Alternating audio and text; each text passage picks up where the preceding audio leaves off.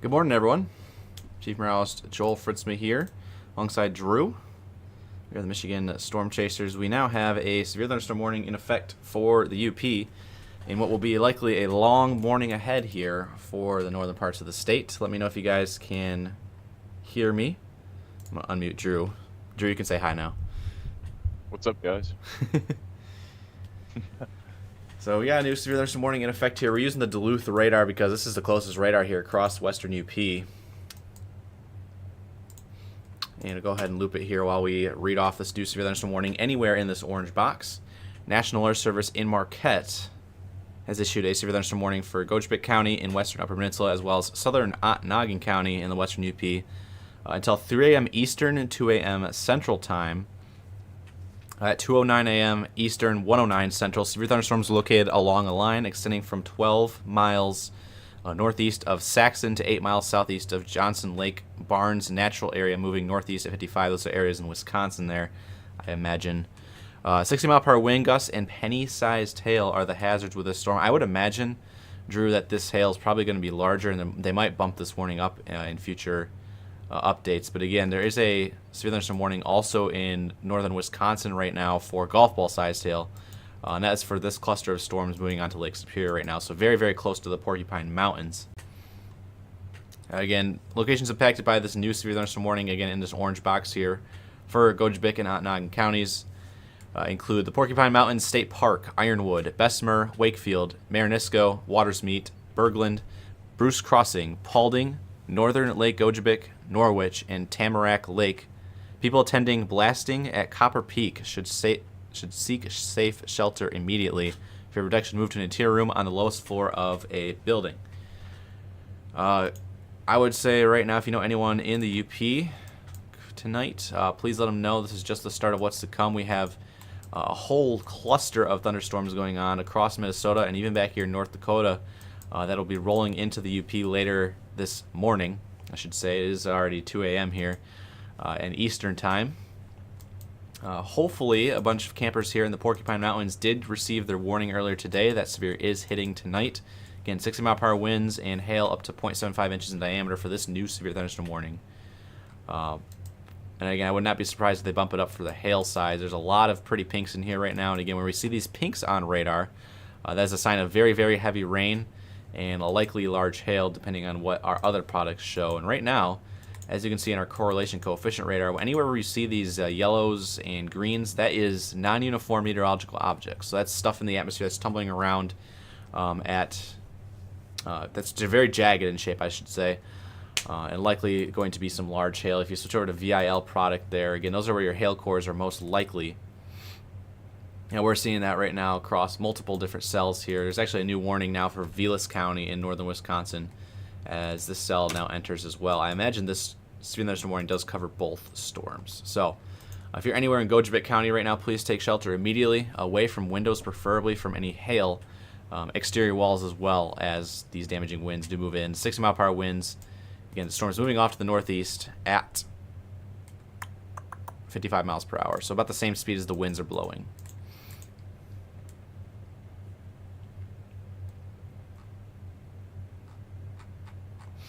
Those are wondering where these cells have been just continuing to strengthen as they go into the UP. Main threat being that hail threat, but also we will also have a wind threat. We may see more storms forming further down the line. We have scattered rain showers in northeast Wisconsin as well as over Lake Michigan. So we'll be keeping an eye on those storms. But once again, the better probability for severe weather will be in the UP right now. Yeah, so if you're watching from the lower peninsula right now, you guys are good to sleep for now. However, this line that you can see up here in the UP, entering the UP, is going to extend down at some point in some capacity down into the Grand Rapids area and points east. Unclear on how much severity we will be able to get out of that. So if you are up right now in West Michigan, Central Michigan, even northwestern lower, you should be good for at least another 2 or 3 hours maybe. But I would not be surprised if we start to see storm development here soon. In fact, there's actually some showers starting to pop up on Lake Michigan. Central Lake Michigan, so from Sheboygan over here to Stony Lake as well. So Showers starting to, again, form down from this line up here. It's just one big line that goes all the way back up into Minnesota. And we'll have to watch for severity, again, later this morning. Probably around closer to sunrise, again, for Grand Rapids and points east. But right now, we are not focusing on the Lower Peninsula. Upper Peninsula is the main threat here for line number 1 between now and about 6 a.m. Again, we have line number 2 and perhaps 3 back here off to the west that is blowing absurdly fast off to the east here. And speeds of probably, let me see here on the warning, 65 to 70 miles per hour on these warnings blasting off to the east. So anywhere where you see these boxes off to the west of us here in the orange with a pink outline, those are destructive severe thunderstorm warnings. So as a refresher, those destructive warnings are issued for only, or I should say, 80 mile per hour winds and or 2.75 inch hail. Tonight we have been seeing gusts of 80 to 100 miles per hour across North Dakota and Minnesota. Not saying that we'll get those types of winds in the UP, but at least 70 mile per hour winds are possible tonight, perhaps even 75 for the western UP as this line does approach. So either way, it's still like 5 miles per hour below destructive limits. It's not going to make much of a difference. Wind is wind, and again, that's equivalent to a weak tornado. So again, if these if you get issued under a severe thunderstorm warning tonight, definitely treat it seriously. Again, damaging winds going to bring down a lot of trees, and of course, there's also a threat for hail. Given the atmospheric profiles out there tonight are very, very unstable in the upper levels, so a lot of elevated instability out there tonight.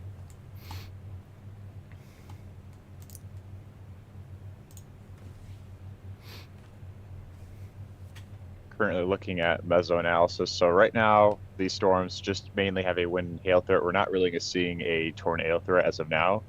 The SBC just updated for their day 1 today. I believe the outlook remains unchanged. So that 2% tornado risk from stretching from the Upper Peninsula, heading southeast into northern lower Michigan and portions of the Thumb, and then still having that wind and hail threat as well.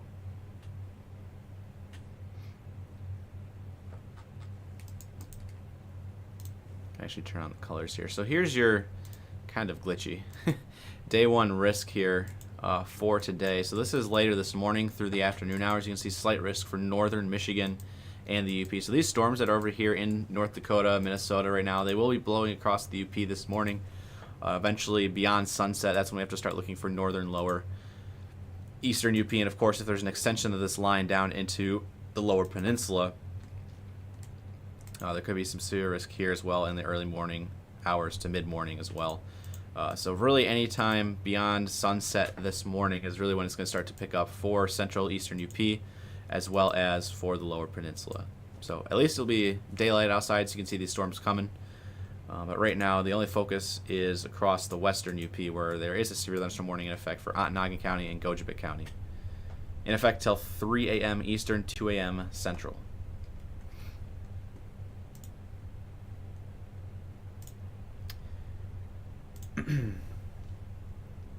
For those who are watching in here tonight, you guys are part of the late night crew. It is late night crew hours by default. If you're just tuning in, feel free to hit that like button. Again, we only have a few viewers in here tonight, but again, a like goes a long way in helping the algorithm. It pushes it out to more Michiganders alike. So if you particularly don't know anyone in the UP, hitting that like button does push it out to more Michiganders. So feel free to do that. Again, hitting the share button as well. If you might not know if any friends or family do know people in the UP tonight. And again, this line of storms will still make it down into portions of the Lower Peninsula later this morning. So good idea to like and share, show you care. It's kind of a good rhyme to remember there as we continue through these morning hours. Right now, the strongest of winds in storm number 1 here down the line, about to head into the US 2 corridor here between Marinisco and Watersmeet. Current projection still off to the northeast here at about 55 miles per hour. It's going to pass right between both towns. So if you're up near Ewen, Bruce Crossing, eventually Trout Creek and Kenton as well, this is going to be heading right for you. Again, with all the pinks in there right now, I would not be surprised if there's some large hail at over 1 inch in diameter about to fall soon as well. Again, we're watching this cell as well. Actually, 2 cells going right parallel to the shoreline here near Porcupine Mountain State Park. A lot of campers up there this time of the year. And from experience, I can tell you there in extreme western Gogebic County and western Ontonagon County, there is basically no cell service. So fingers crossed people have taken their necessary precautions, taking shelter. Again, they don't have much shelter out there, and we don't like to say this, but especially if you're out there camping in the woods, a car is going to be a better protector over a tent. You definitely want to be outside of these elements tonight if you're out there camping in the Porcupine Mountain State Park, as this warning does include you. Again, large hail likely going up the coastline right now. I would not be surprised if cell number 2 down here in Ashland County, Wisconsin starts to meander a little bit to the right as well and impact portions of the state park.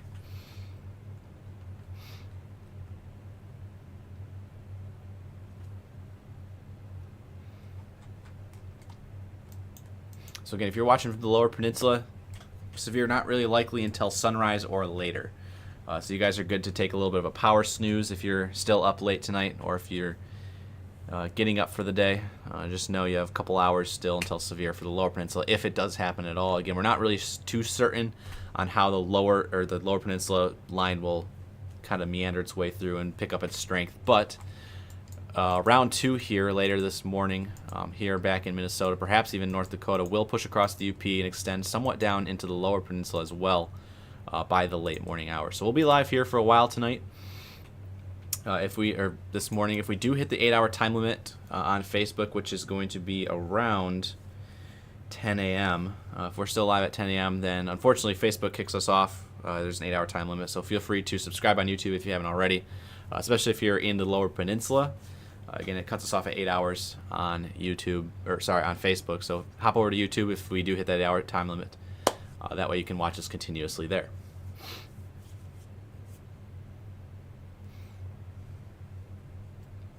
Okay, current time is 2:22 a.m.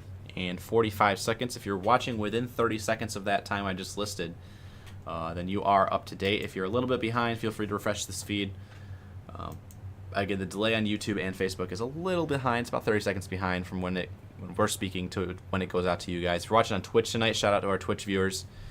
You guys are watching on like a 3 to 5 second delay.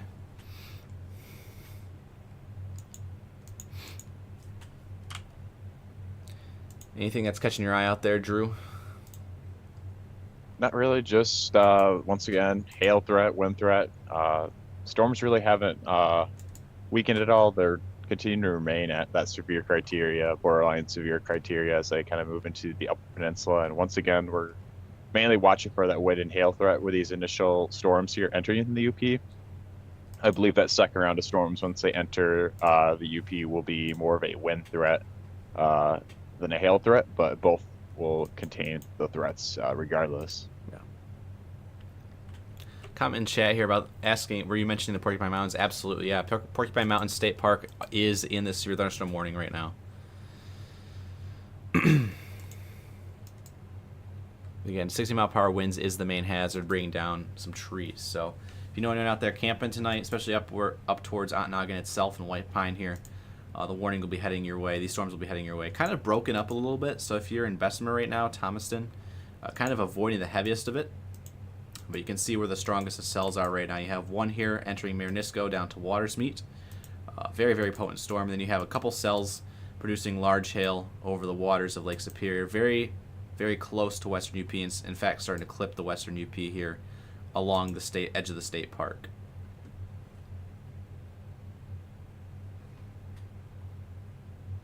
Thankfully, that south furthest off to the west is mainly just hitting Lake Superior and not really anywhere on land in the UP in Gojibik and Ontonagon counties. So thankfully, the majority of the hail that would be falling, I believe, is more falling in Lake Superior, not really in those two counties there. But we'll be keeping an eye on the more eastern cell. That will obviously impact more people than the western cell.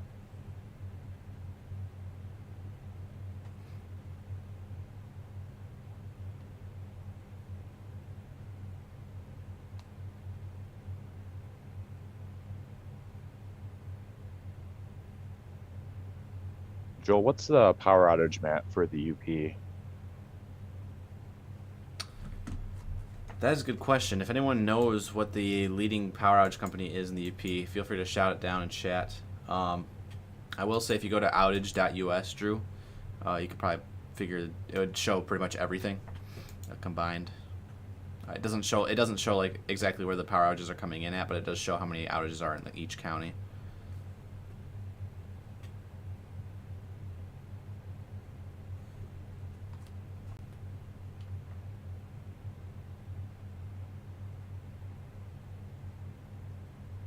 think I found a website here. Electrical Outage Center for the UP. See if that is a good source to use. Outage.us. Yeah. WE Energy is Yeah. in the Kingsford area.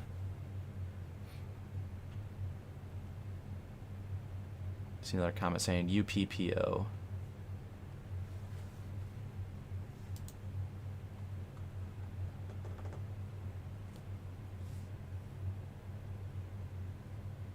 So if we're not seeing any power outages yet.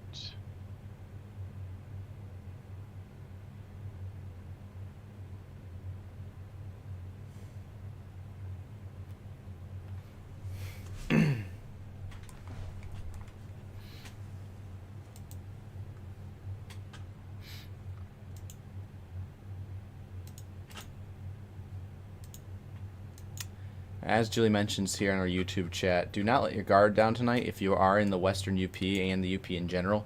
Again, we are still watching this very, very strong line of storms with very gusty winds of 70 to 80 miles per hour rolling through northern Minnesota right now. Current eastward track is into the UP, likely around sunrise. I'm going to go ahead and check that Marquette graphic again. National Weather Service Marquette put out a really good graphic on their page earlier this morning.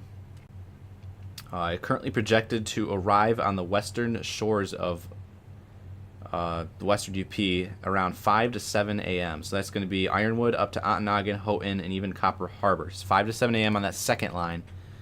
It's going to be 2 to 4 a.m. for western UP on this front line. And then this front line is also going to make it over into the central UP, so Munising, Grand Marais, Newberry by 7 to 9 a.m. So this line is going to be slowly crossing the UP between now and 9 a.m. this morning. And then this line back here, as a reminder, 5 to 7 a.m. on the western shores. So that, again, it's about 2.5 hours away here still. But it'll get here quick. Just keep that in mind. If you still know anyone out here tonight, this first round is not the only thing that's supposed to be coming. So, long night ahead, long morning ahead, I should say. It is 2:30 in the morning here, Eastern time. So feel free to alert anyone in the Western UP tonight of these multiple lines. Again, 5 to 7 a.m. for the second line for Western UP, Keweenaw Peninsula. And that second line will make it actually a lot quicker across the UP as it's going to be blowing a lot quicker. 8 to 10 from Iron Mountain over to Munising according to their map here. So again, that map can be found on the National Weather Service Marquette X or Facebook page for timing.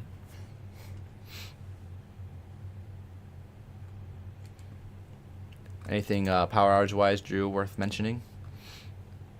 Not as of now. I did see a comment on YouTube here from Batman, CO1AZO. I am using that website that you recommended, actually. But right now, we're not seeing any power outages as of now. Refreshing that page here. Yeah, nothing new as of now. It says there's one outage, but I believe it's old, so. Yeah. Which is a good sign. Hopefully these storms are staying elevated out there. Meaning the winds are staying above the ground mainly.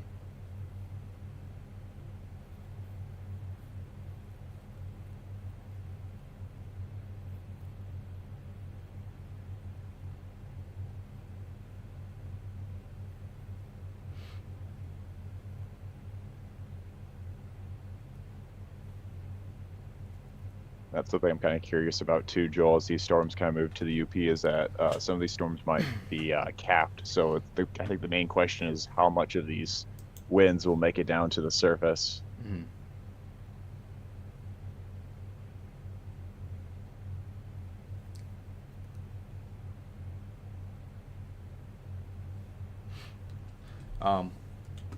Couple comments coming in on our Facebook page about how they have family camping in the Porcupine Mountains right now.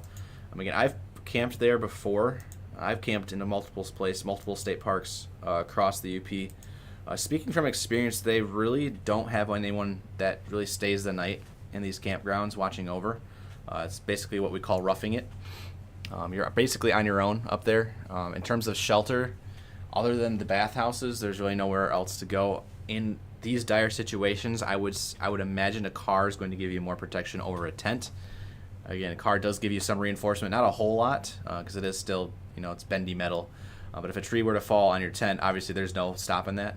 Whereas a car, there is some give to it. So unfortunately, obviously, when you're roughing it out there, you're not really putting yourself in a good position. But again, car is going to do you probably a lot better than a tent would. So yeah, even like a there's sturdy, really not even like a sturdy RV, even as well. Go ahead, Drew. yeah. There's not really a best option in that situation. That's why we always kind of stress the importance of being kind of prepared to have a better solution when it comes to these kinds of storms. But no, kind of like what Joel was recommending, a car would be slightly better just because it's stronger. Like a tent is just like all fabric. Like tree's not stopping that. Yep. And plus, you're outside. You're out of the elements. Obviously, lightning is also another threat. Obviously, if lightning strikes a tree nearby, that could easily go into the tent, or it just strikes the tent in general, and there's really no conductiveness around it. It just goes right through. Whereas if you're in a car, obviously, lightning is going to hit the car and it's going to go around you and go into the ground. So, car is better to protect you from wind and lightning in these dire situations out there when you're roughing it camping. But obviously, you do want to be trying to find substantial shelter a lot earlier than this. So we're hoping everyone is staying safe up there tonight that is camping again. But it is middle of June now, so a lot of campers making their way up there, spending the night.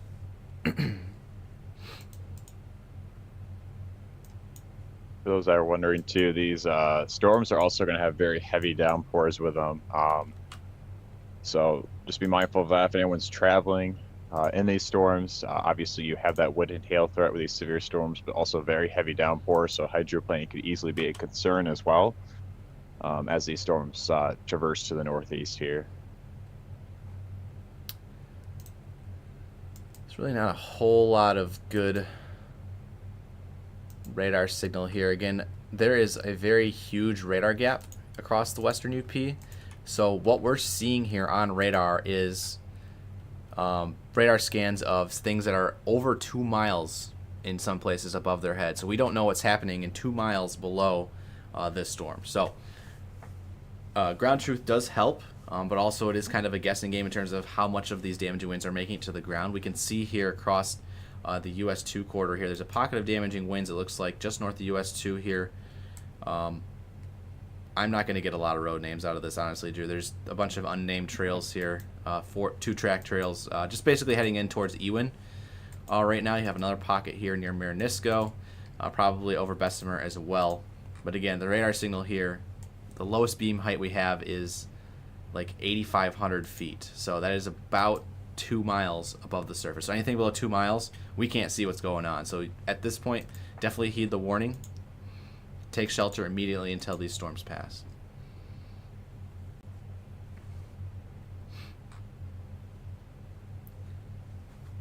Should we worry about power in the eastern UP? Definitely a possibility later this morning for damaging winds especially. For now, though, you guys should be good until through sunrise. Again, really peak timing for you guys is going to be after like 9 a.m. over there in the eastern UP, depending on how far east you are.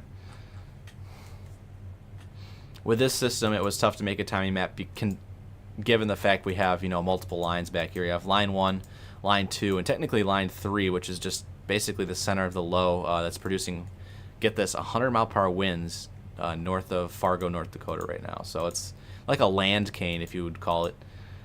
So kind of a sign of how much strong winds are out there tonight across pretty much all of the northern Great Lakes. So on top of the wind, again, we're looking at the hail threat here. There are some pockets here that do indicate perhaps some large hail ongoing. Let's see if we can line this up here real quick. So right where this pink spot is at, you can see some yellows mixing in there. Again, that's going to be heading up towards Ewin. That's also, I believe, surging forward, so I believe that's more of like a downburst. So strong winds likely moving into Ewin. Again, severe thunderstorm warning still remains in effect until 3 a.m. Eastern, 2 a.m., 9 p.m., a.m. Central for Gojibik and southern Ontonagon counties here. So we're going to be watching that area right there near Marinisco to the east, heading up towards Ewin and Bruce Crossing. We have this entire swath down here. It's warned in Vilas County, Wisconsin. This is going to be heading up towards Marinisco and Watersmeet as well for 60-mile-per-hour winds. Actually, let me go ahead and check the warning text on this just to double check. Yeah, 60-mile-per-hour winds, quarter-sized hail, so severe for both hail and wind there.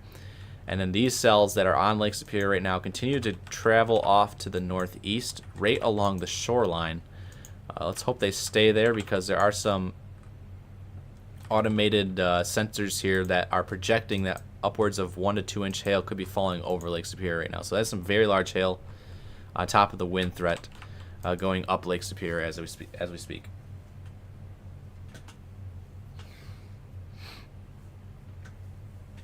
And all warnings and live time and date are going to be displaying on the bottom of the screen this morning.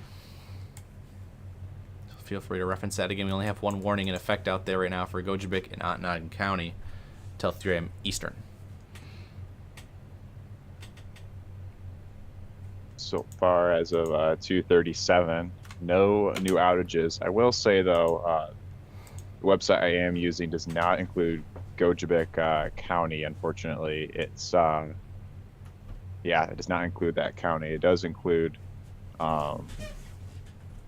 make sure I get this county right, Ontonagon, as well as Iron counties in the Upper Peninsula, as well as to the east, but it does not include Gojibik County, or I don't think it includes Dickinson County either for some odd reason. Yeah, it is not. So those two counties are not included, as well as Eastern UP, but that I think it's a different website I can figure out. So if I had to guess, it's probably a website that is used in Wisconsin. I'll try to figure that out here, actually. Yeah, if you're a resident of the UP and you know what power companies are for specifically Gojibik and Dickinson County, feel free to let us know.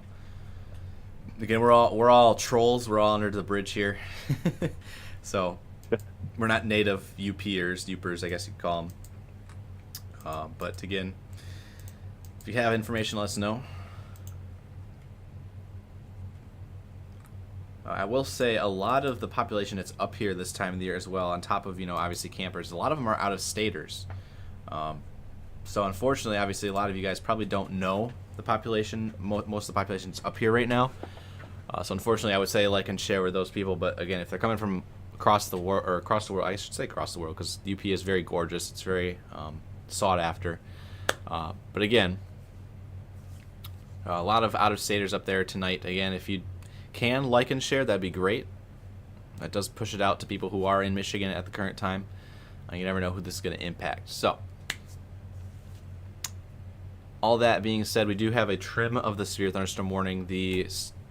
Looks like the state park is no longer in the severe thunderstorm warning, so that's good, as these cells continue to train over the UP or off over Lake Superior instead. Special marine warning in effect here for wind gusts up to 40 knots and large hail. So good news there for those camping in Ontonagon County, Porcupine Mountains. These cells continue to track up Lake Superior instead of over land. It's very, very close though, so don't let your guard down in case this does wobble and back build a little bit inland. Yeah, I have the U.S. power outage map, so I have it pulled up locally for Michigan, and I do not see any outages whatsoever so far for these storms. So good news there. Seeing a few comments from people saying, are these the same storms from North Dakota? So storms that we're kind of covering right now were storms that popped up in northern Wisconsin, but we are tracking those storms in North Dakota and Minnesota, and they are eventually bound to go into western portions of the UP.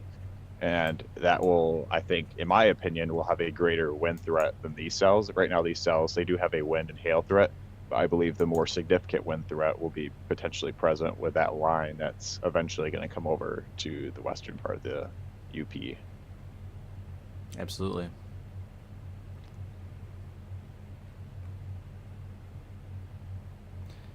A couple comments in chat here. Drew saying Gojibik County is Northern States Power Company. I'll search that one up here. I do have the whole entire state pulled up as a whole, but I'll pull up that link here for more local based thing. Yeah. I will say there is some semblance of good news, though, for those who are watching in the UP tonight. Again, the atmosphere is very, very primed for all hazards. However, because these storms are not surface-based, meaning that it's not tapping into the surface-based instability at the lowest 3 kilometers of the atmosphere, it's not tapping into also the rotation that's ongoing down there as well. So again, there's very large looping photographs out there tonight. If it was tapping into that spin, we would likely see some tornado warnings, but thankfully, these storms are elevated as mentioned, and they'll be likely to continue a large hail and damaging wind risk. Again, this front line. Again, it's also something that we're watching for the lower peninsula and the eastern UP later this morning into the afternoon hours. Again, that environment, as the heat builds into the region, is going to cause a very volatile atmosphere, especially across northern portions of the state. But with the capping inversion moving in during the daytime period, it's going to allow for a lot of dry air to mix in. And those storms also are going to be away from a source of lift, so it's going to be hard to get pop-up storms later this afternoon as well. So a couple things working against a complete outbreak, I guess you could call it. But still, there is going to be widespread damaging winds across the upper peninsula and perhaps northern lower peninsula throughout the next probably 12 hours here.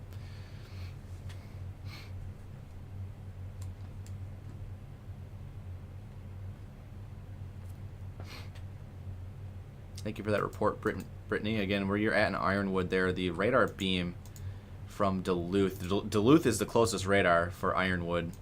And that is up at 7,000 feet. So we don't know exactly what's happening below 7,000 feet because that is that's the lowest beam we have. So thank you for that report. It looks like it's about to be moving out here in about 5 minutes. You guys will be clear for a while until this second line starts to move in.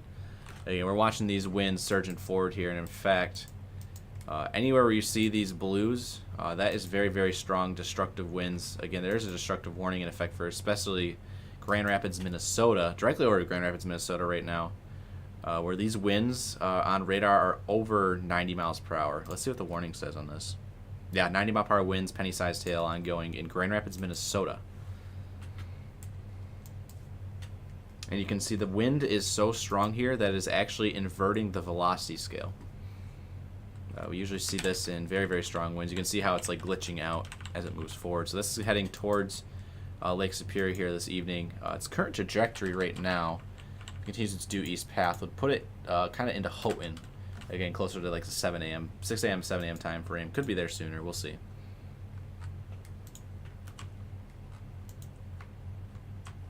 Got also an embedded supercell here, Drew, across northern Minnesota, Hoyt Lakes. Yep. But going back those to... there winter, we were all... Oh, go ahead, Joel. You gonna say something? I was just going to mention we're also watching the storms over Lake Michigan. They are continuing to strengthen right now.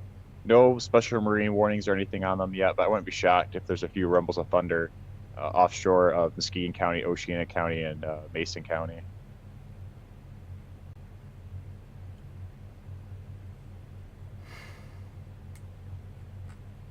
Okay, so pronunciation in the chat.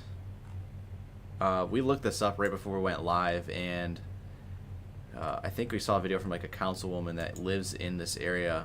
It was pronounced Gogibik, but I guess it's both, so it could be Gojibik and Gogibik, so either one.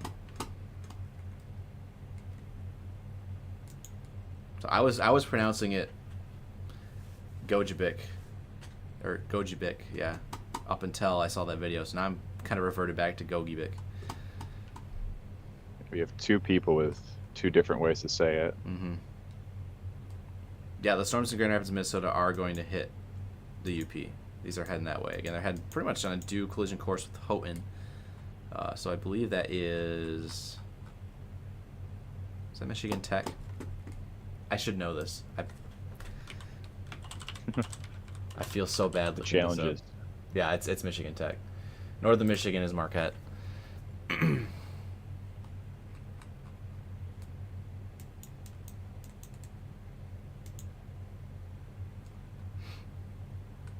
So for those up there in Houghton and Hancock, this line of 90 mile per hour winds would be hitting the Keweenaw Peninsula. if it can hold together, of course. Not saying it will, but it definitely is a possibility.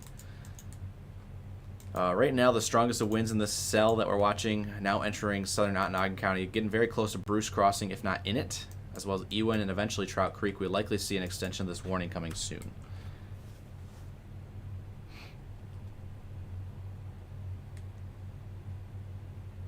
Also note too, Joel, that we have a kind of new cell that's kind of forming ahead of that cell right there in Ontonagon County, as well as Houghton County, Houghton County.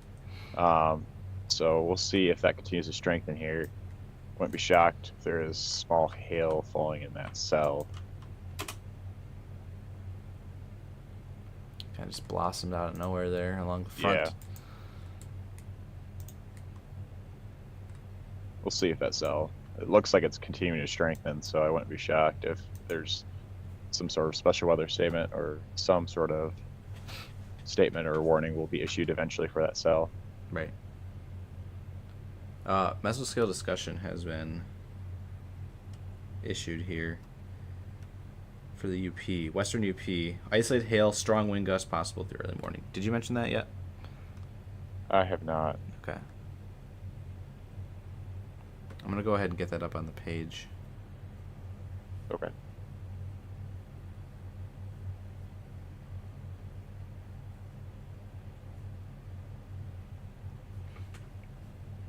While you do that, I'll mention about the meso discussion here for northern Minnesota. So the only reason why I'll mention it is just because these storms will eventually impact the UP.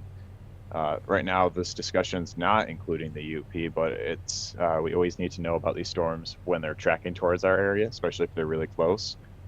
So for northern Minnesota, they're expecting very intense damaging winds of 85 to 100 miles an hour. So that's not just severe winds like what we've had here where it's 60. We're talking significant severe winds where you could have multiple trees falling down, as well as a tornado threat and hail threat. So we'll be watching that here closely as these storms come over here. If I had to guess, a little slightly weakened potentially, but can't really say that with 100% confidence.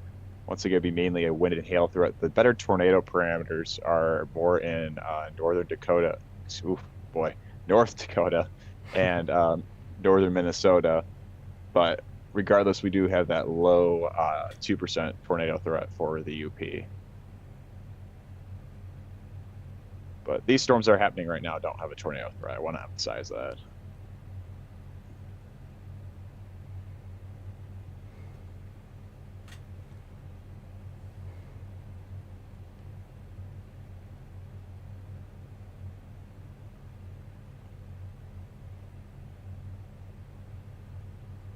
Okay, post is going up right now. Checking on any more outages here. Still not seeing anything popping up, which is great news, which makes me think that if we do have any severe winds going on, that either one, they're not hitting any power lines, or two, they're not fully mixing down to the ground. But that could change still as these storms continue to move off to the northeast.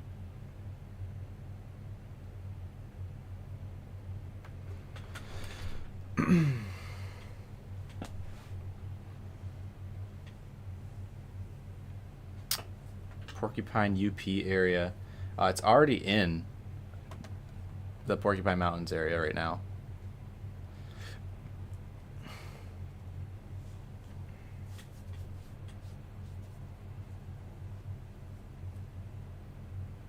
See a comment saying anything for Marquette County? Yes, Marquette County could eventually get impacted from this first line if more storms develop. If not that, then most likely from the second line later on during the morning, probably around that 6 to 8 time frame in the morning.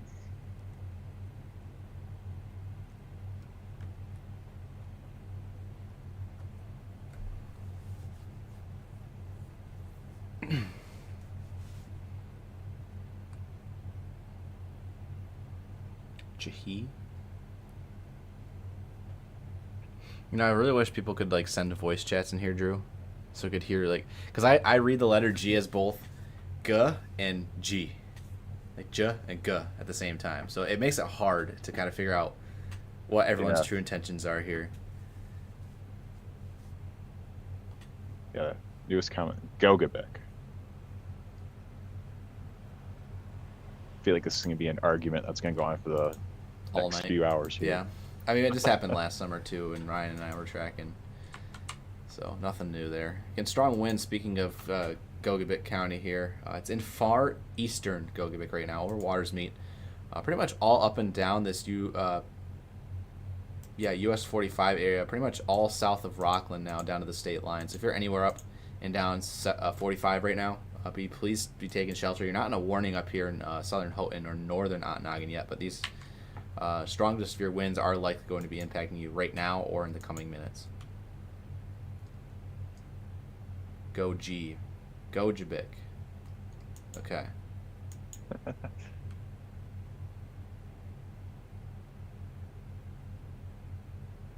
Go Gbik. It's just so difficult. I'm so sorry for our UP residents. This is what happens when you're a born and raised troll underneath the bridge. Ah, that helps. Goji, like we. Gojibik. Gi, or maybe it's Gi. Let's go give it. Gi like Nah, just be we. quiet. Oh, it's Gi. Yeah, Okay. like Go Gibik. Got it.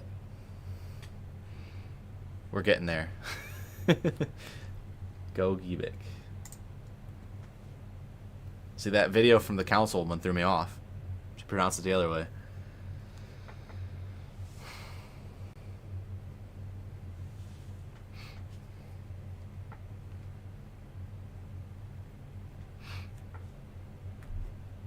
Gibik. We got there.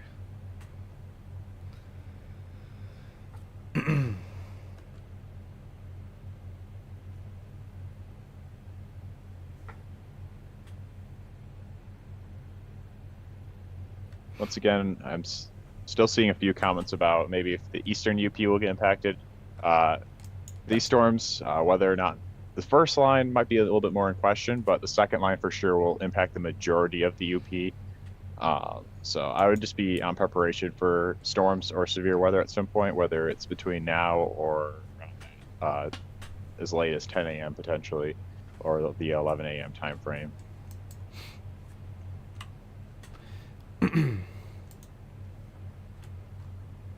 Latest scan for these storms that are severe warned, but also not severe warned at the same time, starting to impact the 45 corridor from Rockland up to Ontonagon as well. About to impact the section of the UP, rural UP here near Greenland. So this M38 corridor from Ontonagon to Lance. It's another city Kinda there. curious, For, Joel. that's another city for you there, Drew. Lance. Oh yeah.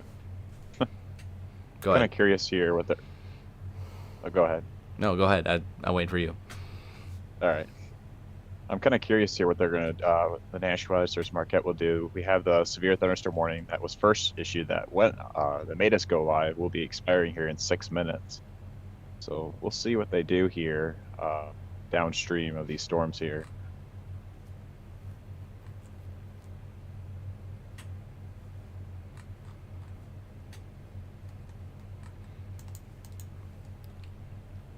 What we're looking for on radar here, for those who are curious, these brighter greens are going to be your heavier winds. We saw that with this line out here, how it's pretty much all inverted on itself.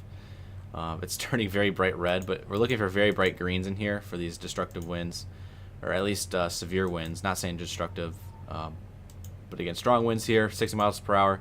Looking for those bright greens within the storm. We see a couple spots here, mainly your land of lakes and watersmeet right now, as well as perhaps, as Drew mentioned, this very front line that's kind of redeveloped out in front near Rockland and Ontonagon.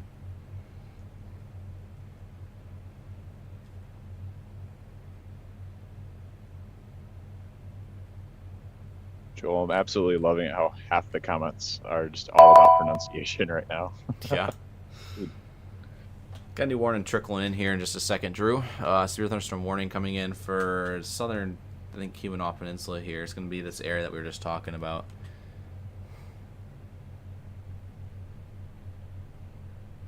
Lance is home of foot-wide cinnamon rolls. Why did I not get those when I went past there the first time? Probably because I spent all my money on fudge at Mackinac Island. Alright,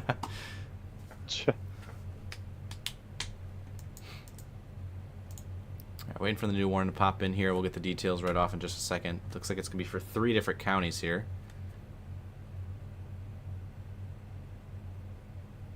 Gojibik. Emphasis on second syllable. Okay. Gojibik. Gojibik. Look like a silly person right now saying it over and over again. Alright, where's our warning? Boy, that popped up really quick. There it is. There's the orange box. So there's your new severe thunderstorm warning here. Just popped up on the screen in orange. Still got the first one in effect down here to the south still, but here's your new one.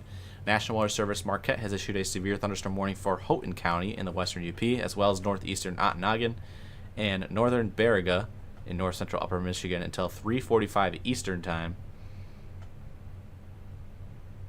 2:55 a.m. Severe thunderstorms are located along a line extending from 7 miles southeast of Silver City to near Kenton, moving northeast at 40 miles per hour. Hazard, 60-mile-per-hour wind gusts and penny-sized hail. Radar indicated expected damage to roofs, siding, and trees. Locations impacted by this severe thunderstorm include Baraga, Lance, Ontonagon, Rockland, Alberta, Keweenaw Bay, Mass City, Peninsula, Sidnaw, Greenland, Canyon Falls, and Donkin.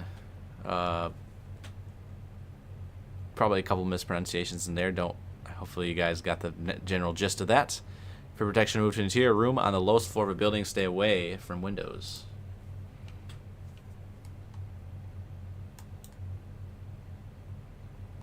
This is your new box here. This is getting pretty close to Houghton. Houghton and South Range not in the warning yet, but it is heading up your way. Again, this is round 1. Switch it over here.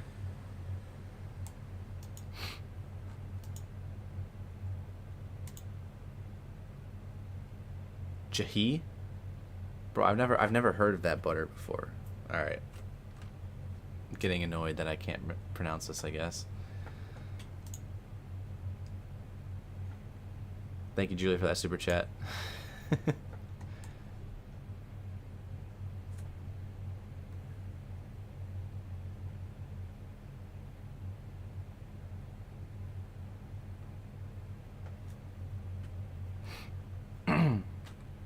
Yeah, definitely crazy what's happening in Minnesota and North Dakota tonight. Again, that is heading our way into the UP here later this morning, around 7 a.m. at the earliest, or 5 a.m. at the earliest, sorry, for the western UP, and then moving across as we get past sunlight.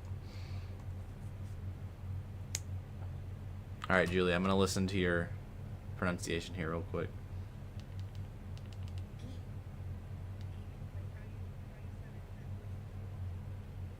Go-gi. Got it. Go-gi-bic. Got that, Drew? Yeah. Go-gi-bic.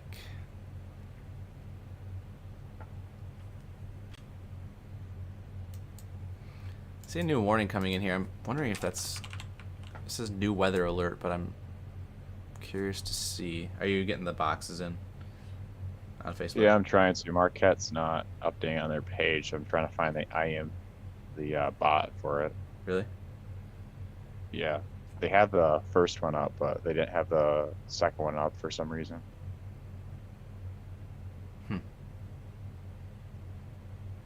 Trying to... IEM bot MQT. Yeah. E. Wait, what was that again? IEM bot MQT. Oh, I know. Central Time. I knew that. Go Gibic, Iron, Dickinson, and Menominee are all Central Time. There's your new warning. It looks like they ran out of time for the first one, so they reissued it. National Weather Service in Marquette has issued this severe thunderstorm warning for southeastern Go-Gibic County, southwestern Houghton County, and southeastern Ontonagon County till 3:45 a.m. Eastern, 2:45 a.m. Central. At 2:59 Eastern, 1:59 Central, severe thunderstorms were located along a line here extending from Phelps to near Marinisco, moving east Interesting direction there. East. That looks more northeast to me. But again, that's moving at 30 miles per hour. 60-mile-per-hour wind gust, penny-sized hail here.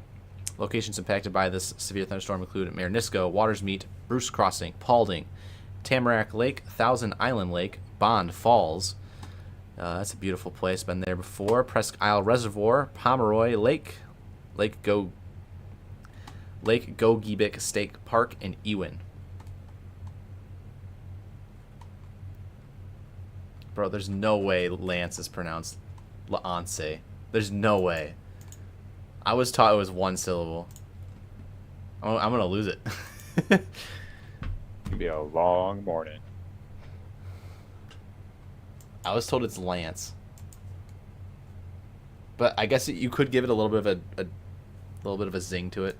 I guess you could call it, spice it up a little bit. Lance.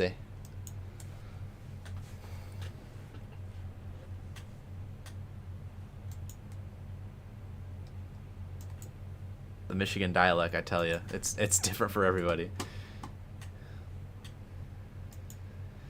I will say there's other streamers that try to cover our state, and they have the same problem as we do, Joel. Yep. Not worse. Oh yeah. I won't say who. Lance. Michigan presents its challenges. Yep. Okay, good. So I guess I'm adding a little bit of a zing to Lance now. It's not going to be called Lance. I'm going to crash out. I'm just kidding. I'm not going to do that. It's just pronunciations. You guys know exactly where these locations are, even if I mispronounce it. So again, we do have two cells here. One's moving into Houghton County right now. We have this this second one that's kind of slowed down a little bit and is moving into southern Onondaga County right now.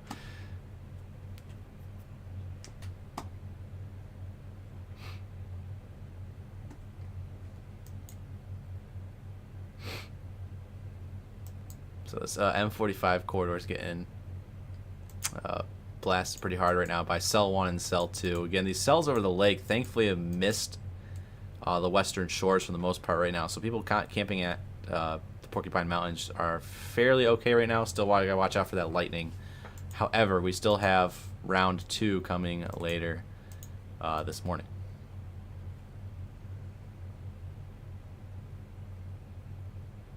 Lance? I feel like... Still Sorry, go ahead. Still no new power outages yet, so we are still all clear for now as these storms cross.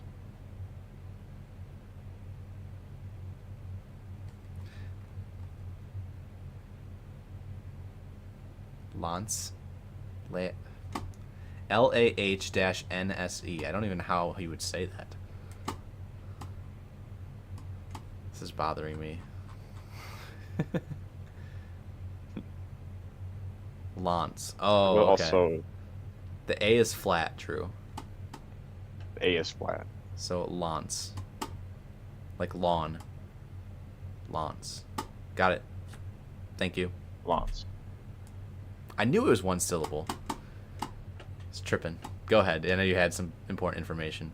So obviously we're watching the cells in the UP, but we didn't mention too that we'll always be keeping an eye on any cells that could form in the lower Michigan. And right now over at Lake Michigan, those cells are continuing to strengthen right now. Actually, I'm getting rain at my house right now, actually, here in Jenison, Michigan. So definitely, I wouldn't be shocked if there's lightning. Actually, I'm kind of curious, Joel. Actually, it's still too far away. I was wondering if our Manistee cam could see some lightning potentially, but I think it's a little too far to the north for those cells. Yeah, not yet. So small hail threat probably moving into Oceana County soon for the lower peninsula. So if you're up and about tonight, Muskegon, Oceana County cells are starting to strengthen. Marginal risk in place this morning through the afternoon hours for this line of storms as it extends down. So we'll keep an eye on it. But the main threat right now is up here in the UP. Lance. I'm going to keep repeating it so I just don't lose it. Start a chant. Lance, Lance, Lance, Lance. Ryan's going to wake up tomorrow, watch this stream back, and he's be like, yep. Glad I didn't have to deal with that. He's going to hop on. We're all just going to be like chanting Lance.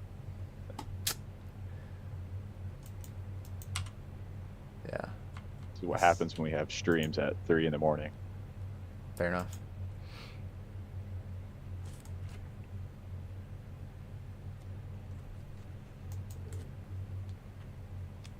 And we appreciate for everyone tuning in at this very early morning live stream.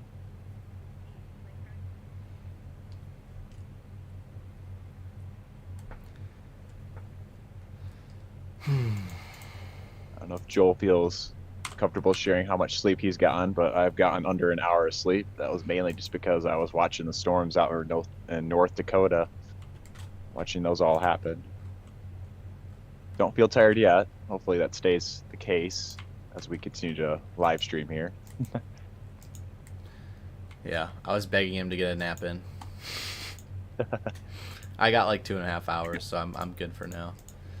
Yeah, I got like 45 minutes at best. Yeah. I don't think it was really sleeping. It was more just kind of resting. Yep. Looks like right now the strongest of the winds in terms of both storms. Pocket 1 here is going to be right on this road, Forest Road 850, as well as Forest Road 862, going up to Vision Street. That's going to be kind of meandering off to the northeast towards the M38 corridor. I would imagine if it continues its current trajectory, it's going to be going towards Pelkey in Winona. So there's that, and then you have Watersmeet down here where these brighter reds are at, just to the west of Watersmeet, over Fire Tower Road, crossing US 2 here very soon.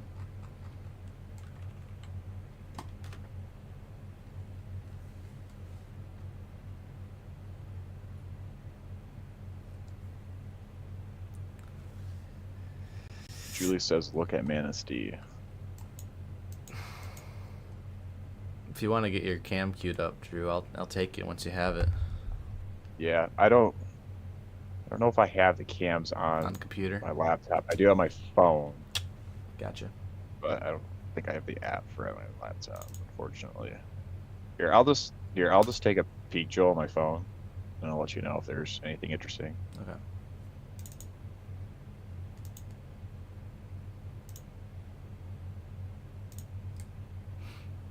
Supercell composites right now, Drew. The Meso just updated. Supercell composites, Muskegon, Oceana County are now 12, and the UP upwards of 20 to 24. However, as I mentioned earlier in the stream, these storms are not surface-based, so they're not able to tap into the extreme levels of low-level spin that are out there right now. Again, if these storms were happening likely during the day, we would see probably an outbreak. I'm not even going to sugarcoat that, but we are thankful these storms are hitting at night. As a lot of that colder air that's funneling at the surface is preventing these storms from becoming, supercellular in nature and causing all the hazards that we've been seeing across North Dakota today.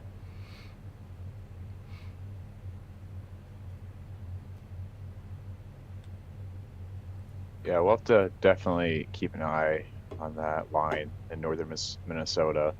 I do think that will contain the better severe threat overall, but we'll see what happens over time here in the next few hours. So our main focus once again are the cells that are currently going on in the UP that currently have a wind and hail threat as of now. Yeah.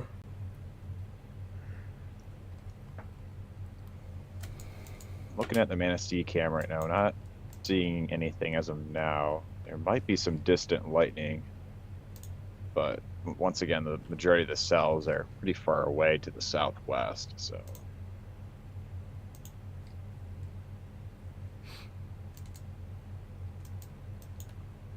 All these areas are dead cell phone areas, absolutely, yeah. Go ahead, Drew. You could see some lightning on the cloud tops, actually. I'll have to pull pretty far away, but.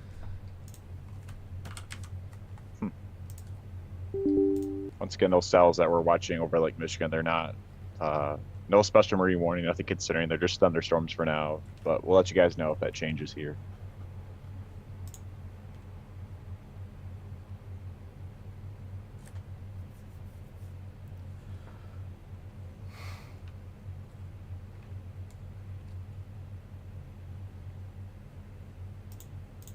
Getting some heavy downpours at my house too. I'm kind of curious if there's lightning outside my house right now.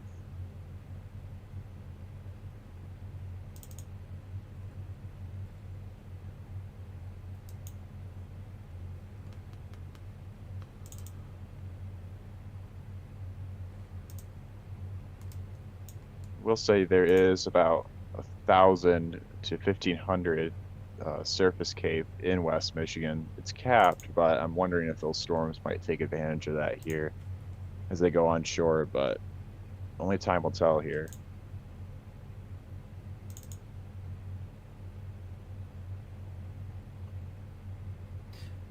Yeah, Once you're again, right, our Drew. dynamics right now are really strong, especially up in the UP region. So we won't need too much cape to cause a lot of lightning action or severe weather as well. Yeah. Yeah, I'm seeing that lightning now as well, Drew, on our cam. Off in the distance. Very faint. Starting to pick up a little bit.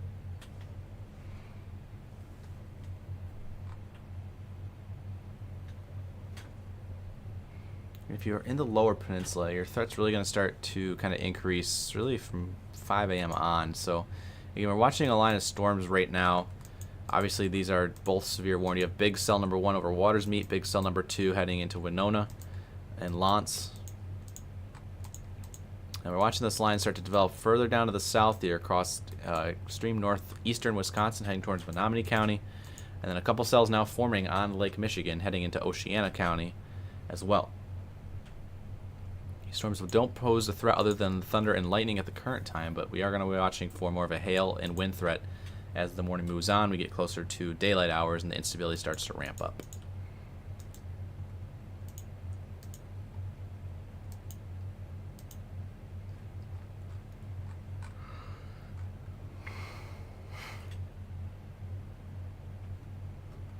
For those that were not at our briefing last time, we kind of mentioned about the uncertainty and how these lines may develop and how they might transgress. And we're kind of seeing that here. The newest HER is loading in, and it doesn't even have any of those cells initiating in eastern Wisconsin or over the lake. So that kind of just shows that models sometimes struggle to handle with these environments. So that's why it's really important to look at current data and just kind of see how things may transgress. And that's why there is a marginal risk for a good chunk of lower Michigan, just in case if we could have a few storms that may go strong to severe potentially in the worst case scenario.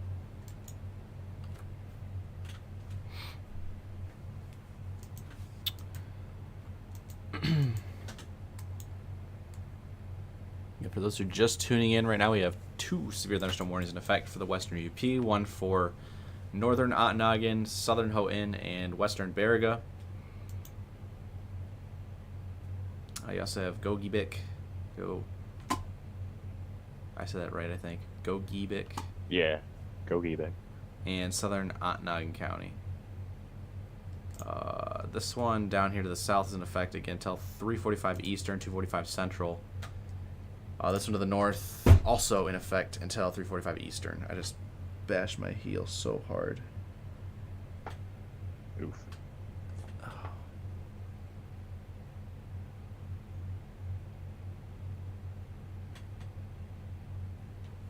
Struggle bus tonight.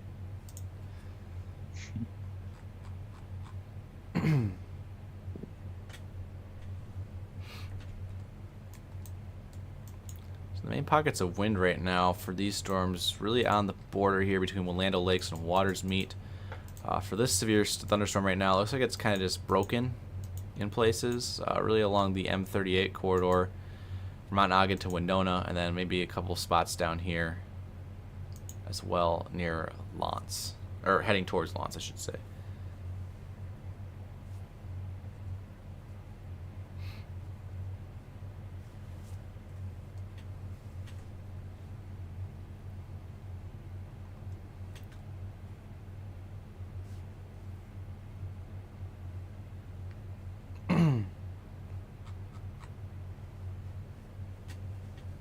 I would imagine here shortly that they'll have a special weather statement or a warning issued for Iron County in the UP here shortly.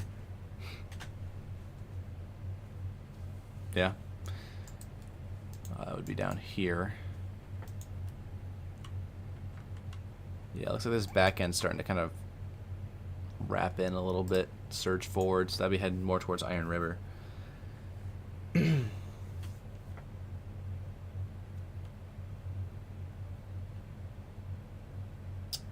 Shout out on YouTube. We got Lelo. I'm not sure if I pronounced that right. Lelo with a butterfly emoji. $100 super chat here on YouTube. Thank you very much. Saying appreciate you're still covering this in the middle of the night. No problem. This is what we do from beginning to end, 24/7, 365 days a year. So we never miss a beat. We always have someone kind of up watching. So again, thank you very much. Appreciate it. Again, that will go right back into helping keeping these streams going. So we do appreciate you very much, Lelo, for watching and supporting tonight. Thank you. The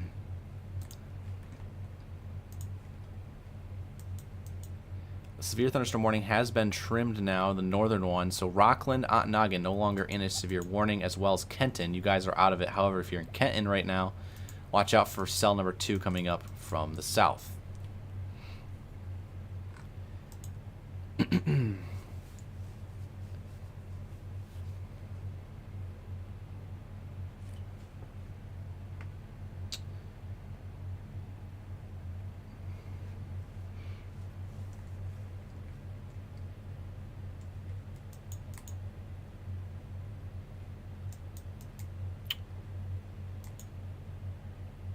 Drew, are you able to get your radar queued up by chance?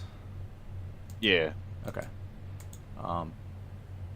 I forgot to have dinner tonight, so I am very hungry right now. I definitely need some food, or I'm not going to survive. So. Yeah, I got you. Okay. I'll see get the screen share pulled up here quick. Gotcha. For those who are not usual watchers around here, feel free to obviously subscribe, follow. There's usually a jinx when one of us goes to get food. There's usually a warning in place. Or a warning does get issued. We saw that most recently with the Macomb County tornado warning a couple days ago now. I will say it doesn't count, considering the fact there's already warnings in place. We're already live covering, so the fact of the matter is I can go get food because we're already warned. So I did not trigger this warning. They've already been in effect. So Drew's going to take over here for a couple minutes. Yep. You see my radar? Let's go ahead and take it here. Yep, you are good. Sweet. All right.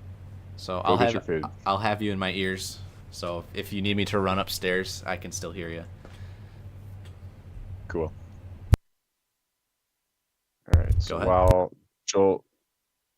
while Joel is doing that, we'll be watching these storms here, obviously, in the UP. Once again, wind and hail being the main threat here, and with the western UP. Not expecting a tornado threat with this first initial line, but that may change once we have that secondary line as it traverses into the state. It is now my turn to botch all the UP city names now.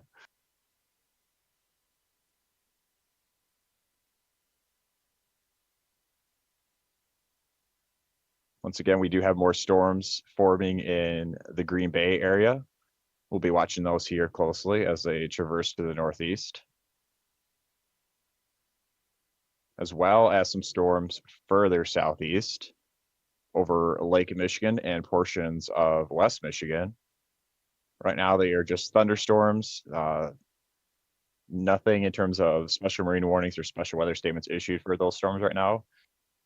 Just heavy downpours, maybe some lightning, maybe some small hail at best, but we're really not seeing anything concerning as of now. But once again, these storms are remaining consistent. They're not really weakening. In fact, a few of them have been kind of strengthening here in these past few scans here. So we'll be watching those here closely. But once again, main focus is the UP, where there is a higher chance of severe weather just because the better ingredients, slim, that shear, lift, instability, and moisture are more present up there.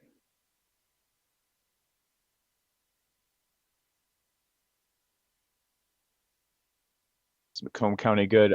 So I would say any places, Joel kind of mentioned this during the briefing too. I would say anywhere between Interstate 94 to the south should be mainly clear.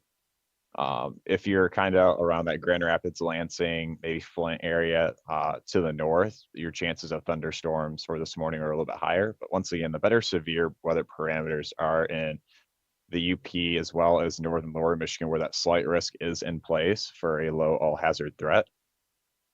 Once again, I wouldn't be shocked if a significant hail or wind report could be possible in western portions of the UP. But once again, main focus will be up here. So really curious what if National Weather Service, if the National Weather Service up here in Marquette will have a statement or warning here shortly for Iron County. Have some pretty heavy rain, maybe even some small hail that's about to enter into the Iron River, northwest of the Iron River region here. Pull up VIL here. It's our product we like to use to see if there's any hail inside a storm, as well as the CC. It's getting kind of a little bit of a core right here, so we'll see what they do here. Pull up the CC drop here. Yeah, definitely some small hail here. So we'll see what they do here shortly. But if I would be living anywhere northwest of Iron River, I'd be mindful of that. Make sure you're in shelter. Make sure you're in a sturdy structure. Joel was kind of mentioning this earlier on. If you're camping, wouldn't it really be fun if you're in a tent and if you're getting some small hail, it'd be pretty loud and noisy, as well as maybe some gusty winds as well. Definitely some really heavy downpours. These storms are kind of taking their time as they're moving off to the northeast here. So really heavy rainfall will be present with any of these storms here.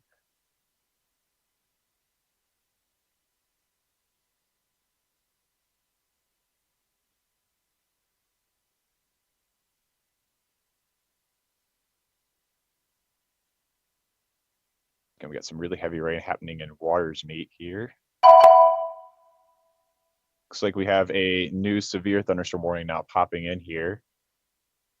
Check here for which counties here. And yep, that is for Iron County. So just what I was mentioning about here a little bit ago. New severe thunderstorm warning. And I believe that will be for hail. Yep, for hail and wind. So quarter size hail, 60-mile-per-hour winds are possible in Iron County for the western portion of the county. And once again, that will be for 60-mile-per-hour winds and quarter size hail.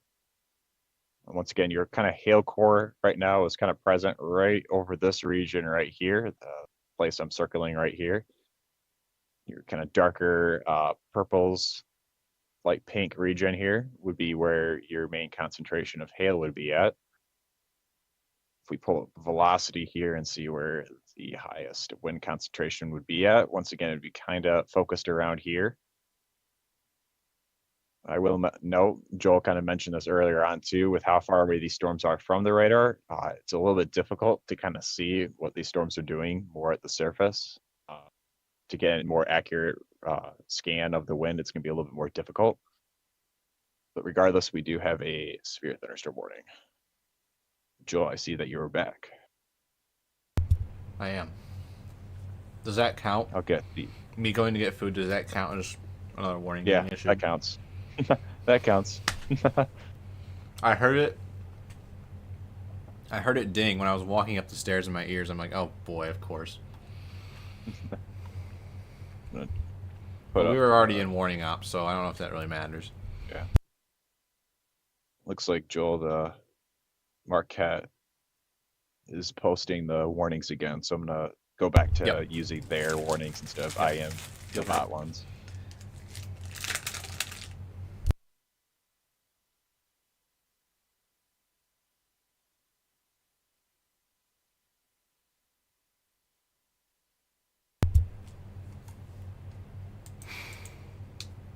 Go ahead and take my camera back here real quick so you can see the orange box flashing in there.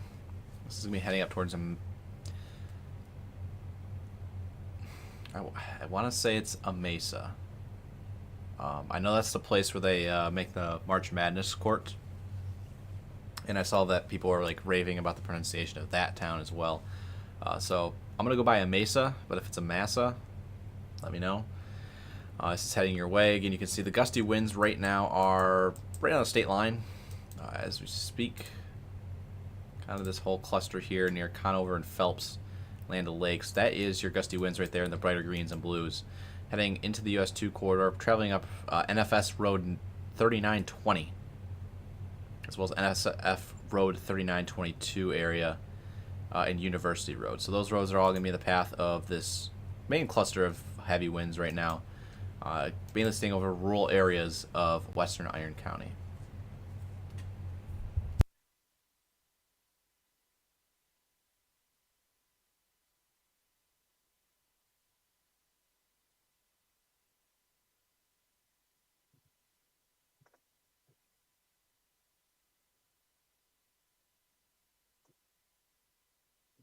I'm going to be trying to mute in and out here while I eat my food, so it's not annoying for you guys. The current time is 3:27 a.m. Eastern, 2:27 Central, and Drew, we have a special weather statement coming in right now. Oh, yeah, it's for Lower Michigan here. Yep. Just popped up on my end here. That is going to be for 30-mile-per-hour winds and penny-sized hail. So, Drew, that's 0.25 inches away from being actually severe winds, or sorry, severe hail for the Lower Peninsula. So we're starting a little bit early here.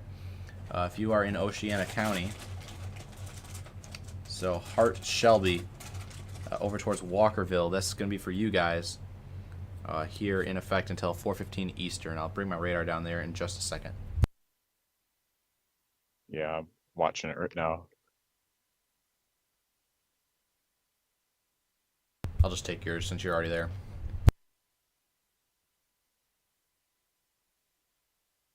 Yeah, I wouldn't be shocked here. Also, this cell 2 in Muskegon County is also looking a little bit stronger here. New radar scan coming in right now. Yeah, look at that. You see that right there in northern Muskegon County? A little bit of an uptick here. Kind of curious here what. That's not even under any statement either. Kind of curious what VIL is here.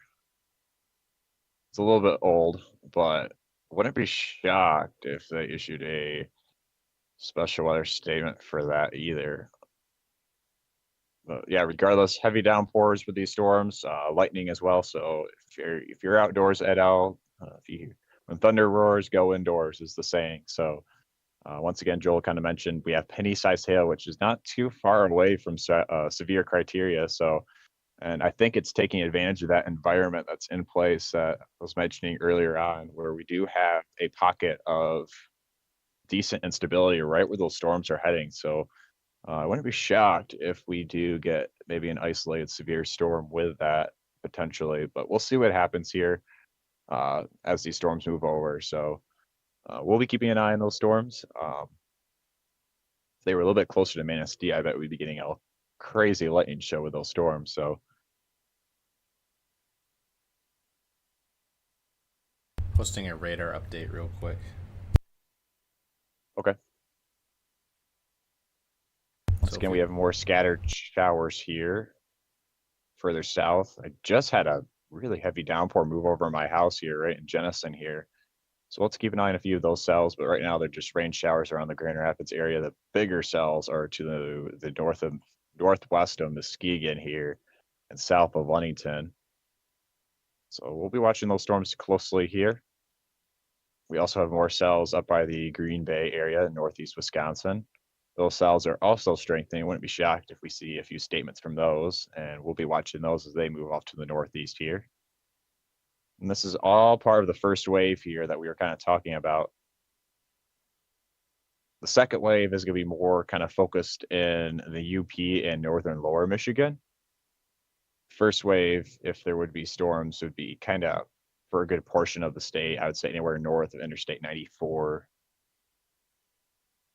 Looks like they did cancel that severe thunderstorm warning by Houghton County.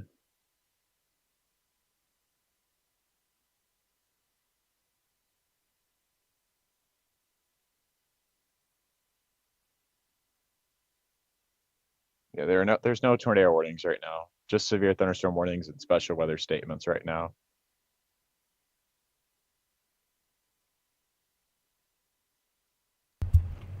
That's a good point, Drew, in chat here. Rothbury Electric Forest Festival is going on with like 50,000 people. Oh, really? Yeah, you guys are in that statement. Well, close enough to be. I will say this, Drew. That second storm to the south. I'm going to go ahead and take my radar back. You can stay in the UP there. That second storm to the south is showing quite... there it is. There's your velocity there, or vertically integrated liquid product. A decent hail is upticking. It has a lot of lightning right now, especially right next to Rothbury. So even if there is no wind or hail risk with this, there's a very big and potent lightning risk right now ongoing extreme northern Muskegon County near Whitehall and Montague, as well as south of Rothbury. So right here between Rothbury and Montague right now. There's a lot of lightning going on, as well as up here, moving in to, I believe that's Silver Lake right there, heading towards Shelby and Hart. You can see there's your special weather statement now in effect. Good for these two cells moving through Muskegon and Oceana County right now. So again, if you're in Rothbury, please be taking shelter indoors if possible from this lightning. As Drew mentioned, severe thunderstorm warning now canceled for Pelkey and Lance. This heads into Houghton and through Baraga County. Still a potent storm up there. Could be some strong winds mixing in, but not severe anymore at the current time. We are still watching some gusty winds surging forward here across US 2 in rural Iron County, western Iron County. And this storm is in effect. This thunderstorm warning is in effect until 3:15 Central Time. I imagine they're going to probably cancel this one very soon here to the west. It'll probably be just iron.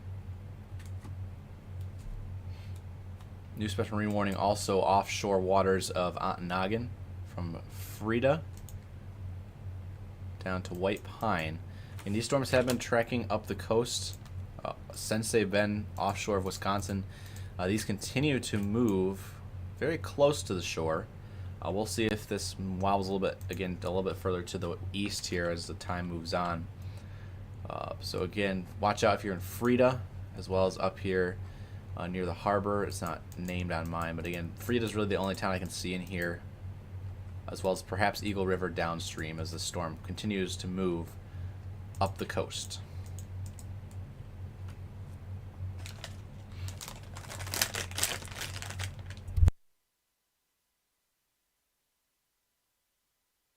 Yeah, that hail core in Iron County is just continuing to be present. It's becoming more widespread almost.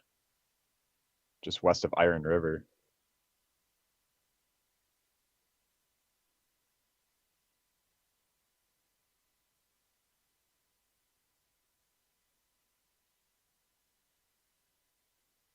I have it circled on radar with this box here. So right in this general area where you see the reds turning to oranges and yellows, and even some greens in there. Again, non-uniform meteorological objects stumbling around.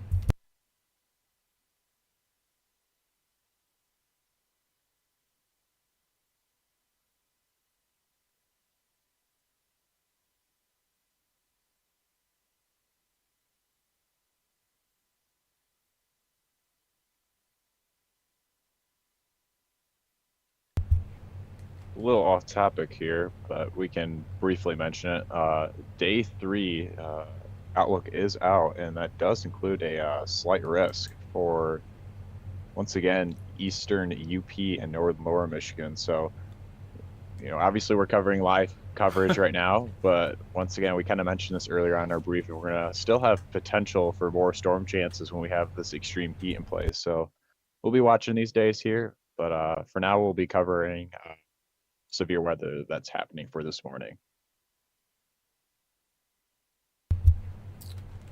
The city in Iron County is called, according to chat here, Amasa. Amasa.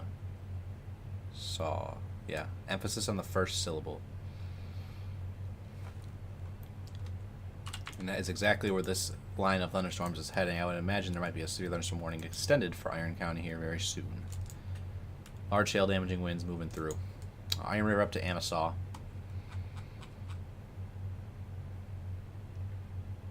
Rip sleep schedules, yeah.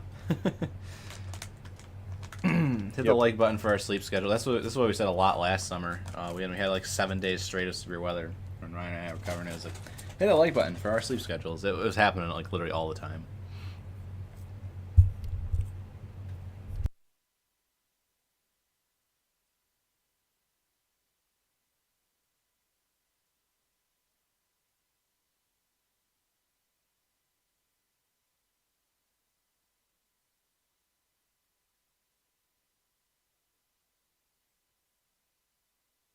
Again, we are still covering or still watching the cells in Lower Peninsula right now behind the scenes, moving through Oceana and Muskegon County.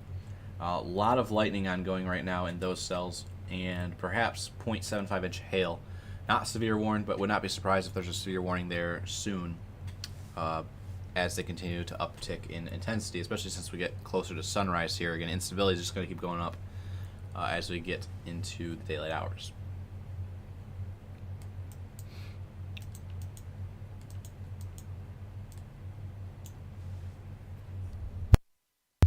If you have anything to add, Drew, go for it. Not really. Just watching the cells like you were mentioning in Lower Michigan, Lower Peninsula right now. So yeah. Also be watching our storms out in Minnesota, eastern Minnesota, and extreme northwestern Wisconsin. That will be the second wave we'll have to be on the lookout for the UP. Mainly a damaging wind threat. Storms are heading towards Duluth, Minnesota right now. 70-mile-per-hour winds, so that is a considerable severe thunderstorm warning. So we'll see what these storms will do as they move towards our state here. So you have the Manistee cam pulled up. Yeah, we're getting a lot more lightning now. Off to the left side of the screen is where you're going to be watching for any lightning as it continues to move. Just to the south of our camera here. Again, this is the storms in the Lower Peninsula right now are south of Manistee. There you go. There's another lightning strike there on the left side. Unfortunately, we don't have any UP cams. Those are in the works. And again, if you have any locations in the UP with a good view, let us know. Send us an email, contact@michiganstormchasers.com.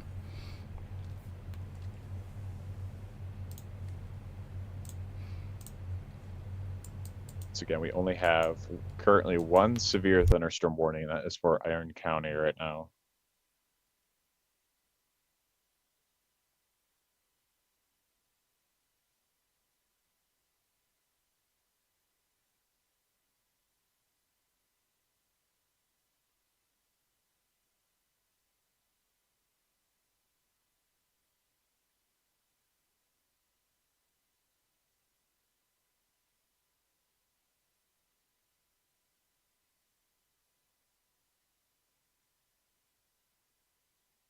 Once again, we go live for any severe weather coverage, whether it is at noon or if it's at 7 p.m. or if it's even at 3:39 in the morning. You know, that's a privilege that we can do here at Michigan Storm Chasers. We always have you guys covered for any severe weather that happens in the state of Michigan, whether it's all the way in Detroit or all the way up by Iron River. So we cover for the whole entire state and for any severe weather that's happening during the state. We also cover for winter weather coverage as well.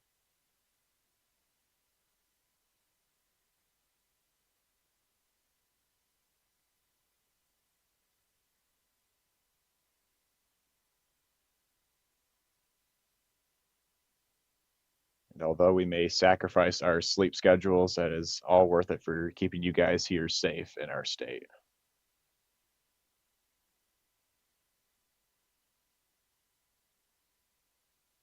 I don't know what you have, Joel, but I got some water and some Mountain Dew Code Red here. Nice. To keep myself awake here. Not sponsored. Not sponsored, yeah. We'll say something that's been kind of on my eye here in the last couple scans. This little downburst here near Pelkey, that is going to be heading over Horoscope Road up County Road P651 and eventually the north-south road of also County Road P651 as well as Cabbage Road. So this little area here north of Pelkey, south of South Range, really. There's really no other cities out here. Keep that in mind. It's mainly just downburst.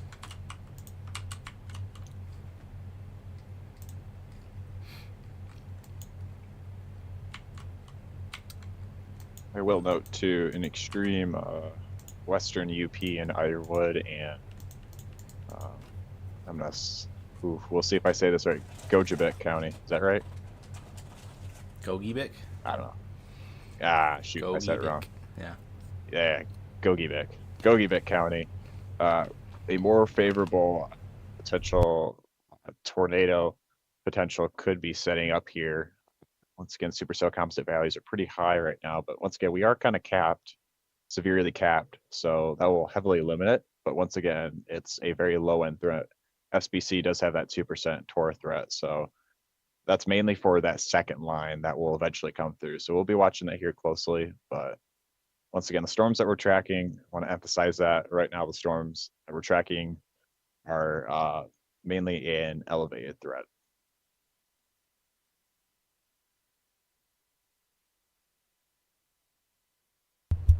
Yeah, it's Gogibik. Gogibek. Yep. There. Said it right. Gogibek.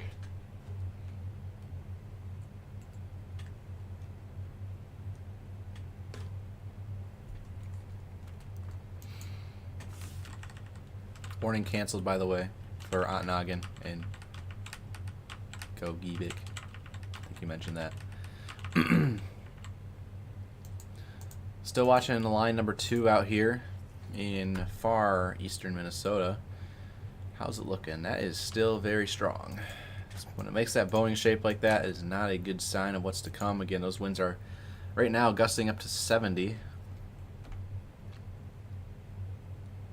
As well as some penny-sized hail mixing in there. You can see right where the jet is the highest, where these blues are at, that is moving very quickly off to the east. So again, that's moving into the western UP around between 5 and 7 a.m.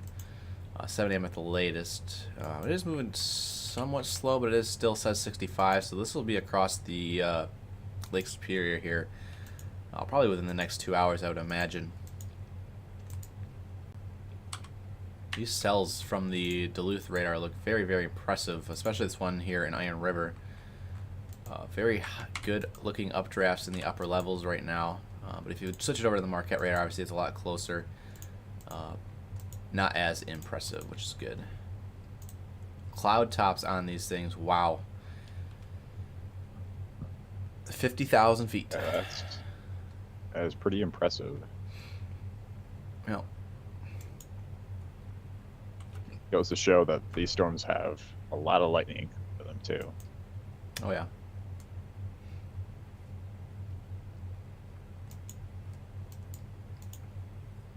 For those that are wondering, obviously as these storms impact your guys' regions, if you have anything interesting to report that you can do so safely, feel free to send that to our Michigan weather reports as well as via Discord.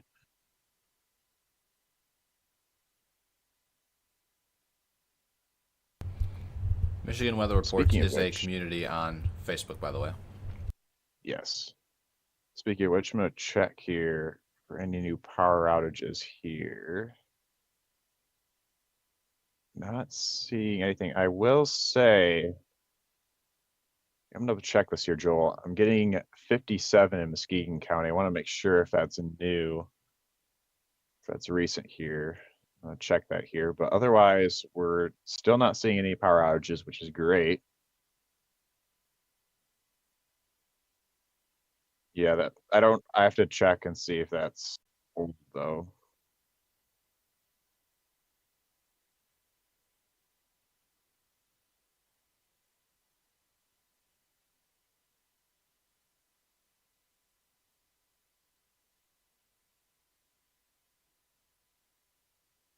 Yeah, I will say, Joel, that is new. 3:30 a.m. just northeast of Montague. 67 people lost power.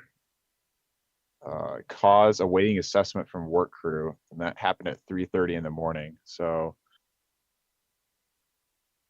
maybe we had some strong winds that caused a little small outage there. For those that are aware, northern Muskegon County does have a lot of trees. I know from a chasing perspective, I don't know if you remember this, Joel, Oh yeah. but from June 25, when I was chasing up there, we had some pretty strong winds that went through there. We had all kinds of power outages. I've had a history of chasing in Muskegon County where we've had severe weather and even winter weather too, where it does not take a lot for, when you have a heavily populated area with a lot of trees, easily could cause power outages. So obviously we're not seeing anything of that magnitude, but just goes to show that, yeah, it doesn't take a lot to lose power. I'm gonna jump in here real quick. Our latest CC scan here over Iron River really just spiked up. You can see on the left side of the screen, that last pink blob really just popped up in 1 second. The same time, this area of a lot of green and a lot of yellow that's popped up there. That is likely a large hail core in the region here. I'm going to go ahead and pull up my 3D scan. You guys aren't going to see it, but I'm going to see it. And, oh, wow, yeah. Let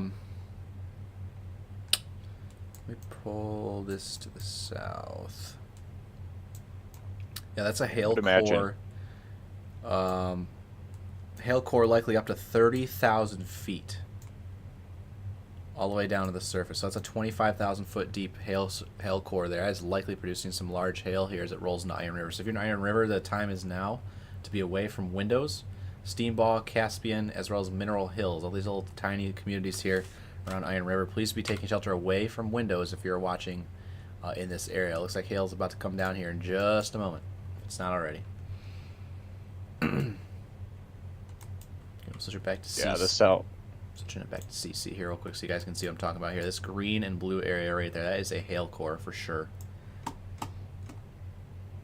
Definitely. Yeah. Look at VIL.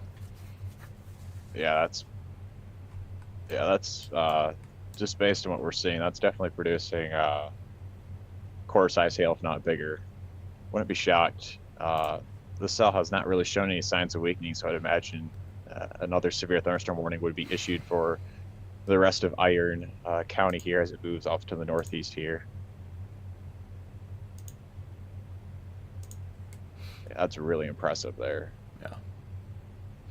This is POSH, so probability of significant hail. It's not the best tool to use, but there is a couple pixels in here right now near Iron River of probability of significant hail. So significant hail is 2 inches and greater in diameter of 76%. So there's a 76% chance, according to radar here, that there could be some significant hailstones falling, not only just 1 inch hail, but 2 inch stones as well. So if you are here in Iron River Mineral Hills, again, you should be away from windows. Wind-driven hail could be falling at your location.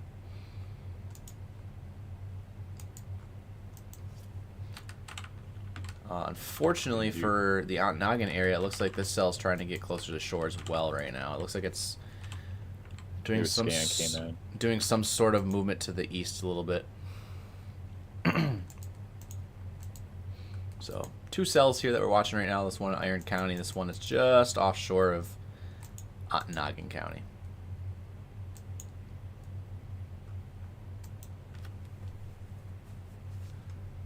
Let's go ahead and I want to start and see if I can find a 3D scan again here. Yeah. New scan on my part has not weakened at all. It's just only continued to expand.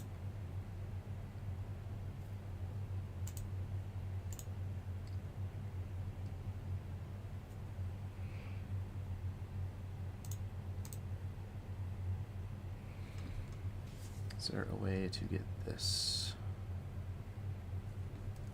up?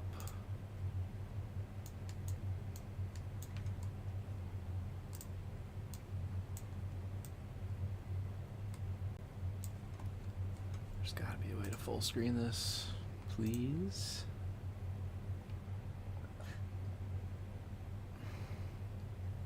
I don't think there is.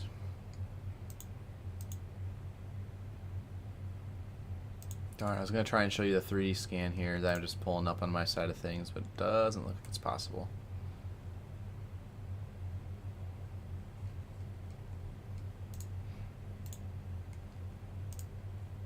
Oh, Joel's trying to get that figured out.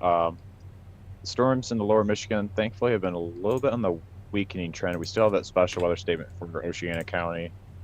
as the storm moves off to the east. But thankfully, we haven't really a few of these cells here are kind of weakening off, so that's a good sign there. Still a lot of lightning with those cells. Storms up by the Green Bay area are continuing to intensify here as they move off to the northeast. So we'll be watching those here, potentially if they may hit portions of eventually northwest and lower Michigan, maybe even parts of the UP as well. But once again, we're mainly focusing on the cell and Iron River as it has some pretty large hail.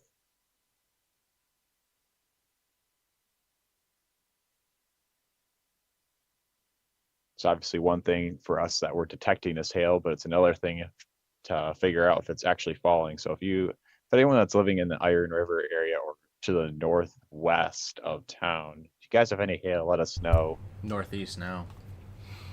Yeah, northeast now, actually. So it is over Iron River, Steamboat, and Caspian, just on the north side of Gastra as well. Not really in downtown Gastra, but it looks like it's just to the north. Yeah, absolutely, Henry. We are glad there is no rotation either. Again, there is a lot of low-level spin out there tonight, thankfully, with these storms being elevated in nature, so well above the surface is the base layer of the cloud height.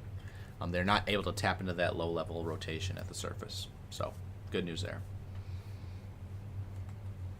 Yeah, we are definitely watching this stuff off to the left here as a new warning pops in here. But yes, round 2 is expected to move into the western UP between 5 and 7 a.m. So Ontonagon, Gogebic. Sorry. New warning coming in here. Yep. They're continuing with the quarter-size hail and 60-mile-per-hour winds for Iron County. There's your new warning popping in right now.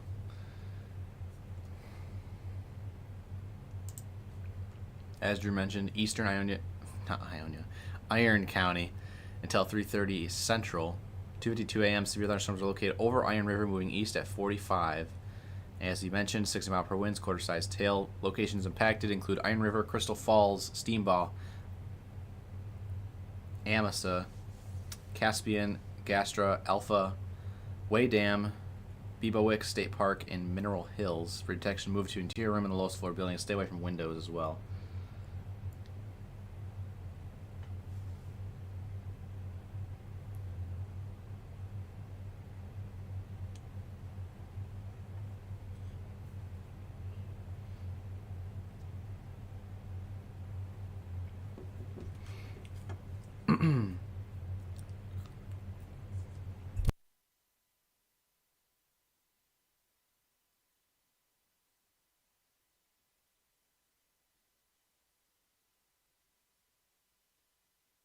Once again, Iron County is right now the only county for our state that has a severe thunderstorm warning.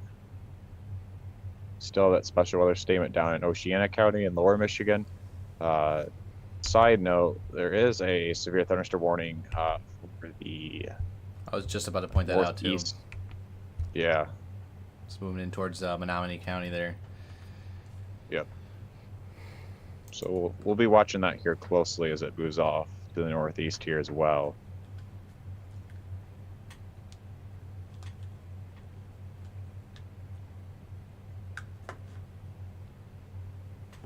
No new outages as of now, besides that small little pocket that we had in Muskegon County.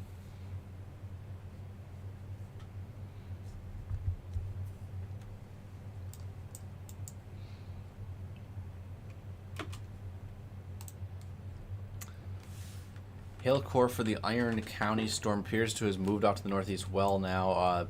Pretty much over Section 3 road.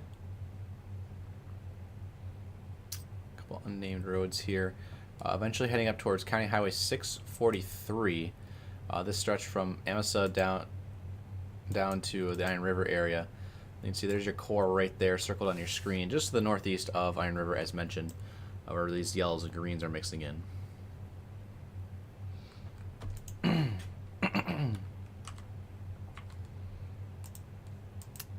Wind-wise, I'm not really too impressed by the wind signatures here. Unless I'm missing something. Let me change the storm motion vector just to see if that gets anything else. 259 at 39.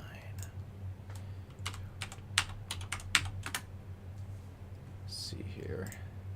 Yeah, there's not really a whole lot going on. We're looking for bright greens and bright reds, and I feel like this on the backside of the storm, not really a good sign of really what's happening out there. So let us know, though, if you're seeing winds. Otherwise, it looks like hail is the main threat for this storm. You can see there's a lot of pinks and a lot of light grays starting to mix in here across portions of Iron County.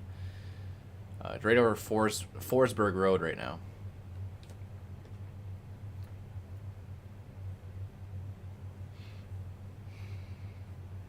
I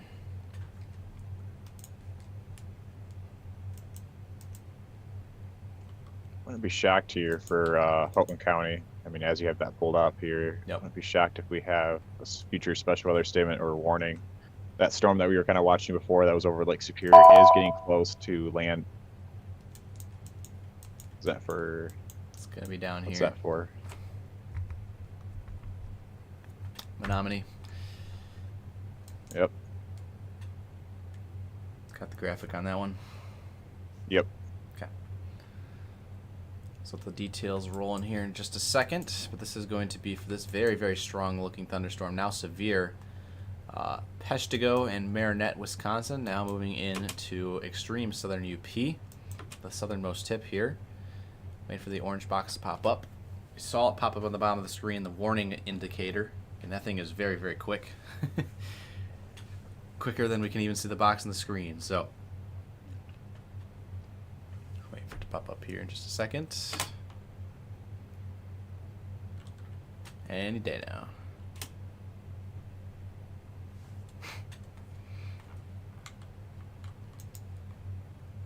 That is going to be for winds. We'll see here in just a second.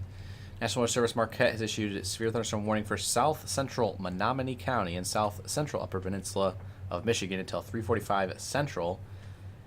At 2:56 Central, severe thunderstorms are located along 7 miles west of Marinette, moving northeast at 35, 60 mile per wind gusts and quarter-size hail possible with this storm. Let's check over on the Green Bay radar real quick.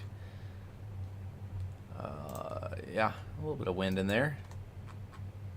1-inch hail, 60 mile per hour winds. Locations impacted include Marinette, Menominee, Wallace, Carbondale, and Birch Creek.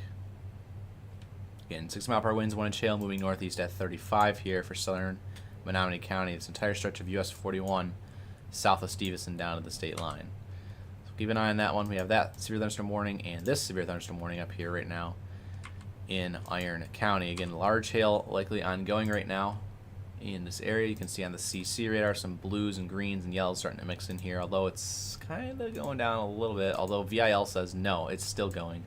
So let us know what you're seeing if you're in this area. And it's quite the core there for vertically integrated liquid, very quickly approaching US 141 here in Iron County. It's heading towards Amasa and Crystal Falls. Also watching this hail core starting to move in now, unfortunately, to extreme western Houghton County. Eventually, it's in northern Ontonagon County, just north of Ontonagon itself. This will be heading up towards Freda soon. I would not be surprised if a warning gets issued on this one as well. A little bit of a hail core in there right now, right back here, just north of downtown Ontonagon. That will continue again off to the northeast. Interesting update here, Joel, but we also, surprisingly, the power outages that are coming in here are once again from Muskegon County. Got another power outage here that just happened here recently in Muskegon County. 411 people without power here. Not entirely sure if it's weather related. I have my doubts that it is, but so far no power outages in the UP that last I checked here, so good news there. But once again, as Joel was kind of mentioning, we've been noticing that the main concern so far with these cells in the UP has been mainly that concern for hail.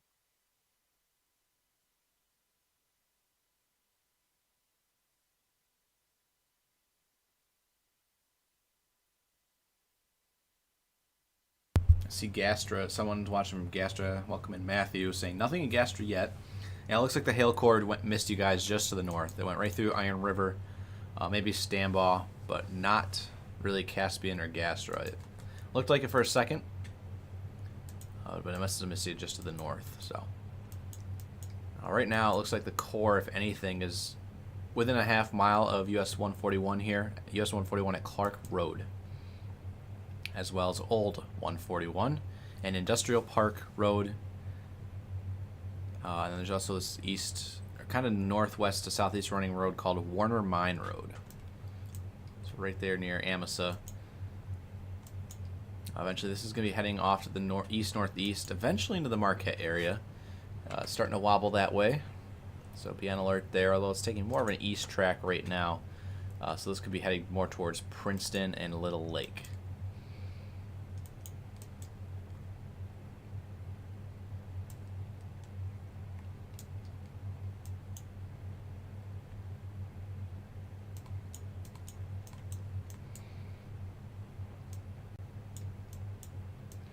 Round 2 now has a severe thunderstorm warning in through Bayfield County, Wisconsin. So this is now getting closer now to the UP. Keeping an eye on it. But right now the main concern is severe thunderstorm warnings in Menominee and Iron County here across the UP. Both in effect for 60-mile-per-hour winds and 1-inch hail possible, where you see these orange boxes on your screen that are flashing on. Also, if you're down there in extreme northeastern Wisconsin, that warning just across the border for places such as Porterfield and Peshtigo, heading up towards Sister Bay here, and that is also part of Wisconsin. For those that are wondering, it's now 4:02 in the morning. So as we get kind of closer here to morning rush hour, I know it's a weekend, a Saturday, so usually the roads aren't nearly as busy, but obviously you're going to have more people out on the road. So as these storms kind of go by, make sure you're kind of weather aware. A lot of these storms right now have very, very heavy downpours, once again, as well as gusty winds and hail. And we're seeing this from all the way in Houghton County, all the way to even lower Michigan here, albeit the storms in lower Michigan right now aren't severe, but once again, they will have frequent lightning, heavy downpours, and especially up by the UP, potentially severe wind and hail.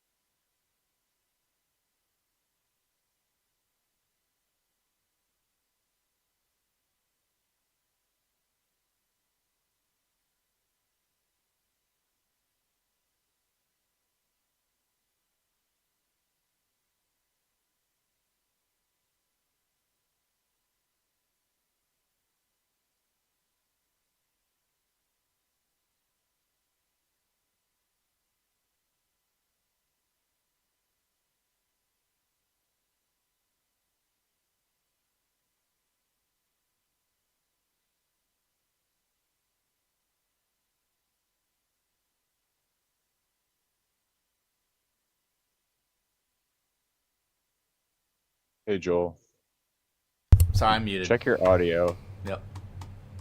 My bad.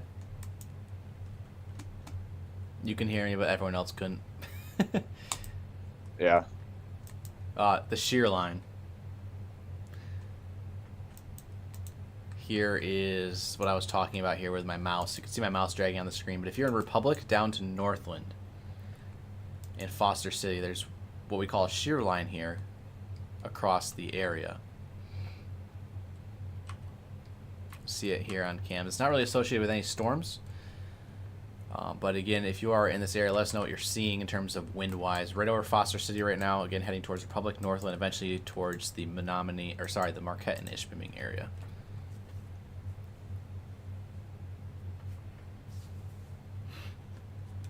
I'm trying to eat food and be courteous to you guys, but sometimes I forget to unmute. We have those severe thunderstorm warnings for Menominee County as well as Iron County. Those are the two only severe thunderstorm warnings for our state.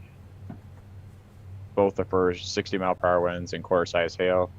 We still have that special weather statement in Oceana County, but that will be canceling here shortly in just a few minutes. Right now, the cells in lower Michigan have some lightning and some heavy downpours. Wouldn't be shocked if there is maybe some tiny hail in them, but once again, nothing issued down there.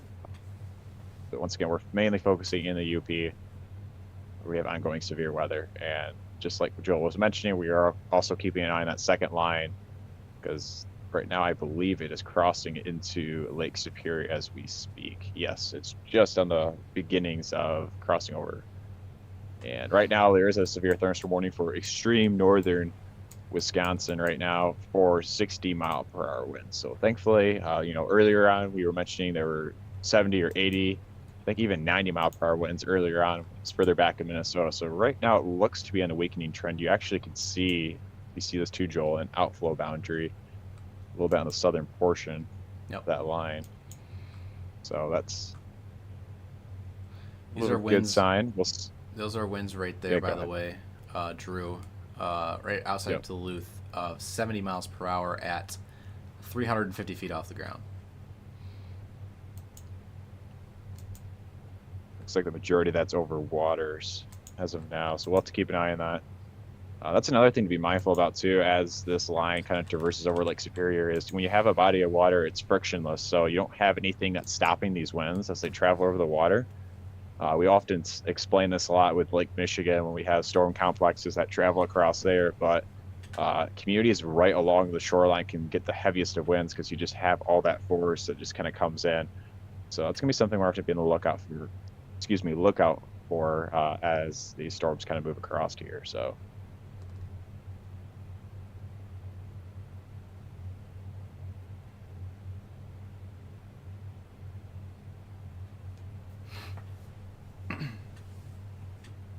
Zooming in now, actually the latest scan, Drew, unfortunately there's a couple pockets in here. Not sure how much of this is clutter or not, but there is a couple pixels in here right now where we are seeing upwards of 90 miles per hour on land, over land, tracking down Wisconsin 13 here. Again, it's still like 2 or 3 counties away, so it still has a lot of time to weaken in nature, but if that continues to keep its strength, we could see more considerable warnings issued soon for, at the very least, 70-mile-per-hour winds.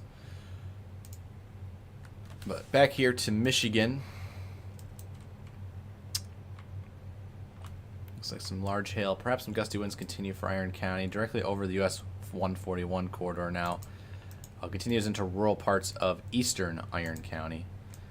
And again, down here in Menominee, downtown Menominee itself, we have a cluster of warning, or just a couple clusters of warnings here in Wisconsin and the Michigan side of things for both 1-inch hail and 60-mile-per-hour winds. Again, southern Menominee County in effect until 3:45 Central Time.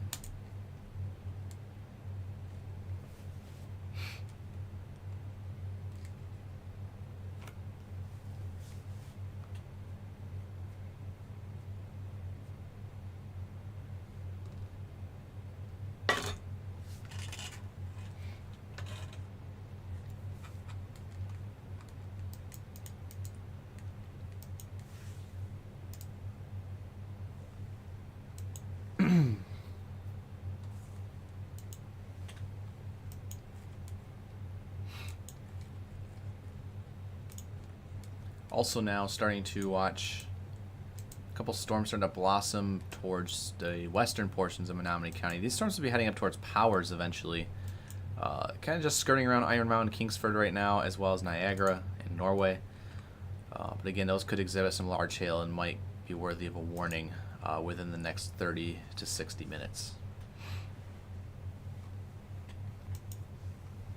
Go back down here and take a quick peek at our storms in Lower Peninsula. Still kind of haven't increased in size. They kind of popped up and stayed this somewhat smaller size in nature. But again, a lot of lightning and perhaps some small hail out there. Primarily with this storm near Hesperia and this storm over Newaygo, or about to be over Newaygo in the coming minutes. So again, no severe right now for the Lower Peninsula. Could start to increase as we get towards sunrise. As Drew and I have both mentioned so far tonight, instability will only increase as the daylight settles in. So these storms, as they track over to the east side of the state in the Lower Peninsula, will start to increase in strength as well. Again, marginal risk there today. So not too much craziness going on for southern Michigan, but still something worth monitoring. For those in Houghton County, especially extreme western Houghton County, how's it hanging out there? Let us know.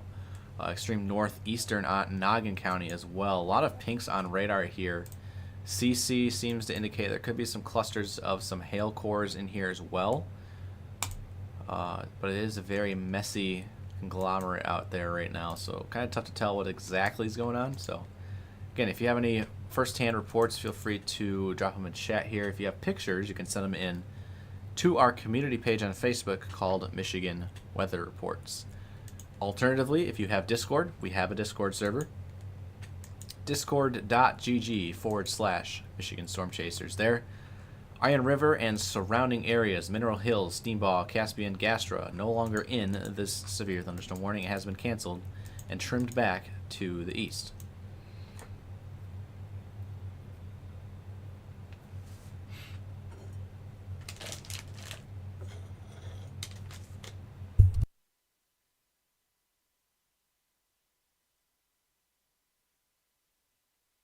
Still, no new outages as of now for the UP, thankfully.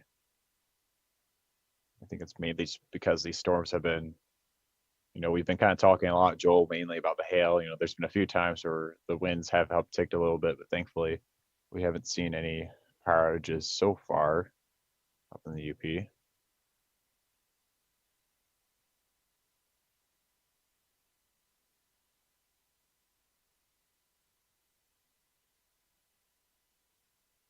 Yeah, that's true, Warhawk.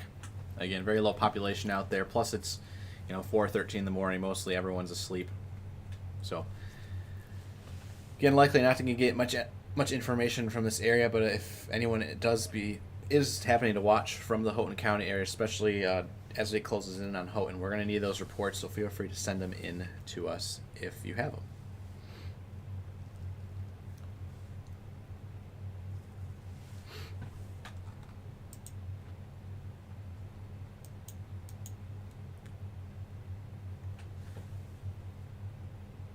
I do have your radar up, Drew, by the way, right now. Oh, just saw that. Yeah, so right now we're just kind of watching these two cells here.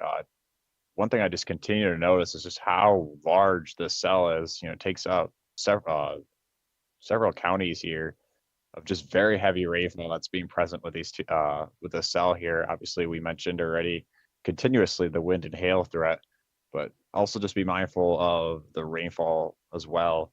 Highway 141 right here. As I kind of mentioned earlier on, once we get closer to that morning time frame, as more people are waking up and traveling, just be mindful about that with these cells here. Very heavy downpours, especially with this cell down here as well. Try to pull up the Green Bay radar up here.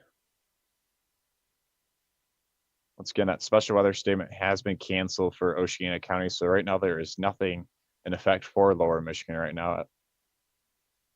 Our main focus is in the UP. Checking velocity here, not really seeing anything concerning. It's more just that hail threat that Joel's been kind of continuously showing here.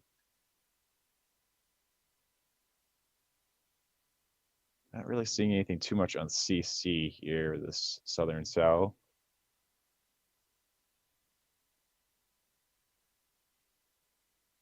Pull up VIL here. Another product that we use here.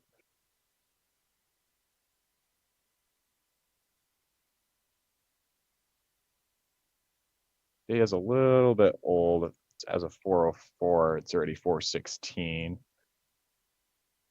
Once again, most likely hail, especially going on here just to the south of Manaway County, crossing into Green Bay as we speak.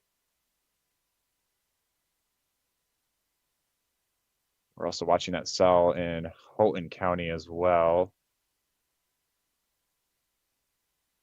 Pretty decent cell here. Pull up CC. For those that are wondering, we use correlation coefficients, aka CC. Sometimes it's helpful for hail, but as well as for tornadoes for debris signatures, but we really won't have to worry about that right now. It's going to be more helpful for hail.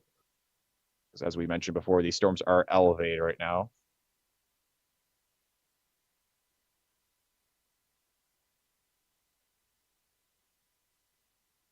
We'll be watching this cell here in Houghton County as it moves off to the northeast into Keweenaw County.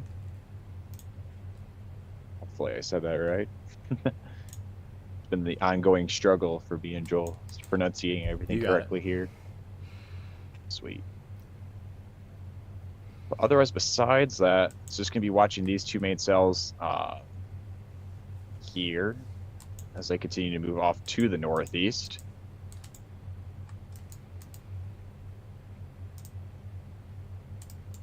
I have to watch this cell here too. In northern parts of Manaway County here, heading towards Spalding, Michigan.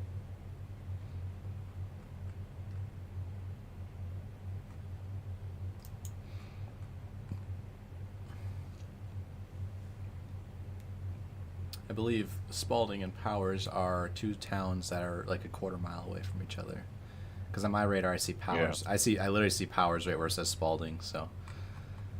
Yeah, a little bit of a hail core there.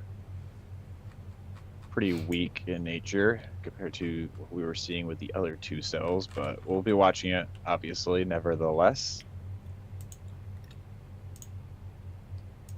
We'll check out this line here that's heading towards western UP. Right now it is over Lake Superior right now. Currently warned in northern Wisconsin for 60-mile-per-hour winds. Velocity here. What's that, Joel? When you get a second, I'm going to take my radar, but you go ahead and go with that for now. Okay. Yeah, so once again, we are seeing pretty strong winds here. We pull up the rough estimates here. Once again, not all these readings will be fully accurate because we got a little bit of clutter kind of mixing in here. But once again, we're easily pulling up severe winds here. Even values in the 70-mile-per-hour region as well. So we'll see what they do here at the National Weather Service in Duluth. But right now, warning for 60-mile-per-hour winds here as this line continues to race off to the east. Probably for any of you photographer lovers out there, probably a pretty good shelf cloud if I had to guess with this line here as it moves off to the east. You can see a nice little outflow boundary as well. And one thing I'll note too, Joel, you can add to this if you want to, is when you usually see this here where they line, when you see an outflow boundary, that usually makes it pretty difficult for any tornado threat to take in place. Usually we want to see inflow in regards to any spin-up tornadoes, and when you usually see an outflow boundary, that usually, in this case at least, makes it pretty difficult for anything to happen with that. So we'll see if that continues to be the case here, but that's definitely a good sign in terms of that, in my opinion. So yeah, do you want to take your radar now, Joel? Yep. Okay. Potentially some very large hail just on the south side of Menominee right now, but it looks like it's going to miss Michigan primarily. Keeping an eye on it, though, of course. New severe thunderstorm warning coming up there for the Bay.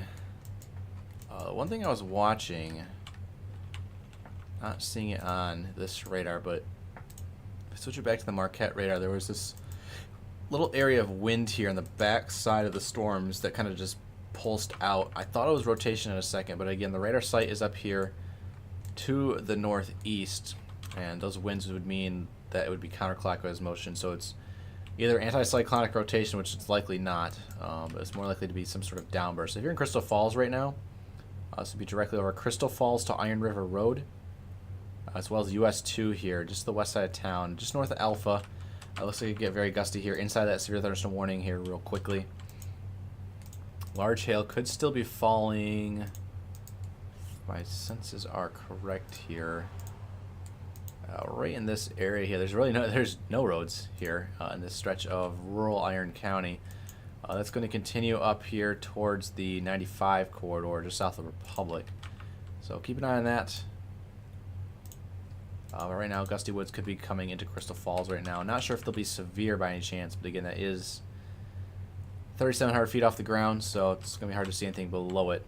So let us know what you're seeing there in that area. We also have some gusty winds here, and again, still entering Houghton County as we speak. And again, those purples on radar make me believe that we could see some larger hail here soon. Not sure when, but there is a decent core on that right now as it's moving in just north of Winona.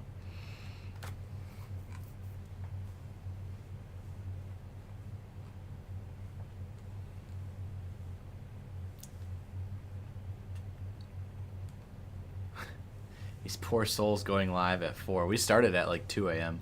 We've been live for 2 hours 12 now. And we'll be live probably all morning.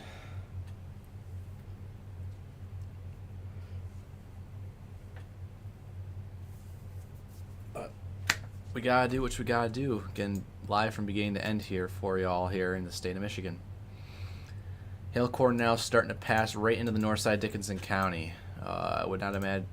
I would tend to believe that there will probably be another warning here soon for Marquette and Dickinson for hail. I'm surprised Houghton doesn't have one, but they are a little bit further north.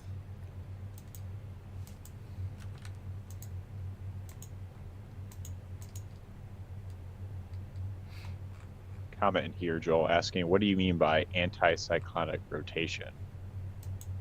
Just winds that are anticyclonic in nature. In the northern hemisphere, we look for cyclonic.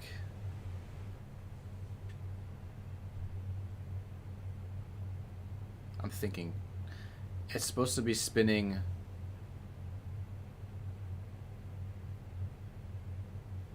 Yeah, anticyclonic for us. So that's clockwise motion, rotation essentially. Anything in the northern hemisphere is going to be spinning counterclockwise. So, yeah, hopefully that makes sense. We don't really see that often unless it's like a strong storm, but I believe that area I was pointing out up there would be tend to be some sort of downburst.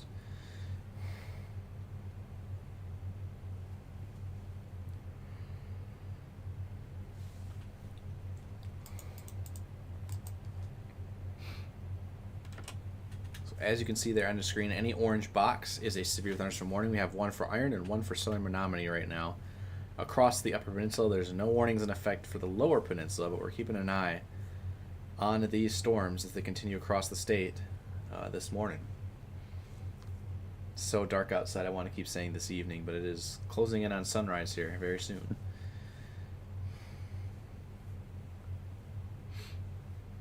Once again, we have ongoing thunderstorms in lower Michigan. Oh, a new severe. There we go, finally. The northern cell. Not a surprise there.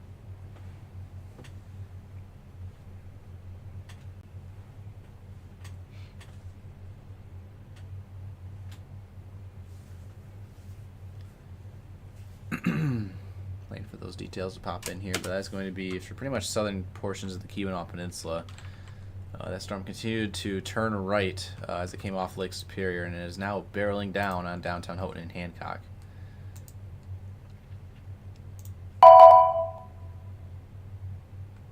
Two new warnings coming in. at the exact same time. You can see them both popping on your screen there in the orange boxes.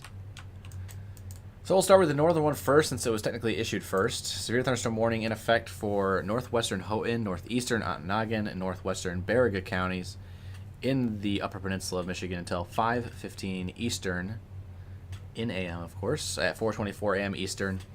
Severe thunderstorm was located 10 miles southwest of South Range or 14 miles southwest of Houghton, moving east at 55 miles per hour. 60-mile-per-hour wind gusts and quarter-size hail are both severe hazards possible with this storm.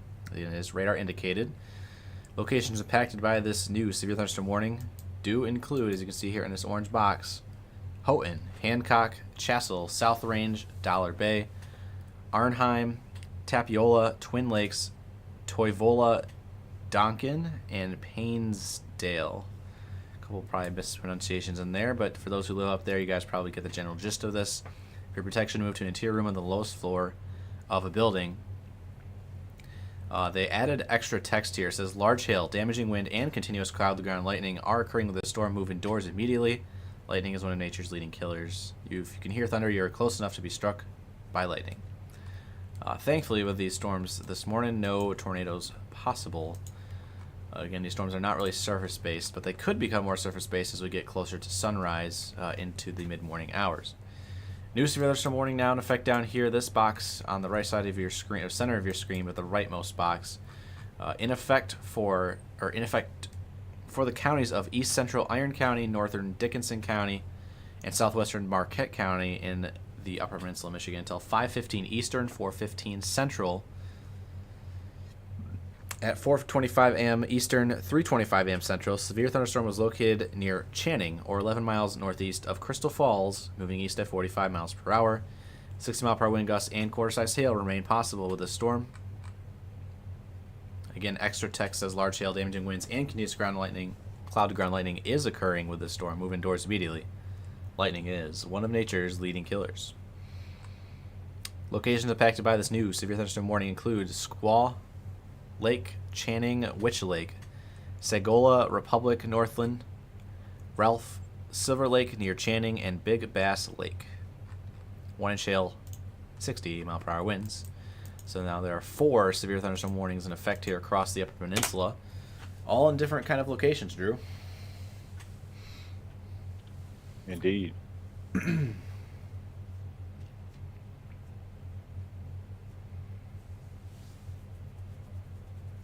There's some potentially very, very large hail just missing not Marquette, Menominee right now. If you are Menominee, of course, let us know what you're seeing wind and hail wise. That is decent hail, elevated hail core. Not sure if any of that's really making it to the ground, but a lot of higher DBZ values in there. Again, we're looking for pinks and even blacks here on radar and for stronger hail cores, and we're seeing those head up towards Egg Harbor in Door County, Wisconsin. So on the peninsula there.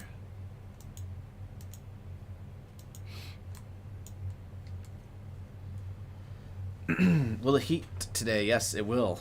The heat will induce more strong to severe storms. Absolutely.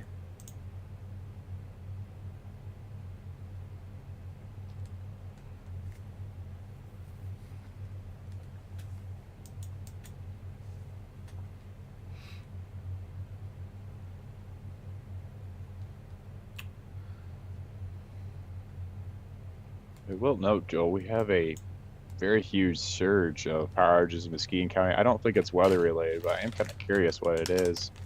It really covers a good portion of Muskegon County. It doesn't really match up with the timing. So if anyone is looking at power outage maps, once again, we're not really seeing anything in regards to weather-wise, but just an interesting observation that I'm making right now.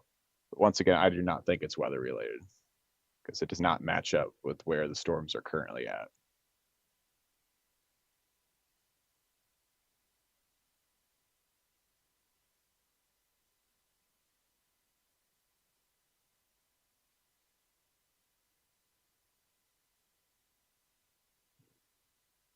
The warning for Central Iron County, including Amasa and Crystal Falls, as well as Alpha, has been canceled Warning continues for extreme rural portions of eastern Iron County, as well as the majority of northern Dickinson and southern Marquette counties here in the UP.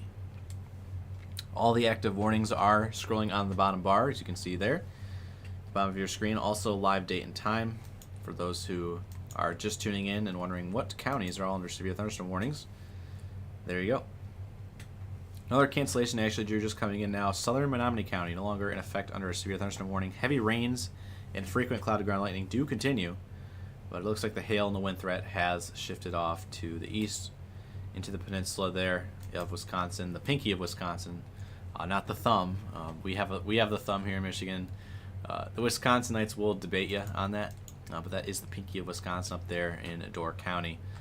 Is under a severe thunderstorm warning for some very large hail possible, especially with that hail core you can see there in the pinks and the blacks.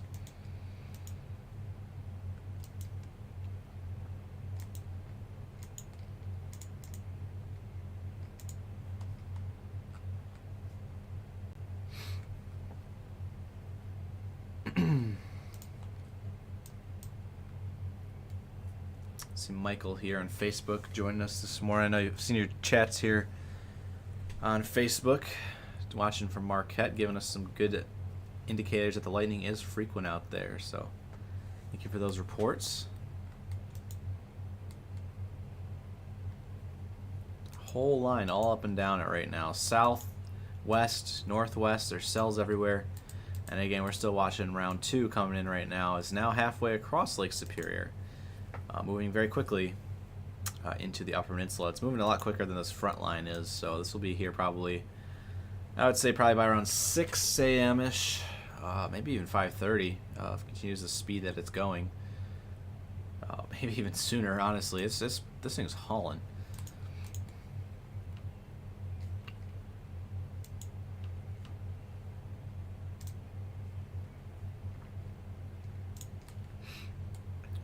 Once again, I will note too, Joel, there is a lot of cape, not at the surface, but once again in the elevated layers. In western UP alone, there is 4,000 joules per kilogram of instability in the elevated layers. So this line has a lot to eat in terms of instability and take advantage of that environment in terms of the elevated layers. So something to be mindful about as this line heads towards the UP.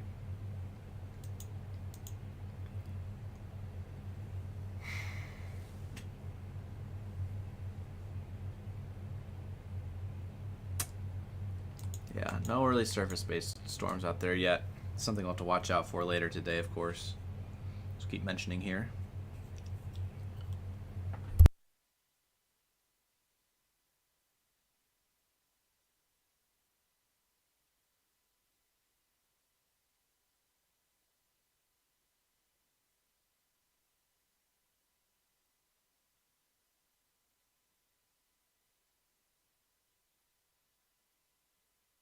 We often kind of see it too, where we have a lot of instability in the atmosphere. That really gives a really good lightning show. So, you know, we've had a lot of comments here saying about how crazy the lightning show is, and you usually see that when you have just a lot of juice or energy in the atmosphere for storms to take advantage of. I know personally, I've seen it before when I've storm chased big days where there's been a lot of juice or instability in the atmosphere. It's usually when you see your most impressive lightning producers usually. And with how much CAPE is moving into Michigan over the next couple days here, any storms that are going to pop up are going to be producing very, very copious and deadly amounts of lightning. So keep that in mind. Even if it's not severe thunderstorms over the next couple days that you're experiencing, any thunderstorms in general will be very electric in nature.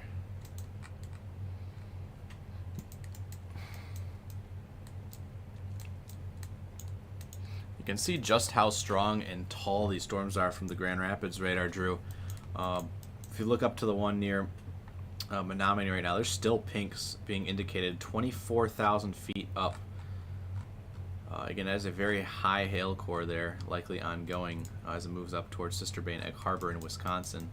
And you even see how high up those storms are up in the UP. 48,000 feet, and you're getting moderate rain up there. So that's a very tall updraft moving in to southern Marquette County. Again, very juiced atmosphere out there today. and that'll continue throughout the next couple days. Wind-wise, You mean the just zoomed in super you mean the quick. Marquette radar, right? Yeah, what did I say? Grand Rapids. My bad. Well, I was looking at it from the Grand Rapids radar originally. Oh, okay. Yeah. You could still see these storms in Dickinson County at beam height 48,000 feet from Grand Rapids. And it was like moderate rain too. So that's a very potent updraft up there. And again, with these potent updrafts, it's going to keep those ice crystals, super cool liquid, tumbling around until it becomes too heavy to where it falls out. And that's why we're seeing a lot of large hail out there this morning.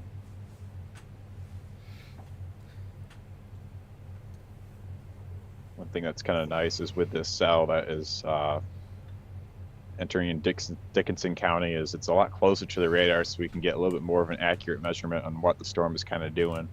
We were kind of mentioning that earlier on during our live stream. These storms are really far away, but now they're kind of getting a little bit closer to that Marquette radar, so it's becoming a little bit easier. That's not the case with the Houghton cell. It's pretty far away, but at least with the Dickinson cell, we can see a little bit more than what we did before.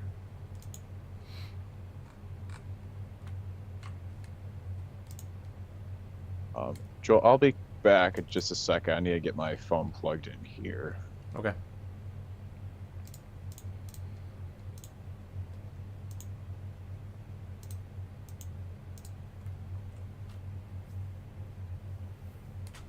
Lightning in Marquette proper now. Rain has started. Yeah, you got some prefrontals there. You can see on Drew's radar. A lot of that light rain in the greens and the blues there over the area.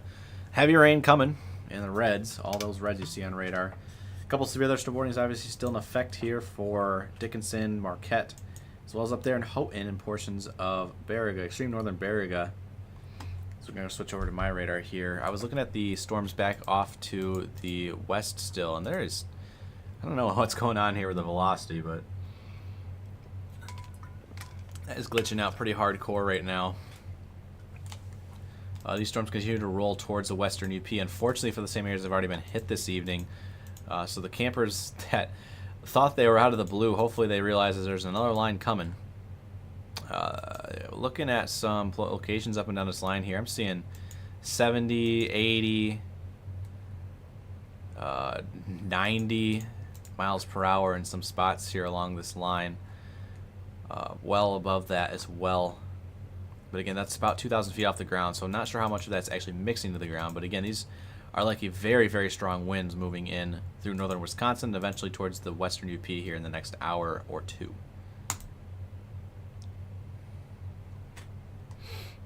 I'm back. Got you.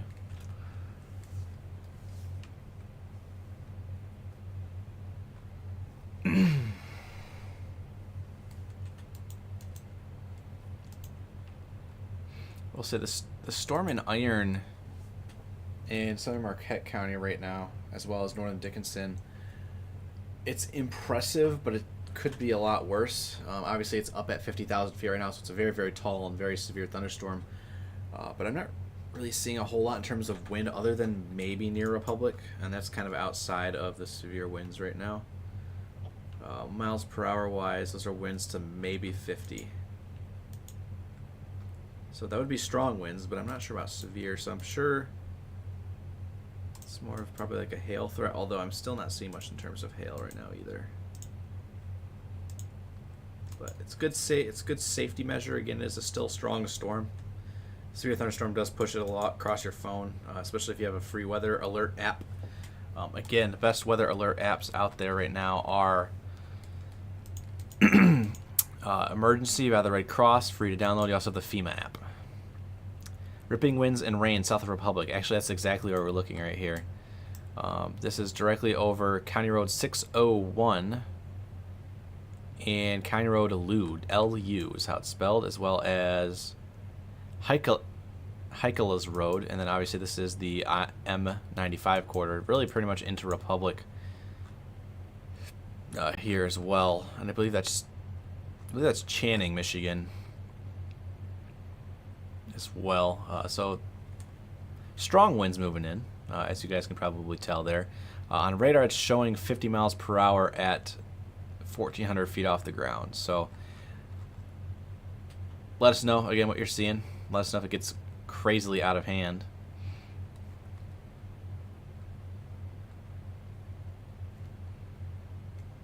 And again, as always, note.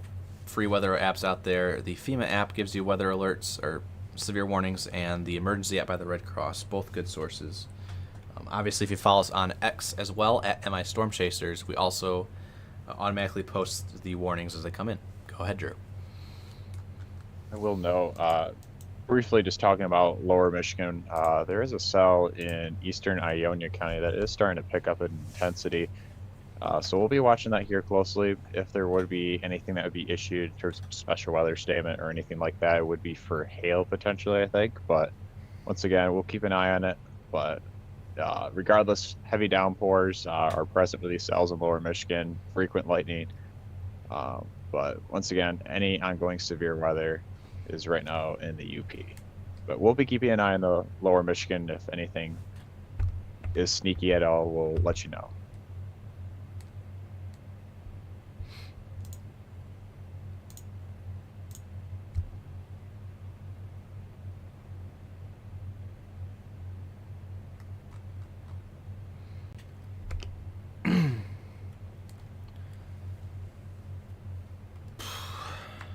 Steer again. This other storm up here in Marquette or Houghton County, excuse me, not Marquette. This is just south of South Range right now, heading the strongest part of the storm. Oh,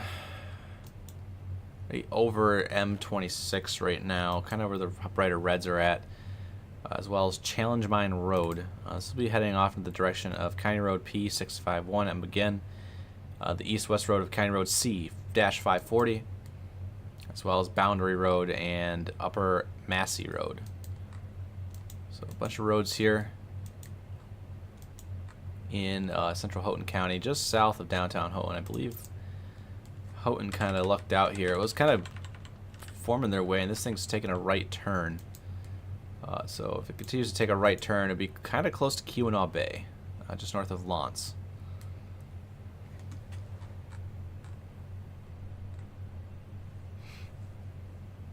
New severe thunderstorm warning that's now just outside of western UP. 60-mile-per-hour winds being the threat here, but as we pull the velocity here, we have seen hints of winds being higher than that potentially. And that is still the case here as it rushes off to the east here. I'm surprised we don't have like a East, southeast. Sorry, Drew. I'm surprised we don't have any sort of severe watch yet. Yeah, that is quite interesting here, just with how widespread this severe potential could be with this line here.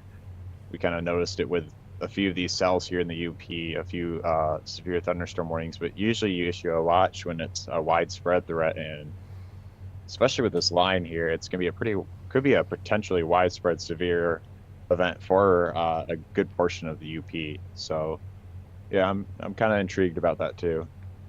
I'm going to check. I'm going to refresh the feed here. Make sure I'm not missing out on anything. Yeah, I'm not seeing anything yet. Just the severe thunderstorm watch that is only in place for northern Wisconsin and northern Minnesota. So yeah, pretty potent line here. So, as we were kind of mentioning before with these cells, we were mainly seeing a hail threat. It's more the wind threat that we're now seeing, and we have a primed environment that the storm complex is moving through. We were kind of mentioning about the concern of more widespread severe weather happening with the second line here as it's moving towards the state, and that continues to be the case here. So I'd say the one plus side is that we haven't really seen any spin up tornadoes at all with this line, which was a small kind of concern with it, but we haven't really seen that at all. And that's just, once again, as Joel mentioned earlier on, is just the lack of surface instability that's in place. It's all in the elevated layers, which only gives you more of a wind and hail threat. So yeah. Get back to the Marquette radar here.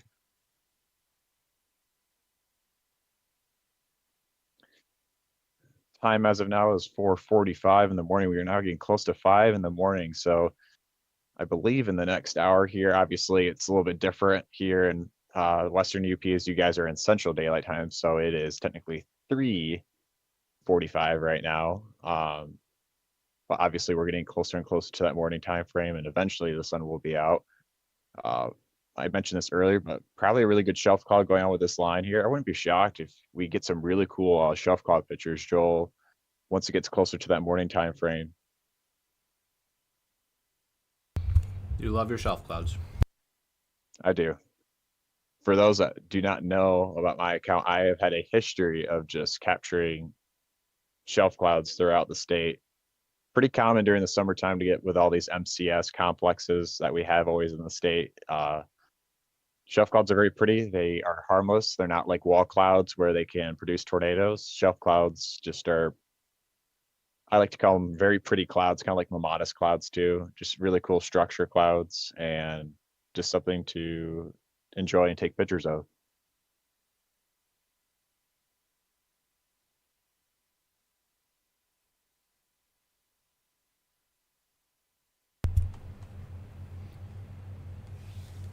Good morning, everyone. For those who are just tuning in, feel free to smash that like button for sure.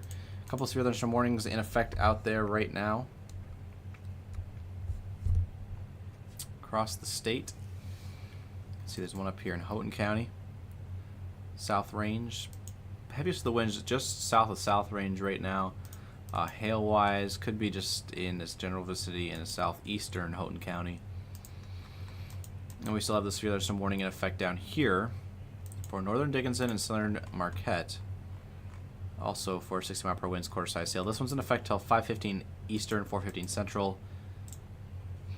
This one's in effect until 5:15 Eastern up here as well in Houghton. So given a little bit of a leash on timing wise here, these are in effect for another 30 minutes. And again, we're watching the main line of gusty winds moving in very soon here to the western UP. So if you know anyone camping in western Gogebic County and western Ontonagon County, let them know if possible. Again, cell service up there is very spotty. Speaking from experience, this is approaching their location very soon, especially in the Porcupine Mountain State Park. I would give it probably no more than a half hour preparation.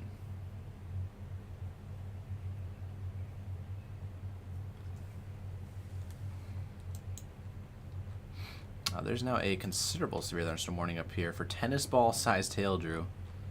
That's 2.5 inches in diameter just outside of Michigan. This cell, if it continues its strength and trajectory, this will be heading towards Beaver Island probably. Well, it is starting to make more of a right turn, so maybe south of there. This will be heading into just north of maybe Keweenaw. So Charlevoix, Petoskey, Bel Air, I believe Eastport's up there, as well as maybe Elk Rapids, yeah, a little maybe north of there. It's really generally north of Traverse City and Empire. So yeah, tennis ball sized hail ongoing right now in the Peninsula, in Door County, Wisconsin, the Pinky of Wisconsin, as that continues over Lake Michigan soon. That's a very potent storm. Yeah, it is kind of making that eastward turn. So it looks like it may affect more northern lower Michigan if it holds its intensity here.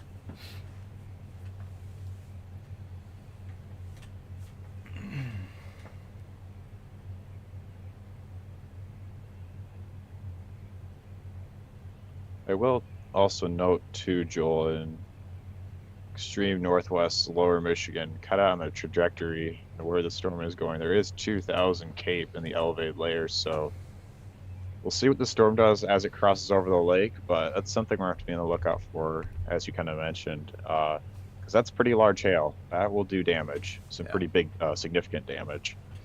So we'll keep an eye on that storm as always. Another thing I'll note too is, we've been kind of mentioning about the lack of power outages, in the UP, and that's mainly just because of majority of these storms being hail producers. But I do expect that number to rapidly increase once this line in northern Wisconsin, Lake Superior, does impact. You got a lot of trees up there. Any roadways that are up there, a tree falls down the power line, boom, there's a power outage right there. We're gonna have, I would expect a decent amount of power outages to start flaring up here once this line comes in here.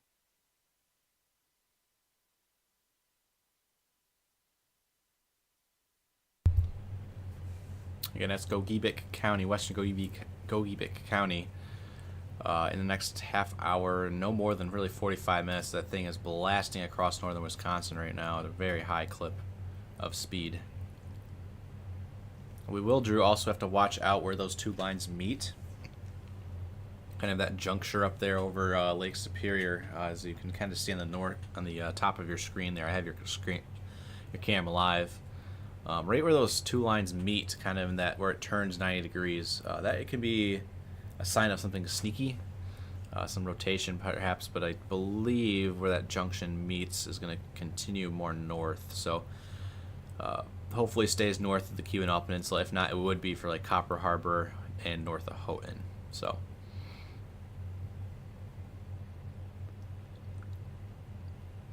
For those that are wondering, I know I mentioned earlier on that there was a zone in Muskegon County that had no power. I just found out that it was a planned power outage. So nothing, once again, just kind of like what I was suspecting, nothing weather related, just all planned out. So.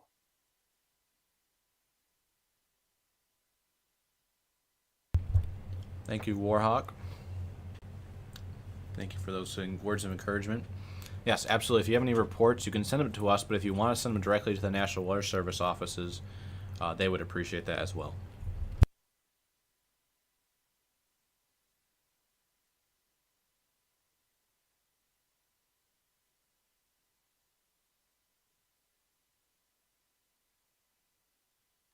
Let me get some water real quick, Drew. I will be back in like 30 seconds. Sounds good. All right, while Joel is doing that, we'll do a quick tour around the state on what's all happening with the weather now. So we're going to pull up the National Weather Service Marquette radar here. And we're going to start off here in Houghton County. We have that severe thunderstorm warning for 60-mile-per-hour winds and quarter-size hail. The storm is moving off to the northeast. Will soon be crossing into Lake Superior once again. And once it does that, it will remain clear of our state here. Been kind of noticing a little bit of a weakening trend with that cell. If we go down here to northern Dickinson County with this severe thunderstorm warning that's in place and parts of Marquette County. A little bit of pocket of heavier winds that I'm noticing here on the northern side here. I'm gonna get a little bit of a measurement here. Once again, it's 60-mile-per-hour winds and quarter-size hail. Some definitely gusty winds in southern Marquette, southwestern Marquette County here. Values of around high 40s and low 50s. So not quite severe potential, but definitely some higher levels that we were seeing compared to compared to earlier on. We didn't really see these levels as high. So pulling up VIL here for hail. Kind of a broad zone, not really seeing anything that's sticking out. But once again, we do have severe thunderstorm warning for 60-mile-per-hour winds and quarter-size hail. As we kind of zoom out here, as we were mentioning earlier on, this storm that is right here crossing over into Lake Michigan has tennis ball size hail, and that will be moving off more to the east than north. So we'll have to be on the lookout for that in terms of northwest lower Michigan as it traverses here. Sorry about the slow feed here, taking a little bit. Play that here.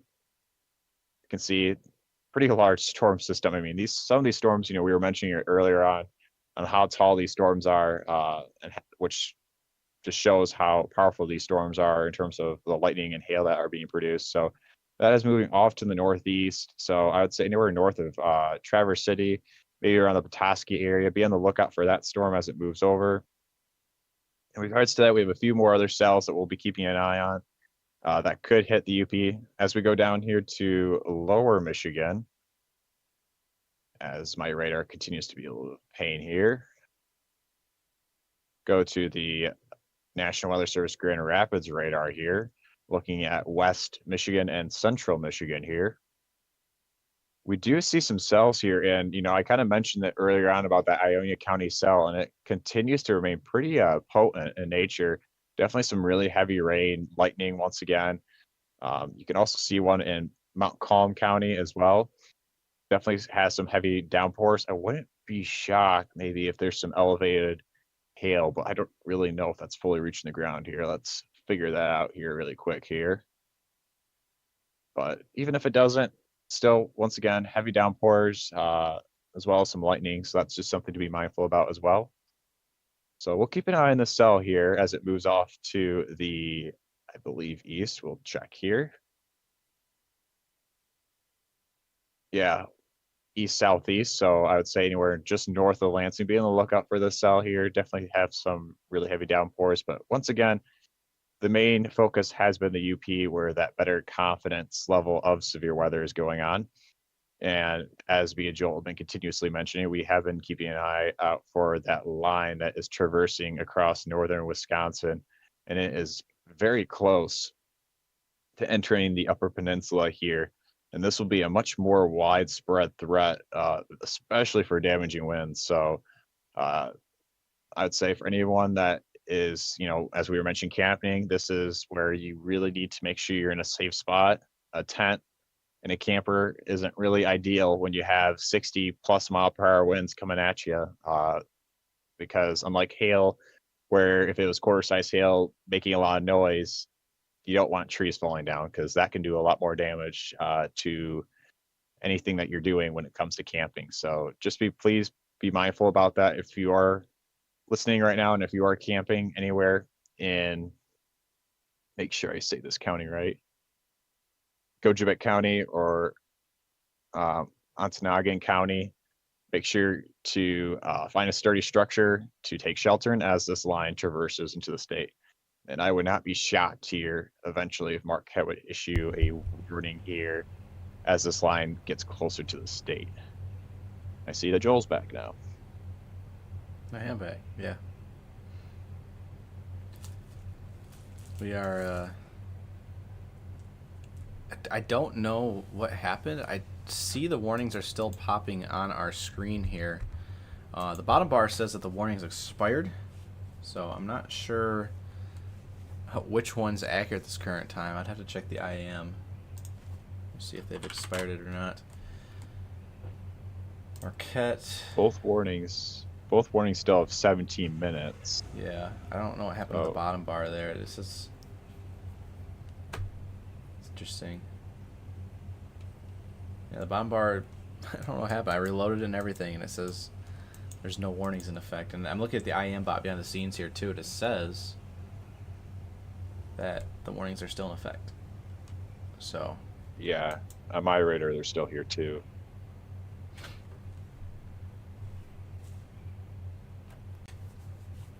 Yeah. May or may not be live on TikTok right now as well. Just heads up for those who are watching. A little bit of a behind the scenes look.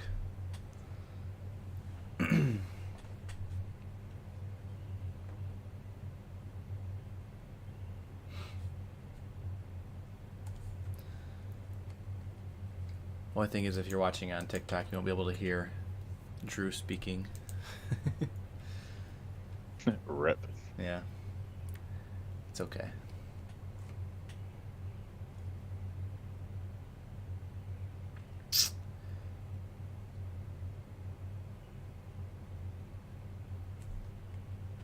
Just a good way to stay awake here and stay alert.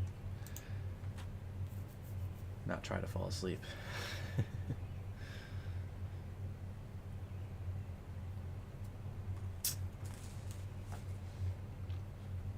For those who are wondering, our TikTok account is MI Storm Chasers. Likewise with any account, if you follow us on Threads, Instagram, X, really anything, Twitch as well, Twitch TV, again, another place you can watch our live streams. The username all around is going to be MI Storm Chasers. So.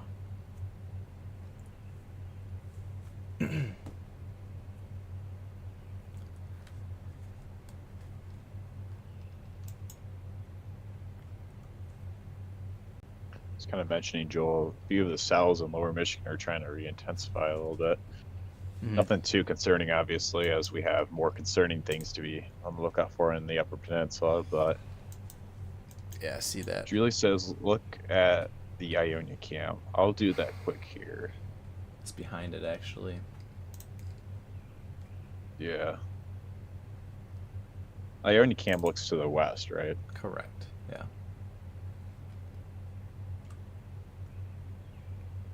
I have Zafty Marie on TikTok saying, "Good morning, Joel. Watching on YouTube on my TV.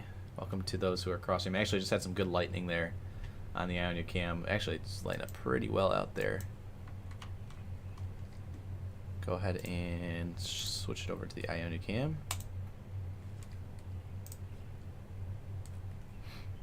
Oh, it does it again.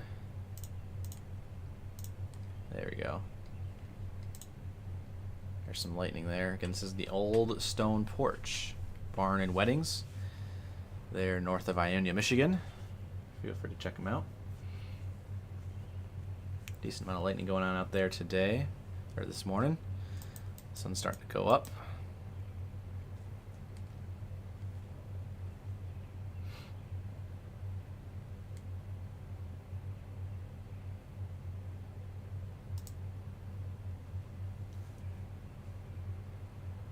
It's kind of somewhat illuminating the sky there.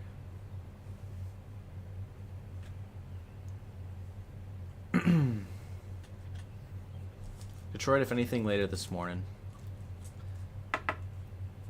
Got Jaden watching on YouTube now. Welcome in, Jaden.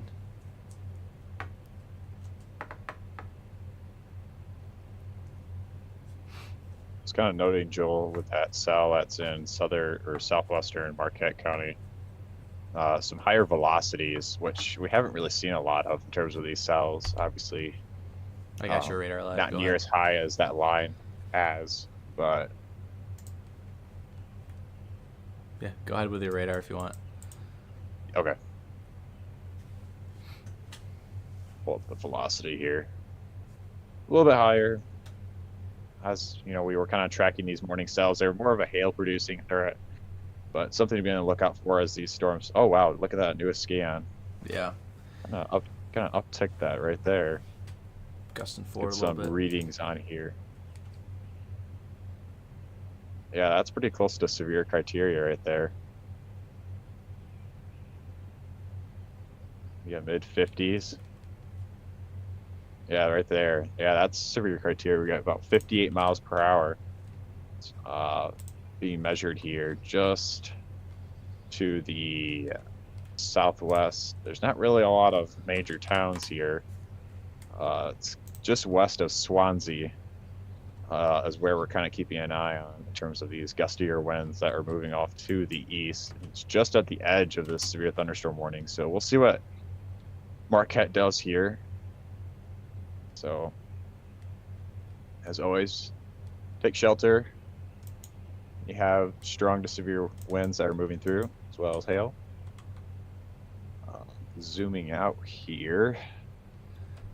It's going to be that severe thunderstorm warning in Houghton County.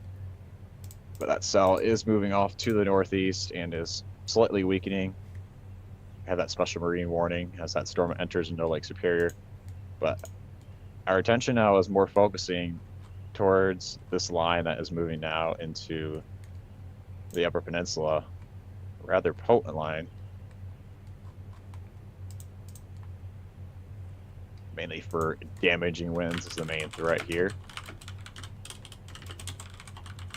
It is now 5 o'clock in the morning in Eastern Daylight Time, 4 o'clock in Central Daylight Time on the Western UP. Live with Joel. We've been live for, I believe, a little over Almost close to 3 Yeah, almost almost 3 3 hours. Yep.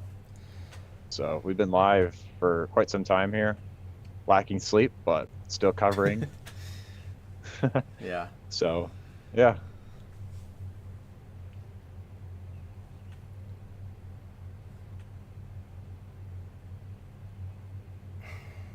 Kristen on TikTok For those says, sorry, such a different experience. I normally watch y'all on Facebook. Yeah, you can't really see the screen though if you're watching on TikTok. Go ahead, Drew. So for those who are all wondering, we had a our neighbors out to the west in Wisconsin, Minnesota, and North Dakota had quite the event. I believe North Dakota had wind reports of over 100 miles an hour.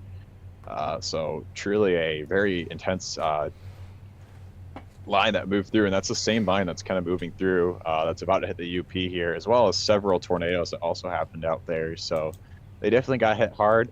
Our severe threat for today won't be nearly as high, but once again, we will be watching for that low all hazard threat, as Joel was kind of mentioning, as we build some more surface cape as the day goes along. So we'll be on the lookout for that. But for now, we're mainly just looking out for wind and hail for now in the UP as of now.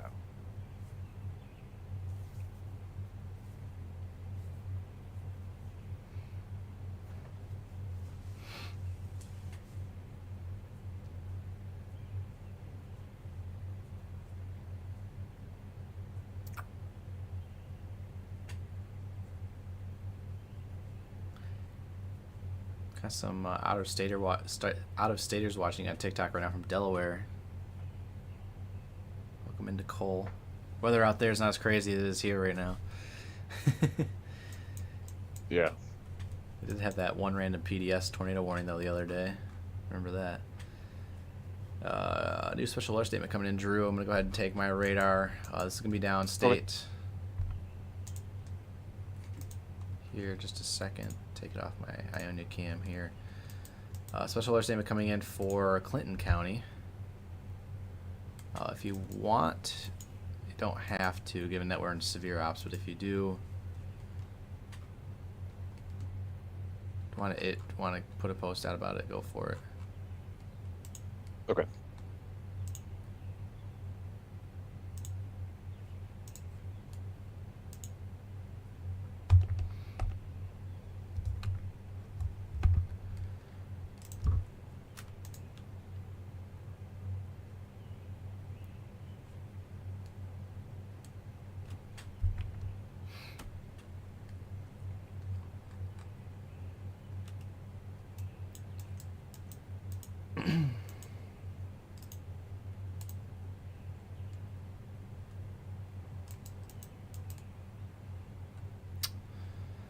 Still waiting for probably a severe warning here very soon for the western portions of the UP here. Gogebic and Ontnoggin.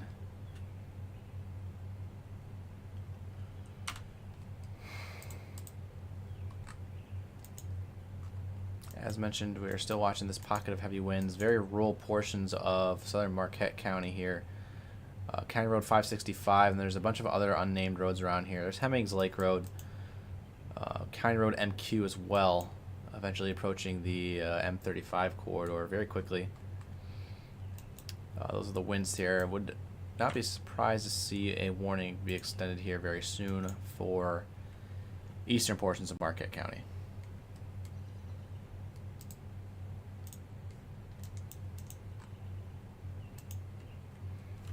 Still got a warning up there in the pinky of Wisconsin for tennis ball sized hail. That ears are not deceiving you. That is true.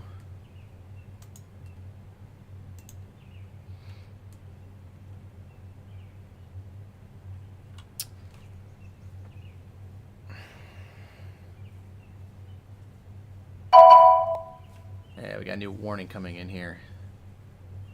I just mentioned that.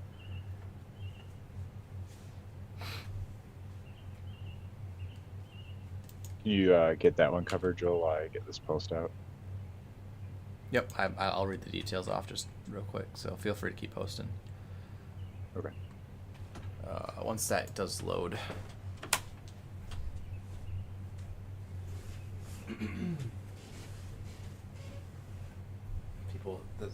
Our people on TikTok will see it. I'm getting a pillow for my back right now. Aching.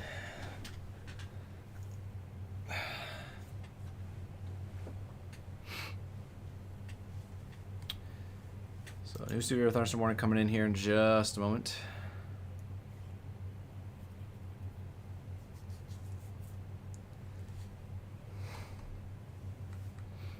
Guess if you guys are just tuning in, feel free to smash that like button as much as you can. Still waiting for the warning to pop up. This will be another warning here, extended from the one that's in Dickinson County. There it is on your screen, as you can see there. National Weather Service Marquette has issued a severe thunderstorm warning for northeastern Dickinson County, northwestern Delta County, and southeastern Marquette County in the UP until 6 a.m. Eastern, 5 a.m. Central Time.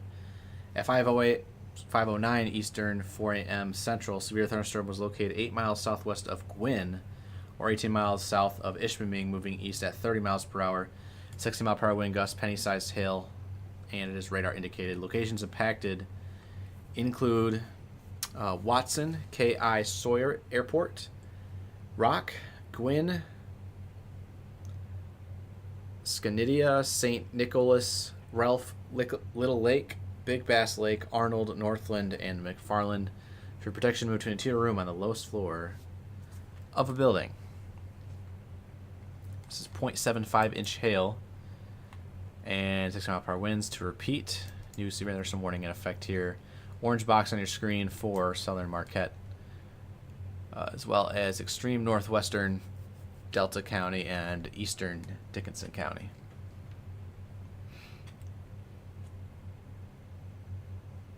You're good. This is a live behind-the-scenes shot, if you're watching on TikTok right now, of our live coverage ongoing on YouTube, Facebook, X, and Twitch. I got a small crowd out there this morning, but if you're just joining us, you haven't liked the stream yet, feel free to do that. Helps get the stream out to more Michiganders, as we do have severe thunderstorms expected today across the state.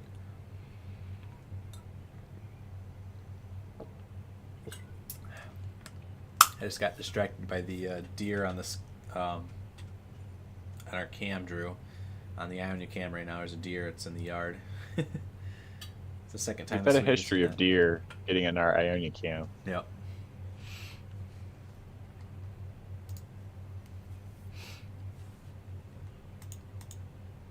But back to what I was saying, again, the like goes a long ways, helps push this algorithm out to more Michiganders alike.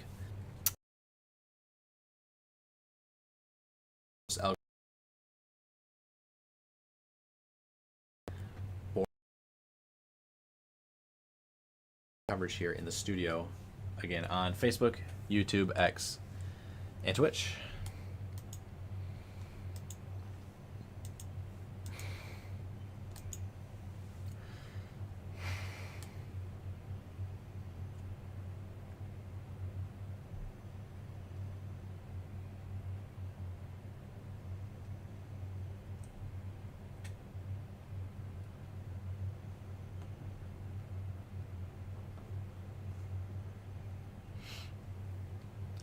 Still waiting on a warning here for the western UP on this main line. Go check out the Duluth, see how heavy these winds are. It's still cranking out there across northern Wisconsin.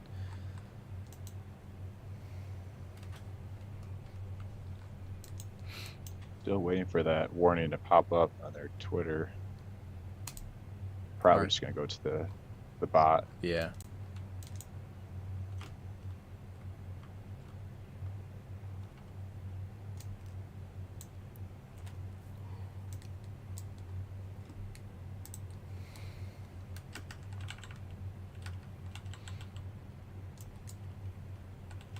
We'll have to watch storm interaction here again as we get closer to sunrise. These storms could interact with different moving parts here, get ingested into the storm. We could have a little bit of a QLCS spin up. That's definitely a possibility here across the UP. So we're watching reds and greens close together on the screen here. That would be right near Foster City, especially right now. Perhaps near Northland as well.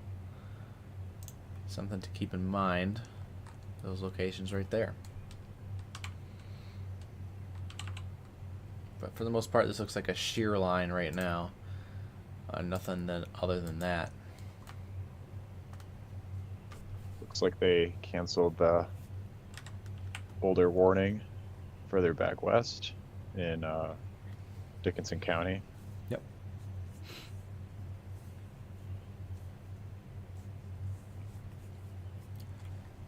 Northwestern, of course. Yep. The one in Houghton has also been canceled. So there's only one warning now in effect out there. And that is for Southern Marquette, Extreme Eastern Dickinson, and Northwest Delta. Just think it's crazy how heat indices are reaching triple digits right after a series of storms. Yeah, that'll happen. Again, with the ridging pattern that we're in, it kind of looks like a bubble. So the storms kind of ride the ridge, and underneath the ridge is where all the heat's going to be stored. And a lot of that heat gets used into these storms on the ridge, and that's why we're seeing these storms tonight being very, very strong in nature to severe. As we saw earlier today in North Dakota, or earlier last night into North Dakota. Overnight, obviously, the instability decreases a little bit, the heat goes down. But once we build back heat later today, our instability is going to return. And it'll be tough to tell whether or not these storms will still be around when our instability hits its peak. And if so, and these storms can become surface-based, we'll have to watch out for mainly an all-hazards threat in the afternoon hours. So we're about 6 to 7 hours away from hitting the afternoon hours when the instability starts to really ramp up. And again, those shear values out there, if we get any surface-based storms, they'll tap into that low-level rotation that's very, very potent out there right now.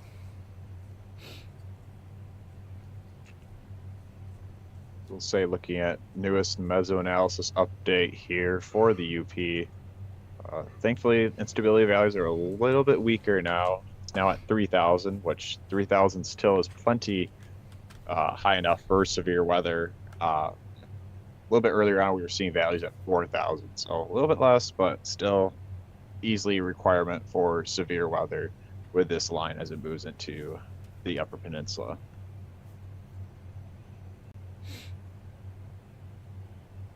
Absolutely.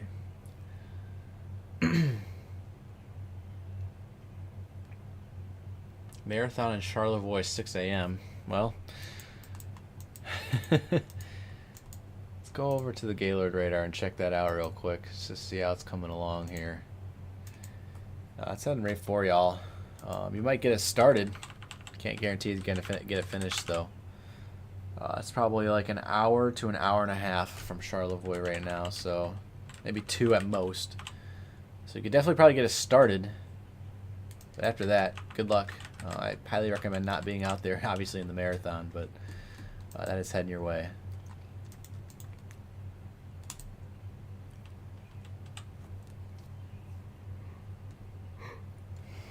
Hey, John, in TikTok. Welcome in. Thank you, Lisa, for that report on Facebook. Dime-sized hail in Chassel and huge lightning storm over Portage Lake. Appreciate that report. Feel free, if you have a public Facebook account, to send that to the National Weather Service Marquette. They have a Facebook page. If you don't, I think that they might check X a little bit more. So if you have an X account at NWS Marquette, make sure to tag them in your post. Make sure you take a picture, add a time and a location, as well as an accurate measurement if you are measuring hail with like maybe a coin next to it. If you did get a chance to measure it with like a coin or something, they do appreciate those reports.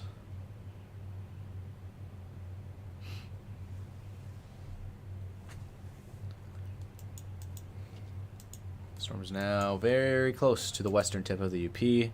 Ironwood, Bessemer up first, as well as Porcupine Mountain State Park, where there are a lot of campers out there this weekend. I just realized, Drew, this fell on a Friday into a Saturday, so there's absolutely a lot of campers out there this weekend. Yeah, easily. I was kind of mentioning earlier on that sometimes during the weekend you don't really see a lot of people on the roads in terms of work, but it's quite the opposite effect when it comes to camping. So hopefully everyone out there is well aware of these storms, because they could easily pack a punch here as they move on. Also wanted to note too, there's a new special marine warning in Lake Michigan side, or the Gaylord side of Lake Michigan here, for that cell that is traveling over Lake Michigan. And that is for, let's pull it up here, wind gusts near to 50 knots and large hail. So this cell is definitely pretty potent here. as it moves off to the northeast. So we're going to have to be keeping an eye on that for our communities in northwest lower Michigan. We'll see if it holds its intensity as it crosses over the lake, but with a lot of the cape being elevated, the lake might not have that much of an impact on these storms, but we'll see what happens, though, as they cross over Lake Michigan.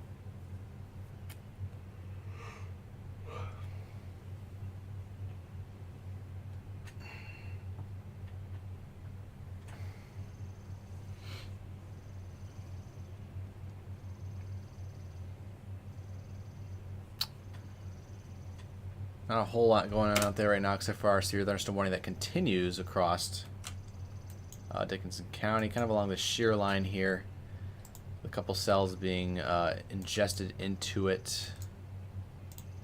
Probably just borderline 60-mile-per-hour winds. And again, 1-inch hail, or sorry, penny-sized hail, so 0.75-inch hail also possible. The storm. We're looking at CC on the right side here. We're looking for any yellows and oranges and greens for non-uniform meteorological objects floating around up there in the sky, and we're not really seeing much of that right now. Or maybe a couple pea-sized hail reports near Northland. But other than that, I'm not seeing anything in terms of hail. I believe we got our first warning of round 2 coming in here in just a second. Yep. Just got the notification on our X page there. Port notification coming across. Assuming you got that, Drew, for the post. Yeah. Once it comes in. Yep, I'll get that on post. Looks like it's for 60-mile-per-hour winds. Yep. I'm just waiting to see the box here.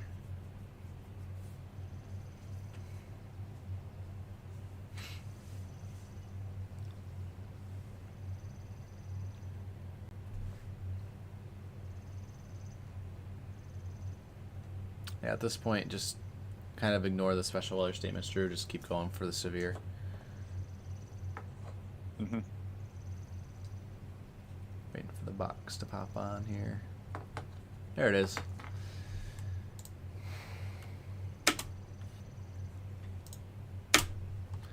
So the National Weather Service is going to go ahead and issue the severe thunderstorm warning for northwestern Gogebic County and northwestern Ontonagon County in the western upper peninsula of Michigan until 6 a.m. Eastern, 5 a.m. Central Time.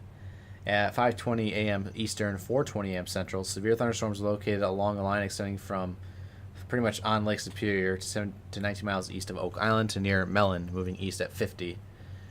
60-mile-per-hour wind gusts are possible with this storm. No hail. People attending blasting at Copper Peak should take safe shelter immediately. Again, hail size 0.75 inches or lower, and 60-mile-per-hour wind gusts right now. As this rolls into Gogebic and Ontonagon counties.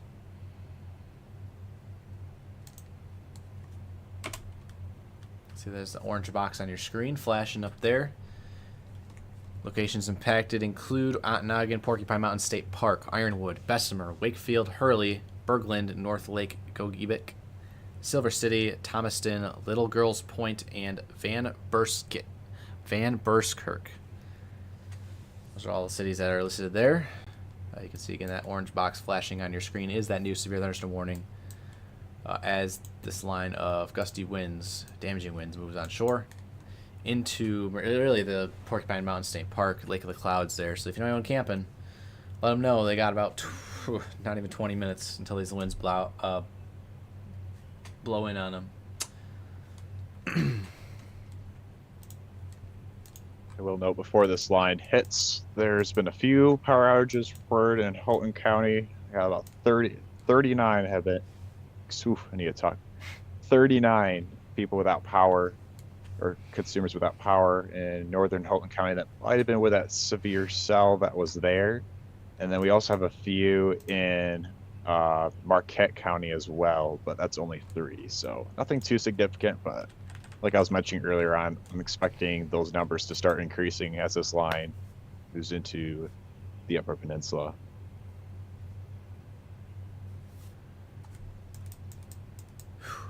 Yeah, we have a new special weather statement, by the way. That's why I brought it up. A new special weather statement now for Shiawassee County and southern Saginaw County. You can see on your screen here. It's for an extension of this cell. It's in Clinton County in the Lower Peninsula right now. This is in effect for 40-mile-per-hour winds, penny-sized hail possible, so still borderline severe for the hail part. So if you have any hail, especially right now on 127 south of Ithaca down to DeWitt, or I should say through St. John's at least, let us know what you're seeing out there. This special alert statement includes cities such as Owasso, Durand, Chesaning, Perry, Langsburg, New Lothrop, Corunna, Maurice, Byron, Bancroft, Lennon, Oakley, Henderson, Bennington, Vernon, Burt, Fenmore, Layton Corners, Juddville, and Shaftesbury. Again, a special alert statement in effect, 40-mile-per-hour winds there in the Lower Peninsula, as well as this one here for Clinton County and extreme southern Gratiot County. A couple heavy cells also moving through the Edmore region up near McBride's and Vestaburg, and up into the Tri-Cities region, heading towards Saginaw and Midland. Nothing severe yet on that line. We are watching this very, very strong cell as well as it's rolling across Lake Michigan. This is heading for Leland, Northport, and Lenawee County. Sorry, not Lenawee. Leelanau County. I said this once before and I messed it up and people yelled at me for it. So it's Leelanau County, Leelanau Peninsula there, north of Traverse City, and eventually heading for Charlevoix.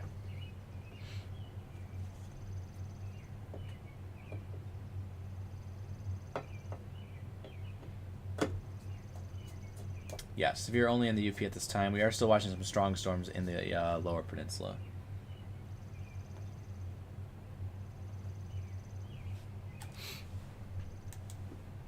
And that is a very, very strong storm on Lake Michigan right now, heading for Leelanau County, eventually Antrim and Charlevoix. Up into the Upper Peninsula, the severe thunderstorm warning for Marquette County and Dickinson County, Delta County has been canceled.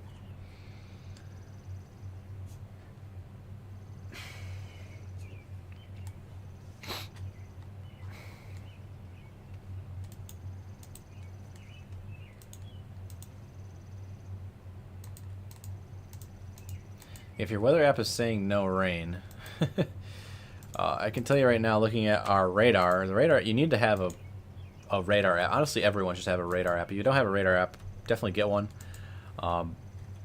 These cells are heading towards, where'd you say, Birch Run, Clio. So that would be somewhere, yeah, right in here. There's a lot of rain coming right now. So whatever your weather app is saying is lying to you. There's all these showers right here. Right over St. Charles and Chesaning right now. You can see firsthand right in the radar there. Recommendations for weather apps, weather radar apps, I should say.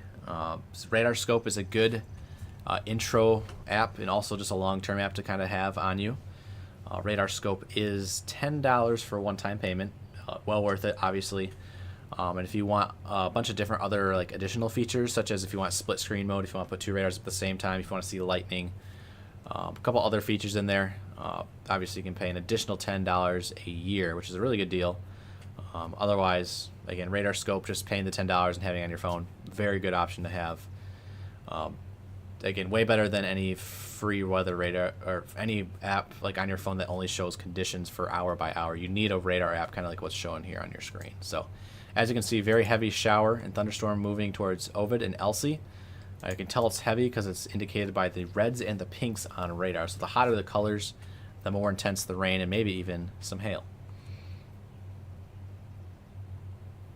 That's the thing too is with weather apps, whenever it says no rain or yes rain, you have to keep in mind that these weather apps are using different models, and we know models. I was mentioning earlier during the live stream how the models were kind of struggling on how this line would progress. We had one run that had no storms whatsoever forming in Lower Michigan, and guess what's happening? We have storms all over Lower Michigan. They're not severe right now. We still have storms nevertheless. So that just kind of proves the point that your weather app is only using a certain model, and it might not be using the most accurate model. And even if it is using an accurate model, models aren't always right. So that's why, like Joel's mentioning, you should have a radar app so that in situations like these that you can always be weather prepared. Yeah.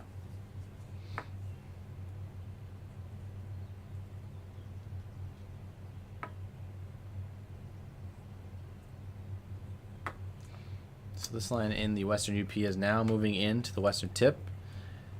Directly over these kind of rural roads over here are Powers Road. And what else we got here? Lake Road. So a couple roads here in the extreme western tip of the UP. Again, it's the farthest west point as these winds continue to blow into the western UP, head through Gogebic County and Ontonagon County where the severe thunderstorm warning is in effect. No other places in Michigan have a warning right now. Strong winds do continue across the Upper Peninsula, though. These can be heading towards Gladstone, Perkins, Trinary, and Chatham.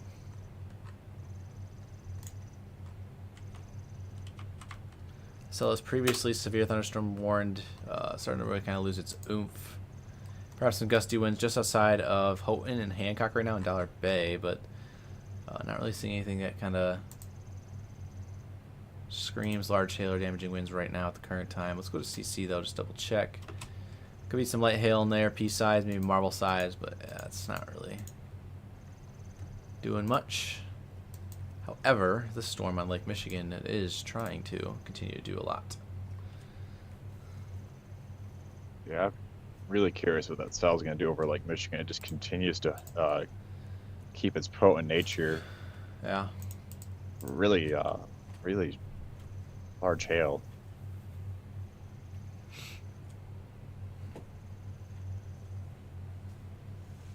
No problem, Bambi. It's definitely an interesting view.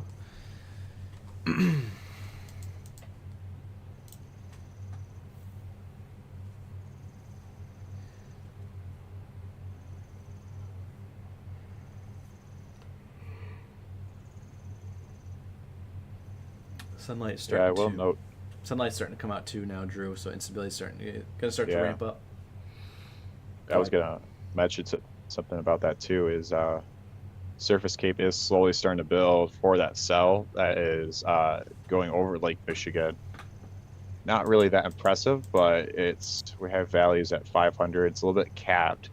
Most unstable cape of 2,000 right by the Traverse City area, kind of right where that cell is roughly going to. Spin in the atmosphere is also increasing, so we'll see what this cell does. Obviously, we're focusing on the line that's in the UP, but we will have our eyes on that cell as it gets closer to the Lower Peninsula. Absolutely.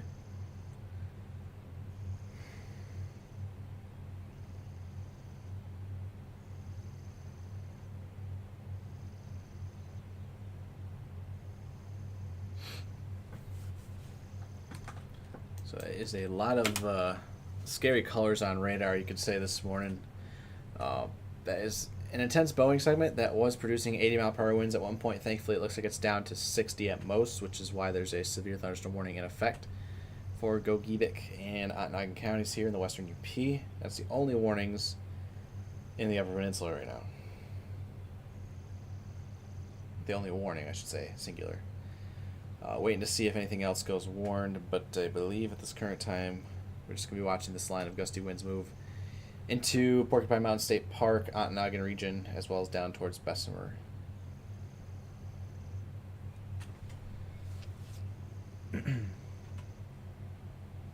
Might get up and take a stroll around my room. Stay active here. Get that blood flowing. Mm-hmm. If I sound far away, that's because I kind of am. So for those that are wondering, I'm pulling up power outage maps again. It does seem like there was a little spurt of power outages right in Marquette County. Might have been when we had some pretty intense winds moving through the region here, but once again, not really seeing a lot as of now. There was that planned power outage that was in Muskegon County and parts of Newaygo County, but besides that, been pretty quiet. What's that? I took your radar back. Oh, okay. So once again, not really seeing anything concerning with power outages as of now. Obviously, with that line moving in, that could easily change here. So it's just entering into Gilgabet County. I did not say that right, did I? Oh Gee. well. Gogeebic. What? Gogeebic. Yeah. Go Geek. Yeah. Go Geek. Oh boy. Go Geek Big. Oh dear. This is what happens when we're alive for 3.5 hours and virtually with no sleep. Yeah, no sleep. Point And being is, yeah, no sleep, and we won't get any sleep for probably another like 12 hours. yeah. So point being is we could see that easily change as this line starts to move in and produce a more damaging wind threat in the UP. Pull up the velocity here. First, use the Duluth radar here. Pretty far away, so not really getting really great readings, but definitely can see some severe winds kind of mixing in, especially northern Wisconsin here. Pull up the Marquette radar. Once again, pretty far away, so we're not really going to get accurate readings here, but trust the National Weather Service here. There's a reason why they issued that severe thunderstorm warning for 60-mile-per-hour winds. So if anyone camping, make sure you're in a sturdy shelter. You don't want to be by any trees at all whatsoever. Falling down trees can do significant damage, whether it's to your property or to your life. So please be mindful about that. I'm hoping that people that are camping out there are aware of these storms because they will pack a punch in terms of gusty winds.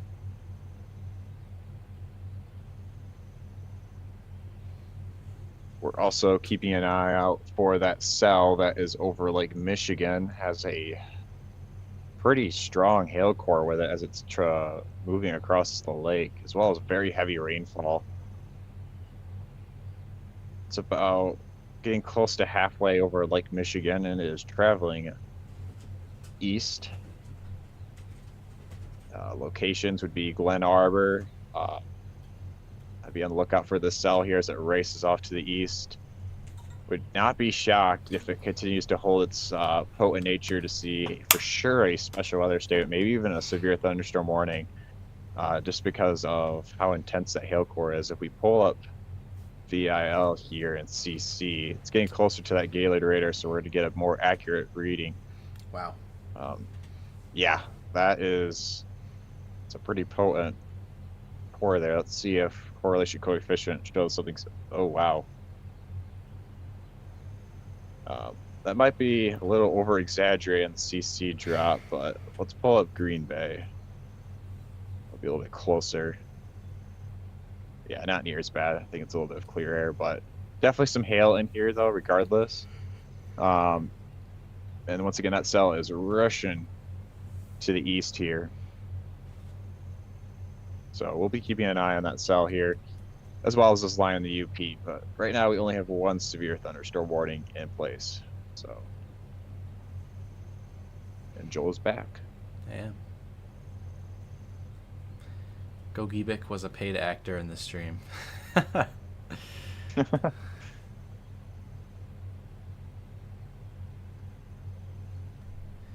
Think gee like we.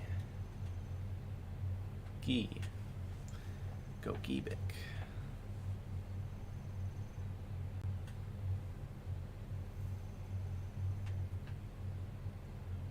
Those damaging winds now, Drew, by the way, are pretty much entering Ironwood, if anything, and about to be entering Bessemer probably in the next 5-ish minutes. Again, these are blasting off to the east. A pretty decent clip this morning.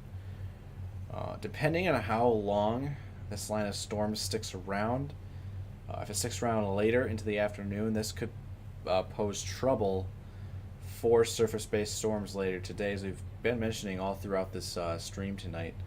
If it continues to slow, I guess if it slows down, you could say.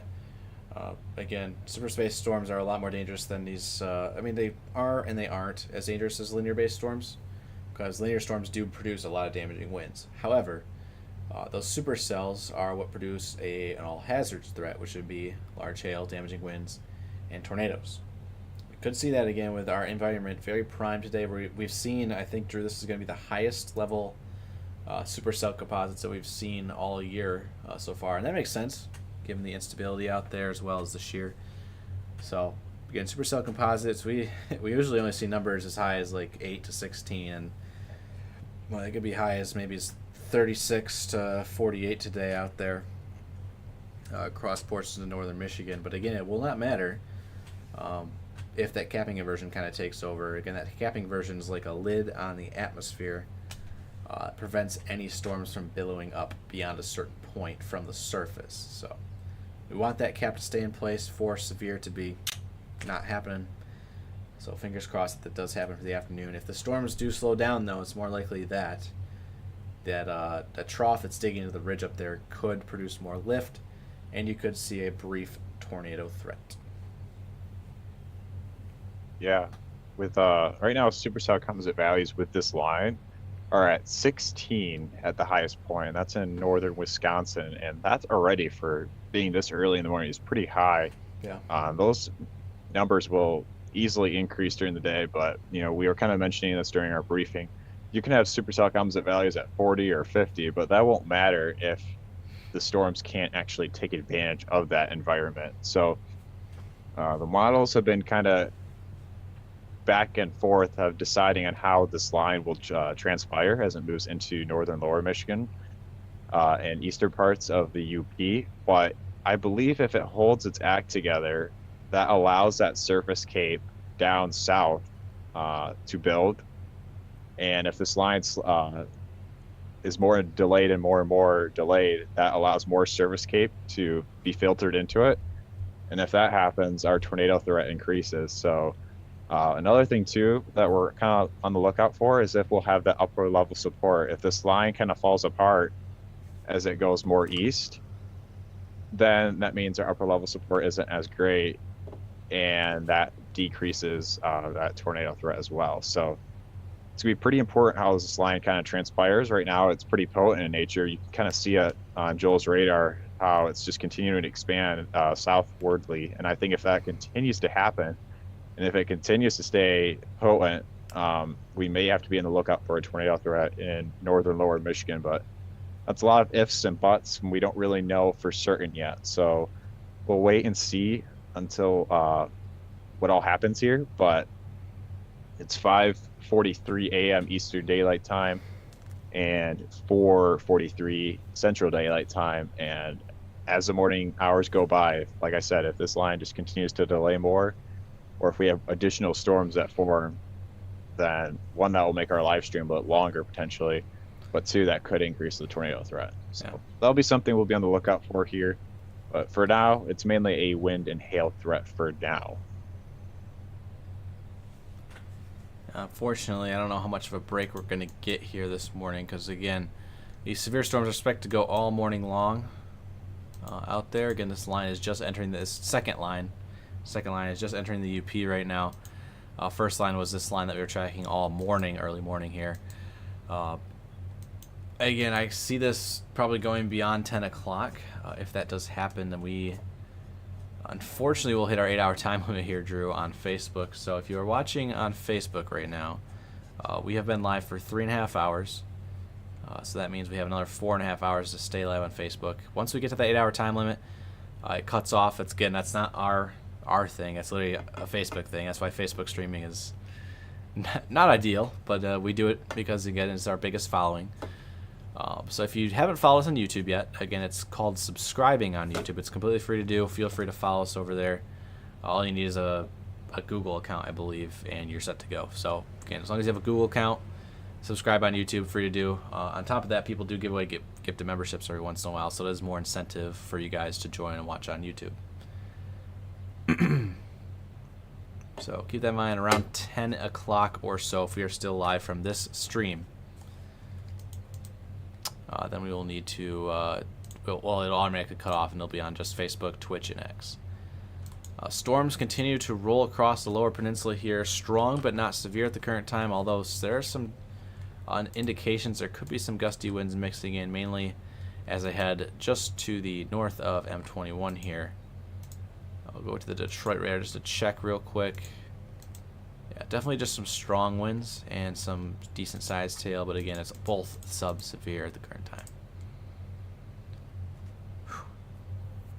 one more thing I'll note, Joel, about that line is the most recent HER model run doesn't even show that line really reaching into Wisconsin, northern or western Wisconsin, and the fact that it's always that far south means our more accurate model, the HER model, is already a little partially wrong in terms of how today could play out. So it just kind of leads to more uncertainty on maybe the late morning, early afternoon time frame. So we'll see what happens here. You know, we're not only just model watchers. We have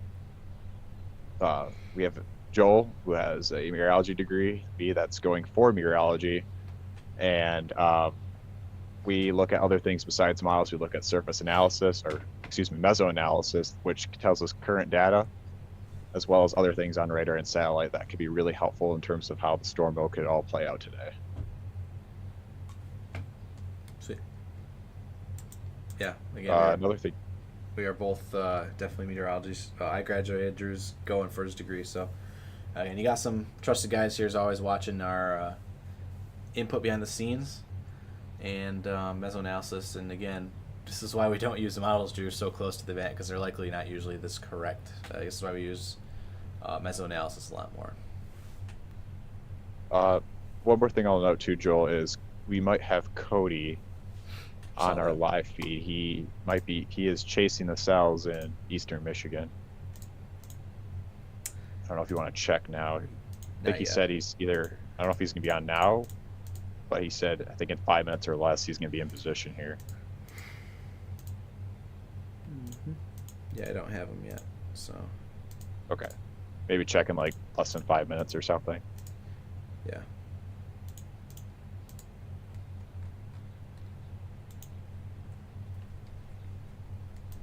So we'll have a chaser out there on those storms in the lower peninsula here soon. Right now we're still watching some very strong to severe winds moving down US 2 here in the western UP. Currently over Bessemer right now, entering Connerville, Thomaston, and Wakefield. All these towns with one intersection here. Moving in towards Marinisco and Bergland. Then eventually White Pine. There's actually that kind of front part forming off the squall line as well, Drew. Heading towards Ontonagon right now. Yeah, I see that. It's kind of like a hammer sticking out of the storm.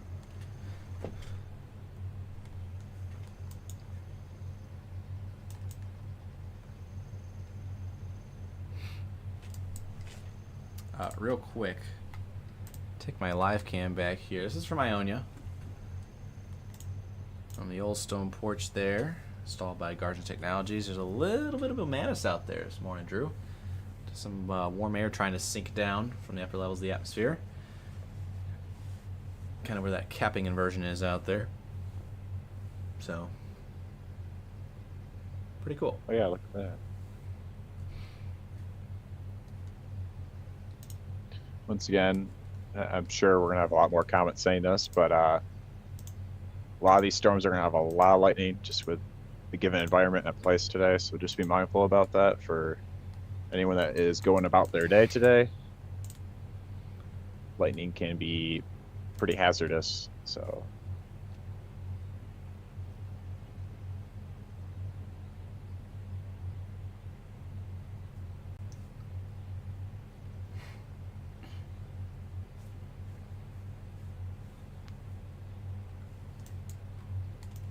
Another cell starting to pop up near me here. Just to the northwest of Mount Pleasant, northwest of Wademan, north of Barrington. So it's kind of in the Everett area, heading down the road towards Farwell, Lake George, and Clare here in extreme southeastern Osceola County right now. So heading into southwestern Clare, not special weather statement at all, but kind of similar to this cluster down here in Shiawassee County. Could be producing some decent sized hail. Go to the Detroit radar real quick. It looks like... Oh, I just realized I need my radar back. There we go. There's the Clare storm I was talking about. Everett, heading towards Farwell and Clare. And this is this cluster. It's kind of similar to it, heading into Flint, Flushing, and other surrounding locations, Elsie, Ovid, Owasso. So where that big special weather statement is in tan here.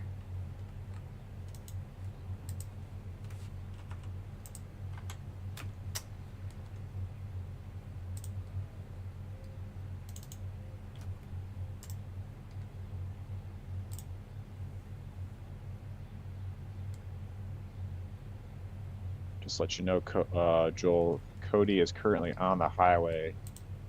He's very close to Durand here. Yep, I got his cam live now. Any luck? Any luck on his cam? Yep, it's live. Sweet. So for those that are wondering, we have Storm Chaser Cody, who is chasing the storms in eastern Michigan. He is nearby the Durand area. He'll let us know if he sees anything concerning with those storms. Once again, they're just special weather statements for small hail and some gusty winds. Penny-sized hail and 40-mile-per-hour winds to be exact. Once again, we really appreciate our chasers going into harm's way to let us all know what's all happening in the atmosphere today, and can really help in terms of communicating to the National Weather Service as well in terms of what's all happening out there. So once again, we really appreciate it. We also appreciate our mod team. We've had Julie on here with us throughout this morning. So once again, shout out to our mods as well. So there's a question in here earlier about how do we stay awake all night. For me, it's really just adrenaline. I know Drew's got his Mountain Dew over there, but I attempted to take a nap tonight before we started. It was about 2.5 hours long. Drew only got like 45 minutes or whatever, so yeah. Yeah. I was busy watching those cells in North Dakota, so. Yep. But kind of what Joel was saying too is it's a little bit adrenaline as well too. I've had that in storm chasing. I've storm chased in Michigan 3-4 in the morning, and it's just all adrenaline. I just don't feel tired when I'm out there. So, yeah. I want to bring this up real quick. This is pretty cool. Over on the Burton cam, sky's pretty pink out there right now. Come on. Always do this. There you go.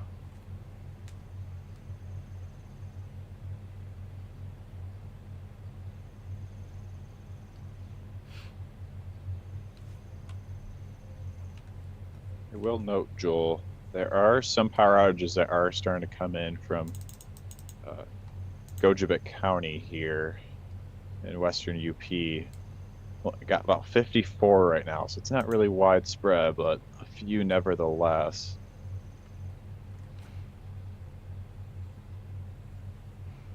They've really started to pop up as that line has traversed through, so definitely getting a few power outages with this line here. Yeah. But that's a beautiful view. You can see the ground is all glowing.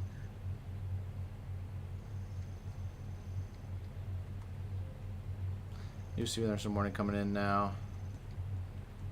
Did we lose our sound? That's so annoying. Yeah. I don't understand. New warning coming in. Yeah, here's again, you can see the storm rolling into the Burton area over there. Look at the top right of this. Top right, right where my mouse is right now. This area right over here. That's where the storm is. So pretty cool. But we do got a new warning coming in here now. Waiting for it to pop up. We did have a 0.7 inch hail report. Pictures of hail from Facebook comment. Looks like about dime size south of Houghton. So I'm not sure if that was anyone in here. I know I mentioned something about posting on Facebook. So if you did do that, it did get officially reported into their LSR database from Marquette. So pretty cool there. Right outside of Chassel. So if you're watching from Chassel, your report just got submitted to the National Weather Service Marquette officially into their database. And I'll go back to my radar here real quick, and you can see right where that's located.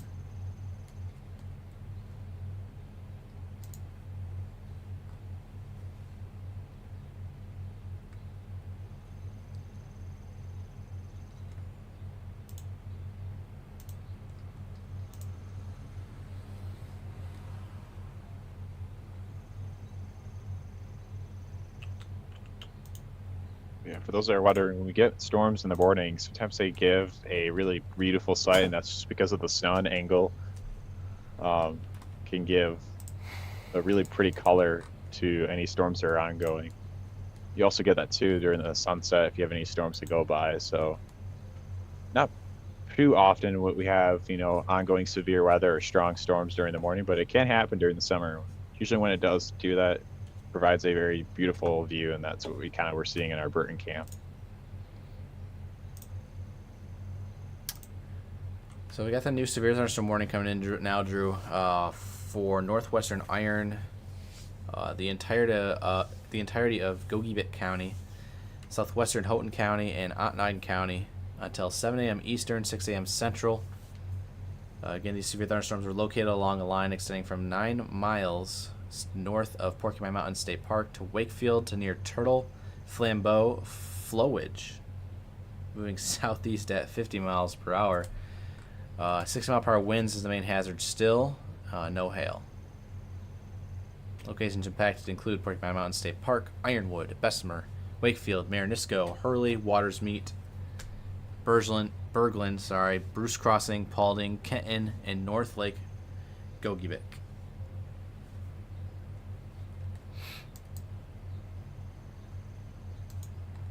So that is that new orange box on your screen there. If I back it up, you can see it popped on right there in orange. Anywhere in these lines, these higher blues, very heavy winds here. In fact, that could be some very intense winds rolling into Ontonagon right now. Tough to tell, though. It's 8,300 feet off the ground, but if you're in Ontonagon, I'd be taking shelter right now. You guys are in a severe thunderstorm warning, so please be taking shelter. Interior room, lowest floor of the building. Trees coming down are definitely a possibility. I think I've got a rainbow here on the Burton cam, Drew. I don't know if you can see that real quick. Yeah, I can take a peek. I believe that's a rainbow.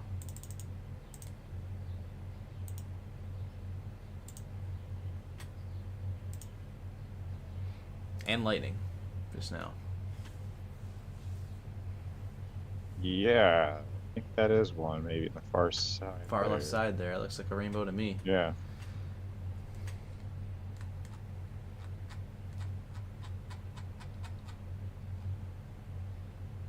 Yep, lightning and rainbow. That's cool. Natalie with a $4.99 super chat bright and early this morning saying, just got woken up by a big crash of thunder in Durand.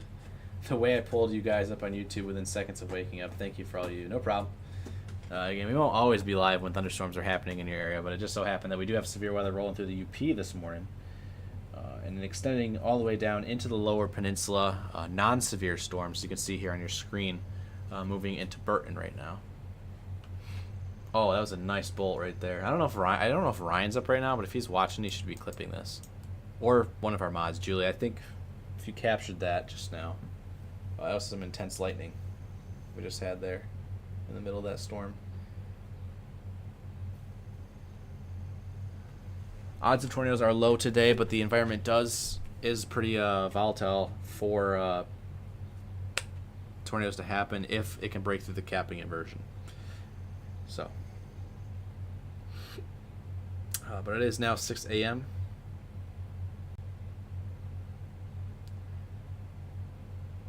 Feel like you can let Cody know, Drew, that his link is working. Yeah, thank you. It is 6 a.m. now. I'm gonna actually stop our live stream on TikTok. I've been live for an hour now. Thank you for those who are watching on TikTok. We're gonna be live continuing here on Facebook, YouTube, X, and Twitch as well. So see you guys on TikTok soon over on those platforms.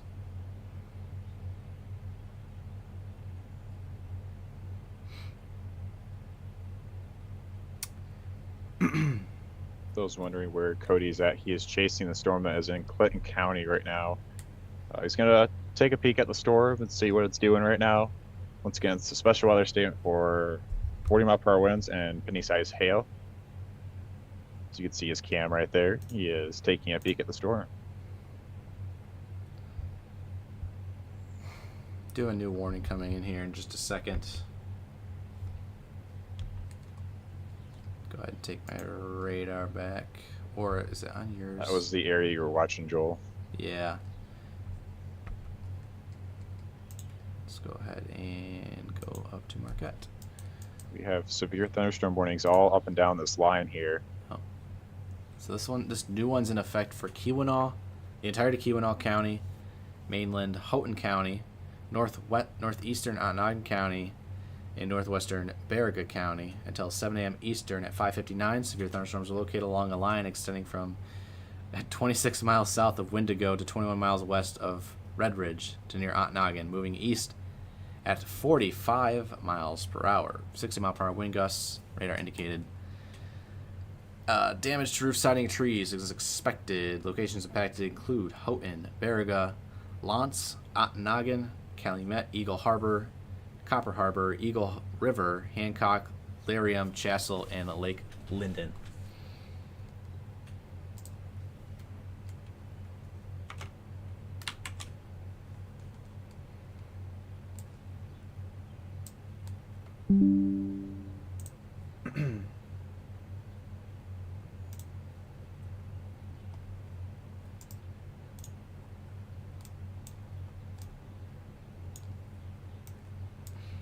So that is your update there for those.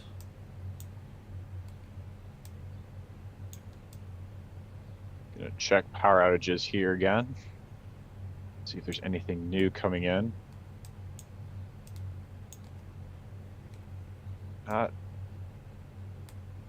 Might be getting some, Joel, in Houghton County right now, potentially. Not too much, but something I'm going to be on the lookout for here shortly.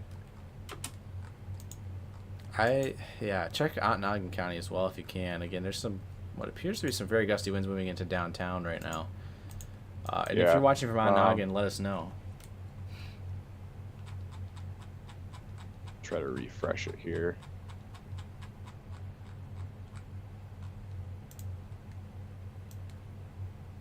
Not seeing anything right now.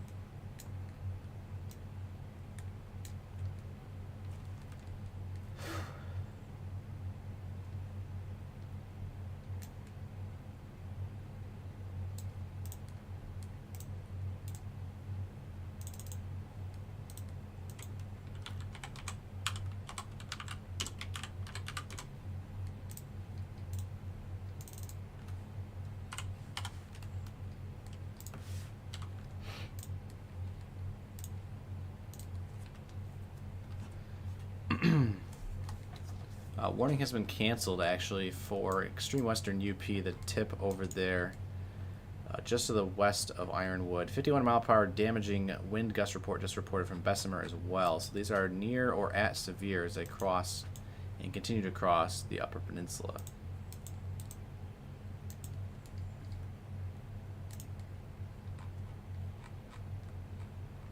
There's definitely plenty of effective bulk shear, Joel, for this line to eat up. We have 55 knots of bulk shear downstream of this line, so I don't really see this line weakening anytime soon.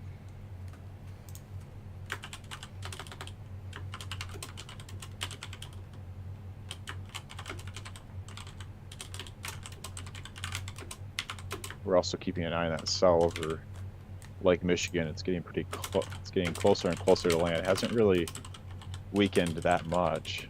It's continued to have its potent core.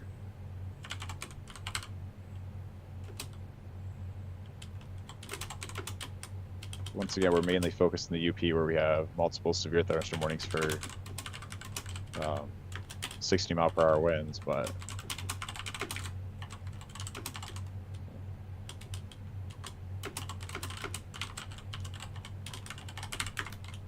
just looking at the newest scan on that cell over Lake Michigan, just continues to power through Lake Michigan. Take your radar back there. Yep. It's quite the impressive core right here. You can see right here. VIL here.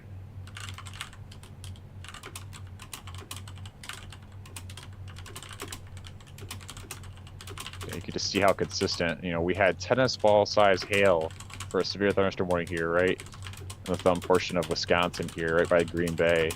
You can just see the storm has just continued to chug along here, and it hasn't really weakened whatsoever. If I flip it back to reflectivity here, you can just see this core that just continues to move off to the east. The storm is elevated right now, but it is on impact for the Glen Arbor area. Find any other towns here. Yeah, mainly Glen Arbor, and then Northport, Suttons Bay Township, Peninsula Township, and then it's going to cross over most likely Grand Traverse Bay and impact communities like Torch Lake as well. So, yeah, I'd be preparing ahead for the storm. If the storm probably has lots and lots of lightning, very heavy rainfall, hail, and probably some gusty winds as well, but I'm more concerned, I would say, about that hail threat potentially.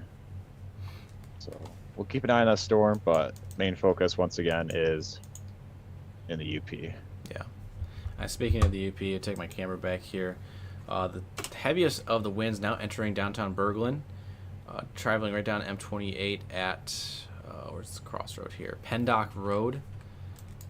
Also heading up and moving in through White Pine right now. You have Ontonagon that's being impacted by a separate cell out in front, and then down into Marinisco here at the downtown intersection, kind of parallel to M64 at the current time. For those who are curious,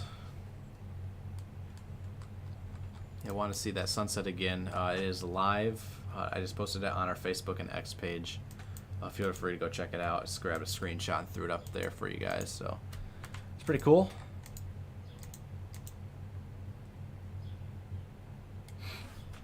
Looks like Cody is driving into the storm in East Michigan. Mm-hmm. Speaking of which, that storm now passing over the camera here very soon. See at the top of the screen, the clouds there.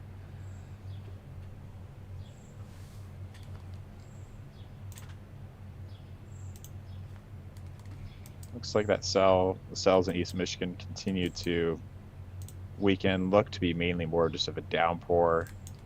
Not really seeing anything too concerning with those cells. Look to be more in a weakening trend. Once again, the main two zones that we're kind of focusing on are the storm that is heading towards the Traverse City region, as well as more importantly, the line that's going on that is severe warned for 60-mile-per-hour winds. Yeah, it's blowing out pretty heavily there. So again, these winds are likely at least 60 miles per hour right now. I would not be surprised if they're a tad bit higher. Again, it's a little far away from the radar site to kind of tell for sure. So if you have any ground truth verification to it, feel free to tag us any damage reports. As always, the easiest way to do that is by going into our Facebook, or going onto our Facebook group called the Michigan Weather Reports. Request to join. Make sure you answer those questions as you do, and then submit your location, time with your damage report, and we'll obviously get that sent over. If you don't want to waste any time and submit it right to the National Weather Service office in Marquette, for example, if you guys are living up there, at NWS Marquette on X is the easiest way, or on their Facebook page, U.S. National Weather Service Marquette there.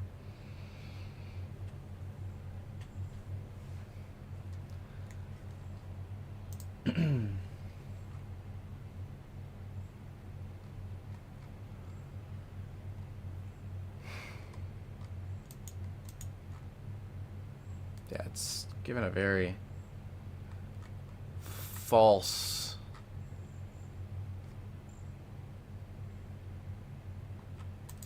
I don't know, it's tough to tell what's actually going on there. We're Berglund right now, but here's the entire lake, as you can see here up and down it.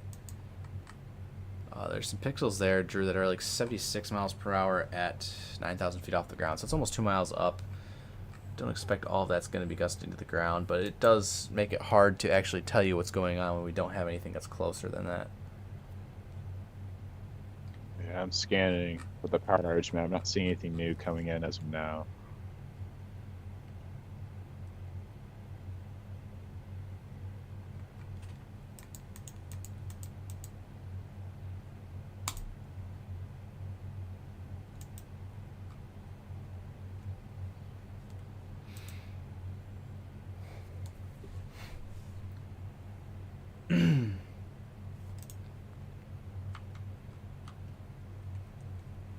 I will say this, Drew, that is starting to get more of a supercellular look in the latest scans for the one that's on northern Lake Michigan.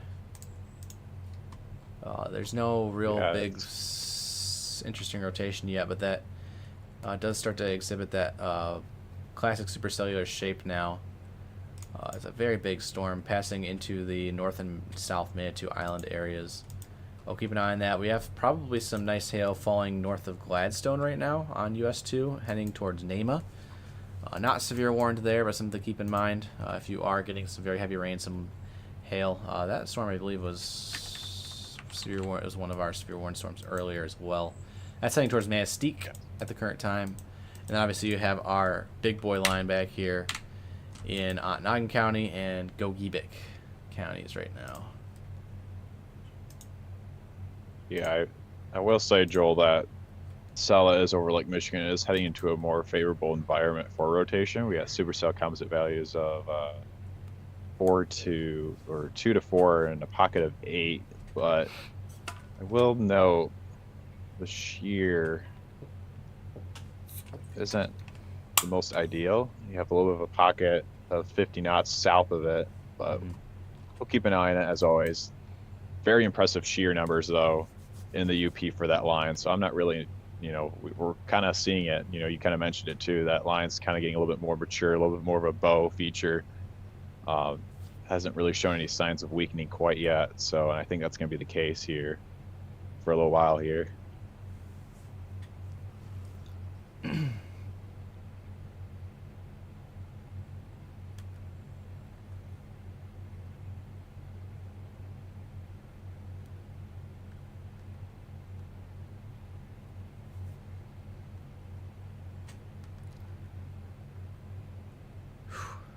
believe that was a No new alert that just popped up.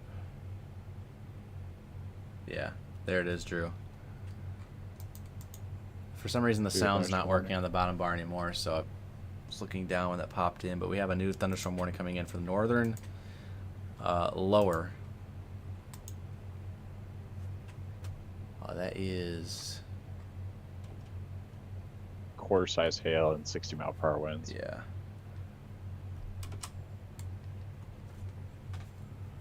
I think it's for Keweenaw.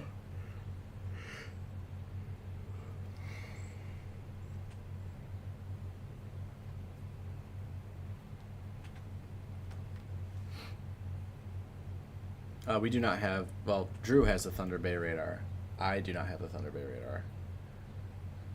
I'm going to go ahead and read off this new severe thunderstorm warning. This does include those islands there, you can see. National Weather Service issues a severe thunderstorm warning for Keweenaw County in northern Michigan until 7:30 Eastern. At 6:11, severe thunderstorm was located located 9 miles northwest of Sleeping Bear Point, moving east at 35 miles per hour, 6-mile-per-hour wind gusts, quarter-size hail, as Drew mentioned. If you are on or near inland lakes and the Lake Michigan shores of Keweenaw County, get away from water and move indoors. That's an interesting little text there. I wonder if Drew, with this storm, this could be a meteo tsunami potential here. Just thought about that. Yeah, I kind of forgot to check that with the Special Marine one. I wouldn't be shocked. Because it says if you're on or near inland lakes and the Lake Michigan shores of Keweenaw County, get away from water and move indoors or inside a vehicle. And then obviously it talks about the lightning in here. So that's just an interesting text that's popped up. So again, 60-mile-per-hour winds, 1-inch hail here for the entirety of Keweenaw County in the northern lower portions of Michigan here. This is a kind of an elevated supercell right now as it's blasting towards Keweenaw County, and boy, that has not dropped its intensity for hail. In fact, guys, Keweenaw County definitely want to be on alert for some very, very large hail soon. I would not be surprised if they quickly upgrade this, Drew. 7,100 feet. That's pretty. And we're seeing a lot of these on the left side of the screen here for y'all who are wondering. That is very intense rain to probably some large hail. The automated generator here. There's a 2-inch hailstone marker. Again, automated by the software that we use here. That's not. It could be occurring. Not saying that it is, but given the current conditions of the atmosphere, it's possible out there. You can really confirm that hail is ongoing in the storm by just looking at your correlation coefficient. This is a classic case of very large hail core in here on over Lake Michigan right now. Again, we're looking for reds and pinks for uniform objects that are meteorological. When you see all of this yellow, green, and even blue in this case, again, that's very, very intense.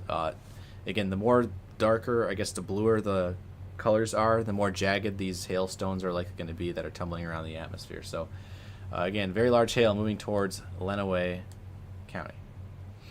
Yes, a meteo tsunami is like a mini lake tsunami. It just pushes water inland onto the beach. It's not like a giant wall of water. It just kind of gradually like seeps in slowly, and then it kind of recedes out and moves in. Again, it has to do with very strong winds over the waters, again, due to the lack of friction out there. So it's a pretty cool phenomenon we see on the lakes every once in a while. While we watch that storm head for Keweenaw County with the potential for some very large hail, we're also watching this storm now. Hail could be picking up in size on US 2 to the east of Gladstone.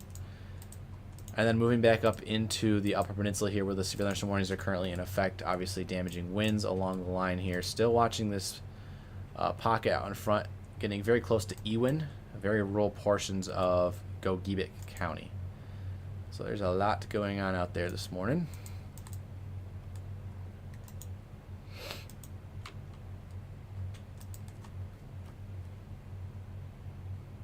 Did I say Lenawee?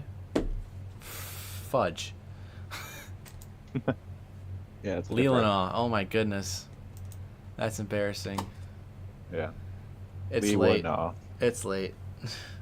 Well, it's early. Early. Goodness, it's all meshing together. It's not Lenawee. It's Keweenaw. They're very close to spelling. It's like Macomb and Montcalm. We had that whole scenario last summer. We kept saying Montcalm County, and people were like, Macomb? And I'm like, no, Montcalm. It's definitely in Montcalm County. But yeah, this is Keweenaw County in northwest lower.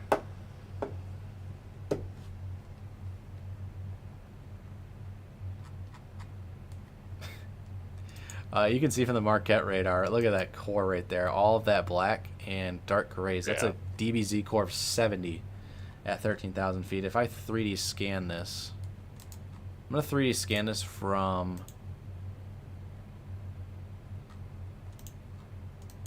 Gaylord here. You're not going to be able to see it because it doesn't want me to show you 3D scans.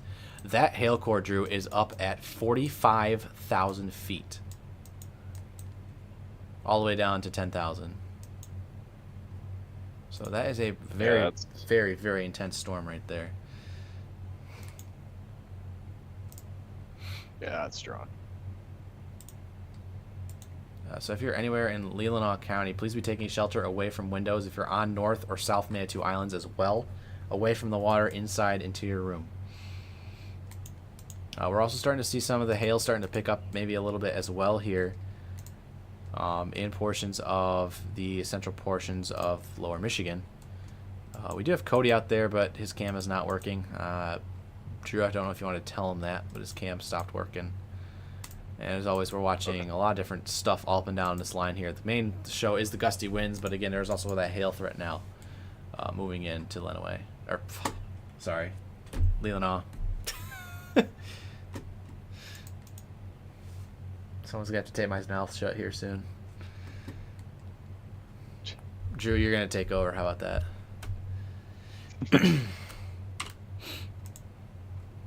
Do we want to... If you want me to, I could take over while... Do we want to get a post out at all for that cell? Yeah, I'll take your cam live and I'll get a radar update up. Okay. All right, cool. Switch over to Gaylord here. Quick thing, Joel. Cody said it might be fixed now.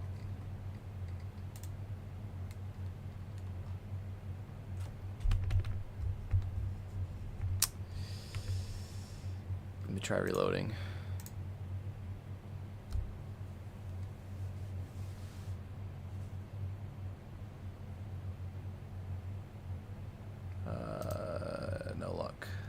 But I'll keep it up just in case it does come back. Okay. I don't know if you want to text to him Yep.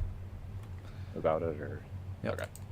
All right. So while Joel does that, yeah, main concern right now is the ongoing severe thunderstorm warning for Keweenaw County, Glen Arbor, Michigan. Very potent hail core right here.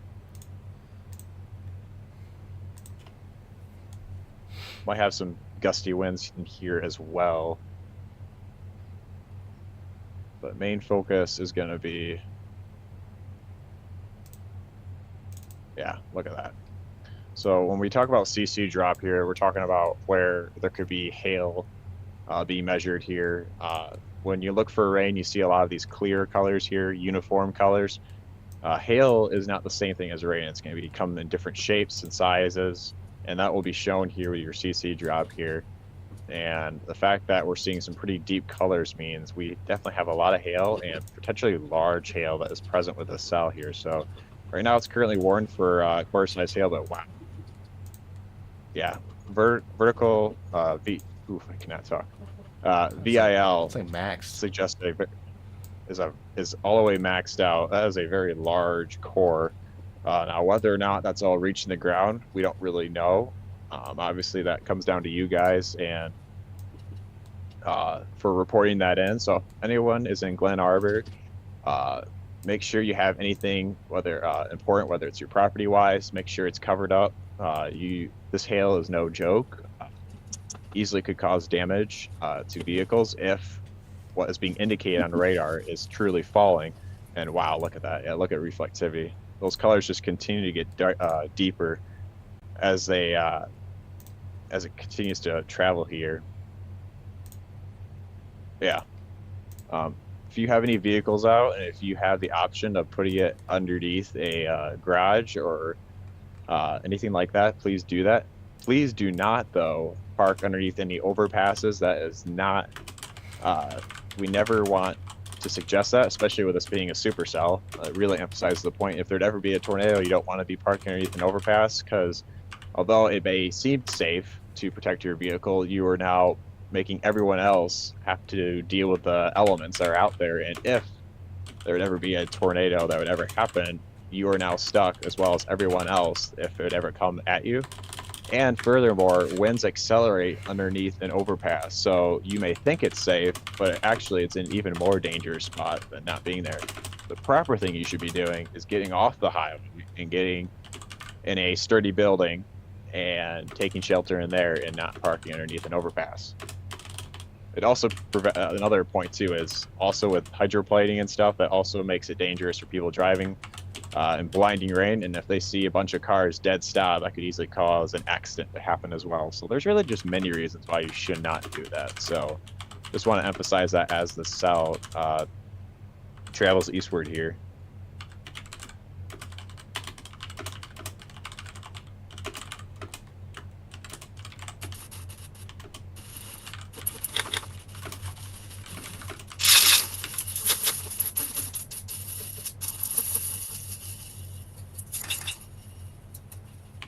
We'll take a quick peek here at the UP, because this is not the only severe thunderstorm warning that is in effect right now. Quickly zoom up here.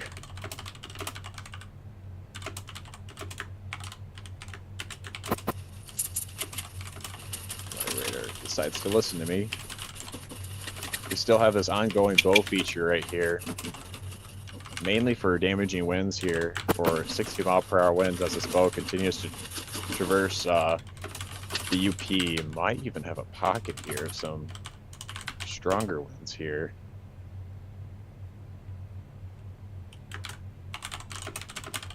Might have a pocket here of closer to 70-mile-per-hour winds, but that might be a little bit of an error here now that I see that here. It's kind of hard to tell with it being a little far away from the radar, but regardless, you should be taking these winds seriously.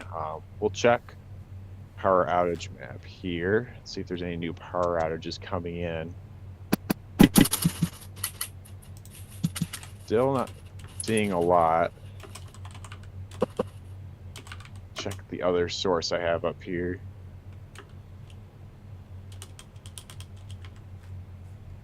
Yeah, nothing too crazy being reported right now. But regardless, these are severe winds. Please take them seriously as I continue to travel here. Right now, this line has continued to move on. If I play it on a loop here, you can see this line has just continued to traverse here. It hasn't really weakened whatsoever, and I think that's going to be the case here for at least for the next 15 to 30 minutes, as the atmosphere ahead is still primed for severe weather. And I will say the same case with this elevated supercell over here. Once again, very large hail core. It's not just the hail. It's not just the hail, but also the rain too. It's a very large area of rainfall. Could have very intense rainfall rates, especially with the cell, and even with a severe warning, the National Weather Service Gaylord mentioned even a Mito tsunami or whatever. That could also be possible, which basically can be, you could call it in a way a mini storm surge. It's not the same thing as a hurricane storm surge, but basically that can cause the water to be go up several feet along beaches and the bay here. So that's just something to be mindful about too. I know the majority of people aren't probably at the beach right now, but if you are, I would highly recommend getting away now as the storm is entering into Keweenaw County. Hey, you never know. People could be going to the beach at 6:30 in the morning. I will say, based on previous storm chasing expertise, when I have storm chase along the lake, you'd be surprised the amount of photographers that will go to the lake to get pictures of the storm. But kind of surprised if someone's swimming at the lake at this hour. Once again, we have our chaser Cody, who is also chasing the storms in eastern Michigan. Right now, we do not have any severe thunderstorm warnings with those cells. However, I do believe these cells have slightly strengthened here in the past few scans. Definitely some heavy downpours, definitely some lightning with these cells here. Kind of curious, our Burton cam might be getting some lightning on these next upcoming cells here as this cell is now leaving. We might have a small window here to see some lightning potentially from our Burton cam. We also have some more cells nearby Joel in the Mount Pleasant area just to his north. But once again,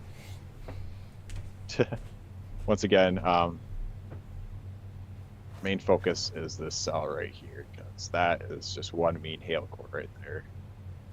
And it's a wide one too. It's not just one little localized region. It's almost as big as this county here. It takes about half of the county. Yeah. And there hasn't really been any signs of it weakening.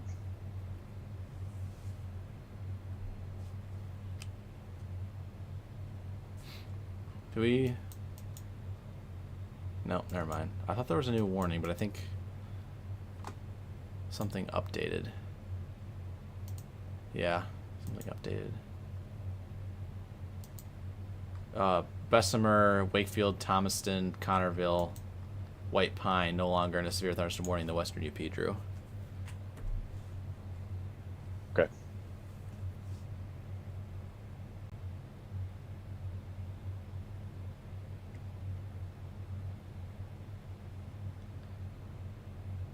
Yeah, I would not be surprised if they upgrade this warning soon. The National Weather Service in Gaylord just tweeted out here, expect frequent lightning, hail up to 2 inches in diameter, and gusty winds of 45 and heavy rain with this storm moving into Keweenaw County, in the northern portions of the Lower Peninsula.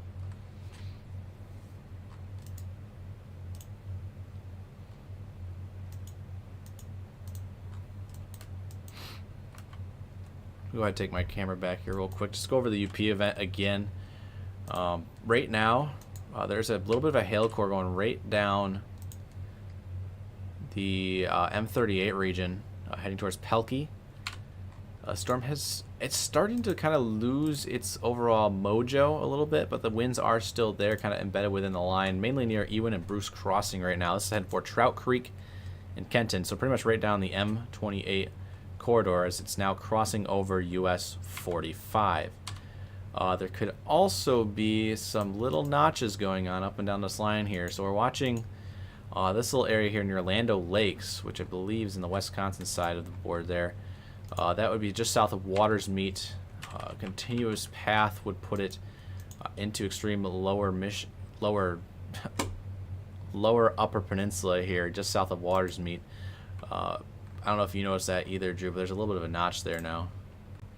Yeah, that's no surprise with our surface instability values starting to slowly increase here. So that will be something we'll have to be on the lookout for. I will note, Joel, I don't know if you saw this, but there is a new mesoscale discussion for northern lower Michigan. I'll quickly read it here. It's pretty short. It's highlighting basically from, I would say, Mount Pleasant to the north here, mainly for just that main elevated supercell. Isolated hail and gusty winds possible through early morning. They're expecting winds to be less than or equal to 60 miles per hour and hail up to 1.25 inches in diameter or less here. Probability of issuing a watch for northern lower Michigan is 20%. Summary is isolated convection may occasionally produce hail and gusty winds through early morning. Isolated storms will develop more generally east across portions of northern central lower Michigan the next several hours. This activity is occurring within a moderately unstable and strongly sheared air mass. However, strong low-level initiation means the storms will likely remain elevated within the warm advection regime on the periphery of the low-level jet. Deep mid-level lapse rates, supercell wind profiles, and modest instability will still favor for potential strong to isolated severe storms that could produce hail and gusty winds for the next few hours. Trends will continue to be monitored, but a watch is not currently expected. New information. This severe thunderstorm warning has been upgraded.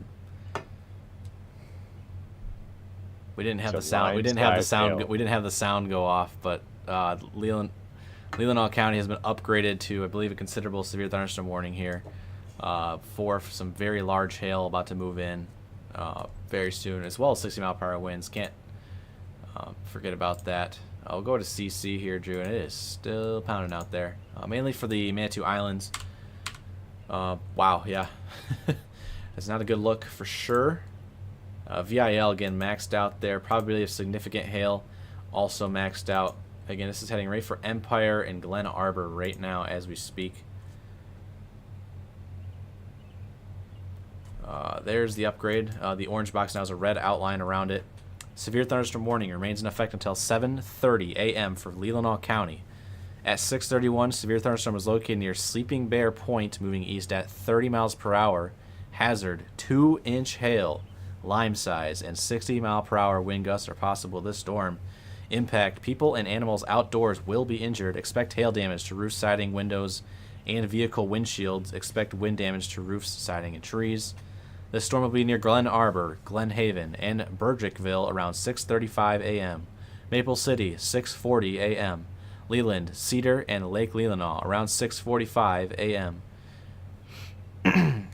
Bingham, Sutton's Bay, 6:50 a.m. Fouch, 6:55 a.m. Prestobbestown and Grillickville, 7 a.m. Other locations impacted by this thunderstorm that is severe, producing 2-inch hail and 60-mile-per-hour winds include Good Harbor. Protection. Move to an interior room, lowest floor of the building. Again, 2-inch hail, 60-mile-per-hour winds now moving into Keweenaw County, the entirety of Keweenaw County. If you are in Traverse City, this is going to be very, very close to you as well, and you guys are on the very edge of that severe thunderstorm warning too.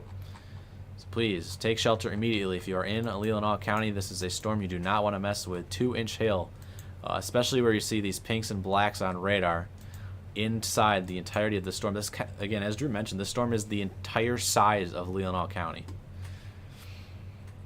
If you know anyone in northwest lower Michigan, feel free to share the stream with them right now. If you don't know anyone, hit that like button immediately. Gets it out to more Michiganders right away. We're also starting to see some more pinks in the line down here across much of the lower Michigan. again, as mentioned, moderate. Mesoscale is the word I was looking for. Mesoscale discussion, 20% chance there for northern and central Michigan for isolated hail and wind gust reports.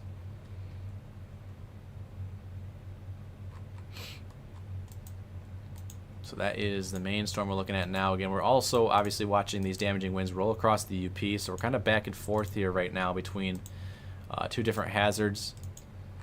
Let's see if I can get a good reading on this. 270 at 40.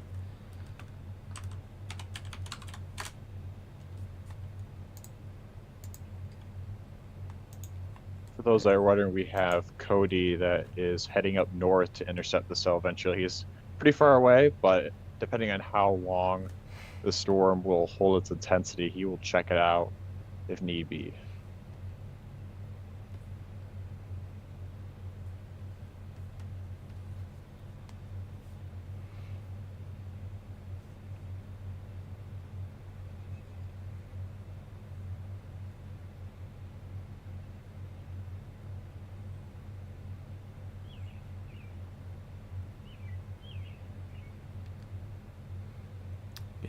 I'm getting an actual follow-up post here for Keweenaw County on the page. Okay.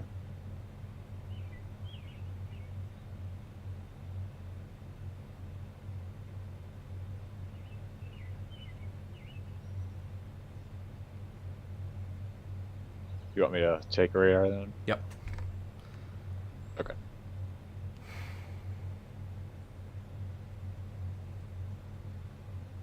Once again, this storm has well deserved this upgrade. This storm has not shown any signs of weakening, and it's probably strengthened, honestly, the newest scan here. And it is now just hitting Keweenaw County, so we will probably start seeing hail reports here shortly around the Glen Arbor region. So if you guys are getting hail, obviously we do not want you to be running outside trying to grab hail when there's hail falling. That's just not smart. But once the storm moves through, if you can take pictures of any hail and send them into our weather report page, or send them, obviously, more importantly, to the National Weather Service Gaylord office, that would be really appreciated. We want to know, obviously, the potential is there for lime-sized hail to fall, but that doesn't automatically mean that it could be happening. So it's very important, obviously, for you, the viewers, to send in any reports if you can do so safely. We do not want you to get into harm's way, obviously. So once again, this is a very dangerous situation. It's a significant, it's a considerable, severe thunderstorm warning. So this is not your standard hail. This is hail that will damage your vehicle if left unattended, damage gardens or crops that are sitting out, as well as other things of your property that could be out. That could also cause, once again, as mentioned in the text, damage to pets, or hurt your pets or yourself if you're caught out in these storms. So just be mindful about that while the storm is kind of moving in here. So do a scan, slightly weaken that core, but once again, this is a very large hail core. It just continues to expand here. So you likely have hail happening throughout the storm, most likely. Gotta pull up correlation coefficient here. That was not what I wanted. Radar is being a little goofy. There's once again your CC. You can see all the hail that is being picked up there. Go to VIL. Last time we pulled this up, it was maxed out. And it is still maxed out just offshore of Glen Arbor. So I would say anyone that's in Glen Arbor, yeah, be wary of this. So we're going to now quickly go over to the UP, where we also have other severe thunderstorm warnings in effect, mainly for damaging winds. Once this actually loads here.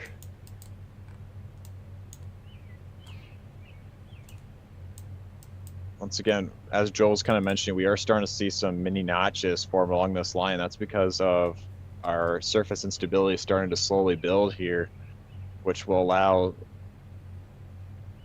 some notches to form along this line. We put velocity here. Definitely have some strong winds along this line here. Once again, main threat is for wind. We're not really seeing any severe hail with us right now. We pull up storm relative velocity that can help us see if there's any rotation. You can kind of see it starting to happen here. You have these greens and reds right here.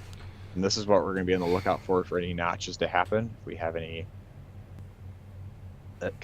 excuse me, that could suggest any rotation along this line here. And this line will continue to move off to the east here as it does so.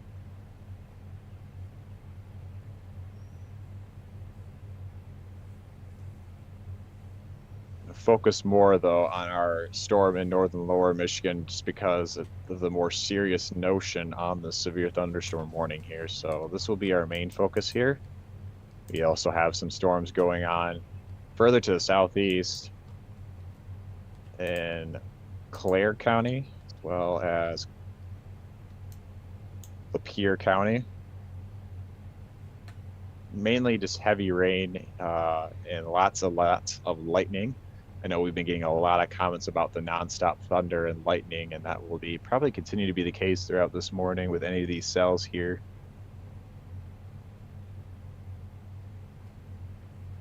Someone commented crazy webcam in Keweenaw County. We ourselves don't have any cameras there. We can't really pull up cams in the live stream. That'd be a copyright issue, so we don't want to do that.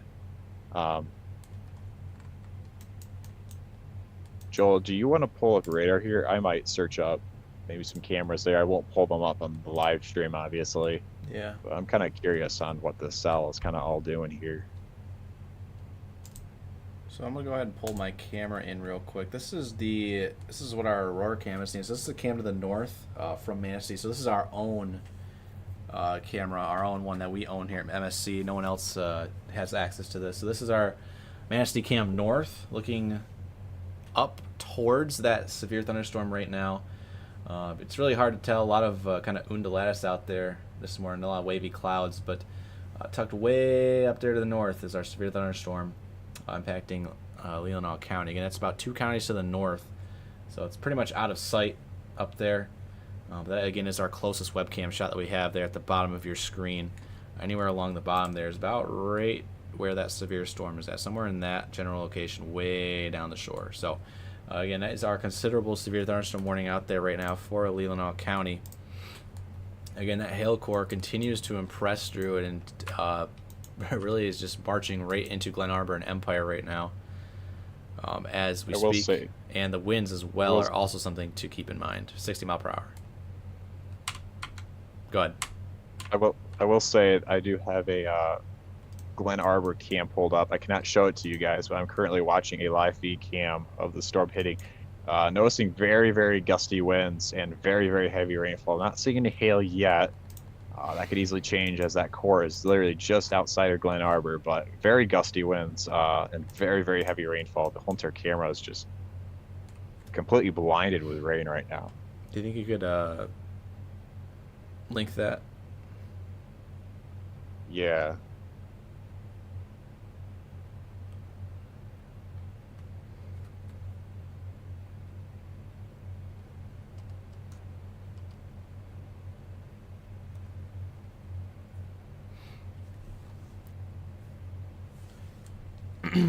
Just to monitor it, of course. Looking across the UP once more here, looks like there could be some hail moving through the Keweenaw Bay region. Pelkey as well. Can see where those reds and oranges start to mix there. Could be some pea-sized or marble-sized hail heading towards Lance. You move down into central portions of the western UP. Trout Creek getting hit the heaviest right now. Winds of, it says 80 miles per hour at 5,000 feet off the ground. Not sure if any of that's actually mixing down, but if that is, that would be considerable. Storm relative velocity says not as much, so likely still just 60 mile per hour winds, which is the borderline for severe here across the region. So Trout Creek and still kind of following that M28 is the peak of those winds right now. We're also watching for some notching down here near Watersmeet, and again that will be heading over towards Iron River eventually in the time to come. Still watching for more upgrades to these warnings, continuous warnings downstream, but right now just a wind threat as it moves across the Upper Peninsula. Keweenaw, Lance, and Iron River, kind of the next cities on board here, as well as Covington.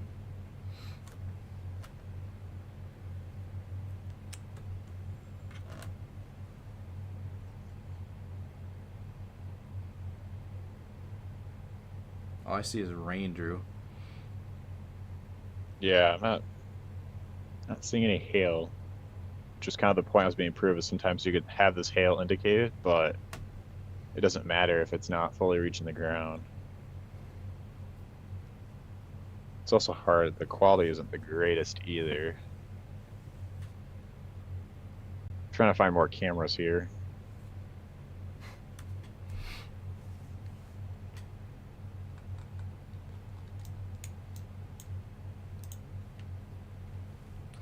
We do have a report right now. Pea-sized hail, Glen Arbor. Now starting to fall. Okay. So pea-sized hail is not severe hail. Pea-sized hail is pretty small, actually. Yeah, we'll see if we get further reports here. Anything bigger than that. Pea-sized hail is basically the smallest you can get in terms of hail.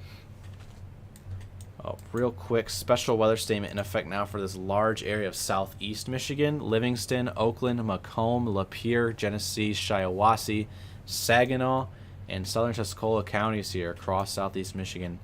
That is for 40-mile-per-hour winds and half-inch hail. So anywhere in that tan box you see on your screen, just one giant conglomerate of rain right now. Strong winds, but not severe winds, and perhaps hail marble-sized in diameter. Joel, I just saw a YouTube comment saying there is apparently 1-inch hail in Glen Arbor now. Dogadoon, sorry if I said that wrong. If that is true, can you please send a picture to our weather reports or send that to the National Weather Service Gaylord office if you can?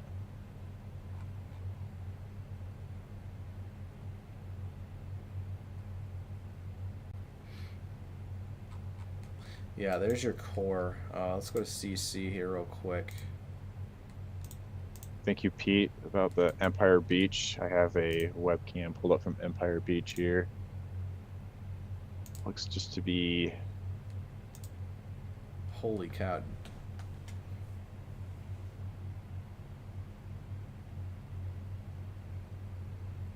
Yeah, it looks to be very wavy, but it doesn't look like the beach is flooded.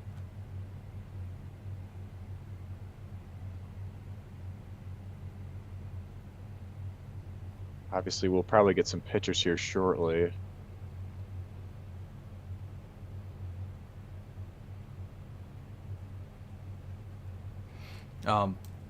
Drew, I want to take your attention to this little spot right here on radar. So this is our ZDR. So this is updraft strength versus downdraft strength. This entire cell right here, you see where these grays are at? That is intense downdrafting going on right now. In this spot particularly, this little gray spot, and that is heading onshore, continuing to head onshore towards Glen Arbor right now. So if you're in Glen Arbor especially, this hail core is heading your way. Alright, you can kind of see where that lines up there on a radar. Yeah.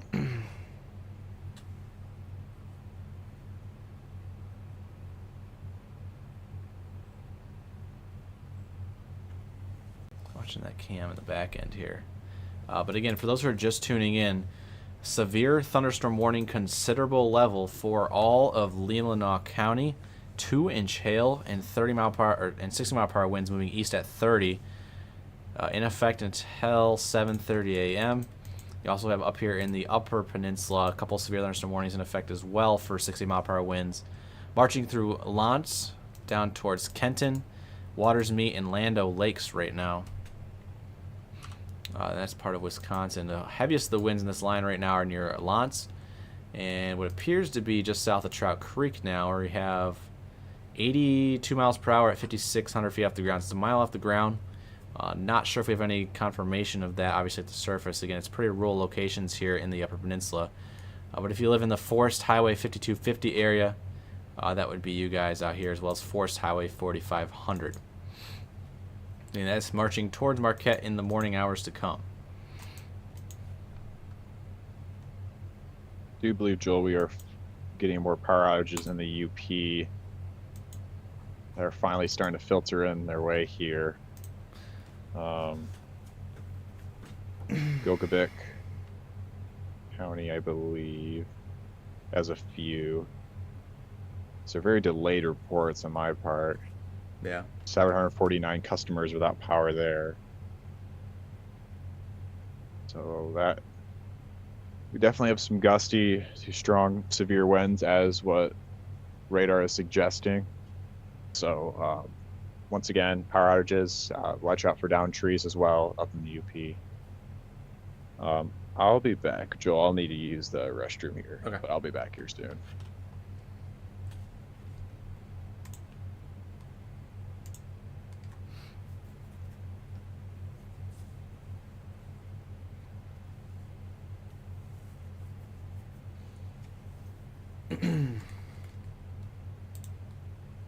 So waiting for another update here. Haven't had one in 7 minutes. I wish Gaylord had faster scans here, because this could provide crucial here.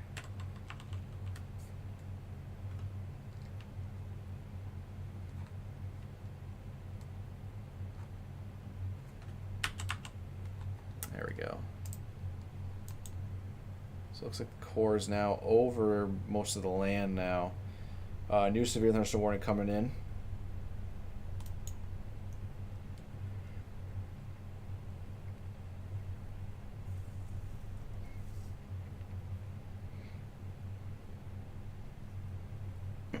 Gonna wait for that to pop up here. It's gonna be a little bit further south now.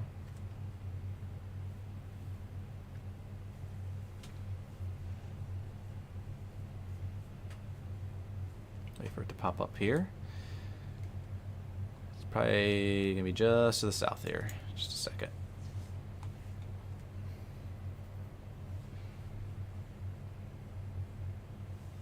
We got Cody in the top right. He is chasing those non-severe cells in the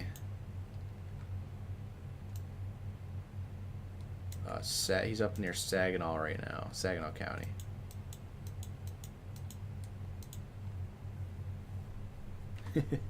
Yes, we have, Daisy. We have been covering all night into the morning. We aren't stopping. There's your new box. Flashing it on screen for you. There's your new severe thunderstorm warning in orange there. National Weather Service in Gaylord has issued a severe thunderstorm warning for northern Benzie County and Grand Traverse County in northern Michigan until 8 a.m. At 6:51 p.m., a severe thunderstorm was located near Maple City, or 7 miles east of Sleeping Bear Point, moving east at 30 miles per hour.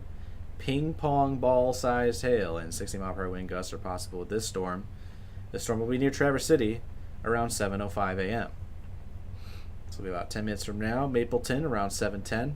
Elk Rapids and Traverse City State Park around 7:20. And Williamsburg around 7:30 a.m. Other locations impacted by this severe thunderstorm include Bates. Large hail, damaging winds, and continuous cloud-to-ground lightning are occurring with this storm. Move indoors immediately. Lightning is one of nature's leading killers. I'm back. Nice.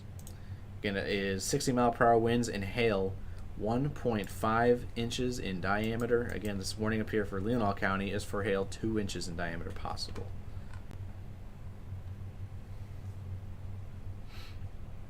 These storms are still outside of Traverse City, but you can see the massive wall of red and pink here. Again, the higher and brighter the colors, the more intense the rainfall is. So very, very heavy droplets in the pinks here, and likely some hail mixing in at the current time.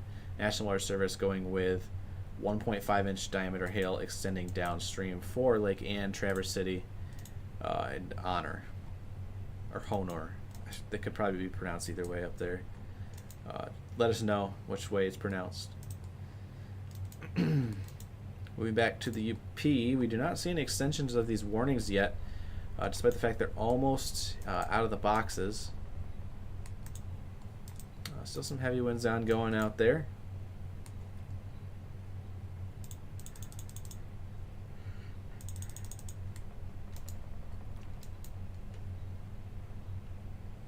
Yep, never mind. Speaking of it, we're gonna have a new severe thunderstorm warning coming right now for the UP. It's like it almost knows I'm saying it. That's funny.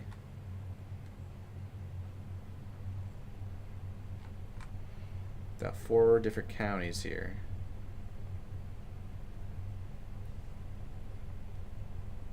Honor, got it.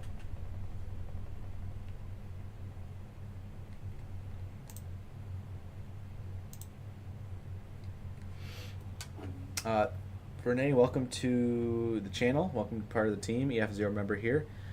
Lynn as well, sending 1 gifted membership for our YouTube subscribers. Thank you very much for both of you guys.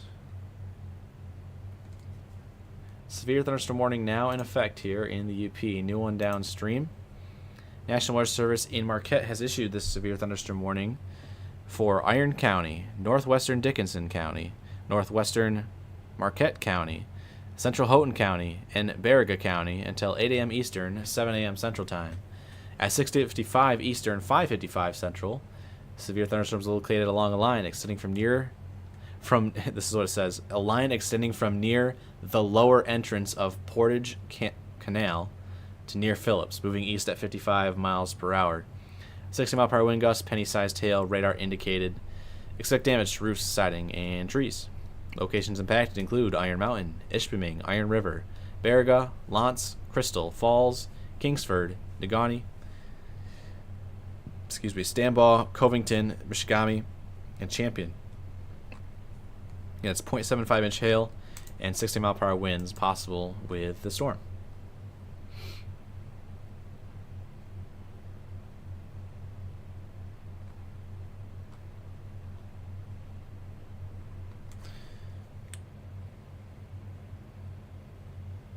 Don't really have any the updates in the Marquette radar are a lot quicker than the ones down the Gaylord radar, but you can see how intense it is from the Marquette radar.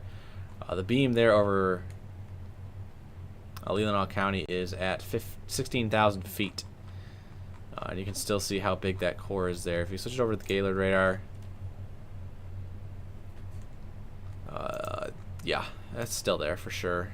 CC shows some hail mixing in still. Probably not as high as it previously was. It looks like it's starting to all mix out a little bit. So good news there. Fingers crossed that we aren't getting that 2-inch hail that was obviously falling over Lake Michigan.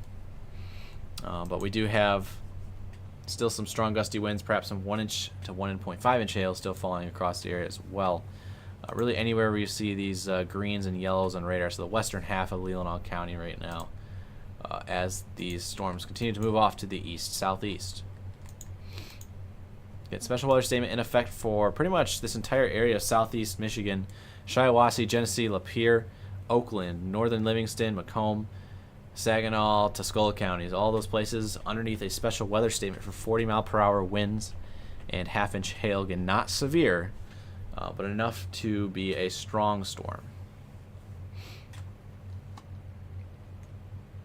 Another thing I'll note too is with those cells, we're starting to see more additional development behind it. So I wouldn't be shocked if there is a small flooding risk that could be a problem potentially, especially with some of these downpours being really heavy just northwest of Flint. So just be mindful about that for anyone that's traveling.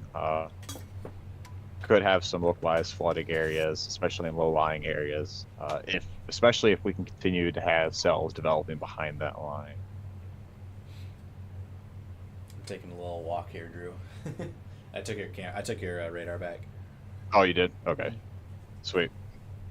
So once again, as Joel mentioned, we are tracking the cell. That is right over Traverse City right now. We put velocity. We're not really. We do see actually some pockets of heavier winds here. Pull up. Yeah, we definitely have winds that are near severe criteria, near and around the Traverse City area. If I pull it back to reflectivity here, zoom out here, it is starting to get more of a little bit of a bow feature. I'm kind of curious if this would become a damaging wind through. I don't know if that will happen, but I'd have to look more into the current environment. But regardless, we still have hail that is still present with this line. That's the main reason why it's warned for ping pong ball size hail. Just like Joel was mentioning, hail might be mixing out a bit. We have seen a few cams where we haven't really seen too much hail, and as of now, we haven't had too many hail reports as of now, and the ones that we have had have been not near as bad as what the warning suggests, so that'd be great if that continues to be the case here. We're continuing to also monitor for any power outages. We're not really seeing a lot from the UP area right now. Speaking of which, I'm gonna pull up consumer energy map here.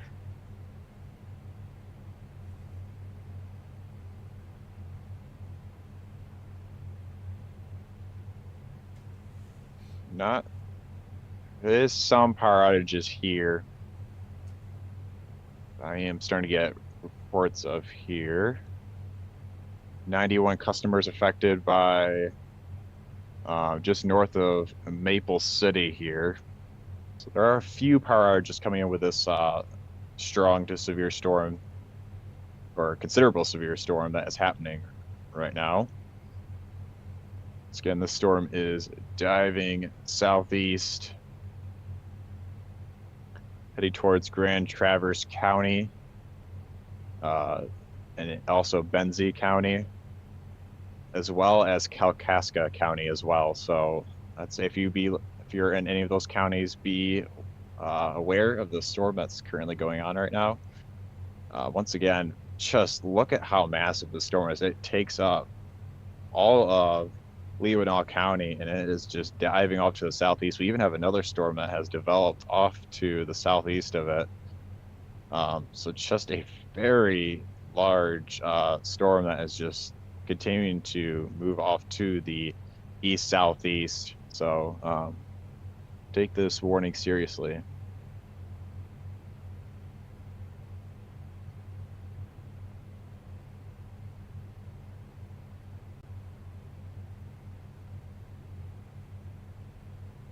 Zooming out here, we'll check the storms once again that are going on in the UP. We have that severe thunderstorm warning that really just takes over the whole entire UP.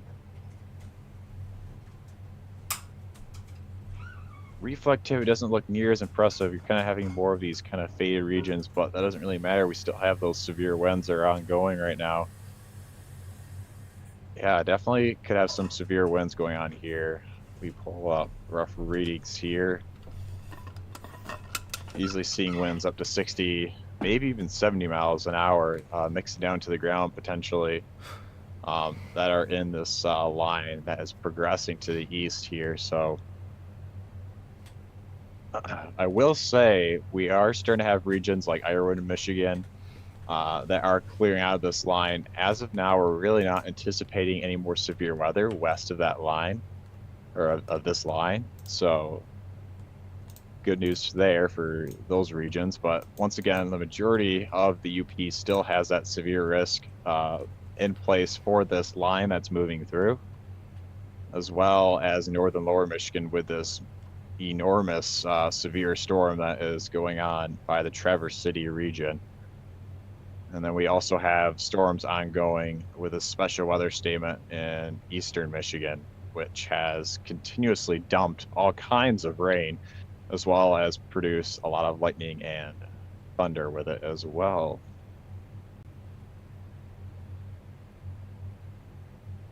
Again, we appreciate you guys tuning into this live stream here. Me and Joel have been on here since about 2 in the morning. We have been live for now almost 5 hours now. So we're probably going to continue to be live here.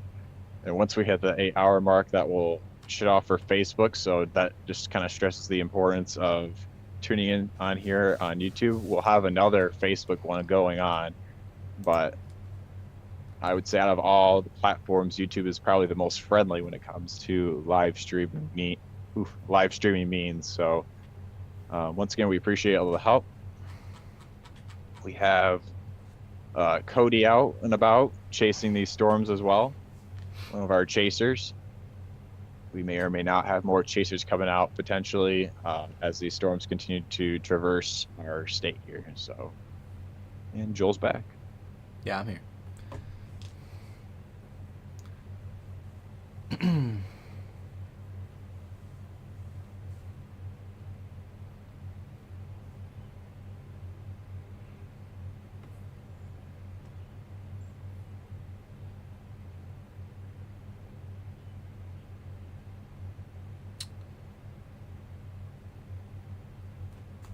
Again, if you have any hail reports from Keweenaw County, this cell literally fits right into Keweenaw County right now.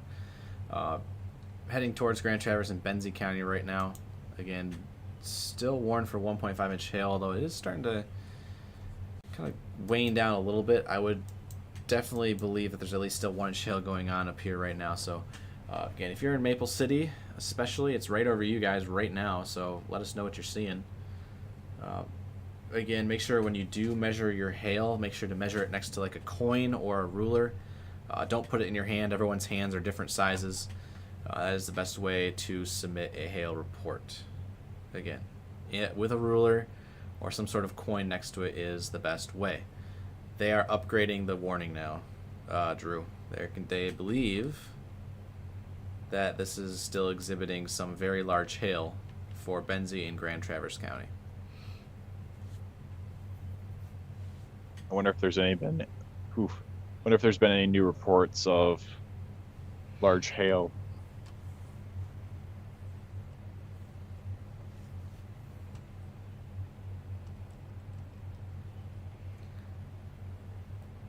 All right, here's what it says. Severe thunderstorm warning rains in effect till 8 a.m. for northern Benzie, Grand Traverse counties. They're actually upgrading it for the winds now, Drew. 70-mile-per-hour wind gusts and ping-pong ball-sized hail. Yeah, I'm not surprised with that. I was, while you were moving around, I was noticing that the velocity winds were definitely picking up, making it. You could tell it too with the storm feature. It's starting to bow out a little bit.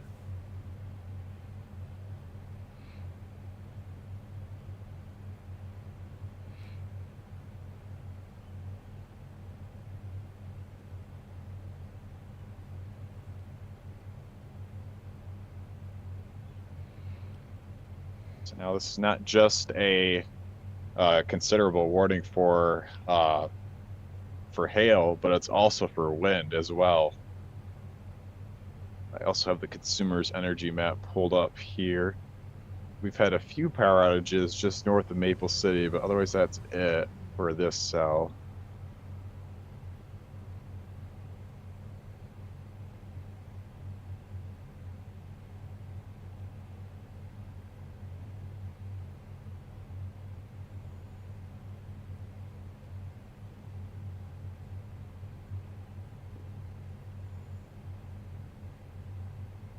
Yeah, new mesoanalysis update has just loaded in, and yeah, that cell has a lot of effective bulk shear ahead of it, 50 knots of it.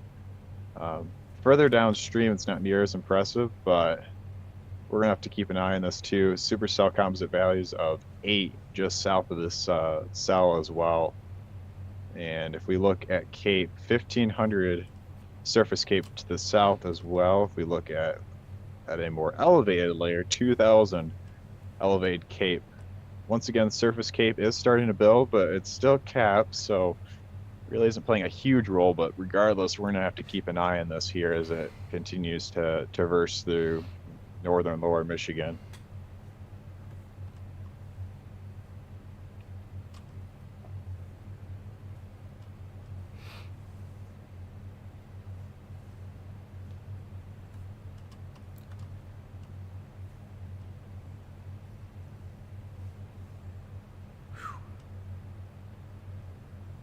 If you're just tuning in, we are watching a couple storms here. I'm going to go take my radar back and go up to the UP first. Going to work from left to right across the area. So again, we're covering both peninsulas right now. The good news is these storms in the UP continue to kind of weaken a little bit in terms of intensity for rain.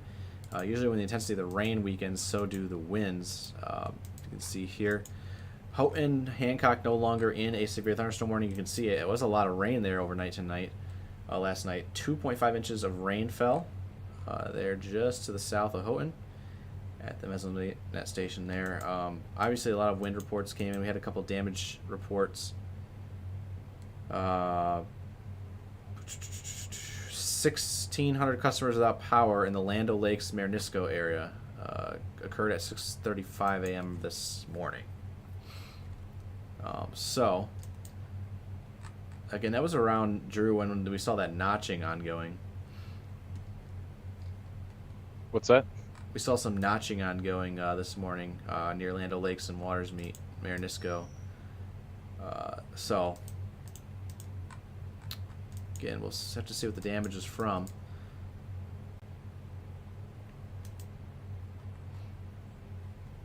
I'm gonna let you take over here real quick. My headphones just died, so Okay. I'll take your radar back for real quick. I was gonna get to the considerable warning for Traverse City, but yeah. Yeah, I'll take over. All right. Let's see here. So once again, I'm going to switch over to velocity now to explain why.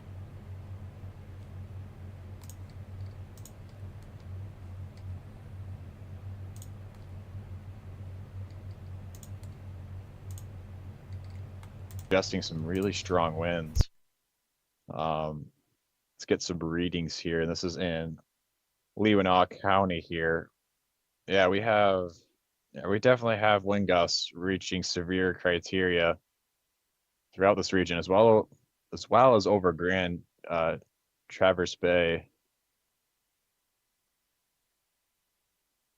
Yeah. So we're gonna have to keep an eye on these winds here as they continue to amplify, and it's starting to look more like of a bowing feature, so that may increase the damaging wind threat more than the hail threat.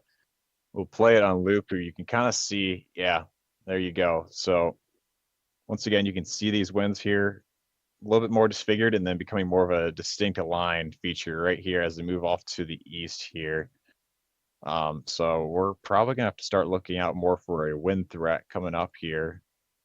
Can't rule out obviously severe hail. You have ping pong ball size hail possible for this. If we switch over to VIL, I do believe, kind of like what Joel was mentioning, that hail threat is not looking as bad as it was. But once again, you still have a lot of hail in the storm regardless. We go over to CC here. It's low. Still can see some hail in here. Easily could be severe hail as well. So we're going to have to keep an eye on this. We also have another cell that's forming ahead of this line as well. So this is the main storm we're going to be focusing on for the most part, but we are also keeping tabs on the severe thunderstorm warnings up to the northwest in the UP. An important thing that Joel kind of mentioned is that with these storms kind of looking less impressive in terms of reflectivity, that may suggest that these storms may be finally dying out. But once again, we do have that severe thunderstorm warning for really from top to bottom from the UP, from Iron River all the way to Marquette. We still have a few pockets of some heavier winds that are easily severe as well. So a lot of things to track here. You guys have you covered here at MSC as always. Another thing too is this line is pretty long and extensive here. Not really strong or severe though on the southern end. The curious thing is how much longer will this line kind of hold its act together. Try to access Minnesota's radar over here, the Minneapolis radar. Yeah, you still have a bunch of storms down here. So I think the main question kind of going into this afternoon is how long will this line kind of hold together? And if it does hold its act together, what will it do to what will happen with the atmosphere in northern lower Michigan? So I think that's really the main question that's going to be coming up here. I continue to look back at the models like the HUR, and they're not really doing a good job at depicting how the atmosphere could play out. They continue to think that this supercell slash more of a damaging wind line storm now will just fall apart within the next hour, which if that's the case, it really hasn't done so at all. It's continued to show a very robust features. So we'll see what all plays out today, but we'll have you guys covered, obviously, from beginning to end here at MSC.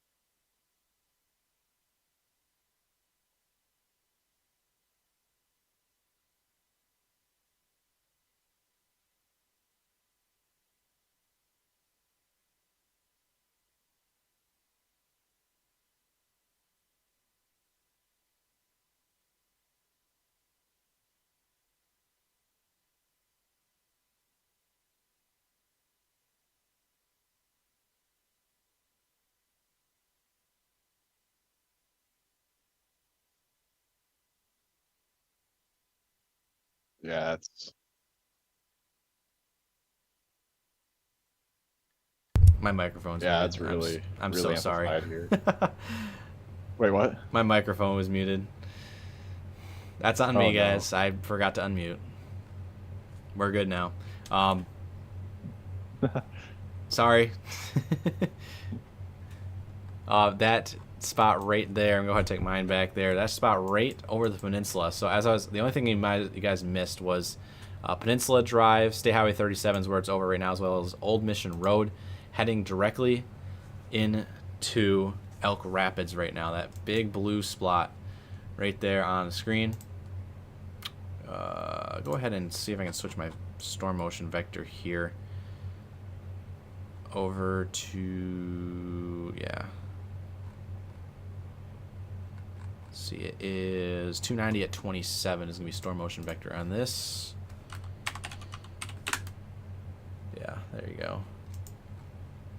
So tense winds ongoing inside of the storm right now. You can also see right to the east of Maple Rapids. There's some more blue pixels right there where heavier winds are ongoing, and a couple spots over the bay. Right here over Center Highway at the intersection of Center Highway and Keweenaw Trail.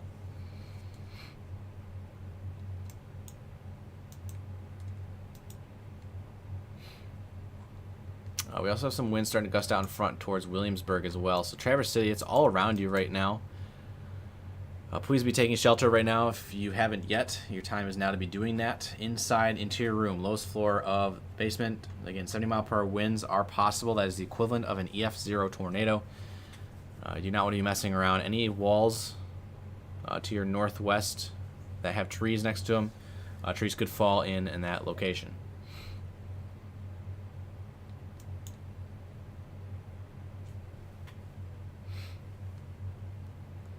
So again, these are considerable severe thunderstorm warnings. Considerable severe thunderstorm warnings are level 2 severe thunderstorm warnings, and they're on a scale of 3. The next level up would be a destructive severe thunderstorm warning. And again, destructive severe thunderstorm warnings are reserved for 80-mile-per-hour winds and 2.75-inch hail, which is possible. It's not out of the cards necessarily, but again, right now, we're gonna hope and pray that this stays below 70-mile-per-hour winds. In the 1.75-inch hail that it was previously is now down to 1.5-inch. So this is heading next up Antrim County and Kalkaska County. So South Boardman, Kalkaska itself, Mansalona, Bel Air, perhaps Central Lake.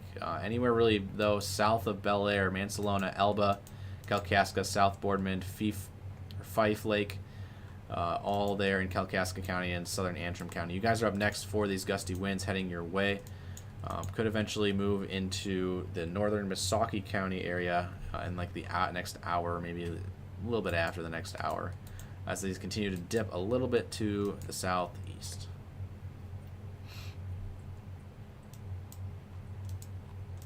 We have some new outages coming in by Lake Keweenaw. We have, see if I want to make sure I get this number right, 527 people without power here. And that is just west of Grand Traverse Bay.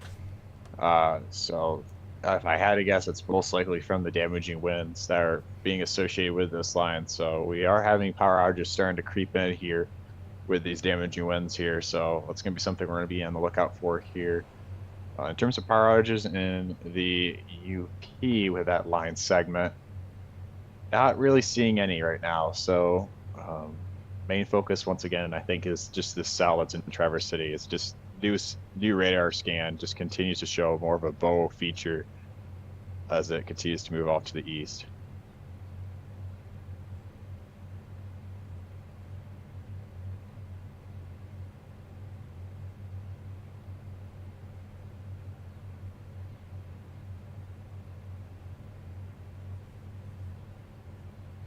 Let me get a radar update on our page here.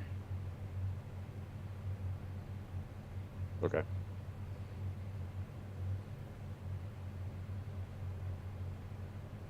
So I'm going to take your cam back.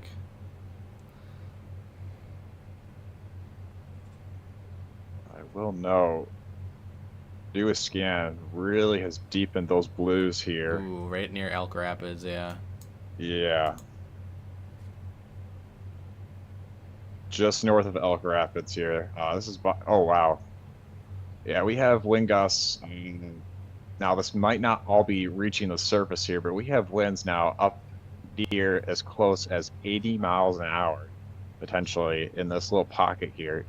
Now, like I was saying, not all this may be reaching the surface here, but I would say if you are around the Elk Rapids area just to the north, and I do think it might help because of how it's over a bay right now. These winds are over open water, so I would say anywhere along the shore here might get slammed here any second with some very strong winds that are just hitting, yeah, right around that Elk Rapids area. So I'm really curious here what power outages may look like here shortly, because that's a pretty significant pocket of winds here, and I would assume they would issue a new warning here shortly for make sure I get this county name right here, for Antrim County. I said that right. As well as for the rest of Kalkaska County.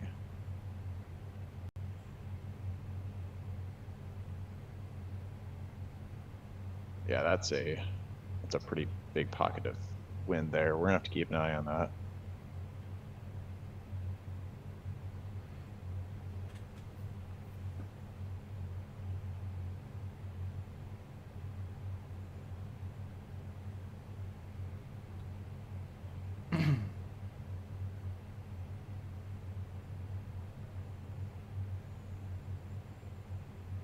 So once again, we are covering live feed here for Michigan Storm Chasers. We have ongoing severe weather in the Upper Peninsula. And once again, this is due to the slight risk that we have in place for the UP as well as northern lower Michigan. Nothing really new has happened, really. This is kind of what's been expected, was to have storms, potentially your better severe storms, to be in the UP and northern lower Michigan. So we're tracking these storms. The storms are currently, like Joel mentioned earlier on, the storms that are in southeast Michigan are not severe right now. There's just a special weather statement for penny-sized hail, or not penny-sized hail, rather half-inch size hail, as well as 40-mile-per-hour winds. And like I was saying earlier on, I wouldn't be shocked. It looks like new severe thunderstorm warning just popped up. Yep, that is exactly for the counties I was mentioning earlier on. But like I was saying, may have a flooding risk that might develop here if you continue to have more pop-up storms here. You've been having heavy rain around the Flint area for quite some time now, a lot of thunder and lightning. But once again, the main severe risk is right where that slight risk is at for northern lower Michigan. as well as the UP. You can there's a slight off chance we might see a severe storm that could develop maybe from Interstate 96 to the north. But right now, the better just alignment in terms of instability and shear is going to be focused in northern lower Michigan and the UP area.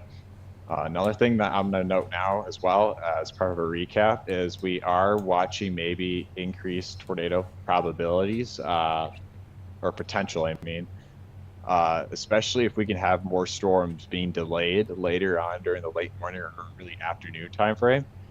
But as of now, that's not really our main focus. We haven't really seen anything quite concerning. We had a few notches happening in this segment up by the UP area, but once again, not really seeing anything too concerning. Right now, we're mainly focused on this storm cluster that is in the Traverse City region, and it just continues to become a very strong wind producer as it moves east across the state here. So this is our main focus. If you are in southwest Michigan, like the Kalamazoo area or Grand Rapids, I, in my opinion, do not anticipate anything concerning in terms of storm related or severe weather storm related. So once again, this is our main focus right here right now.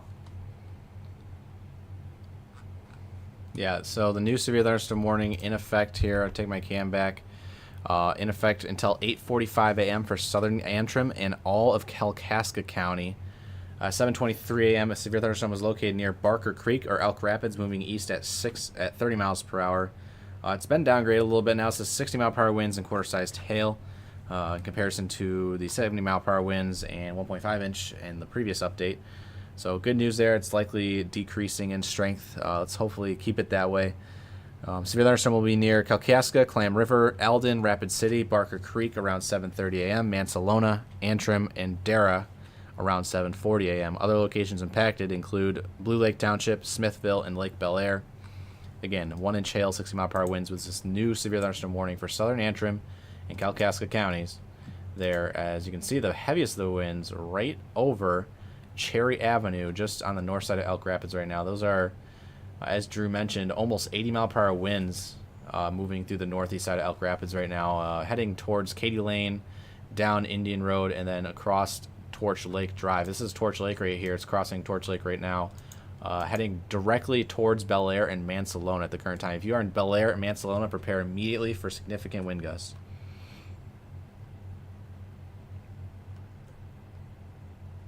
And I will say these wind measurements are only going to become more accurate as it continues to move off to the east, closer and closer to the National Weather Service Gaylord radar. So that's another thing that we'll probably get more accurate readings on here shortly as this storm complex moves off to the east.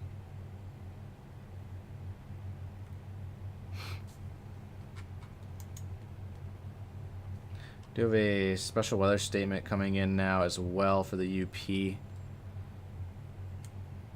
Up here, and I believe it's going to be Iron County. Well, I don't know how soon it's going to pop in, but you can see this line of storms is really starting to fall apart. However, Drew, the only thing that's really concerning right now is this surge of winds moving across and into western Marquette County right now. Some rural areas here on the county line of Baraga and Marquette, AAA Road. These are some winds just around 60 miles per hour. Those are moving in towards Marquette and Big Bay, heading straight down County Road AAA. That's not a lie there. Watching that little notch closely, Drew, on my side of things. I'm going to take your radar back, but I'm going to have the Marquette radar up in the background watching it. Okay. Just as Joel has had the radar pulled up briefly, checking some power outages, that we are getting a few scattered power outage reports just north of Elk Rapids. Nothing too widespread as of now, but obviously I think we're going to have, if there is more, we'll have them updated right away. Sometimes consumer energy is always a few minutes behind, so we'll see what happens here. But we have a very significant pocket of winds here. I know that it's only warned for 60 mile per hour winds, but we wouldn't be shocked if there's higher wind gusts being happening right now around the Elk Rapids area as we speak. So this is a very large storm complex right here that is just continuing to have this bow-like feature. I'm going to draw on radar here. So you can see it right here. This bowing feature that you're starting to see here, it's moving off to the east right now. Signifies basically it's going to become more of a damaging wind threat. You can still have your isolated pockets of hail here. That's definitely not out of the question, but this is quickly becoming more of a damaging wind threat, in my opinion here. So we have a new radar scan. New radar scan coming in here. So we'll see if that pocket of wind will continue to grow here.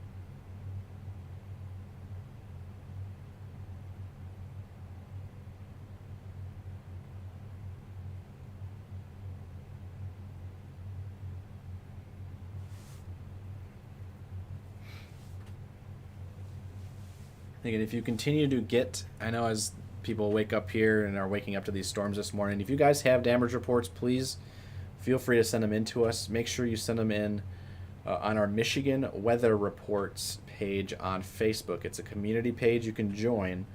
It's the best way to send them to us. Alternatively, if you have a Discord account, you can join our Discord server. The link is discord.gg/Michigan Storm Chasers. There's a channel on that Discord page, or in the Discord server, for damage and survey, and that's where you would put the damage. So either one of those options works. Again, you can also drop any damage in the comments, not on this live stream, but on any of our posts as well. We'll go and try and see them. The most important thing, obviously, Drew, we always reiterate, is send them directly to the National Alert Service right away. That way they can use that to continue these warnings downstream. And again, you can tag up here in northern Michigan. This is going to be the National Alert Service Gaylord region. So their X account is at NWS Gaylord. If you find them on on Facebook, it's U.S. National Alert Service Gaylord, Michigan, I believe is the official wording there. So tag them in the comments of either of those accounts, and they will go and see that and relay the information accordingly.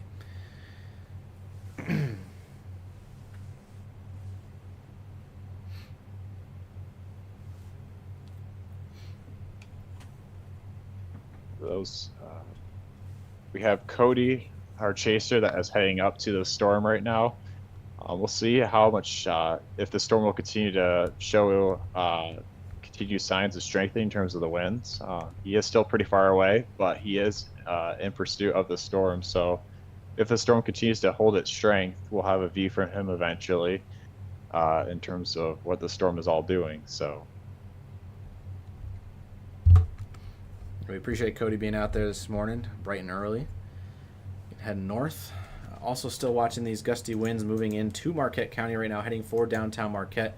Severe thunderstorm warning still in effect. Nothing for downtown Marquette, but for Ishpeming and Negaunee, yes. National Pine as well. Palmer, no. Marquette, no. And Harvey, no, not yet. But I would not be surprised if you see a small extension of this warning here soon, just for this little cell here across the Marquette region. And then obviously you have this line of cells kind of heading towards perhaps Paradise, Michigan. Another thing to mention this morning and this afternoon is it's going to get windy out there, whether or not you have a storm or not. There's already a 53 mile per hour non-severe thunderstorm wind gust at Grand Marais, Michigan. If you've checked our Facebook page last night around, I think it was 9 o'clock when I posted it, that wind gust map for today shows widespread gusts around the state, over 40 miles per hour possible, perhaps as low as 35 miles per hour gusts. But otherwise, most people will see likely 35 and higher today across the state, especially up here in the Upper Peninsula and northern lower. Upwards of 50 miles per hour is possible, even without thunderstorms ongoing. So secure those trash cans.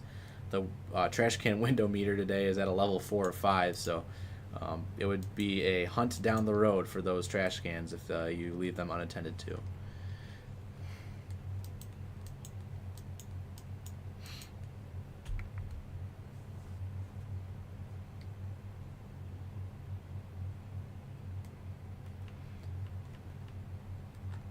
Cody is in right now in Bay County, in northern Bay County.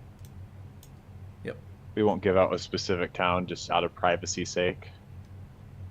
We don't need anyone following our chasers when they're chasing severe weather. But that is the rough location he is at right now.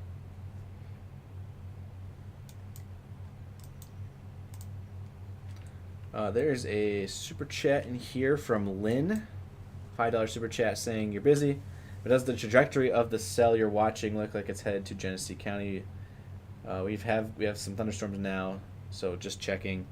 The only thing you guys are really gonna have to worry about down there, really today in general, is going to be this cluster this morning. Right now, just a lot of heavy rain out there and a couple of intense cloud-to-ground lightning strikes. So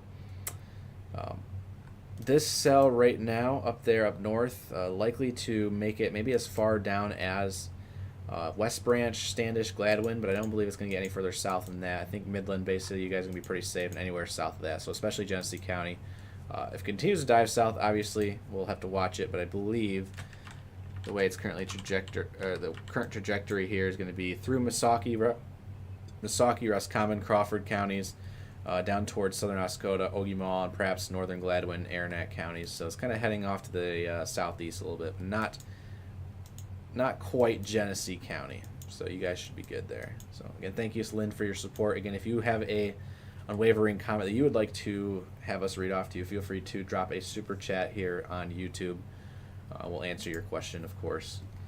As the day goes on, Drew, feel free to, if you want to track that out, honestly, go for it. If you want to use the tracking, do you know how to use the tracking tool on there? It's been a while. Yeah. I believe it's on that bottom bar. Yeah. I think it's... Is it this one? Yeah, I think it's this one. No, that's the mileage. Yeah. I think that's...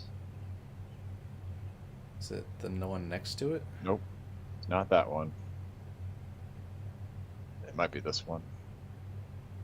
Yeah. You have to, like, click a point and then, like, click a point downstream. I can give you a miles per hour here. This storm is moving to the east at 30.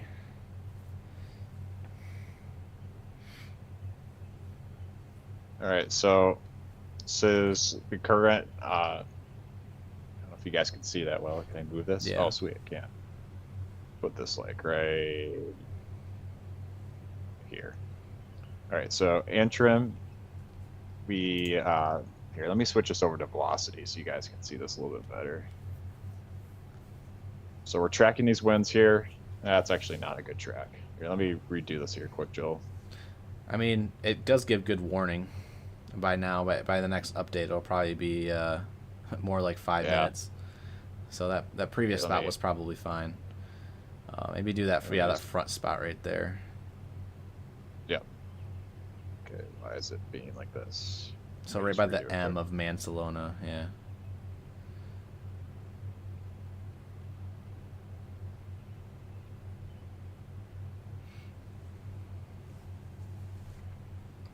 Come on. As we patiently wait here. Don't know why it's not. Oh, now it shows up.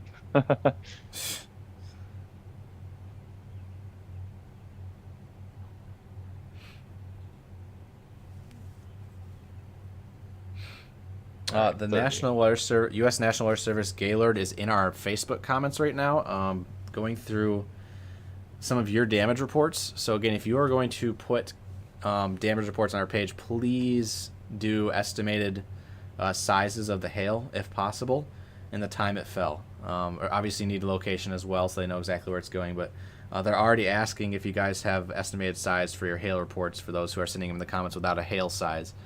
So please, if you're going to send in damage reports, make sure you're doing so with an estimated size on that. Again, use a coin or a ruler if you have one around. Only obviously measure if it is safe to do so. So this pocket of winds here, it's going to be in Antrim in less than 8 minutes, and Mansalona, hopefully I said that right, in under 9 minutes here. The main pocket of winds here that we're tracking is this region right here. We've consistently seen 60 to 70 plus mile per hour winds here in this little pocket. We've seen it basically as early as right by, I'm forgetting the town already, but basically around this region, and it's been continuing to move off to the northeast. So Mansalona, as well as Antrim and I wouldn't be shocked, honestly, with the trajectory of these damaging winds. It'll be really close to the Gaylord radar potentially. So we're gonna have to watch this pocket of winds here as it continues to move off to the east. This is kind of a main concern that we've had. Uh, quickly zooming out, uh, as Joel's been kind of mentioning with the storms in Marquette, they continued to weaken. We do have that one little pocket that he was kind of watching closely. But once again, this is the main focus right here. We do have storms. For those who are just joining our live stream, we do have storms that are happening down in southeast Michigan. They are not severe. We just have a large special weather statement in place for, once again, half-inch size hail and 40-mile-per-hour winds. And this complex of thunderstorms are moving off to the east as we speak. We'll have heavy rain and lightning. Thankfully, no more additional cells are forming behind this, which that would have increased the flooding threat for sure. So obviously there could be localized flooding with any of these heavier downpours. But once again, main focus is this region, north and lower Michigan, and the current trajectory of it. If I have it zoomed out here and play it on loop, is more of a easternly track. So anyone that's worried in southeast Michigan of this hitting them does not seem likely at this point. If I had to put a rough arrow in terms of where it'll roughly go, probably in this rough direction.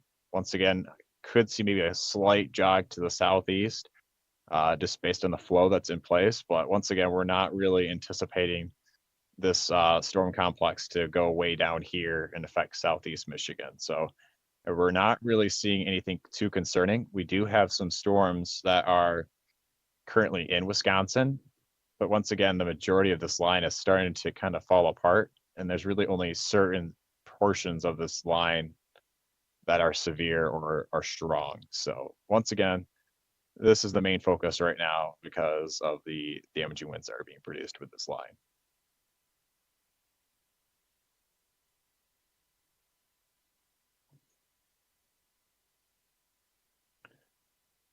See a few comments in here saying hail in Traverse City.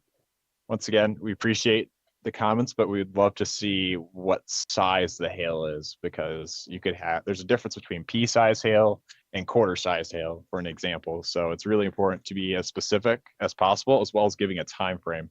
And kind of like what Joel was mentioning about reporting to the National Weather Service, is you can say that you got hail, but that's not really going to do them any good if you just say hail and not what kind of, or how large the hail is, or what time the hail actually, you know, fell at. And using proper things like quarters or a ruler, stuff like that really helps them out in terms of doing future warnings. So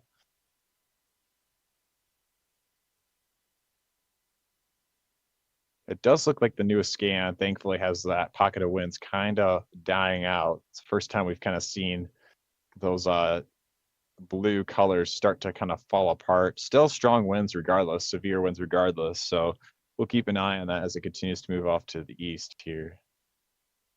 Anything new you want to talk about, Joel, about the Marquette storms at all?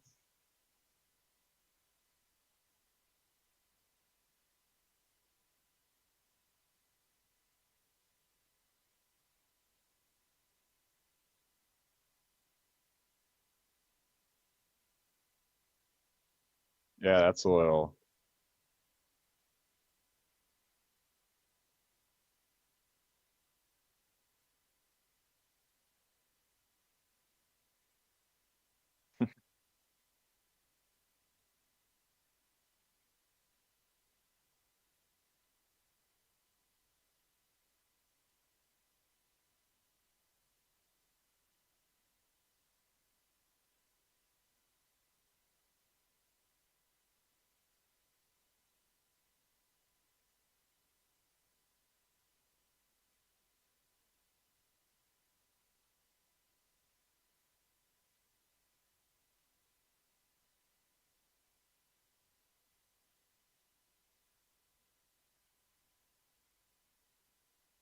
Joel,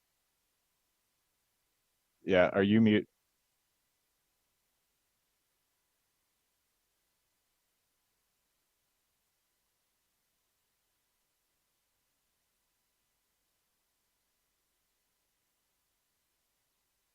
Joe, you're muted. Darn it all! I always do this. I was trying to make sure there was no echo coming through because I don't have my headphones on right now. Yeah, I hear you. I always do this. I'm so sorry. Yeah, so we were looking at those two little mesovortices right here in the Road 9 area.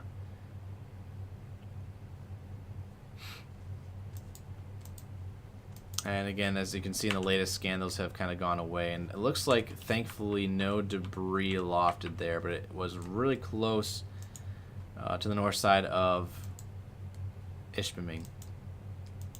So, again, when we see these storms collide together here, we have to really watch out. You can see on the left side there, again, those reds and greens are what we look for when it comes to rotation. You can see it on this version of base velocity as well. But thankfully, it doesn't look like anything too concerning at the current time anymore. But I'll keep an eye on it for you guys. You can see the reds and greens are still close together there. But that is, again, hitting rural portions of Marquette County, pretty close to downtown Marquette. If you're in Marquette right now, let us know what you're seeing to the west. See if there's anything suspicious in the sky. Hopefully not. But it is getting close to downtown there. Again, severe thunderstorm warning continues. Nothing currently extended downstream, so we'll have to see if that does get bumped up. Sounds good. Saw a comment saying, "Where's Cody's stream at?" Cody's fine. Sometimes we have areas with patchy service, and our chasers can't really stream just because we know how Michigan is. There are a lot of areas that just don't have great service, even if we have Starlinks and all that handy dandy equipment and stuff. So he's fine. He is still traveling up north and is hopefully planning to intercept the storm complex that we're talking about right now in the National Weather Service Gaylord area. So yeah, I will note there has been a few more power outages reported from Consumers Energy. Once again, by that, make sure I get the right town here, Elk Rapids, actually just north of Alden, Alden, 118 people without power, but we haven't really seen significant reports of no power outages. So there's been a few.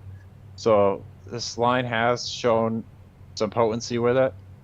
But once again, looking at newest velocity scans here, have some decently strong winds here. Once again, not near as impressive as before here, as when we loop back, where we had those blues really start to flare up, and that was where, right around here, if I can circle, right around here is where we're getting all these power outages reported here, as well as, here, I want to make sure I get this right here.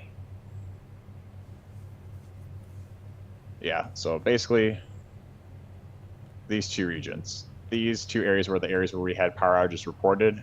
We haven't seen anything new pop up in anything at all for anything around here by the Mansalona area. So that's good.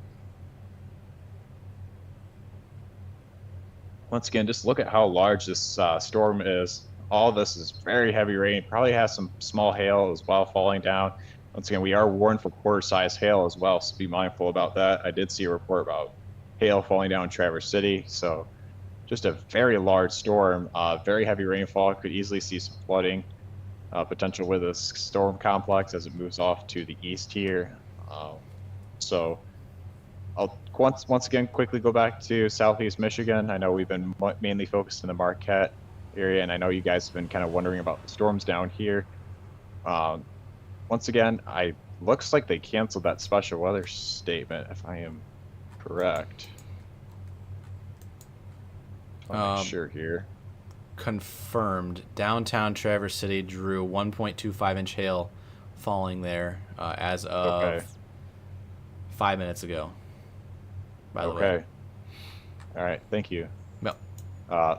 So once again, special weather statement has now been canceled for Southeast Michigan. So really, we're not really seeing anything too concerning with these storms down here. Just a bunch of heavy rain, lightning, thunder, your typical thunderstorm, basically. So we're going to go back up here then.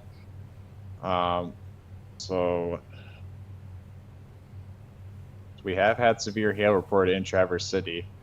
If we loop it back here, so it's 5 minutes ago. Oh yeah, right there. No. Yeah, that would have done it. So once again, I know we've been talking a lot about the wind threat, but once again, we still have that hail threat still being present. So if we have BIL here, play it back here. Yeah, look, we had that little core right there. Pull up correlation coefficient here. Loop it back here. Yeah, there's a brief little moment in time. Yeah, little spike right there, Traverse City. So very large cell, and it's just continuing to move off to the east here. Thankfully, we're not really seeing anything too concerning in terms of rotation. Just very outflowy, has that little nice bow feature to it. But thankfully, I'm noticing this too, Joel. It looks like those winds are continuing to weaken up north here. They were a whole lot stronger earlier on. Yeah, they continue to die out, thankfully. So hopefully that continues to be the case here as the storm complex continues to move off to the east here.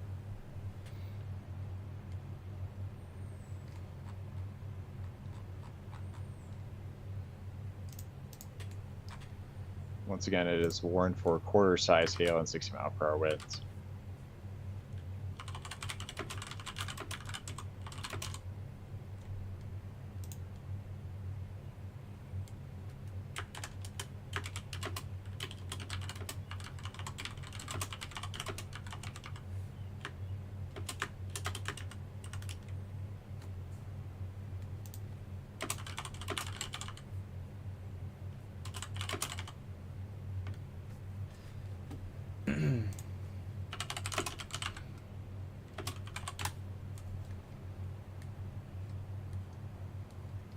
Get this on loop here to see the overall direction of this complex here. Once again, me and Joel have been live here for 5 hours and 43 minutes. Yes. We also have had our mods in here, Julie, for an example, and Hadley. Thank you. Thank our mods for keeping our chats under control. We also grateful for Cody, who is out there getting ready to intercept this complex as it heads towards him. Still a little ways out still, but he is in pursuit of this line, so we'll have a live view from him eventually as well.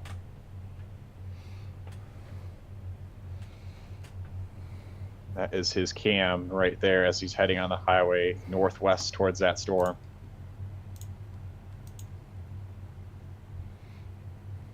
I will also note there are more additional cells just kind of popping up ahead of this line too. It's just, I wonder if this is just going to become more of a messy blob or if it's going to get its act together again. We'll have a new mesoanalysis update here within the next 10 to 15 minutes here. See what our atmosphere is currently doing.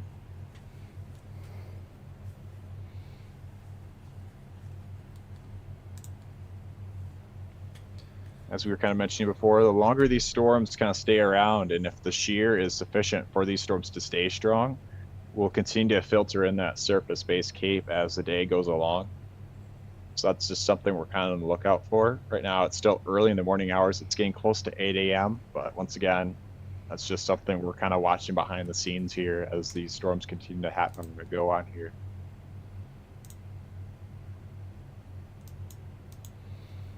More statements coming in here, Drew, behind the scenes. We have a new special weather statement up here in the Upper Peninsula for a cluster of cells that's formed kind of out in front of this main line that we were watching earlier. It has now kind of fizzled apart.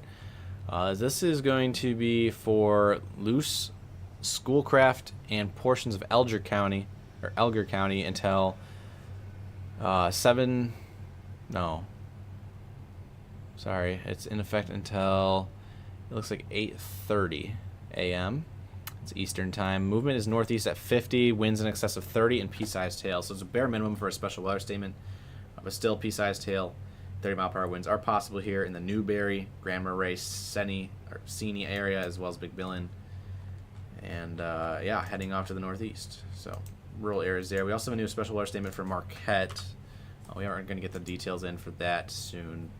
But, yeah, just to let you guys know, new special weather statement here for Marquette County, heading towards Dearton and All-Train, Christmas, and Munising.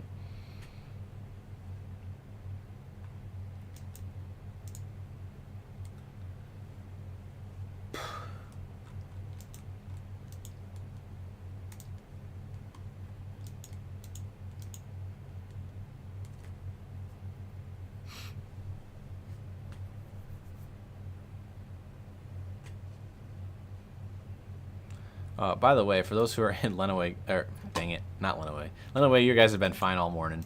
Leelanau County, you guys are clear now. That warning expired. There was a 40-mile-per-hour wind gust in Leland itself. It was mainly just the hail threat. A couple of you guys reported some hail in Maple City and Glen Arbor earlier. That hail core moved into Traverse City and is now, I believe, if there's any hail, it is directly over this area here. So this is going to be just to the southeast of town. I'm not sure if there's any unincorporated communities here on your radar, Drew. I don't really have anything on mine, but this is heading towards South Boardman. This is on Land's End, about to it is crossing a bunch of different trails out here, as well as going right down County Road 660. Half-inch hail report just came in from Williamsburg as well there. The area would be south of Whitewater Township by communities like East Bay.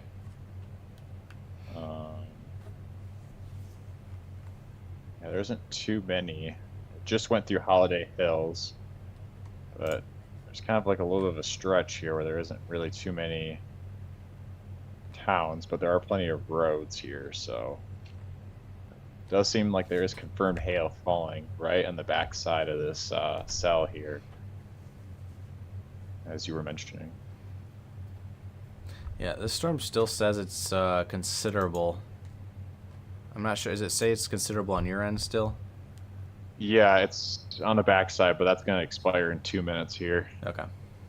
And then the front is not considerable. It's just for 60 and a quarter size hail.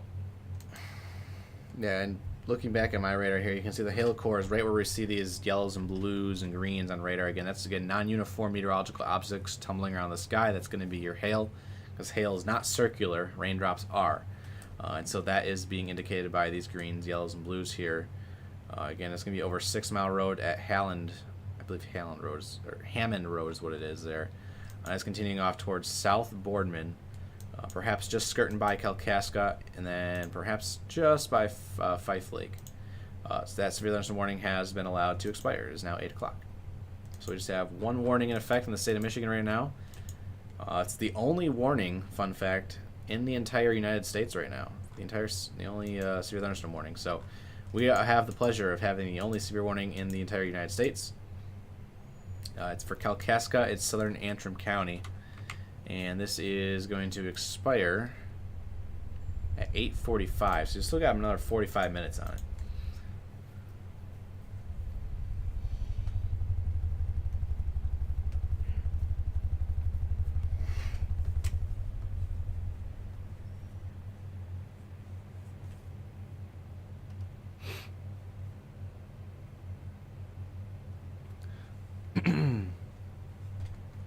Apparently, we have a report of someone saying lost power in East Jordan, Michigan here.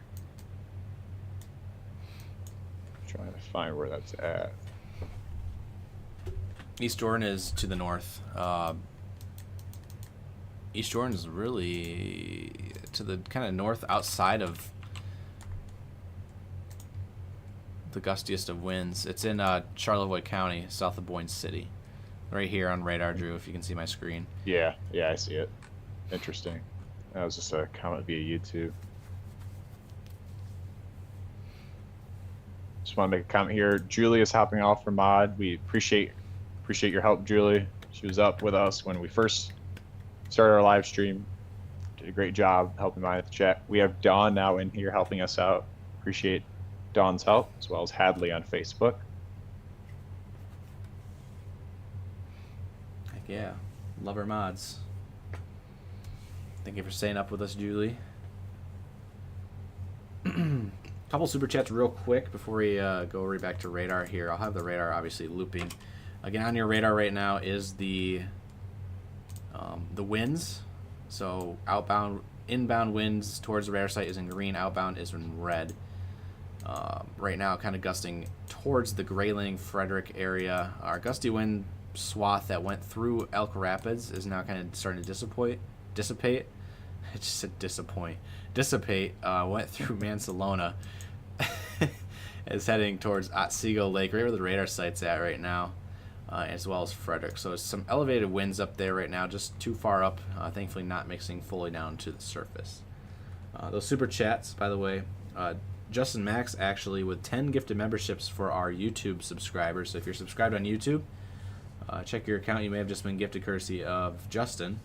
Again, 10 gifted memberships there, expire in 30 days. They will expire automatically if you do not re-up them, obviously. Ashley as well becoming part of the team as an EF0 member here on our YouTube channel. So thank you, Ashley, for your support.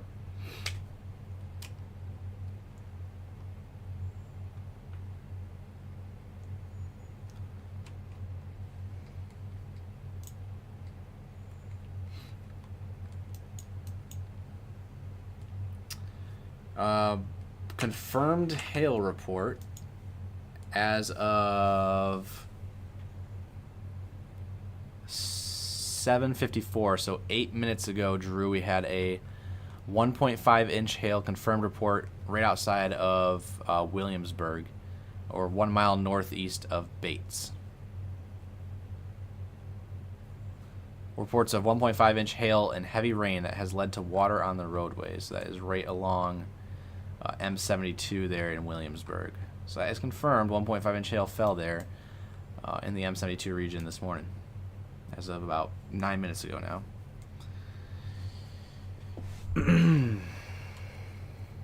Yeah, I'm gonna flip it back to CC here. Yeah, just based on a few reports we've gotten, this is kind of true. This went from a hail to wind to now back to a hail concern again. On the back side of this line here.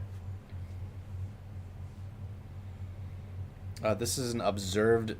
Severe thunderstorm warning has been trimmed and upgraded to an observed severe thunderstorm warning. Trained spotters reported that quarter to $half sized hail in Williamsburg. So there's an observed severe thunderstorm warning now. Still level 1. 60 mile per hour wind gust, quarter sized hail. Again, that's going to be what it says. It is a hail threat observed as it heads through Kalkaska County right now. So Grayling, Frederick heads up there, and pretty much all of Crawford County, really south of Frederick right now. Roscommon up next as well, and then this will be heading into the Houghton Lake area. Or that's and the lake north of it, which, oh gosh, I should know this. Is it? I bet it's like Crawford Lake. Sorry, I'm speaking to myself here. Nope, it's Higgins. That's what it was. So Higgins Lake and Houghton Lake here in Roscommon County. Watch out there. These winds and hail are heading your way as they continue to dive a little bit south.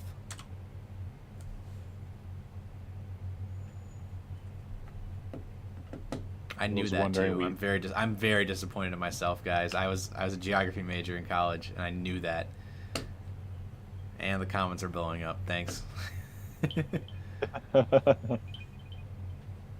Yeah. Anyone watching from Higgins Lake? Raise your hand. We got a new severe thunderstorm warning coming in right now for Crawford. Sure enough.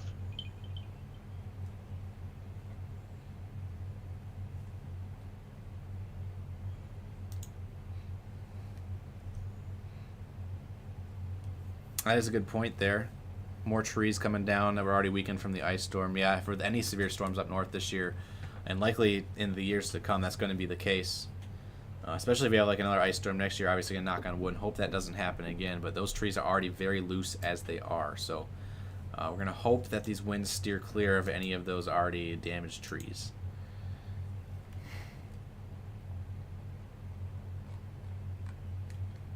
Nice. We do have a couple Higgins Lake viewers in here right now. This severe warning is now just to your north. Let's see the box populate on the screen here in just a second. As soon as we get it, there we go.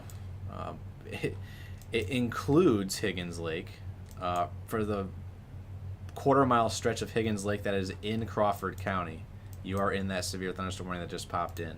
National Weather Service in Gaylord has issued the severe thunderstorm warning for Crawford County, northern Michigan, until 8:45. At 8:04, severe thunderstorm was located 7 miles southwest of Frederick, or 8 miles northwest of Grayling, moving east at 35 miles per hour. 60 mile per hour winds, quarter-sized hail. So it's a hail and wind threat here combined. Hail damage to vehicles expected. Wind damage to roof-siding trees also possible. This severe thunderstorm will be near Grayling, Frederick, and Hartwick Pine State Park around 8:10 a.m. and levels around 8:20 a.m. For your protection, move to an interior room on the lowest floor of a building. Torrential rainfall also occurring with the storm may lead to flash flooding. Do not drive your vehicle through flooded roadways. I believe that's the first time we've seen that in text this morning. Yeah, I was going to note that, Joel, that you're noticing. We got a hook, a little bit of a hook feature on reflectivity. Correct. That's something we have to keep an eye on. Cody also has been chatting with us behind the scenes, and he said LCLs are very low. What that basically means is LCLs are basically your cloud basis. So when you look at a cloud, an LCL is basically what you're seeing, the first portion of the cloud that you're seeing.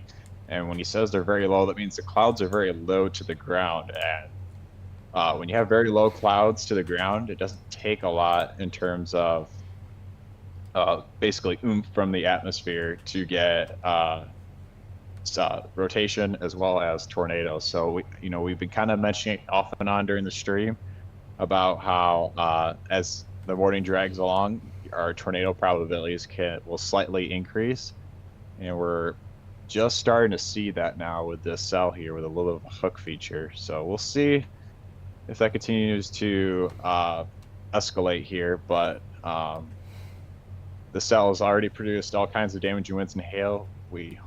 Hopefully that does not produce a tornado. And we have Cody out there right now on I-75. He's heading up towards that storm right now. That notching feature that you'll see on radar here, I'll pull it back up, is right there. Again, where the reds and greens come together. You can kind of see how all up and down this line, it's like a straight line. However, except for this little spot right there, that green tucks into the red. And again, we do not want to see reds and greens really close together like right there. That is a sign of what's going on as it's getting sucked into the storm and wrapping up closely. So we'll have to watch a couple scans here in the future. This is impacting a bunch of different roads here near Higgins Lake. So again, this is going to be heading for Roscommon and Higgins Lake area with its current trajectory right on the south side of Crawford County here, more towards Roscommon. So the storm's pretty much all the way through Kalkaska. You guys are probably experiencing the heaviest of winds right now, but you guys will be fine here in probably the next 10 to 15 minutes. So we're watching this. I do really wish. I don't know if anyone at the National Weather Service office in Gaylord is watching the stream. I know they're in our comments on Facebook, but it would be great if we did have higher or faster scans out there right now. Again, the scans are 5 to 6 minutes apart, which is okay. But again, with an environment like this today, especially with how much low-level shear we have out there, it is kind of semi-crucial that we do get these rapid scans, I guess you would call them, especially if we're watching this area right here on the front edge of that storm.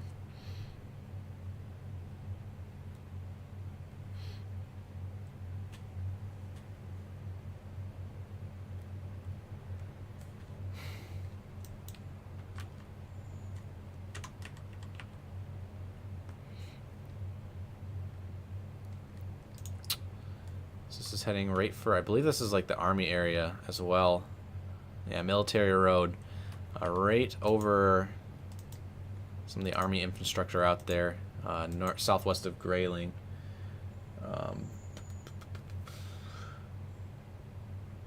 Look at the MASD cam right now. I'm trying to see if that's Mattis. Or not.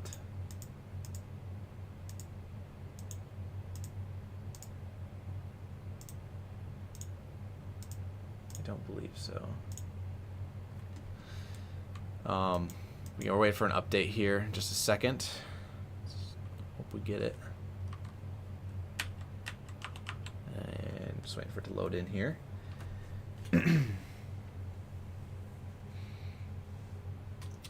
Thomas with the 199 super sticker. Thank you, Thomas, very much. Julian upgrading their membership from EF0 to EF1. Coming a higher member on the team here. Thank you, Julian.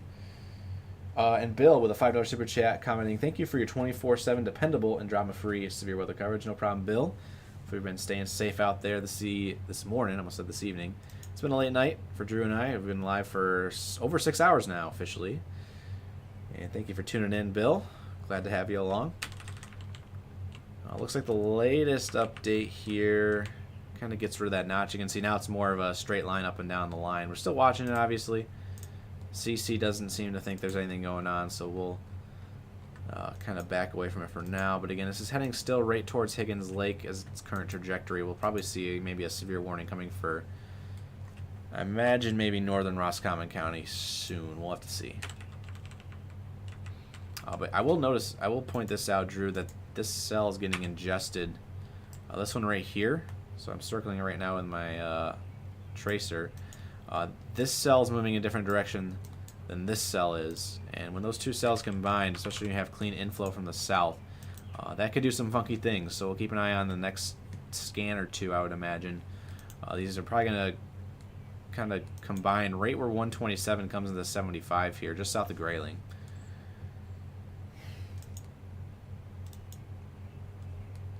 And again, we have Cody on that.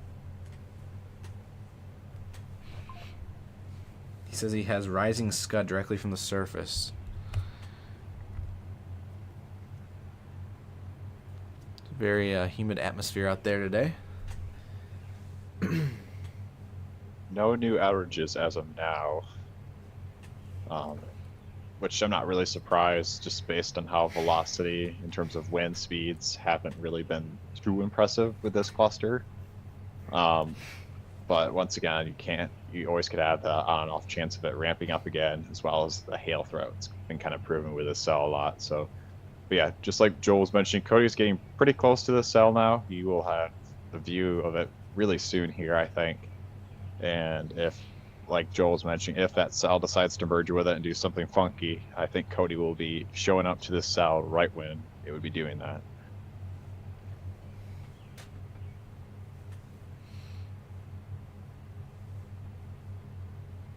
Once again, we have other storms going on in the state. Up in the UP, we still have several special weather statements in effect, mainly for central and eastern parts of the UP. Once again, not seeing anything too concerning. 30 mile for let's see here. I want to make sure I get the counties right here. Chippewa County, as well as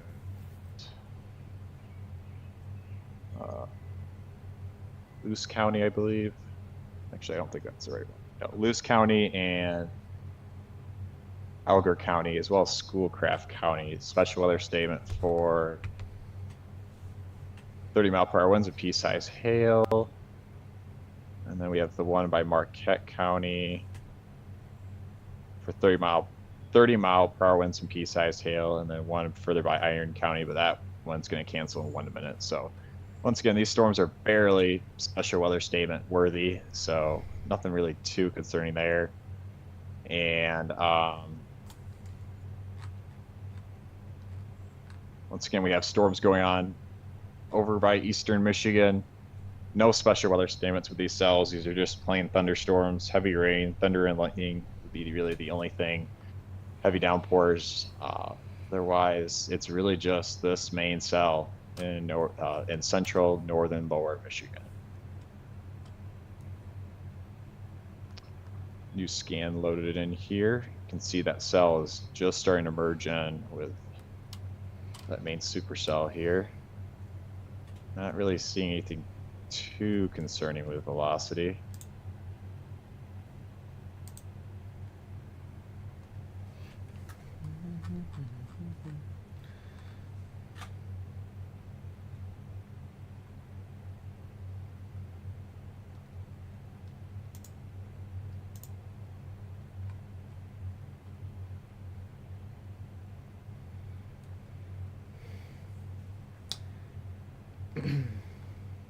Looks like we've had a few power outages in Kalkaska County. Consumers Energy does not cover Kalkaska County, I believe. So, I want to double check. Yeah, a few hundred without power there. But once again, not seeing anything too concerning, just watching the storm here for any funny business happening.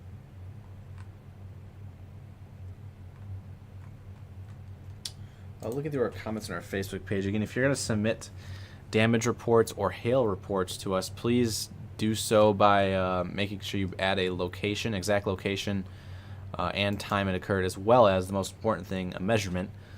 So again, if you have round hail, if you put it in your hand, everyone's hands are different sizes, so we don't know if that's, you know, marble size, quarter size, baseball size. Again, everyone's hands are different sizes. So make sure when you do a hail report that you are actually, you know, having something to measure it with. So a coin or a ruler is usually a good indicator. People have used pop cans before as well. Not as great, but it is, you know, that. Really anything but metric.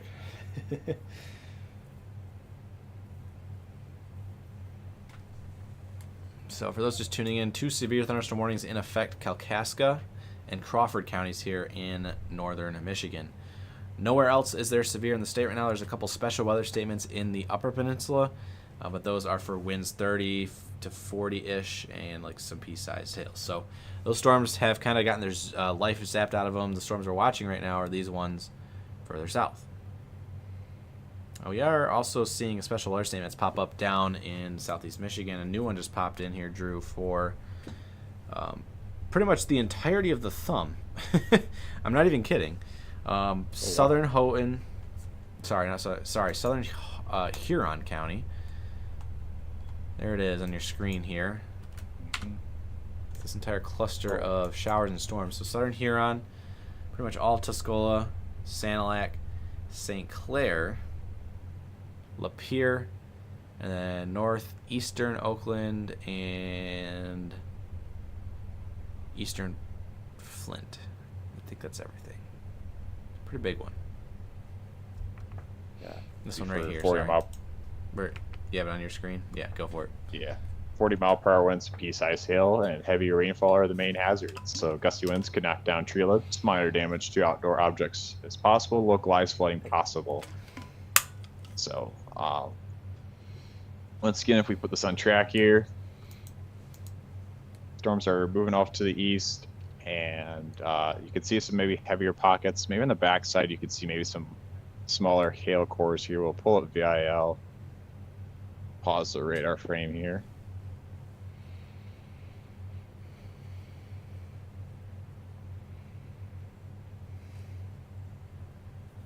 You can kind of see scattered heavier pockets. Those yellows might indicate some maybe pea-sized hail along those lines there. If we pull up velocity, you can see maybe some heavier gusts along this line, kind of scattered throughout this line. Not seeing anything too impressive or sticking out to me personally speaking, but we'll keep an eye on the cell, or not cell, cluster of cells as it continues to move off to the east, southeast, and will eventually be out of the state. So we'll mainly be focused on the ongoing severe weather going on in northern central Michigan. And if we play it on loop here further out, kind of see the motion that's being depicted by it. A little bit of a south direction, you know, as we've noticed, we've had severe thunderstorm warnings all the way by Keweenaw County, and it's been slowly just kind of traversing along here. Probably would be on a collision course by east Tawas region, maybe just a little bit to the north of that city. So it's kind of the rough direction that the storm is going. I guess another question in regards to today is, Whether or not these storms will leave an outflow boundary at all for future storms to take advantage of today, that could be a possibility, but we'll see kind of how that all plays out. But otherwise, that's really the only ongoing severe weather. If we look back at this kind of line that was here, I believe let's continue to weaken here. We're going to check Green Bay radar quick here. Yeah, a little bit of a cluster here as well. So we'll see if that holds together as it crosses over the lake. Models say it's supposed to fall apart. So we'll see if that's the case. But like I said, main focus now will just be these two severe thunderstorm warnings in place. And let's pull velocity to see if there's anything new, if there's any new rotation. We do have a new scan coming in. Not really seeing anything in terms of rotation speaking. Not really. That's sticking out to me.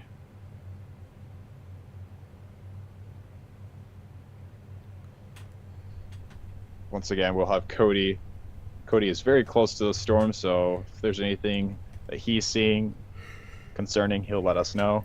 Obviously, you can see a bunch of trees. That sums up northern lower Michigan is trees, trees, trees. And sometimes the service won't be great either, so appreciate patience on that part. You know, that's Michigan for you. Yep. Once again, we appreciate Cody being out here today, giving us eyes on the storm, basically.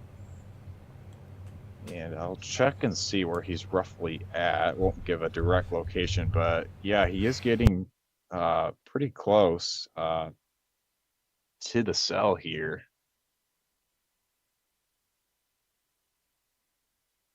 He is just northeast of Houghton Lake right now.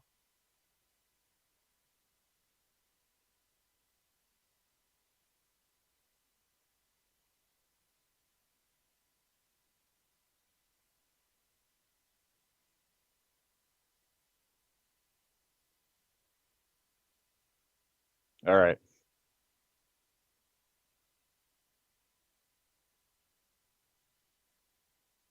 Okay. I think leaving it here is fine for now.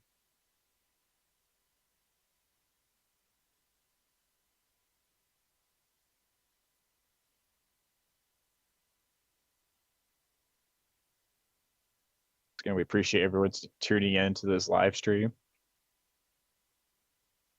We've been live for let's see here, over 6 hours now, for 6 hours and about 15 minutes now.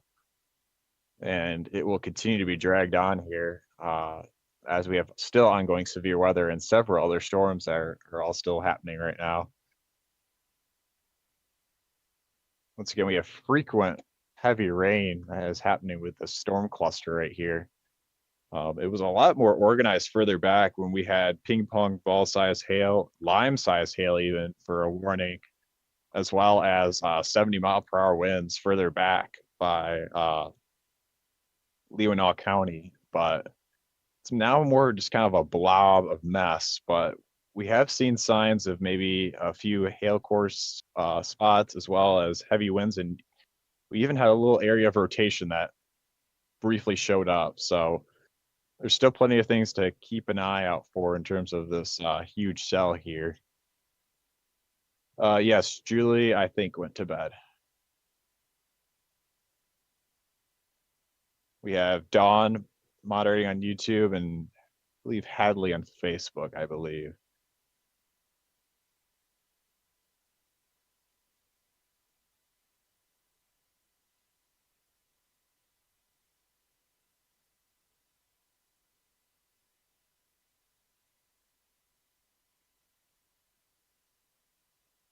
A little curious here, Joel. Got a little bit of a hook feature again, just north of Roscommon. Curious to see the newest velocity scan here. Do have a little bit of higher wind gusts being picked up here. Yeah. Oh, yeah. We also have Sarah on Facebook. Thank you, Hadley, for letting me know.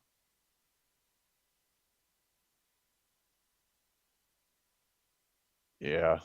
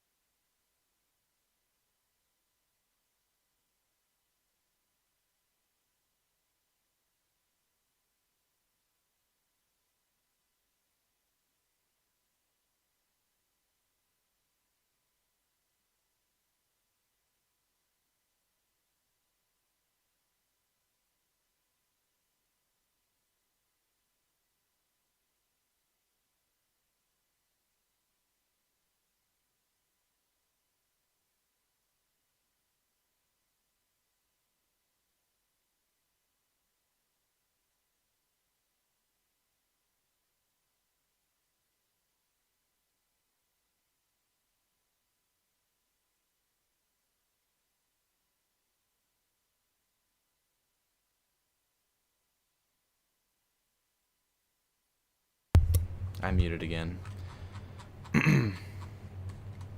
Cody is now pretty close to Roscommon, so I would the kind of area of interest that we're roughly looking at, he is not too far away from. So he I was muted looks again. like I know. oof. I'm so tired. I need Ryan. Where's Ryan at? He is hiding Of course. somewhere. Yeah, I'm muted again. I'm sorry. That hook, yeah, is mainly just some Do we heavy have Cody? winds. What's up? We have Cody still, right? Yeah. Yep. It's got trees. New scan coming in here. Continues that little hook feature.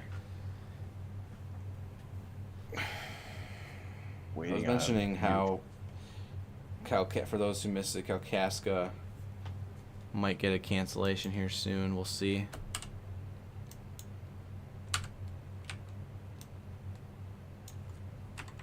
a little spike of velocity there, so keep an eye just north of Roscommon here, just to the northeast.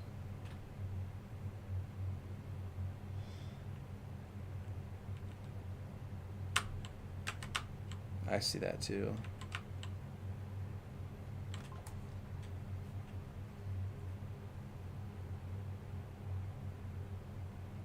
Yeah, keep an eye on it. I would imagine they'll have a new warning for, I want to make sure I get the counties right again, unless you already know, Joel. What's up? I said, trying to figure out the next county up ahead here. I want to make sure I say it right. Or There's a couple Roscommon County? couple O counties coming up. We got Roscommon to the south, and then Oscoda and Ogemaw There we go. up next for this potential severe thunderstorm. If it can maintain its winds and hail here. Orange boxes on the screen are your severe thunderstorm warnings.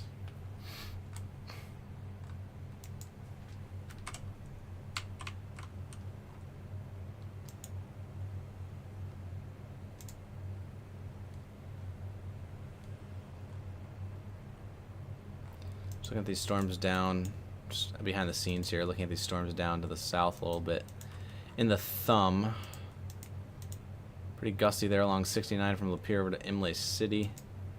Down towards Romeo as well, but not really seeing anything too crazy there. Then the statement's probably validated.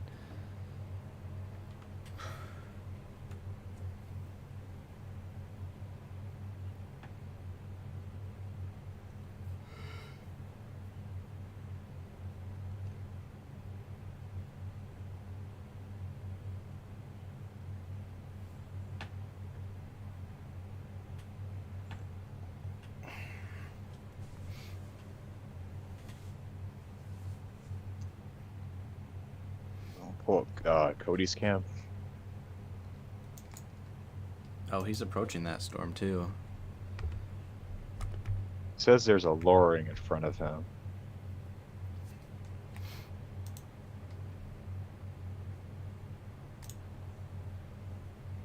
Try and get it better. Hopefully reload it. There we go.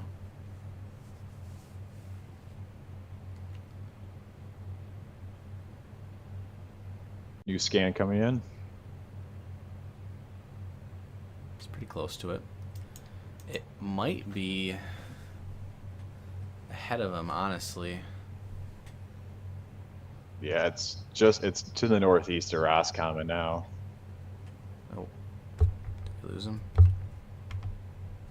We had him, then we lost him.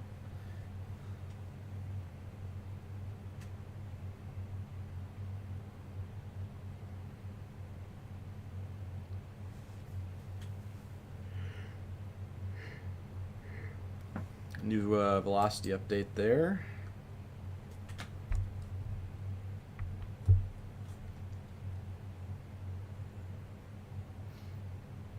Puts it right pretty much close to his location, Birdell Road at Oakwood Road, as well as Murphy Road at Birdell Road. That's general area here. Pretty weak overall, though. I don't expect too much out of this going forward here in the next couple of minutes. So, got Red Dozier hopping in here on YouTube with the $20 super chat. Thank you as always, Red. You are very appreciated. It's one of our longest donors of all time.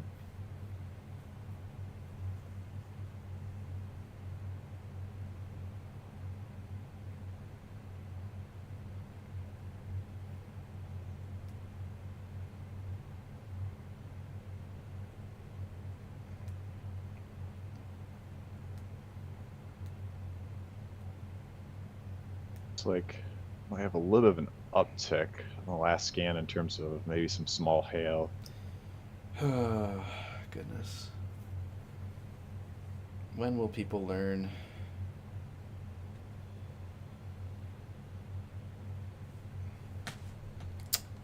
Got a severe thunderstorm warning in effect, and people think these are just rain showers. Come on, y'all.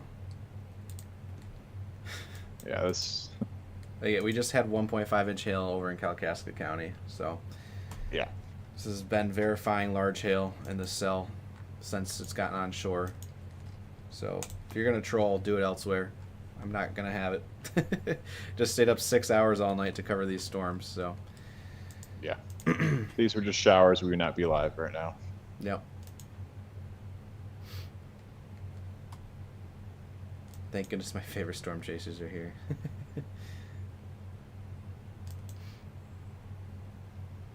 We lost Cody's cam.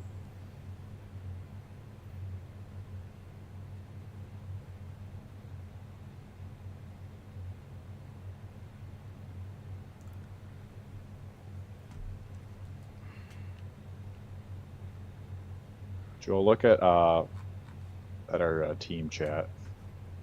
Okay.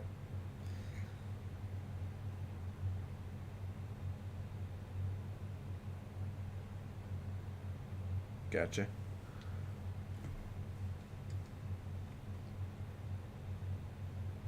New scan coming in.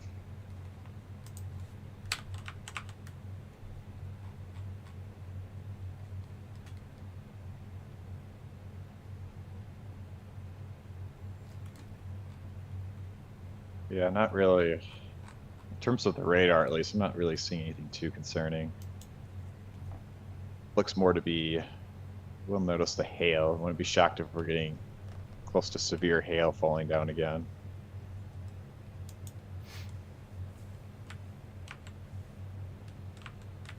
Oh wow, yeah, look at that, Joel. CC. Oh yeah, right there.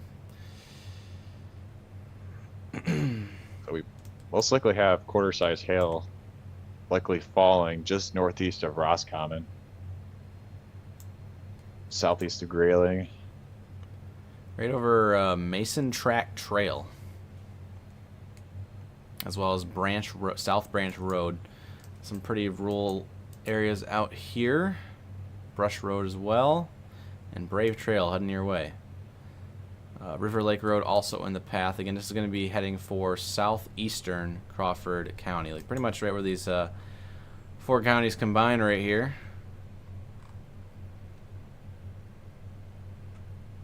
That's a Meridian Road too, north-south.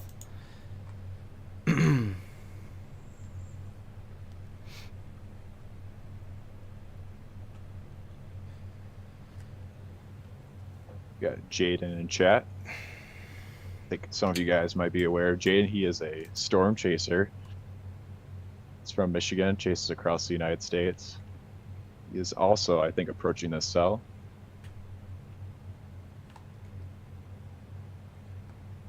For those who are wondering what we're looking at on radar here, by the way, the right side of the screen is your correlation coefficient. Repeated it a couple times tonight, but for those who are new here, that is your greens and yellow. So those greens and yellows there is non-uniform meteorological objects or phenomena tumbling around the sky. So that's going to be things that are spiky in nature, such as hail. Whereas anywhere in red and purple there is pretty much rain and some snow. Obviously it's super cold up there, so it is falling as snow very high up. But there you go. Again, circular things such as raindrops, snowdrops are going to be red and purple, and then obviously the hailstones are right here where the greens and yellows are mixing in, and that lines up perfectly with the purples on our base reflectivity radar, where those values are around 60 dBz. Again, that's kind of how rain is measured in sound a little bit. Again, radar sends off a wave, sends their signal return, and that's how you see these pretty pictures you see on your screen. So this hail, again, heading towards Oscoda and Ogemaw counties, kind of along the border there.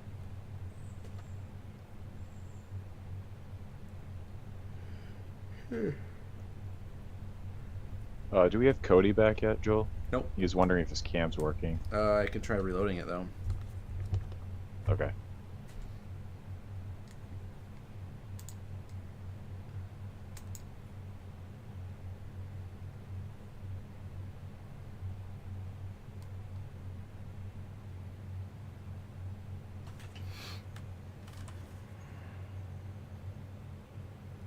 It is not working. Okay.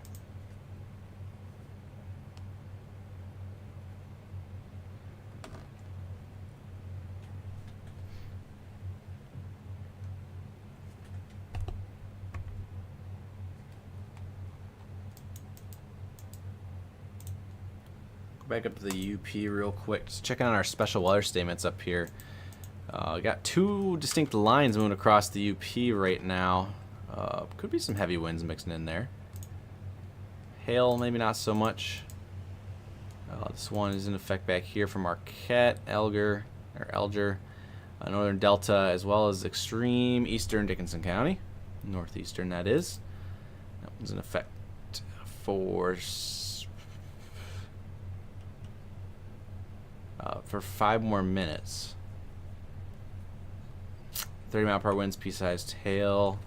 40-mile-per-hour. Sorry, this is also 40-mile-per-hour winds here. No hail expected with this special weather statement for Schoolcraft, Luce, and Alger.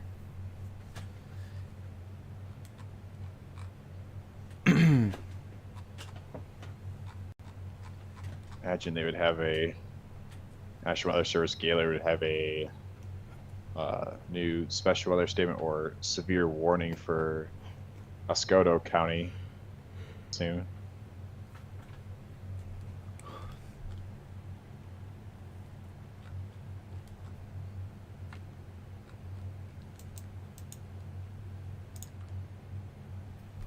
Interesting with this cell over Gaylor, it literally looks like a big circle, like a blob. What, our cell here? Yeah. Yeah. A half-inch hail report from Grayling. Get another 1-inch hail report from earlier as well, past or near the 4 miles east-northeast of Lake Ann. Core-sized hail, Long Lake. Oh, that was, yeah, in our Facebook comments too. So verifying that hail risk out there.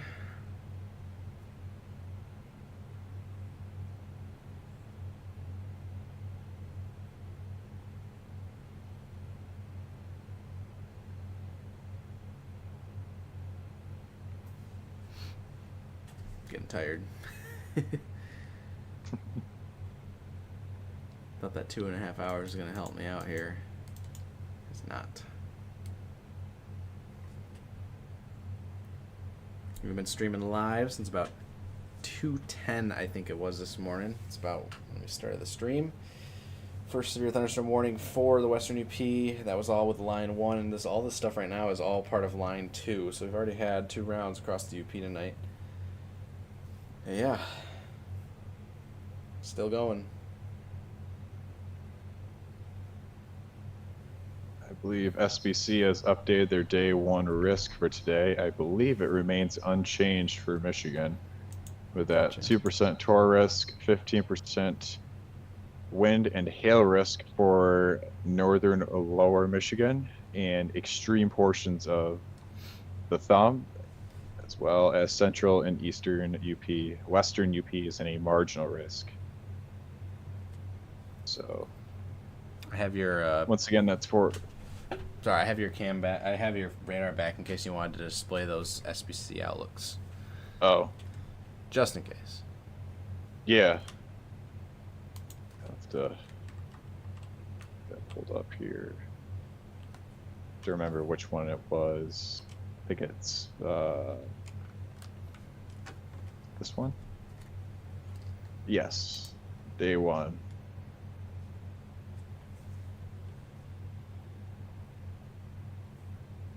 All right, let's zoom out here. So here is the risk for today. We got a marginal risk for sure, all of the UP and Western UP, and it stretches down here to lower Michigan, basically riding along Interstate 96 to the north.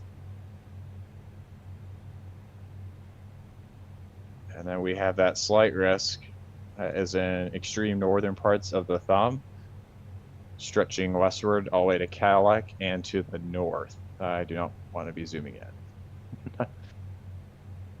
So basically, it includes northern lower Michigan, where we have the ongoing severe weather right here, as well as portions of the UP.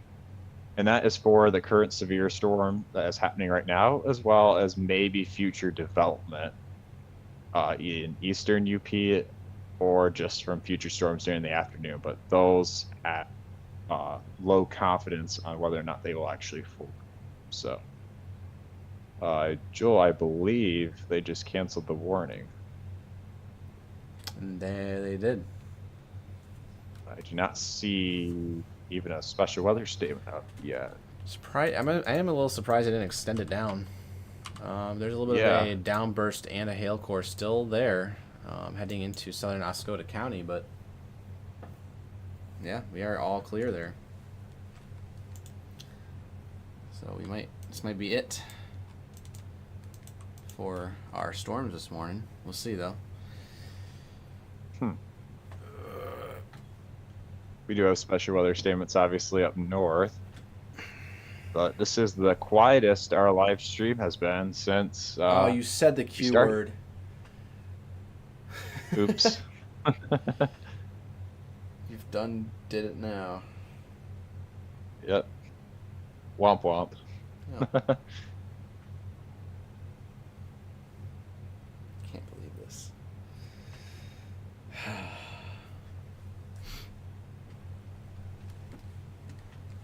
Obviously, we have the rest of the afternoon to look for. If there wasn't a future severe risk, we wouldn't be in a slight risk for today. So there is still a threat for more severe weather later on during the day, or even still now, to be honest.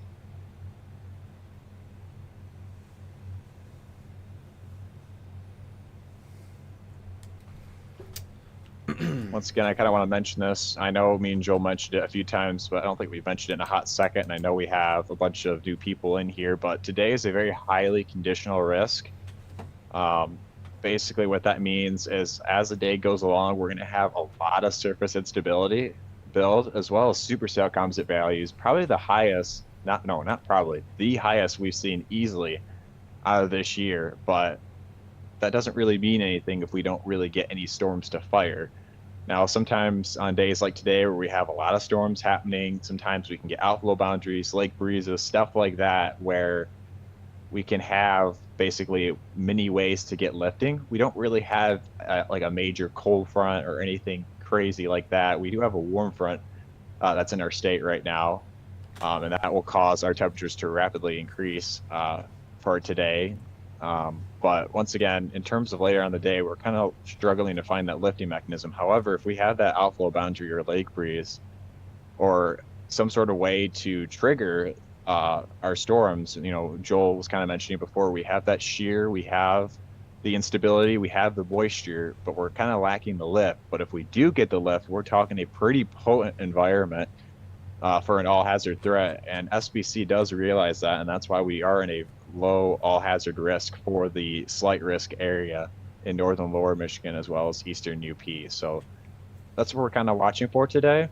And that's going to be something where even if, let's just say, these storms kind of continue to fade away and fall apart, that might be something where we still have to be on the lookout for during the day. But once again, we have pretty low confidence in that happening. There's more guidance that's suggesting that we won't get storms compared to we will. But once again, can never take models for guarantee. We saw that with yesterday's setup in North Dakota. We had supercells forming further away that weren't really being shown at all on days past. And then we had tornadoes and all kinds of things that happened out there. So just kind of a meso-analysis day, a satellite day, where we just kind of watch the radar, see what happens, look at current observations, and we kind of just go from there. So, yeah.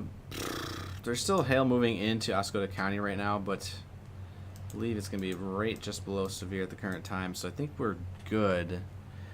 I'm going to go ahead and at least read off our sponsors right now. I'm not saying that we're going to be done yet, but I'm going to go ahead and read them off. Because, again, every live stream we do this for them as a way to say thanks for becoming our trusted partner and sponsoring what we do here at MSC. So we're going to go ahead and read through them here real quick, as always.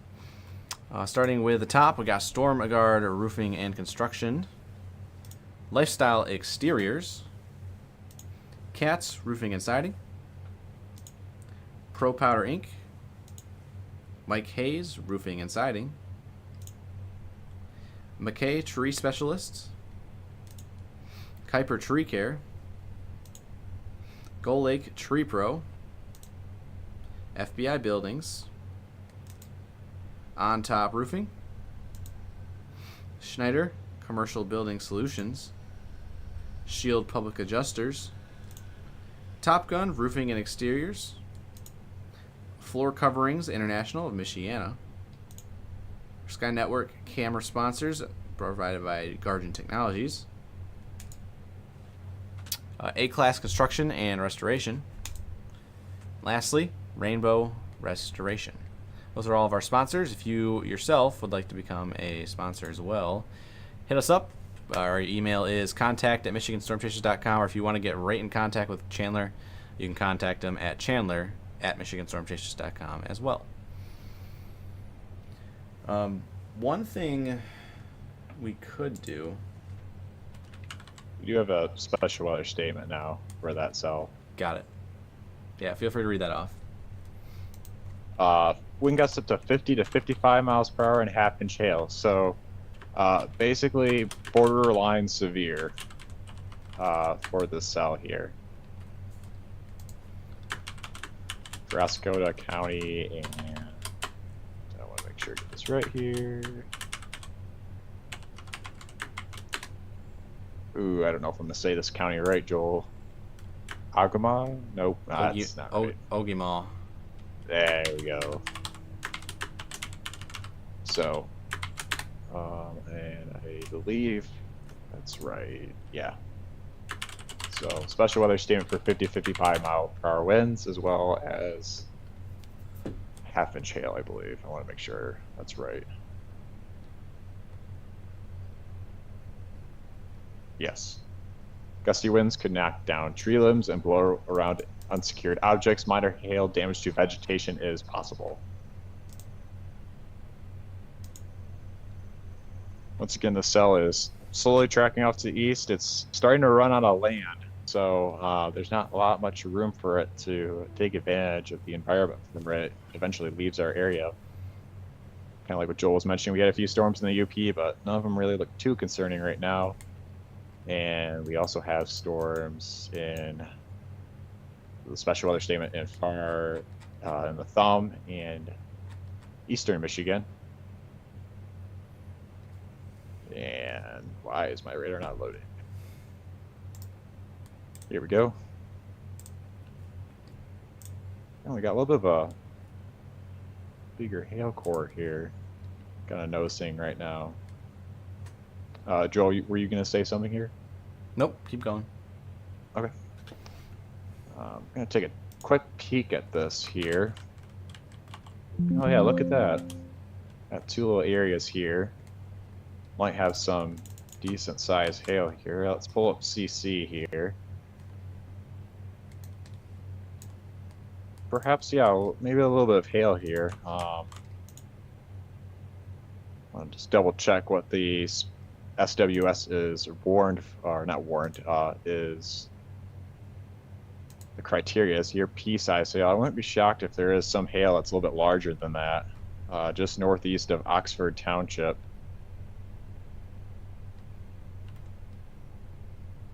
Put this on a loop here.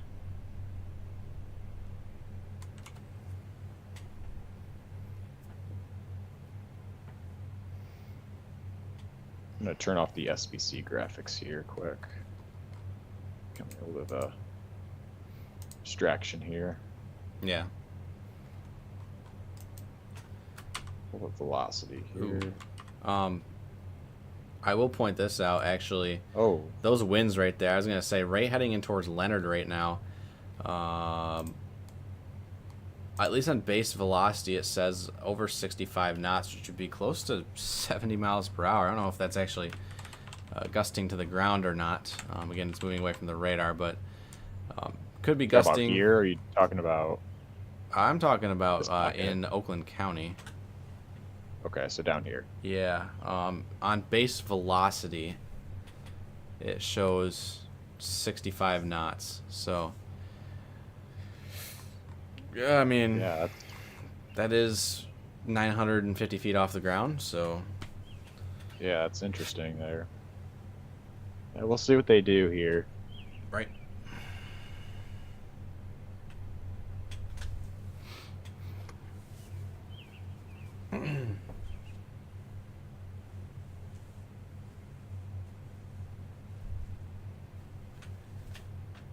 Standing back here. Now, I haven't done this in a while, Drew, but what we could do is go radar only. And if something if something does go warned or something pops out that we see here on radar that's worth mentioning, we can obviously come back to it. If you are down for that, I can also turn on some background music that we have here at MSC.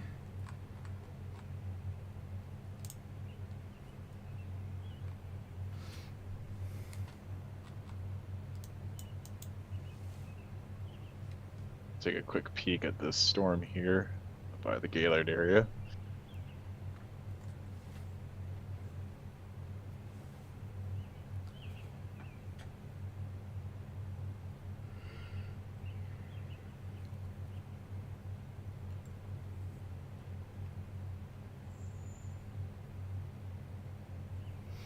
Yeah, I think those winds might be a little elevated down there in the Oakland County region.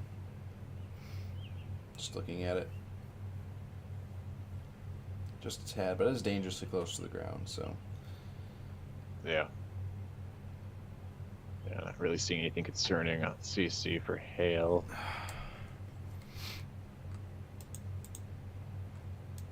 So again, we got some more storms up here. Bunch of special weather statements for non-severe hail and wind. Say out of everything right now, the most interesting cells would be in southeast Michigan for once. Yeah. But once again, we have no severe thunderstorm warnings in place. do have some heavier pockets of winds though present here, so we'll be watching that here.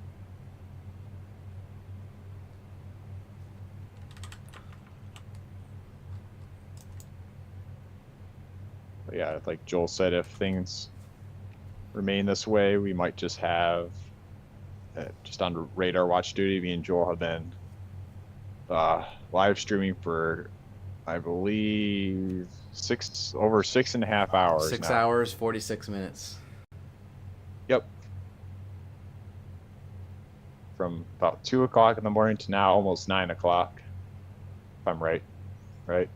Yeah.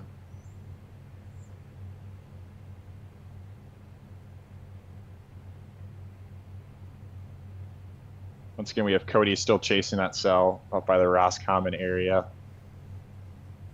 Mainly just seeing non-severe wind and hail, lightning with that. Any signs of rotation have kind of gone away now. So, not seeing anything too concerning as of now. Obviously, things can change quick. We all know.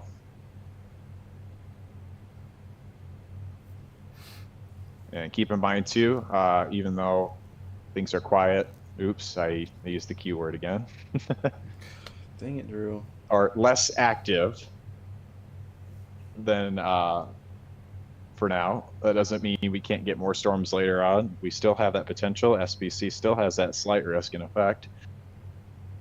But that is more in question on whether or not we'll have those storms in place. So it'd be kind of a meso analysis, kind of we're going to be watching. You know, doesn't mean if me and Joe won't be here, doesn't mean we won't be watching radar. We will be watching radar. We will be watching things behind the scenes here and give updates when needed, as always. Yeah. Do you know how to do MRMS mode on there? No.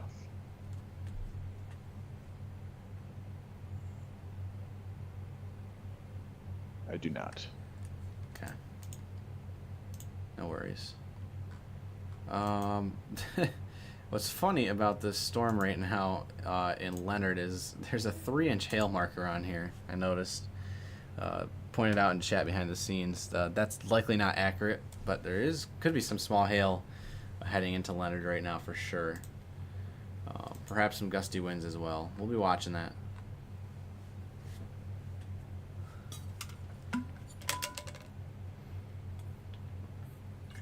Sometimes radar is not the best to decipher. Again, these triangles, you can see it on my screen here. There's a little triangle here. It says 3 on it for 3-inch hail. And again, that's likely not happening.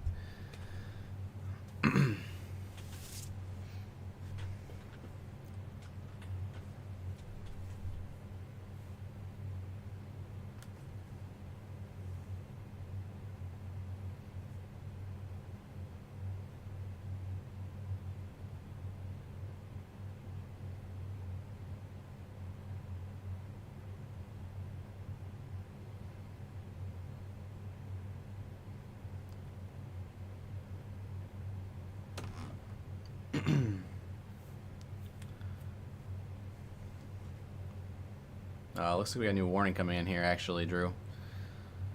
Oh, and it's right for that cell that we were watching. Yep. We do have a severe thunderstorm warning now in southeast Michigan for portions of... I'm blaming you. It was bound to happen. Yeah.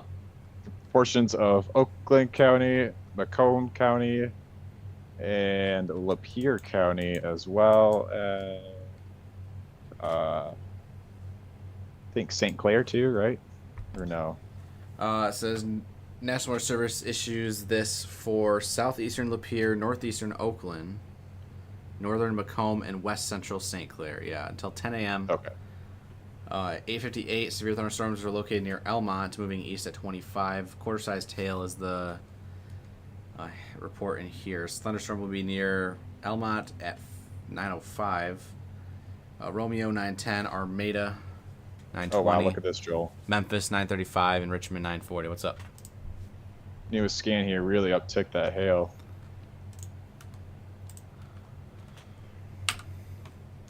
Just a little bit. Oh yeah, Yep. Oh wow. Yeah. Okay. Leonard, definitely be on alert now. yeah, that's definitely yeah. There's definitely some quarter size hail, not maybe a little bit bigger, falling down just east of Oxford Township, Leonard area. It's weird. I'm not finding. Oh, there's Leonard. It's there. Addison Township. You guys are most likely getting some hail right now. Yeah. If you switch it over to Yeah, and CC, you can really see how it spiked there, Drew. Yeah.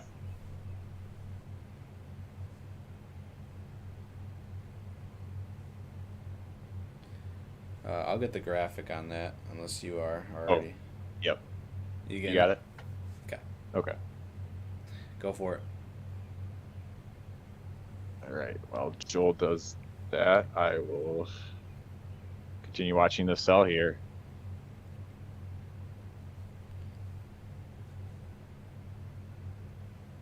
Obviously, the majority of the action has been up in northern lower and the UP, but finally we have a severe thunderstorm warning here. Mainly for the hail threat, quarter size hail that's currently falling down, or is likely falling down, can't fully guarantee that, by Leonard in Addison Township right now.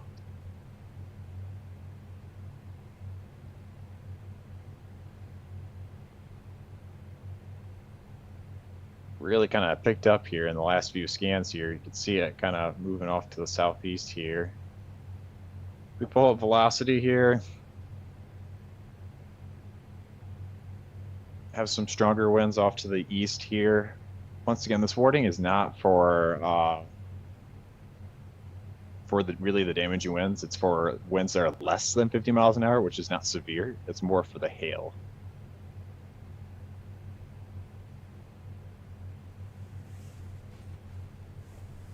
And let's see here. No, I don't really think this is rotation. I think this is more of a downburst. Greens are heading towards radar, reds are heading away. So I believe this is more of a downburst more than anything. Which kind of makes me think that there's hail happening here then. Yeah, that downdraft is pretty strong right now. Let's hope So that hail doesn't get. Let's hope that hail doesn't get any bigger. Yeah, if anyone's living in Leonard or Addison Township, you guys are most likely getting hail.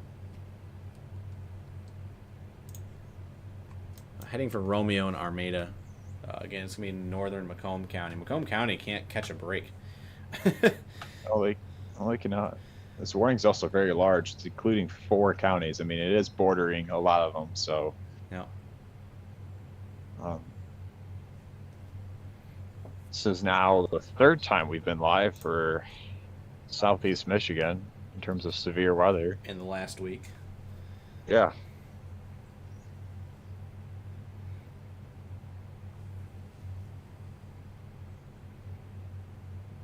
I have a new scan coming up here shortly.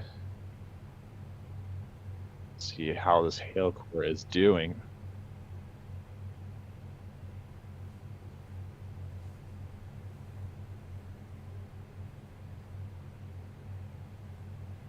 Yeah, here comes a new scan.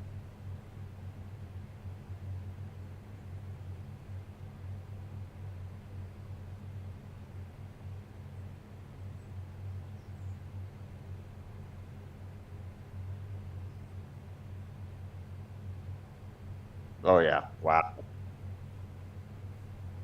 There's the core right there. That is a core. Let's pull up CC here. Correlation coefficient. I'm gonna get a radar update out here probably. Oh wow, look at that. Yeah. Yeah, that's some pretty large hail. I wouldn't be shocked if that's bigger than quarters, guys. Look at the ZDR fallout on that. Yeah, that's Check here. I'll take my cam back. Look at ZDR fallout anywhere in the grays. yeah. I'm gonna get a radar update posted. I'll keep your Okay. put yours back up. Sounds good. If you are in south side of Leonard, anywhere here This is on the proving grounds area here, directly over Yule Road at Townsend Road.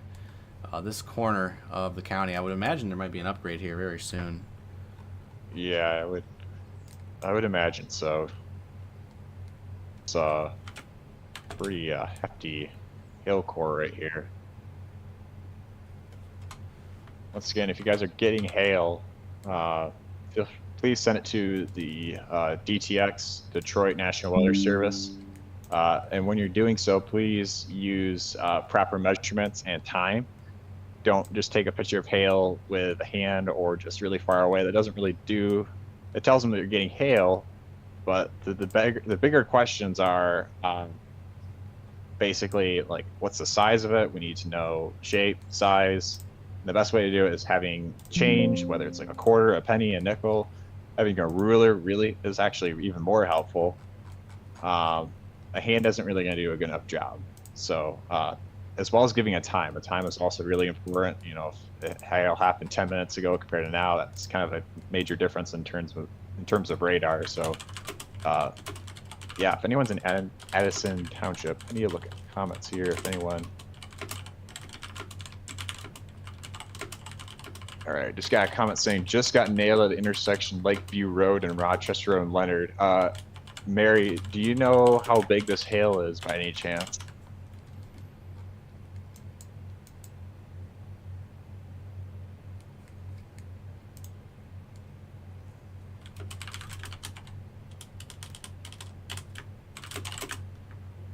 April says pea-size hail and increasing in Leonard. That was maybe a little bit ago here. So we definitely have hail falling.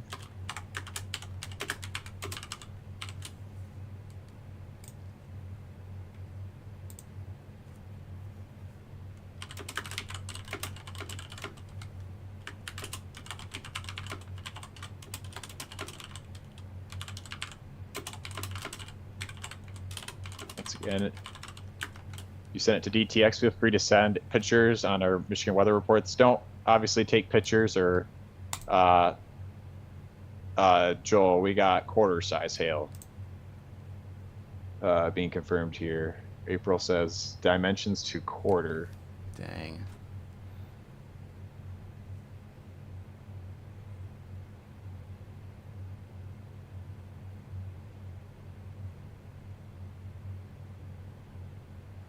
Yeah, I'd be shocked if that's the case. Feel free to take pictures. Obviously, don't run out when there's hail falling. That's not safe for yourself, obviously. But if you can do so safely and take a picture, feel free to use the appropriate measurements and send them into DTX. And we also have Discord page as well as Michigan weather reports that our mods are tagging, I'm sure, right now. You guys can send those in.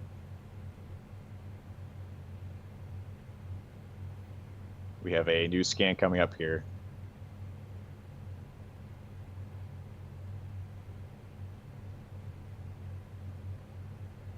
All right, looks like it weakened just a little bit here.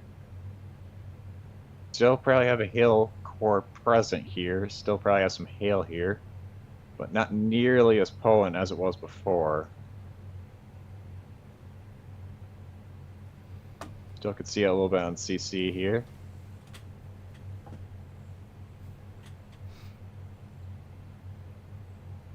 Once again, severe thunderstorm warning is going to be in effect for the next 51 minutes here, assuming the storm stays inside that box for that period of time here, unless the storm significantly weakens quick.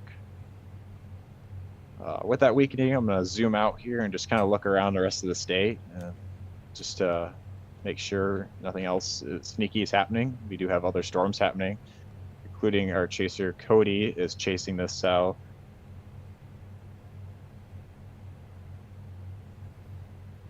By the Roscommon area. I'd be shocked if maybe there's some small hail, perhaps a few gusty winds, but once again, it's borderline severe. The special weather statement is.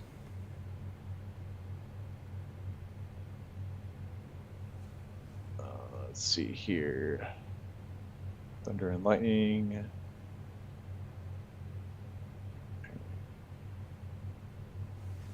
Thank you for the reports, guys.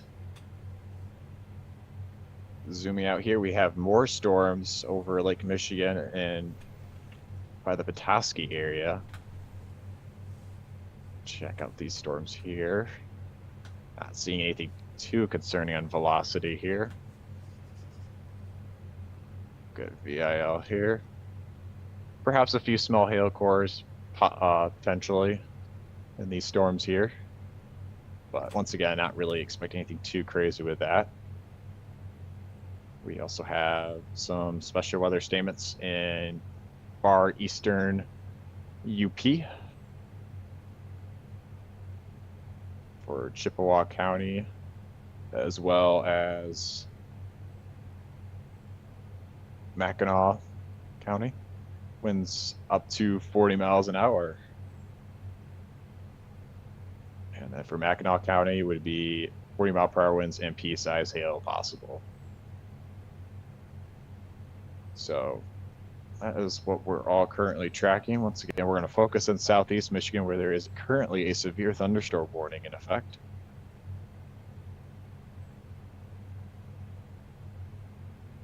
The special weather statement is supposed to cancel in 3 minutes, but I would imagine they would issue a new one for a few of these cells, maybe up here. Let's see if there's anything up here. Yeah, perhaps some small hail cores. We'll see what the National Weather Service does in terms of the more broader sense here, but once again, still have likely hail still falling. So we zoom in here, northwest of Romeo, east of Addison Township, and southeast of Leonard now, and south of Almont. This would be now more in, I believe, Macomb County.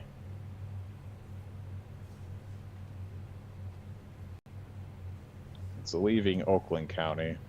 Yeah, I'd say Macomb County, you're more up in line for this hail now.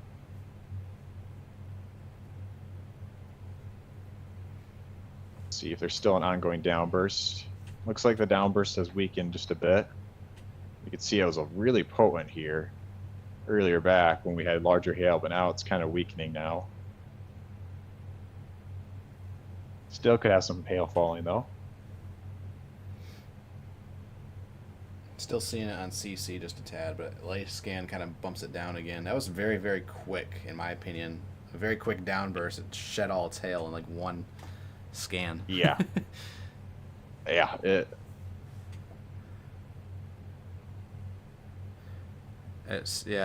I noticed that too. Apparently the NOAA weather radios are down in the Detroit area right now. I'm not sure how accurate that is. Guess we'll work on confirming that.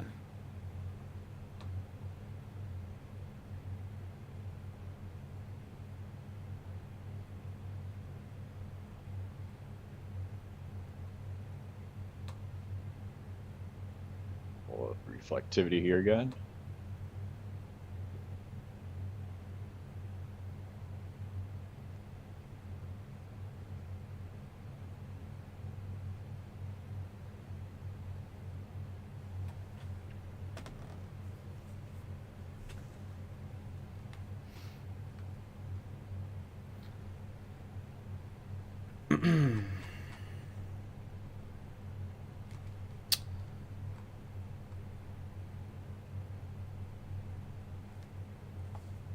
Downburst is when basically the entire updraft collapses on itself. So all that energy going up just comes crashing straight back down. All usually at once. Not as quick as I've seen it, like on that scan. There's really like 2 scans there for a second where it was like going crazy, and now it's kind of gone. Mm-hmm. Maybe a little bit of a downburst here.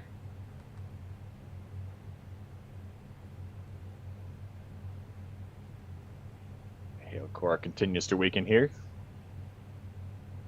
Oh, that would have been nice to know. Weather radios are down.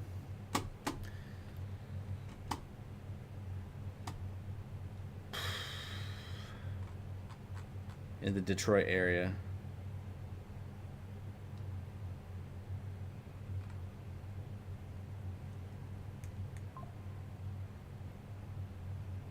Transmitter failure. Yeah. Looks like our warning is getting canceled here in just a second as well. Oh, did it cancel on your end? The bottom bar, the warning just disappeared. I'm assuming we're going to see a cancellation here soon, but let me double check. Mine got trimmed here. Goodness. Why does it do that? So it'll be trimmed out of now Oakland County, and portions of Lapeer County are no longer in that severe thunderstorm warning. Extreme southeast Lapeer County is still in it, though. If there is any hail falling, it most likely is in Macomb County right now. Perhaps as well as southeast Lapeer. Storm continues to trudge along here to the east-southeast. Continuing to weaken as it does so. They do not have a new special weather statement for any of these cells here. I'll say though, this cell west of Sandusky, south of Cass City, is kind of catching my eye a bit.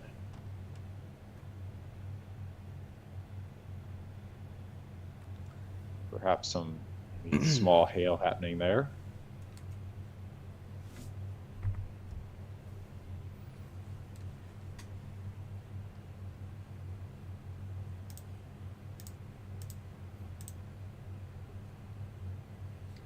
Go check up by National Weather Service Gaylord area. Actually, we have a new scan coming in. I'm kind of curious what this will show.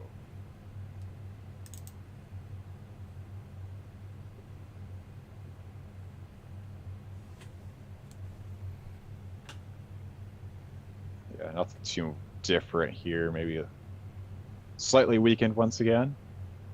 So it slowly moves off to the east.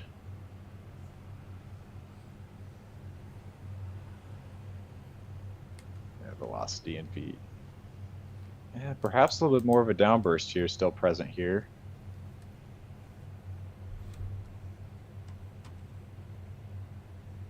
We're going to take a quick peek though up north.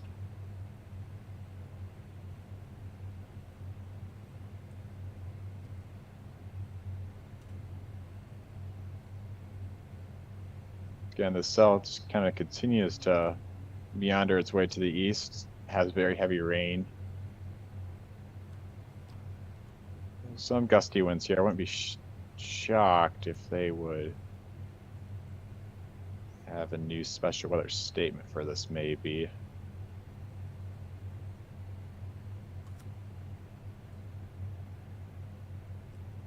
The cell is now heading for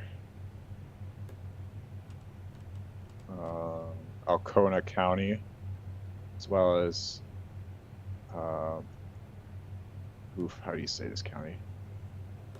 Iosco County? Iosco. That's, yeah.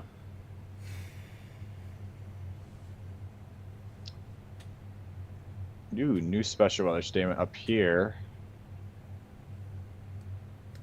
for Emmett County, as well as Sheboygan County, and portions of Prince Isle County. I believe that would be for mainly a hail. Penny-sized hail and 50 to 55 mile per hour winds. So 55 mile per hour winds. So borderline severe, actually.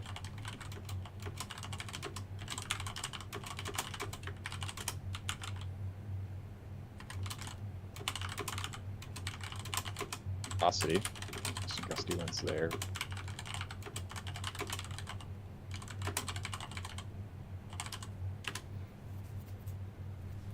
Checking VIL here.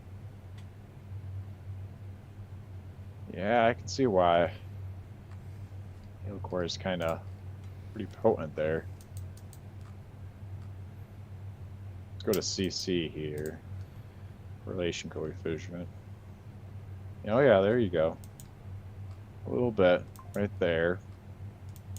It's doing the thing again, And where it'll probably downburst straight over that area, and then it'll be gone probably. yep. And just north of Harbor Springs and Petoskey, would probably be where the hail's happening. Yep, there's your mini downburst, if you want to call it that. I saw a good comment here, Drew, real quick. Kind of an educational moment if I have the floor. Yeah. Someone was wondering, how do we get hail when the temperatures are so warm outside? So for those who don't know, the atmosphere is always cooling the higher you get up in the atmosphere, and it's pretty much every single day. Except I'll go ahead and take my indicator here. So this is a sounding right now from the cell that basically produced that quick burst of 1-inch hail down in Detroit, or near Romeo. You can see this is your temperature profile. As you go up in height, you can see the temperatures are on the bottom here, in degrees Celsius, of course. So as you go up in height, that red temperature line goes to the left more. Once you get up here to about 4 or 5 miles up in the atmosphere, that's when that temperature becomes below freezing. Again, that 0 degrees Celsius line. And ice really forms really below minus 10 degrees Celsius. So between that minus 10 to minus 12, minus 10 to minus 20 degrees Celsius range is when ice accretion really starts to form. You also need instability, so CAPE. Again, that's that area between that dashed black line and that red line you see on there. And again, it's the widest right when the freezing is happening. So again, we have a lot of instability mixing with a lot of super cooled liquid mixing together there. And eventually that's all mixing down. And eventually it becomes too heavy and all comes crashing down to the surface. So again, it comes very, very cold very, very quickly. It's very moist up there in the upper levels of the atmosphere, and a lot of instability all mixing together to get that hail. So a little bit of a teaching moment there for you guys. Again, it is very cold above 3 miles, 3 miles above our head, and it gets down to, minus 10, minus 20, eventually minus 30 degrees Celsius up there. So it's pretty cold. And again, why it's always, colder in upper elevations. So there you go. Change it back to your radar now. There you go. Chief Meteorologist Joe Fritzman with the in-depth explanation there. You got it.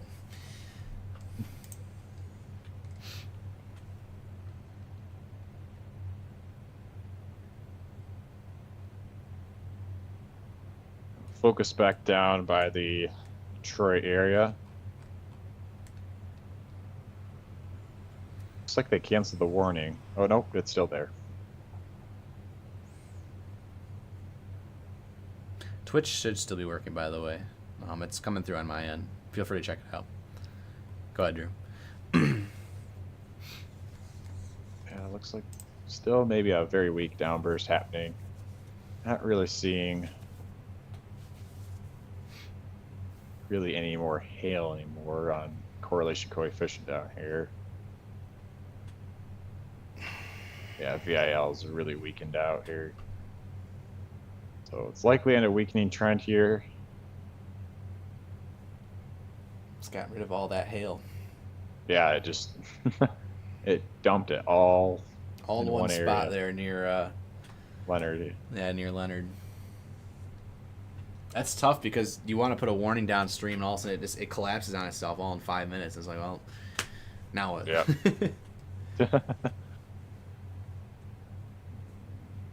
Once again, this cell is also weakening here, just west of East Tawas and northeast of West Branch.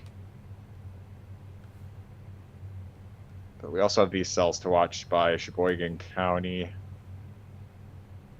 But really all these storms that we're watching all have special weather statements or warnings are all kind of getting on the far eastern portion of our state here. If we go over here by Green Bay, look at the storms over here.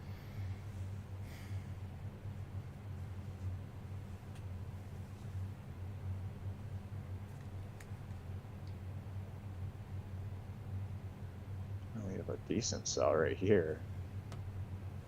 Let me make sure I say this county right. I don't think I'm gonna get it right, Joel. What?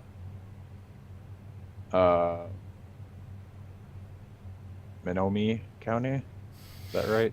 I don't think that is. Menominee? Yeah, there we go. I'm too tired. Goodness. Hey, you keep leaving us on mute half the time, so. All right. I don't need the sass right now.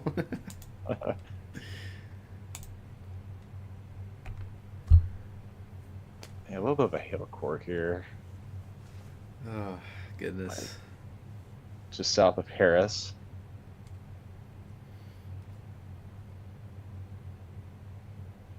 But you can kind of see that line kind of did fall apart here. You don't really see any storms anymore.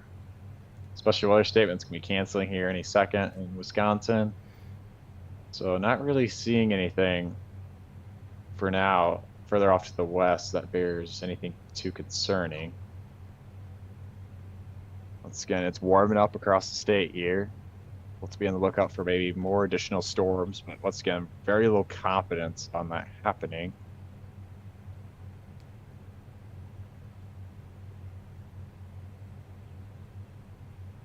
Check the storm here again by Macomb County.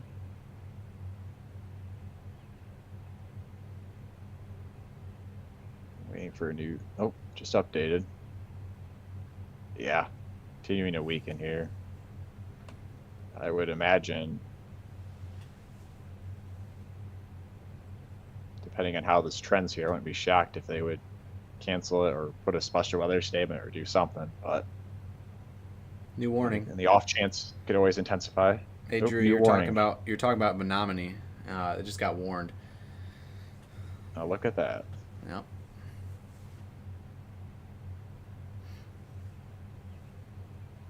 Wait for it to load in here. So we are now back in the UP. Bouncing all around across the state here. Check for the warning. Do you have that, Joel? Yep, I can get the... Okay. Quarter size hail, 60-mile-per-hour winds. Obviously, the cell is going to quickly run into open water here shortly. Warning is in effect for 32 minutes. If we pull up.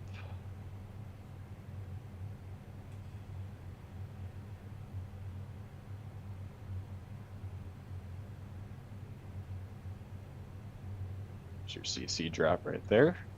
Yeah, 60. 60 mile per hour wind. Yep, 60 and 60 one mile inch per hail. hour. Yep.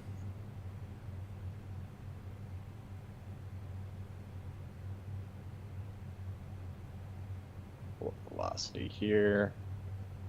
Yeah, probably a downburst happening somewhere in there, in that mess, if I had to guess.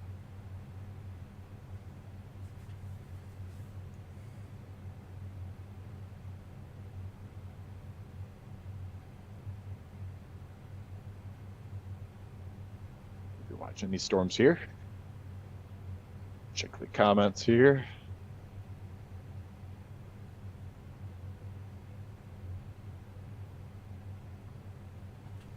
Seeing a few questions saying, is this the only threat for today? That is not the case. We still have that slight risk in place for, once again, a very low conditional threat today.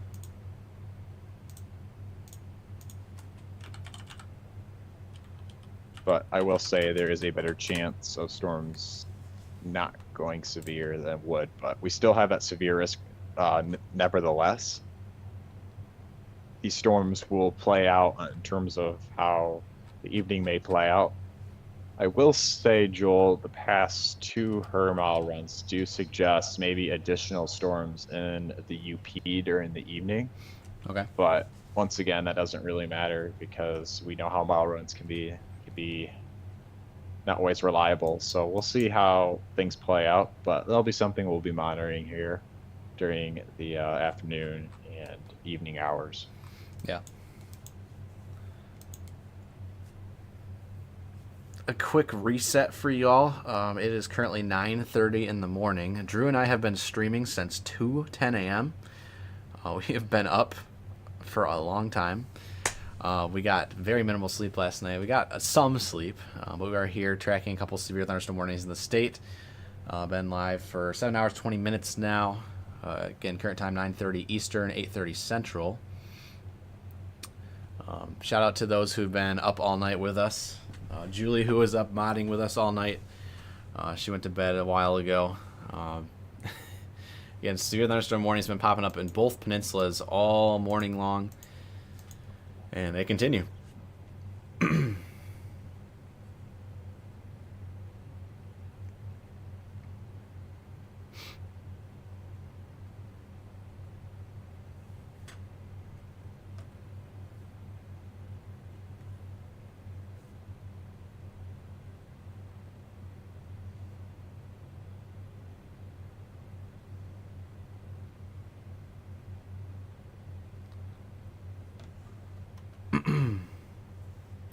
No problem, y'all.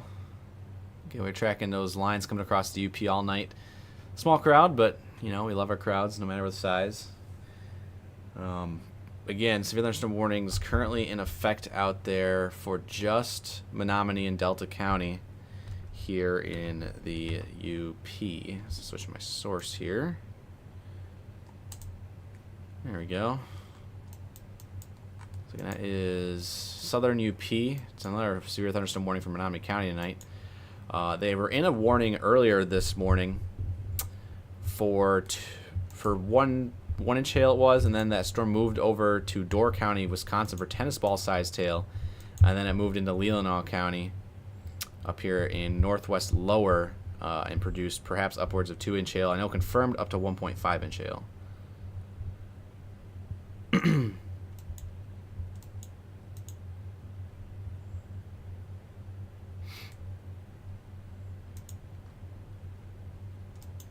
So again, another comment. Go ahead. Go ahead.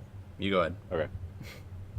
So another comment saying, are the only severe storms today expected with just these storms? And no, that's not quite the case. If we do have storms that do form during the evening, they do have that potential to go severe. Like we mentioned before, we have our shear, our instability and moisture.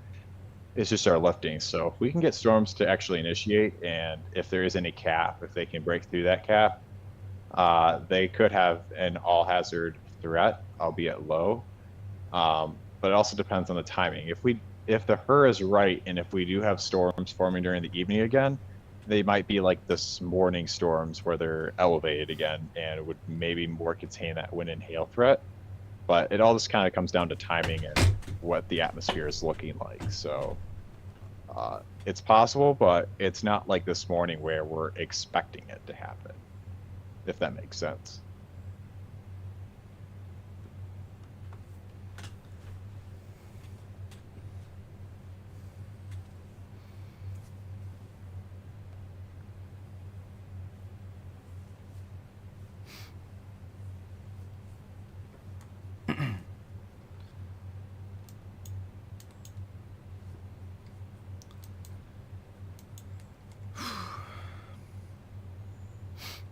I will say this. Again, we are approaching our 7 hour and 30 minute mark here. That magical number is 8. So we are, unfortunately for those who are watching on Facebook, which I believe actually the bigger crowd is on YouTube today, and indeed it is. The YouTube crowd is about 3 or 4 times larger than the Facebook crowd. So if you're watching on Facebook, unfortunately the Facebook, the way it's set up, it's not very stream friendly. And so the stream will cut off at the 8 hour mark. So right here around, it's going to be probably 10 a.m. It'll just cut off. There's really nothing we can do about it. So make sure if you want to keep watching our streams, if it goes past 8 hours here this morning, hop on over to YouTube, X, or Twitch TV. Those platforms do not have time limits on them. So again, YouTube channel is youtube.com/@MI Storm Chasers. You can just type in Michigan Storm Chasers on YouTube. It'll come up. Again, we'll be live here as long as we can, as long as severe weather is happening, unless, of course, Drew, we get a break here if these storms stop getting severe warned. But it's been kind of a continuous flow here as we have another storm producing likely 1-inch hail or larger moving north of Cedar River right now, heading onto Lake Michigan here south of Escanaba shortly. But we have a bunch of special weather statement storms up here. up north. And in fact, if you can see the storm here in Sheboygan County from the Green Bay radar, it's quite intense. I would not be surprised if we see another warning here sometime soon.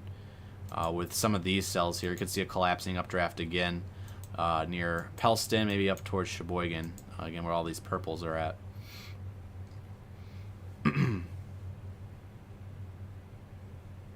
Yeah, that's definitely a possibility. I've been watching that Sheboygan cell closely. Wouldn't be shocked if that would go warned.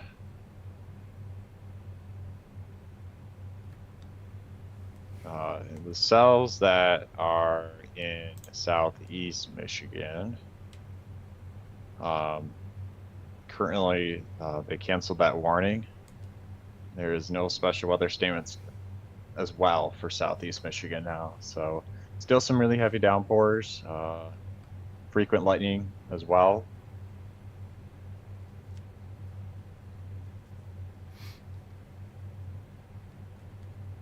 But that's basically it for now for southeast lower Michigan.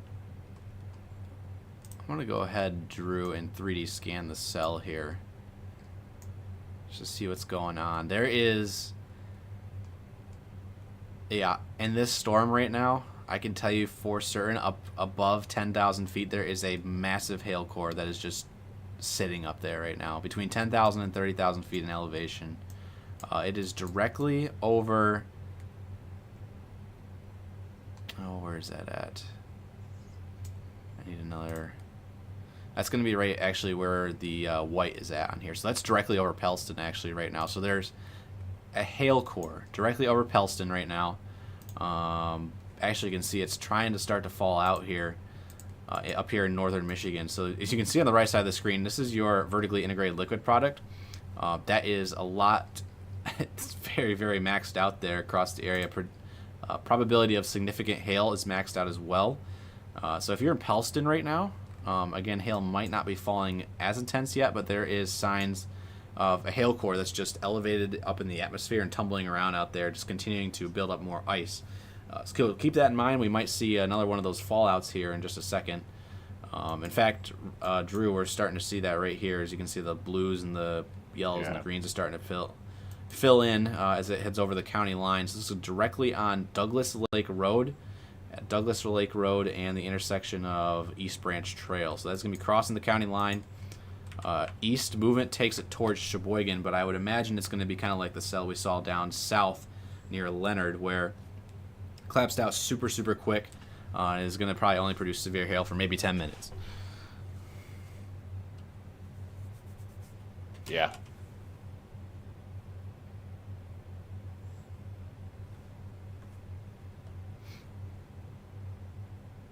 All right, I'll be back here in just a second, Joel. I need to plug in my laptop here.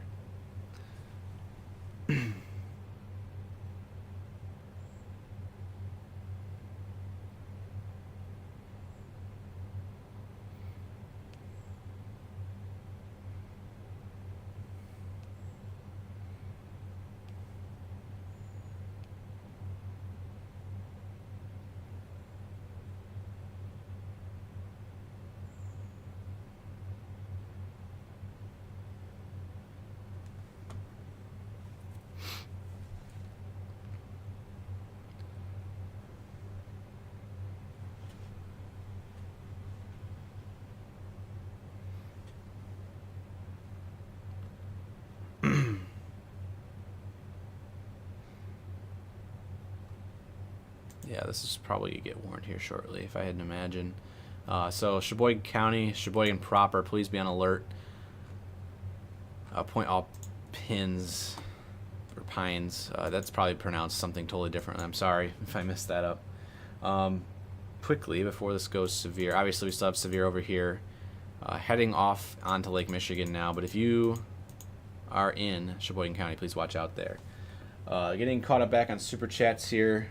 Again, Red Dozer, thank you again for that $20 Super Chat. Saying getting an early start, I see. Dan with 5 gifted memberships for our YouTube subscribers here. Red Dozer also with another $20 here. This is for a hot kick in the pants, quotation marks, coffee. Thank you very much, Red, again. Paramount USA $1 super chat there. And we got Sarah Gruber with becoming a member here, EF0 member, on our YouTube channel. And as I mentioned, that tumbling hail is starting to come crashing down in the upper levels of the atmosphere. Severe thunderstorm warning now in effect. I can get that one.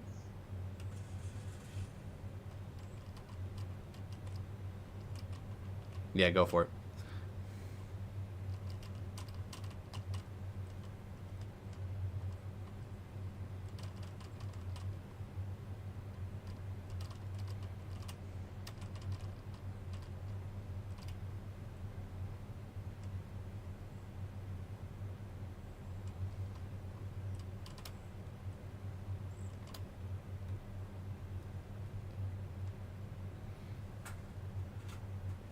Oh.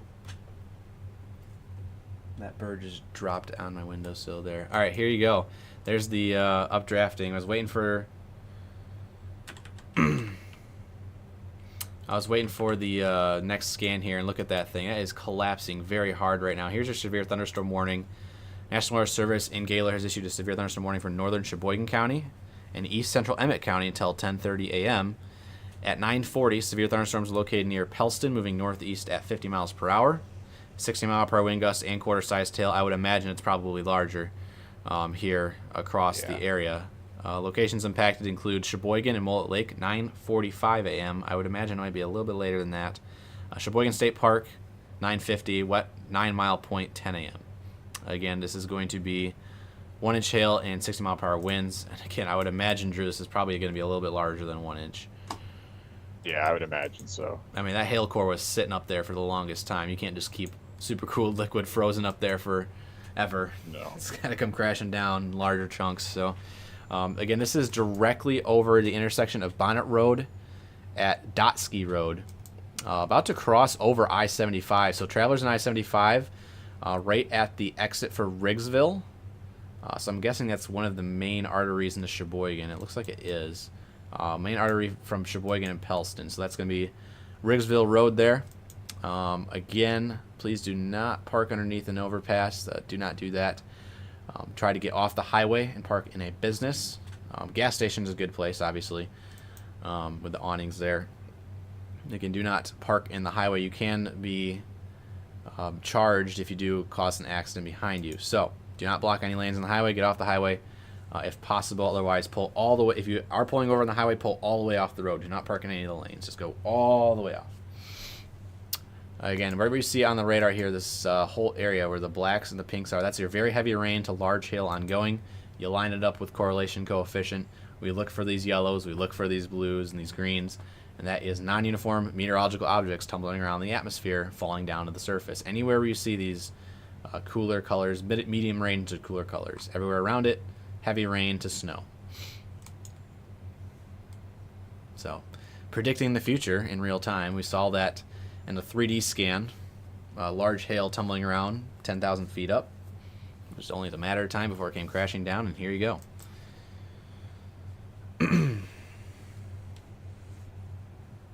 New scan coming in. It is now right over the highway.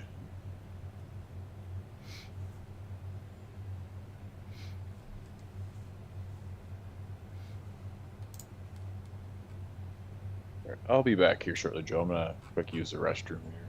Yeah. So here's your orange box here on the screen. Again, includes Levering, Sheboygan, Pellston. The M33 region here, as well as M27, kind of just outside of Sheboygan, all the way into Sheboygan.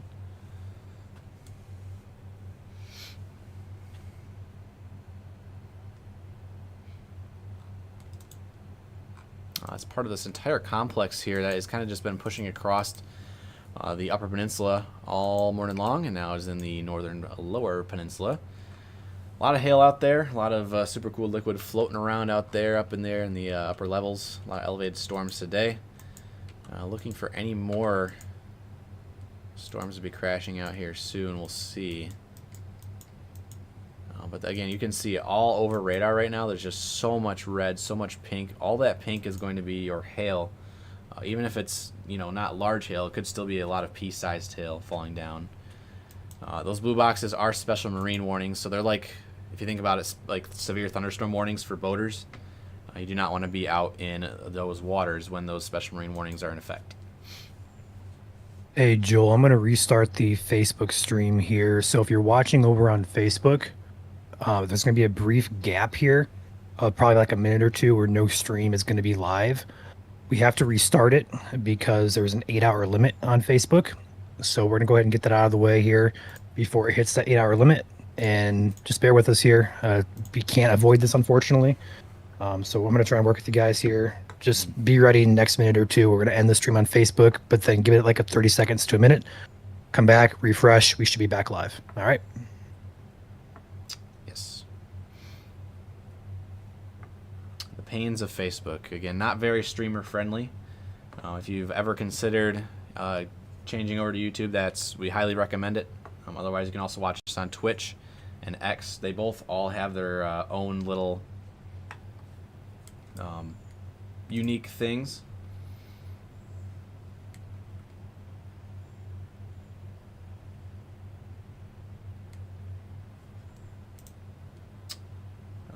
Especially perks. If you're watching on Twitch, you have the shortest delay, for example.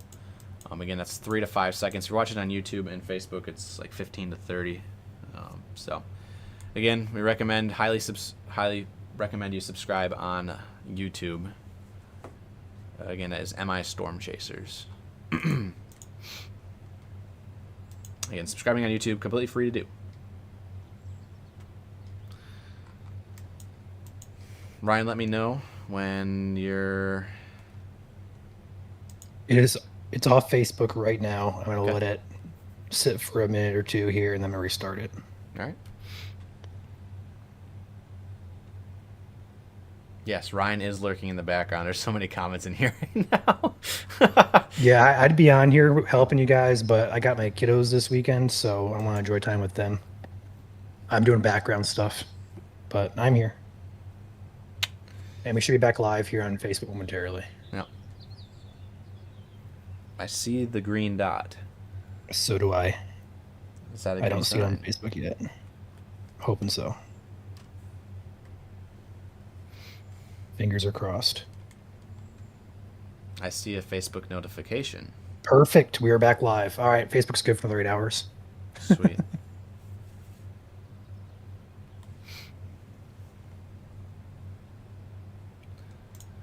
We do have a new special weather statement popping in here for pretty much the entirety of the thumb.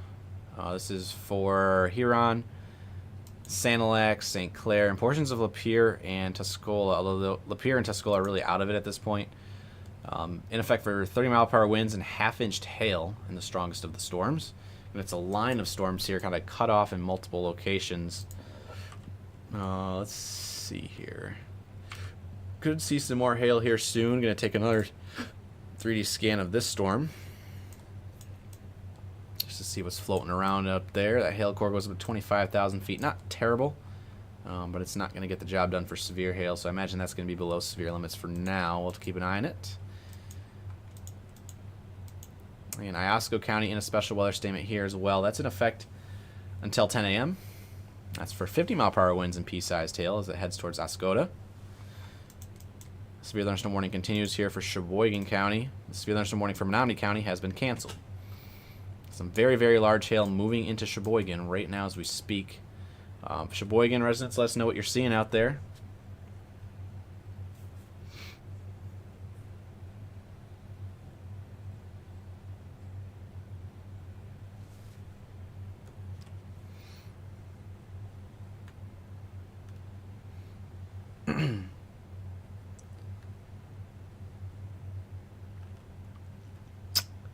And there's the trim of the warning. So Pelston, Levering, no longer in the severe thunderstorm warning. Sheboygan, you still are. Allenson, you guys are good as now as well.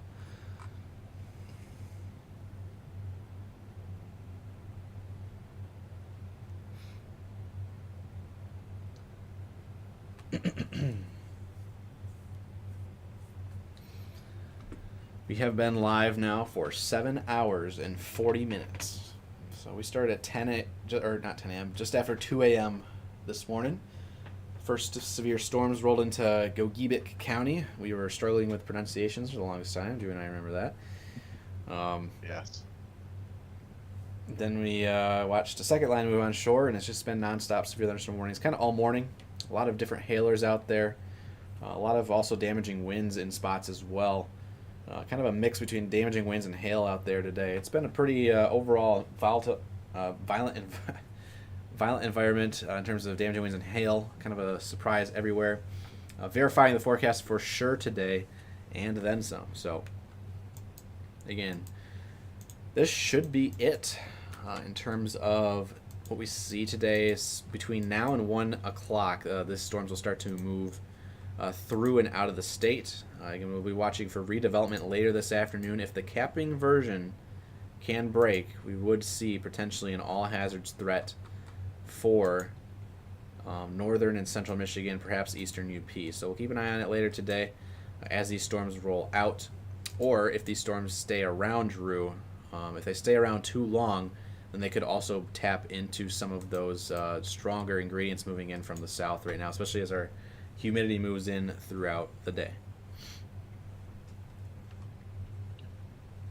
Yeah, we might have to keep an eye on a few of those cells that are currently over Lake Michigan. Been noticing a few of them have been intensifying. So we'll see what those cells do over the lake. Heading towards Beaver Island right now. St. James, Michigan area. Yep.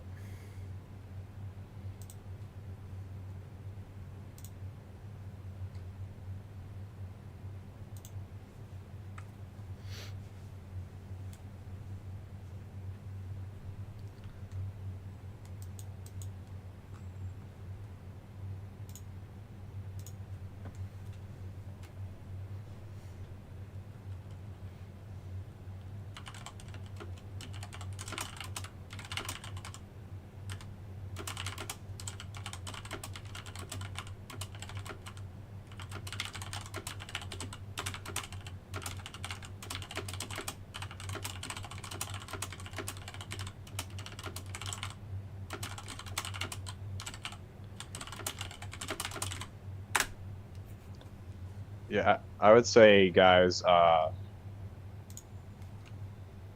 anywhere from, I would even say Grand Rapids south after these storms move through, the chances of storms look pretty low. The main thing that we're going to be on the lookout for the storms today are going to be more kind of right where that slight risk is kind of set up at is northern lower Michigan, maybe the thumb, and the central and eastern parts of the UP, maybe the western part as well. I would say the further south you are, especially southwest in terms of Michigan, like if Benton Harbor, Kalamazoo, we haven't really seen any signs of storms developing, and even if they would develop, it just wouldn't make sense for them to develop that far because they're just so far away from that best quote-unquote potential of having a lifting source of developing. So this is mainly going to be in northern lower Michigan, perhaps and central and eastern UP thing where we're going to have to be on the lookout for as the day goes along here.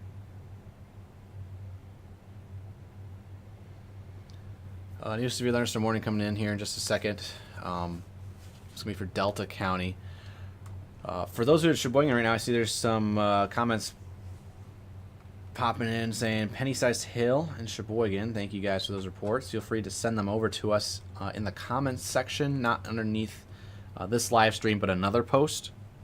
Make sure you also tag the National Weather Service Gaylord. Make sure you're accurate with your size as well. Again, use like a coin or a ruler to measure that hail if you're going to send it in. So we do appreciate as much detail as you can give us, so that way the National Weather Service in Gaylord can relay that information over accurately. Also, if you live on in the Riggsville Road area between Pellston to Sheboygan, we're looking for larger hail amounts. So if you know anyone there, really at 75 near Riggsville Road, and like a 5 square mile radius around there. Let us know what you guys saw hail-wise there, because again, it looks like some very large hail fell out for a brief period of time there in that corridor.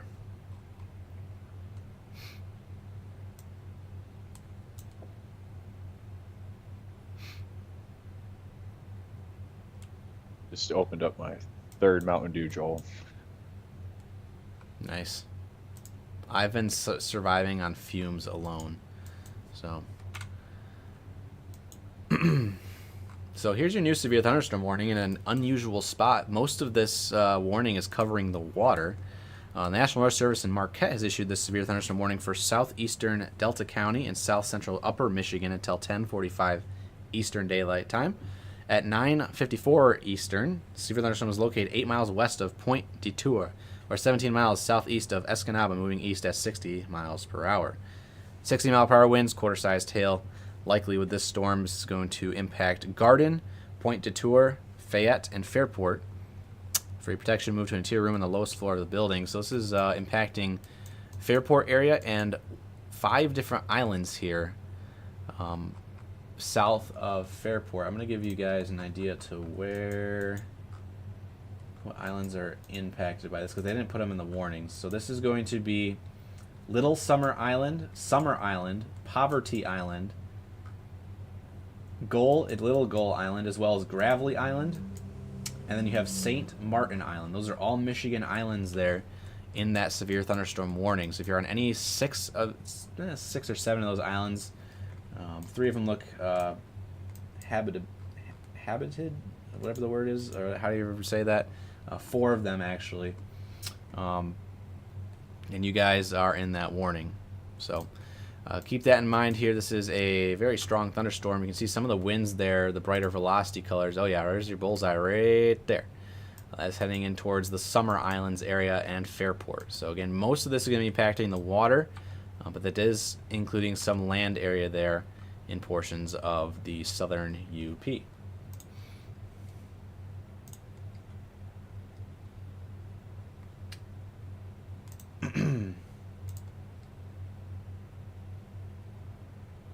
We got Dark Saver sending 5 gifted memberships to those who are subscribed on YouTube. Thank you, Dark. We also have Andy S. in here with a $200 super chat. Thank you, Andy. He says, thank you for staying up all night to keep us safe and informed. Thank you very much, Andy. Thank you very much. There's no other words to say. I mean, it's just thank you very much. You're very generous. It'll be put to good use. It goes right back into these streams either way. Maybe buy us a coffee as well along the way. Drew's got his energy drinks though, so he's pretty good. Yes. But yeah, thank you, Andy, very much. You are well appreciated here at MSC. We're trying to break the record, I guess, for the longest MSC stream. I think it's like 10 hours. I know Ryan's watching. Ryan, if you want to do, I know you're kind of busy with posts and stuff in the background, but if you want to do a little bit of a quick research in terms of what the longest stream is, I believe it's like 10 or 11 hours. But I don't know for sure. But yeah, thank you again, Andy. We ourselves, as a result, are gifting. We just gave away 5 gifted memberships, courtesy of ourselves here at MSC. So for those who are subscribed on YouTube, check your accounts. On top of Dark, we just gifted 5 ourselves. So again, come follow us here on YouTube. Again, we have a couple warnings in effect here. I believe, is there a new warning coming in, Drew? I saw Sheboygan County. Or is that an update? I don't see anything. I think it's just the 2 that we have, Sheboygan and Delta, right? Yeah, I don't. I think it was just an update. I think. Yeah, I think. Yeah, I think it was just an update. So update to the Sheboygan says 9:58 a.m. Severe thunderstorm was located over Sheboygan State Park or near Sheboygan, moving northeast at 55. Ping pong ball sized hail, 60 mile per hour wind gusts. That is upgraded to 1.5 inch hail. So if you're in Sheboygan and you happen to see 1.5 inch hail, let us know. Is it observed is the question. I forgot to check that. Radar indicated, so it has not been the confirmed 1.5 inch.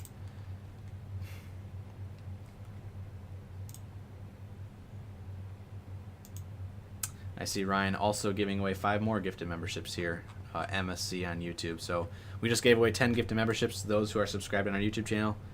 Come check us out here if you aren't subscribed yet. Again, as a way of saying thanks to you all, hopefully you guys enjoy those 1 month free memberships on us. So you can see right now in the state, the 2 severe thunderstorm warnings in effect are up here in the Upper Peninsula and Northern Lower. So Sheboygan County and extreme Southern Delta County here for Summer Islands, Poverty Island, and St. Martin, or St. I wonder if they pronounce it St. Martin. I would not be surprised. The way things are pronounced here in the state of Michigan, they kind of have a little bit of an accent to it.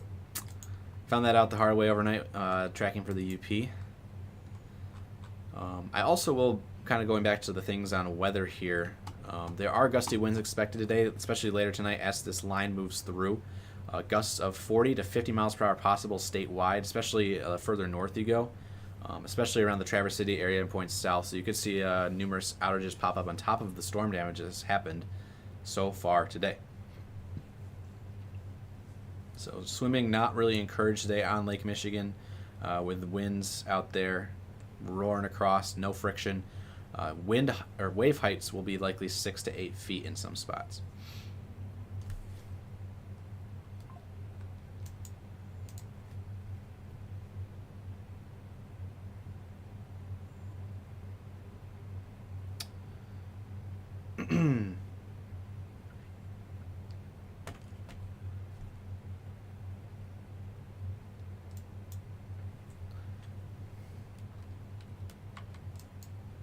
Kind of see it across the state. Besides the storms that are kind of happening in lower Michigan, we already have dews in the low 70s in southwest Michigan. Benton Harbor with a dew point of 71, a temperature of 83. Holland with a dew point of 71, temperature of 81. Ionia, I believe, a dew point of 70, temperature of 81. So we have really moist air already filtering into the state. And you can kind of see where that warm front is at. Looks like it's right where those storms are kind of riding along in northern, or right where that Roscommon cell was at, is roughly where that warm front is currently at, it looks like.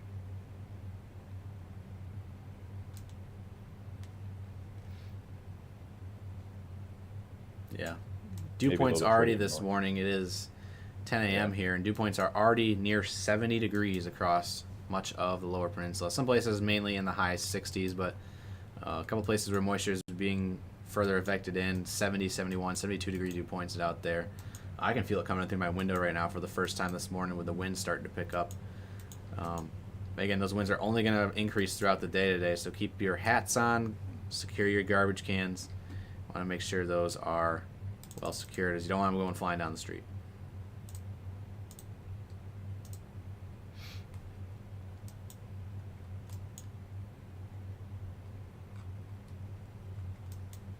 So again, a couple severe thunderstorm warnings in effect up here. Sheboygan County, this storm's pretty much moving offshore. Again, if you're in Sheboygan, you have hail reports to send in, we'll take them. Make sure you tag the National Weather Service Gaylord in your reports as well. You have another severe thunderstorm warning here in southern Delta County near Fairport, or over Fairport, as well as some of the islands out there. And I would not be surprised if we see some sort of action. It looks like it's pretty gusty over there heading towards St. James, so we could see another warning here pop up very soon for these storms. And that would be, yep. Yeah, head for St. James there, the big old island. Beaver Island.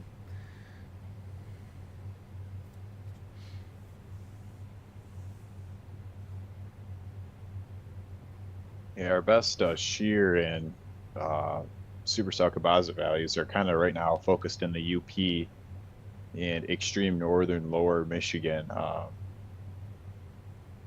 Your surface-based cape is slowly starting to filter its way north, but once again, still kind of early in the morning, and the better environment is still kind of filtering its way up north. So, yeah. I see There's a couple of comments from the Sheboygan area in our chat popping in now. If you're trying to send a picture in our stream, we can't see it. So make sure you put it in one of our posts that's not our stream. Make sure you also tag the National Weather Service Gaylord in it, especially if you're up here in northern Michigan. Again, we do appreciate it. I saw there's like a 1.5 inch hail report. One picture was just sent in. In fact, confirmed Drew 1.75 inch hail report at on I-75 in Sheboygan County. So out over the interstate for those poor travelers up there. 1 inch hail report in downtown Sheboygan from this severe thunderstorm. So hail palooza out there today.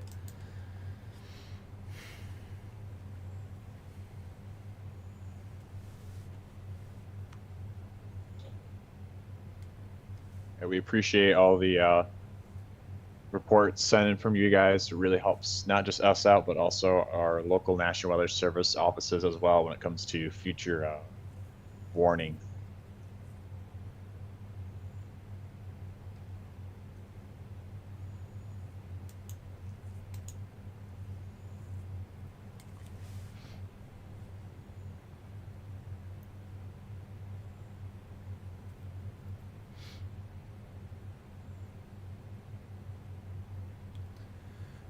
So these storms are over in the thumb right now. Also still showing signs of perhaps some small hail.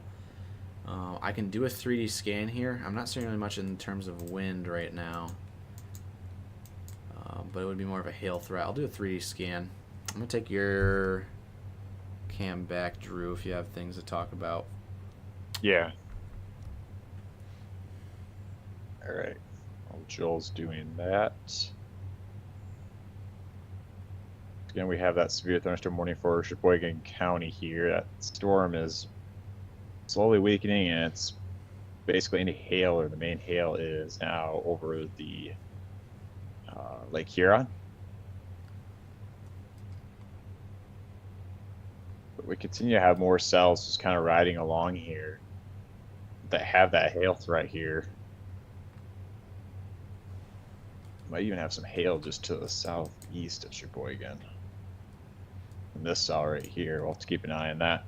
And then, as Joel was mentioning, we have that cell just offshore of St. James, Beaver Island, that also looks rather potent in nature.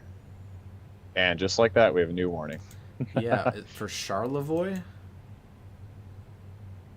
Yeah. Oh, that's because it's the so I was confused for a second. I forgot Beaver Island's part of Charlevoix County, which is really weird. It's not even close to Charlevoix County. Charlevoix County is down here.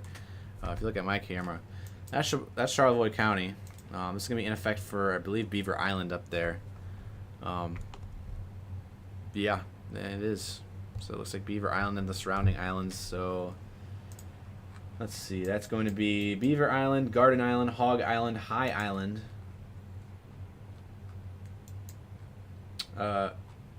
Ojibwa Island, Whiskey Island,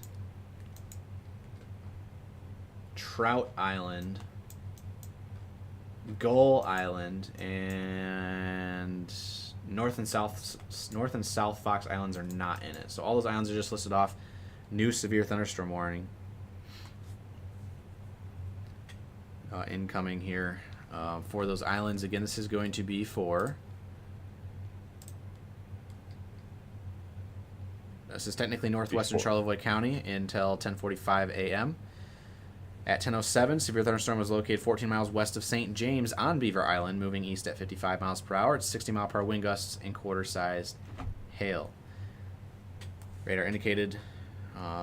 Again, severe thunderstorm will be near St. James on Beaver Island around 10:15 a.m.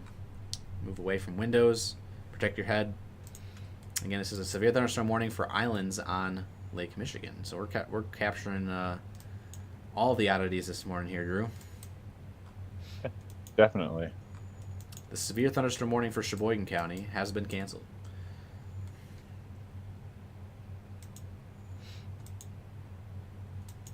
So a lot of large hail coming down out there today. A lot of 1.75 inch hail reports so far across the state. Some 1.5 inches in diameter as well. Again, the atmosphere has a lot of upper level instability out there today to tap into. A lot of super cool liquid. Again, those updrafts, they collect all of that moisture and it just keeps tumbling around. Those updrafts are so strong, it's keeping it suspended longer. Eventually, that weight becomes too heavy, and as it falls, it comes down as large hailstones. So, very deep updrafts up there today. We are watching for more collapsing updrafts to bring more of this large hail. But again, right now, it's just 1-inch hail and 60-mile-per-hour winds for southern Delta County and Beaver Island and surrounding islands here in Charlevoix County, technically. It is a little far away from the radar here, Drew, for this Delta County severe thunderstorm warning, but it looks like there's still some very gusty winds moving through there. Yeah, definitely. Now, last year, I believe it was on Washington Island here. So this is this big island that is not part of Michigan. It's the first island that's part of Wisconsin. That island had a confirmed tornado on it last year. I think it was an EF1. They had to do, I think they had to do a helicopter survey or something like that. They had to get out the island somehow or boat out there. And again, it was the first time they had a tornado on that island. So again, tornadoes can happen on islands, goes to show you. But again, we're not really expecting any tornadoes this morning. Just thought I'd bring it up as a fun fact. That again, no place is, I guess, safe from tornadoes, especially in the United States. So again, cool fun fact there. Again, it was the first tornado ever in Washington Island history for Wisconsin there. And it was very close. It was technically almost crossed the state line in through the waters there as it was heading up towards the islands such as St. Martin Island and eventually Poverty Island. Take all the MEDAR stations off there so it's not as cluttered. Again, very strong to severe thunderstorms rolling across the straits right now. Severe thunderstorm warnings in effect for Charlevoix and Delta counties. Severe thunderstorm warning for Sheboygan County has been canceled. Very strong thunderstorms at the bridge right now as well. Special weather statements in effect up there on both sides.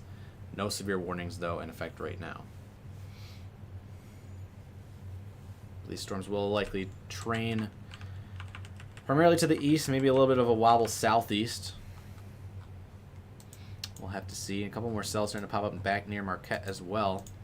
And a new special weather statement here just across the border, Drew, and heading towards Menominee County.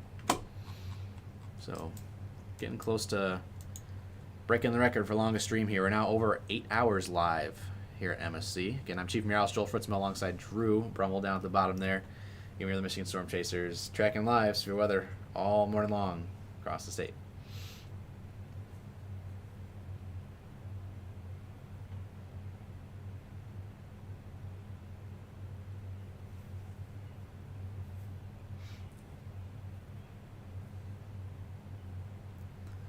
Yeah, these storms will, once they're currently crossing over the lake right now, will most likely hit extreme northern lower Michigan as well, and they haven't really shown any signs of weakening at all. So I wouldn't be shocked if we have more downstream special weather statements and warnings once again, maybe for Sheboygan County and for other counties up in extreme northern lower Michigan.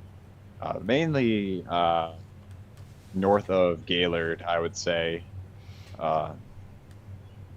Those counties mainly would be, I think, the most impacted from these cells here as of now.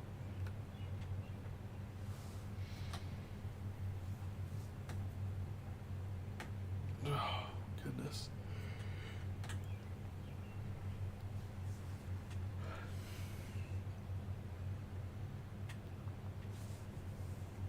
Nothing like watching the sunset and the sunrise while also staying up most of the night.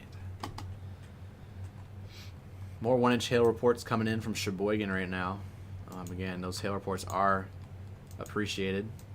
Again, if you're commenting in our comments, post of hail or hail damage, make sure it's on a separate post outside of the stream. Again, we can't see it in the stream. If you're going to comment on our post, feel free to also tag the National Weather Service Gaylord up there in northern Michigan. I'll keep repeating myself until I turn blue. Additionally, of course, you can submit them in our Michigan Weather Reports page on Facebook or Discord channel.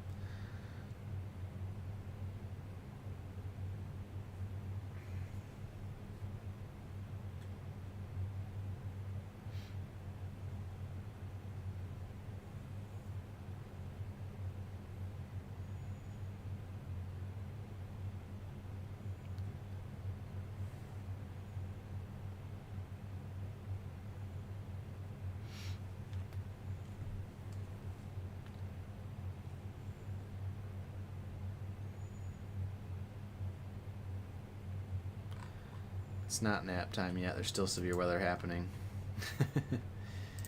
Looking at CC over Beaver Island right now, it's very cluttered. It's very far away from the radar site.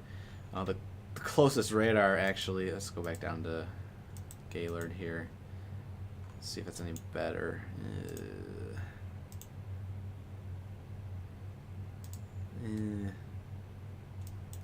There's some decent hail probably falling there right now, but I think it's more going to be in the way of wind here. I see there's a pocket of blue.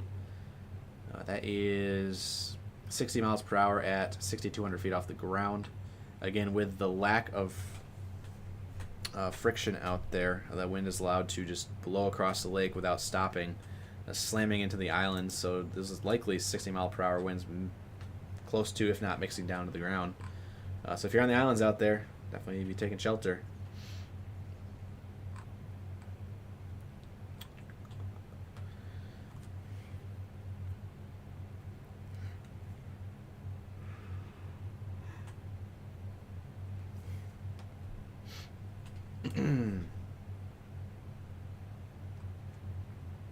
Looking at our sky cams across the state right now, it's a mixture of everything. It's raining, it's cloudy, it's mostly cloudy, it's sunny, and mostly sunny. So I got cams all over the place. Charlotte, I got Ionia, Manistee, Burton, Wolverine, you name it. And we're looking for more camera locations as well. So feel free, if you would like to sponsor a camera, send us an email.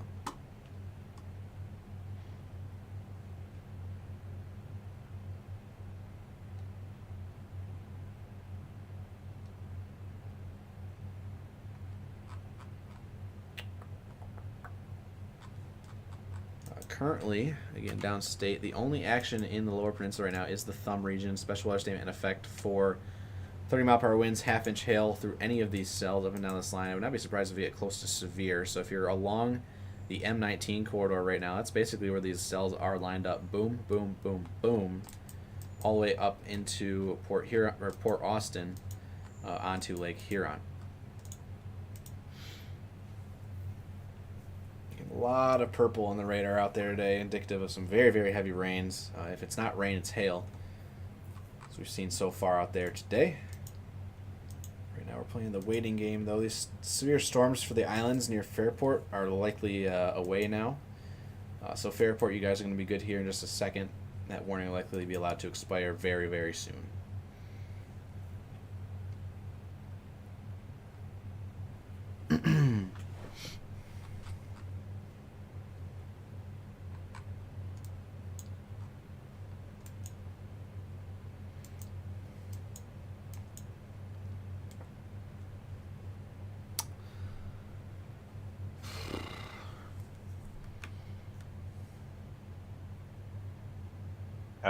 As we were mentioning before, northern lower Michigan, you guys might be getting a break from the storms, but once again, you kind of have that another round kind of coming in here that could be hitting extreme portions of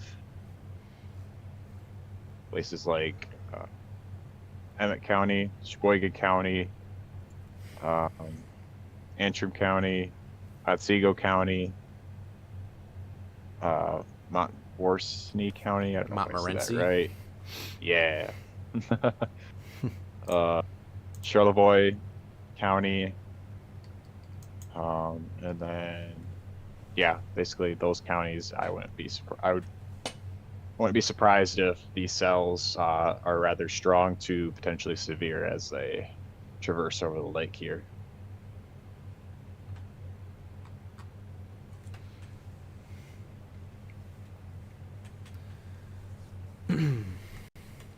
New rainfall report from Roscommon. 1.6 inches of rain fell there from that thunderstorm. So on top of the hail and the winds we saw from that, a quick 1.5 inches there from that storm. So again, with all the red and pink out there, there's going to be probably some nice flooding chances going on, maybe even some flash flooding, so keep that in mind.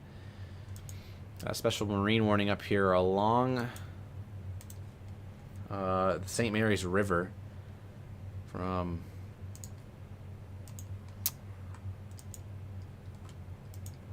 Lake Superior down through Pickford area.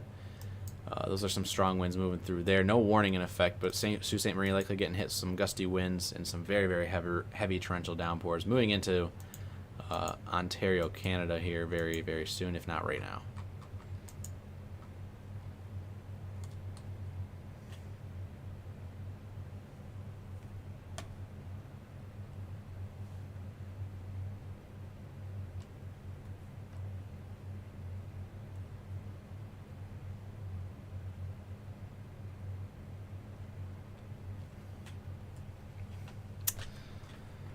See if there's any correlation coefficient now updating. Not really. Couple spots out there that are collapsing here and there, but it's very hard to pit pocket. There's one right here right now in Emmett County, directly over Van Road at Larks Lake Road. That's going to be heading up towards Levering here soon. Probably rain itself out fairly quickly here. But, yeah. Goodness.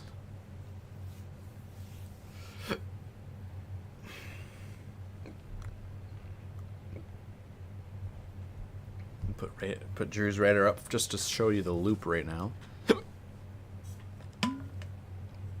Yeah, we have, I would say, these two main clusters here. We'll have to be on the lookout for wind and hail. We have a bunch of other storms just kind of riding along this line here.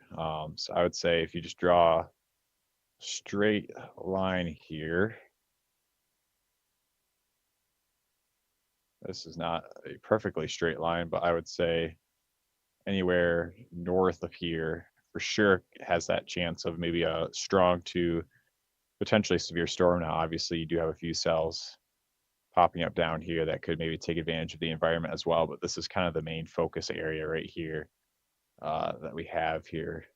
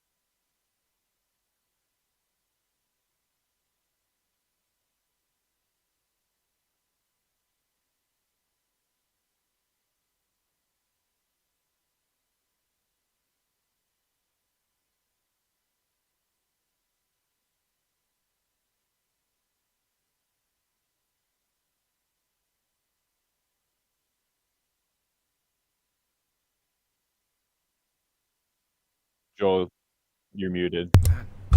Dang it.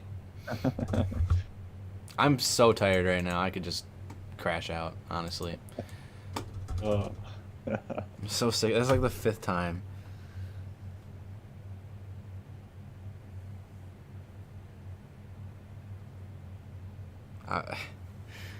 So annoying. I know it's annoying for you guys. It's annoying for me too, because I swear I unmute myself every time, and I don't. I was explaining. Drew gets to hear it all again because he can hear me, but no one else can.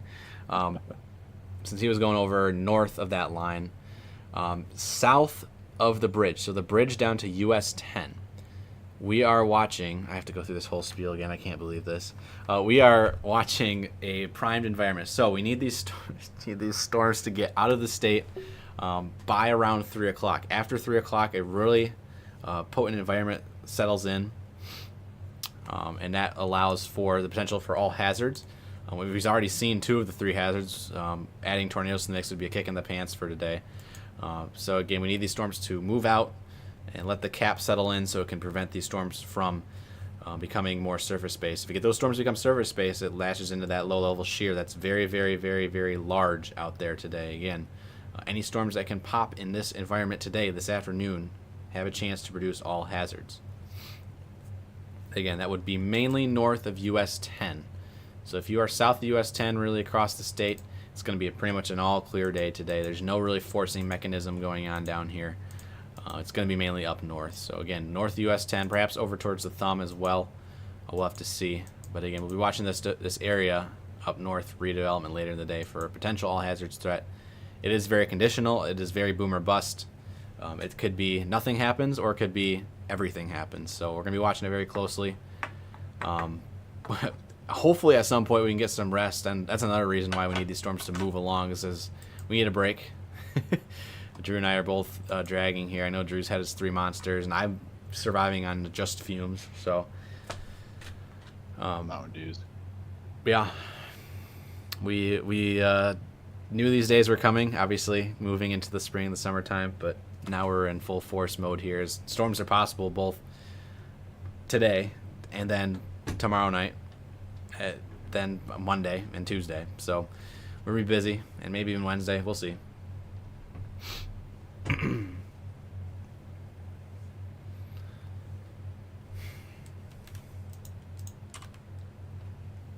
Looks like these winds are starting to surge out a little bit as well in this back cell.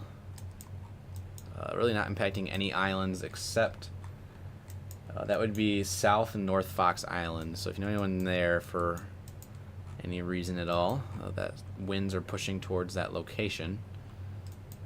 Could see some gusty winds moving towards Goodhart as well. What's up?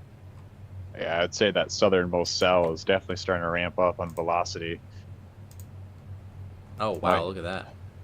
You might have to keep an eye on that wind threat here. Although it looks side lobish to me. It's kind of in the gap there.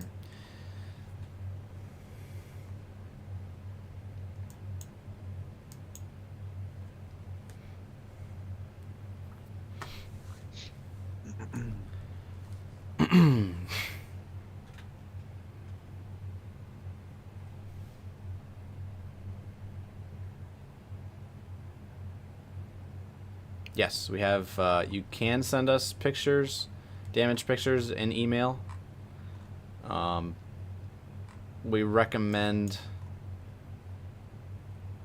Man, if you don't have Facebook and you don't have Discord, I guess email. Again, we try to keep email to more formal things. But again, if it's the only way, contact at michiganstormchasers.com is the email. But yeah, we have Discord and Facebook are the best ways to submit via comments or our Facebook group, Michigan Weather Reports.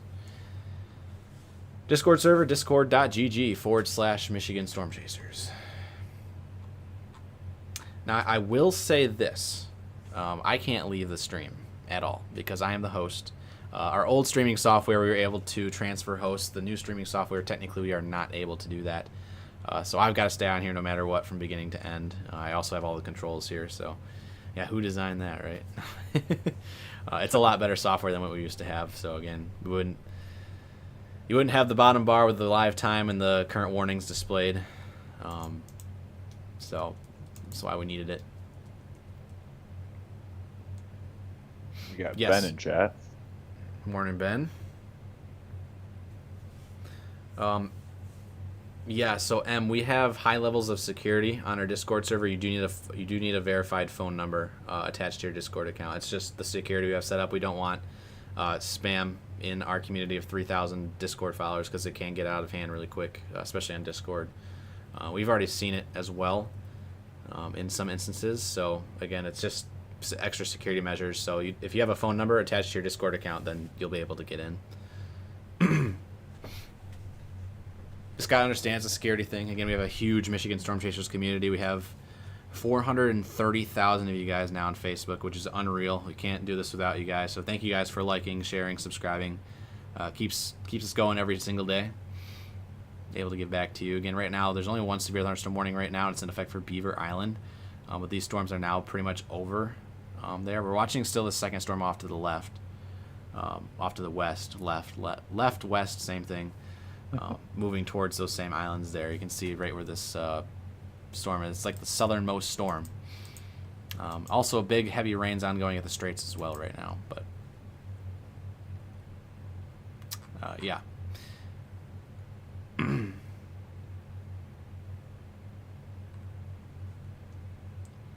Yeah, no, we can't just run the stream while we sleep. If there's severe weather ongoing, we kind of need to tell you what's happening with the severe weather.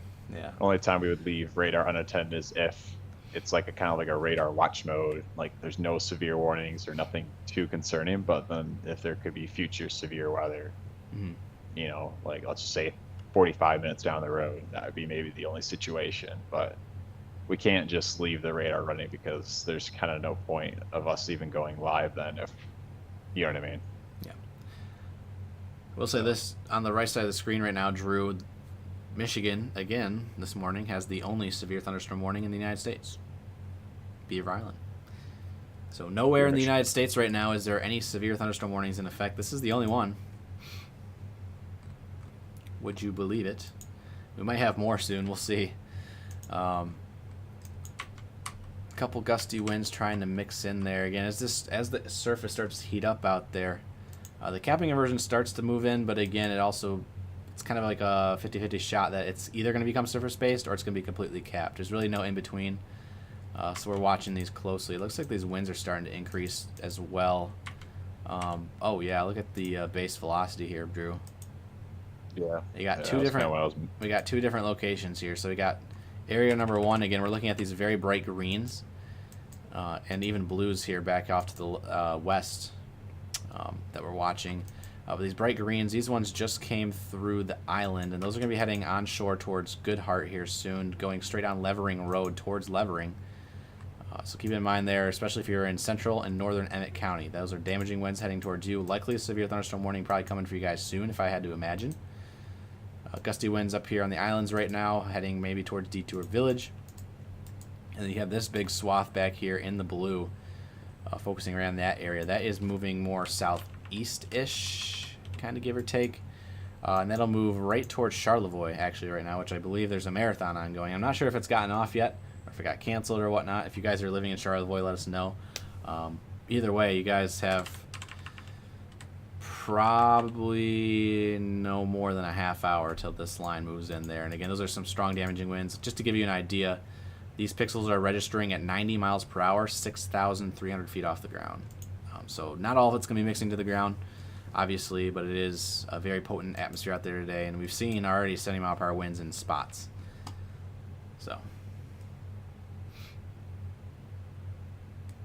thank you for that report, Amanda. Amanda in here says I-75, both north and southbound lanes in Genesee County, is shut down due to flooding between Miller and Corunna roads. So thank you for that report in real time there.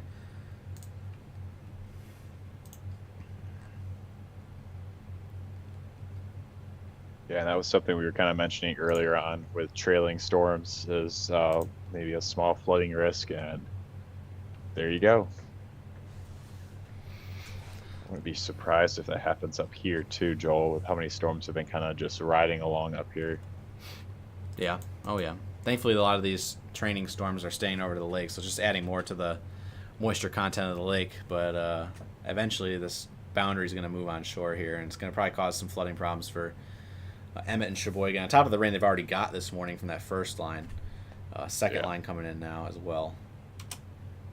New scan coming in.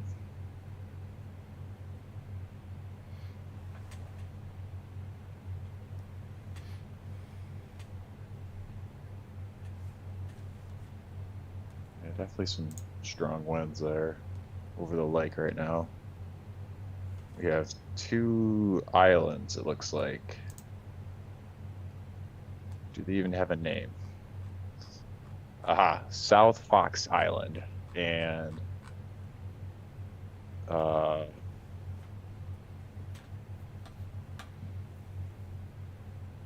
North Fox Island. Very creative names. Yep. Are about to be impacted here with this line, and looks like we have a new special marine warning, I think, that popped in. Or actually, hold up. No, never mind. So likely some really heavy rain, probably some really strong gusty winds, and some. I wouldn't be surprised if some small hail would also be possible for those two islands right there.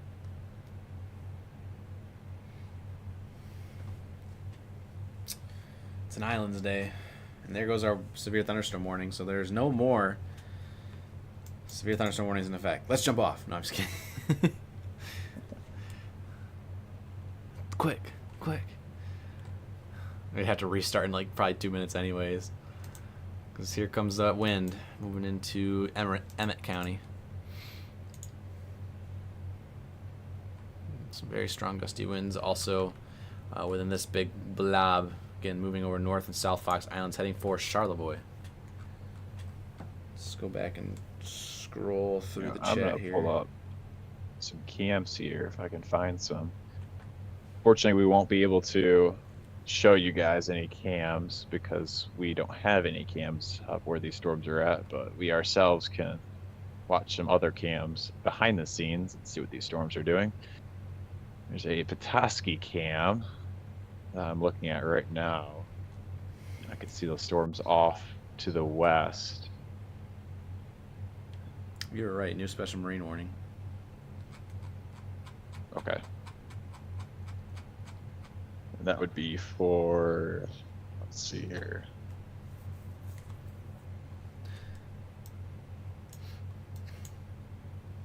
See sorry, I'm going to interrupt you real quick while you figure that out, Drew. There's a comment here asking what radar software is this. So on my screen right now, which is up, this is called GR2 Analyst. Gibson Ridge is also what the GR stands for. It's a one-time payment of like $250. You can also get Radar Omega, which now is on Drew's cam. And that is, I'm not sure how much it is, but I know it's like a subscription-based program where you have to keep paying to access it, essentially. So I'm partial to GR2. The other guys are partial to Radar Omega, and they do go hand in hand. They're basically the same thing. But I love my GR2, and it's really fun. So hopefully that helps. Anyways, you were gonna say something there, Drew.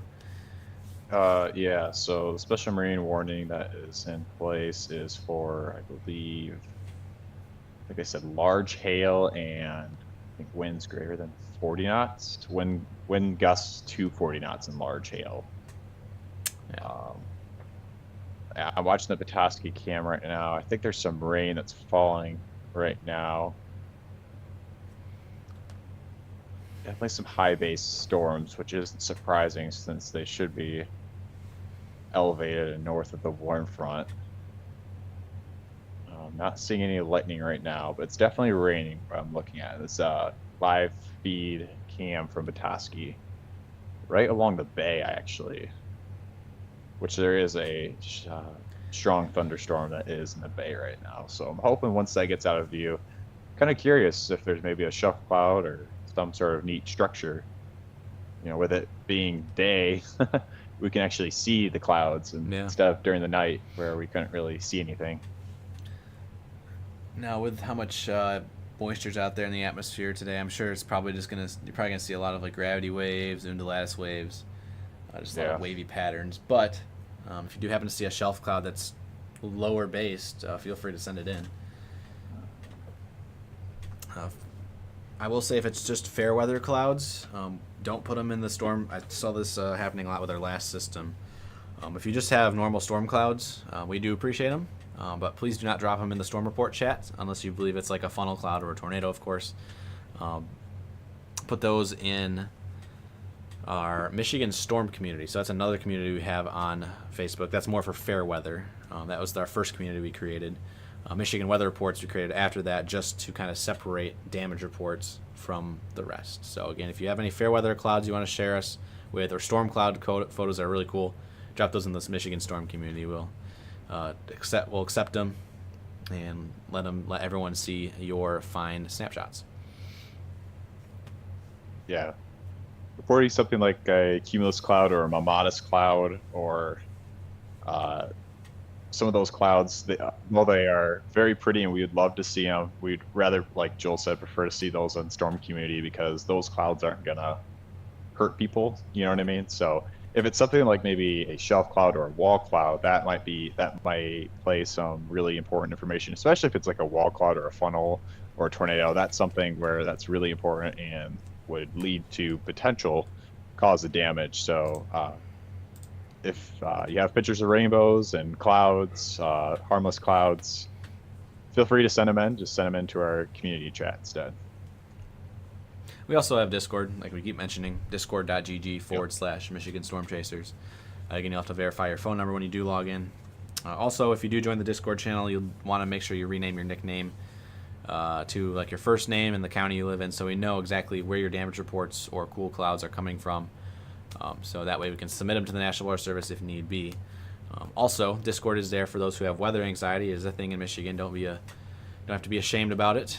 We do have a room there set up in Discord channel just for those with weather anxiety, so feel free to check it out.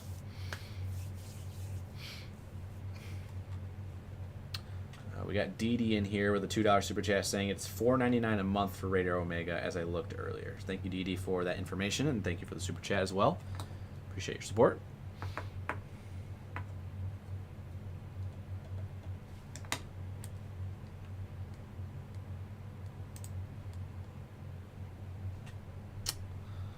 How those winds looking there, Drew? Just a second here. I lost the cam for a second. Yeah, they still look pretty gusty. I don't really see a weakening trend. Yeah, no. If anything, they're just getting stronger. Stronger, yeah. Southside Beaver Island there too. Got two different distinct locations. Yeah, those just two. South of St. James there on Beaver Island. Yeah, these two islands right here, the North Fox Island and South Fox Island, that are getting slammed right now. Yep. I don't know if those islands are. I don't know my islands. I don't know my islands up there really well. I don't know if there's. Yeah, I've been slowly memorizing them as we've done more northern Michigan severe coverage, so don't worry. The ones to the south, they're North and South Manitou Island as well. So that's down there offshore of Keweenaw. Yep. Also, for people that don't know, I'm watching a Petoskey live cam right now, watching these storms come into view here. There's a cell that's blocking the view, but it's now just getting out of the way. So I would imagine these storms have a decent amount of lightning as well. But once again, we cannot show you this live cam because, once again, it's not ours. It'd be copyright problem. So I'm going to go ahead and check in on our Thumb, Michigan residents. Again, this is mainly just all up and down the M25 corridor now. So Port Hope, Harbor Beach, Forestville. In fact, I'm going to go ahead and look at our Harbor Beach cam. It's just shrouded in rain right now. I'll let you guys see just to show you. There you go. Doom and gloom inside the rain. Right in Harbor Beach right now. Big old raindrops falling down. Again, that's all in the Thumb. Clearing out behind it, Sandusky and points west. You guys are in the clear for the day. I don't really expect any redevelopment behind it. If you are in Southwest Michigan, there was never a threat today. Southwest and Southern Michigan, you're never really in a threat. Kalamazoo, Benton Harbor, St. Joseph, Sturgis. It was nice. You guys didn't get anything tonight. It's been a busy first half of the year so far for you. But again, nothing expected today down there in Southern and Southwest Michigan. Really anywhere for the rest of the day south of US 10. So that's going to be all central and most of, all of southern and most of central Michigan. Unless the crazy unthinkable happens. Just want to let you know, Joel, and to the audience, Cody, our chaser, is getting in position for these storm complexes. He is currently on the highway, Interstate 75, getting into position right now to view these storms here. So he's a little bit further inland, but just want to let you guys know that we will have eyes on these storms here soon.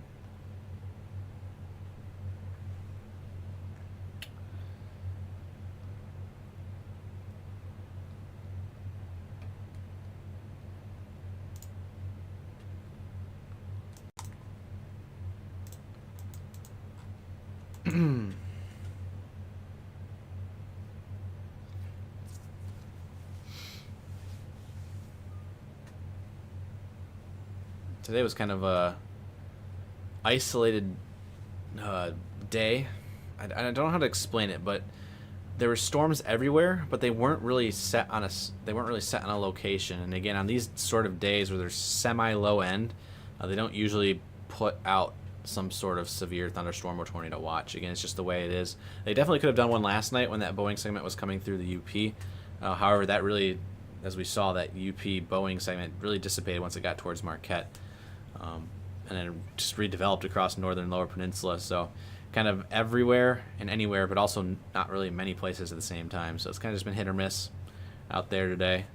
Definitely verifying the forecast for sure, but yeah, not really worthy of a watch, and I can understand why there. Warnings, though, obviously you need the warnings as the storms, the ingredients came together. So, Drew, I'm gonna go use the bathroom. You got it for a little bit? Yeah. Okay.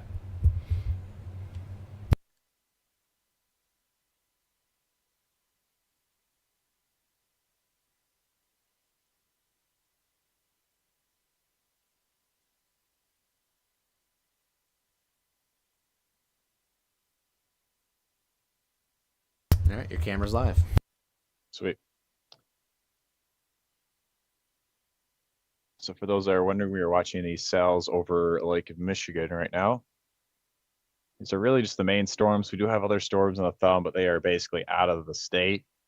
These storms are rather potent with their damaging wind potential. And right now I'm watching a live cam from Petoskey, and I believe we have a shelf cloud. Yes, I think we have a shelf cloud. Pretty nice one. So if any of you guys are in extreme northern lower Michigan, especially the line that's heading towards Petoskey, as well as Boyne City, I believe we have a shelf cloud coming into frame here. I think the line that's more by Sheboygan, it has too much rain and storms kind of blocking the view. But if anyone is by East Jordan, Boyne City, Petoskey, Charlevoix, I do think that is, yeah, we have a shelf cloud. Unfortunately, I cannot show you guys the view, otherwise it'd be copyright. But I am watching this storm come into view here, and it's a pretty decent shelf cloud coming into view. I'm gonna let our chaser know here.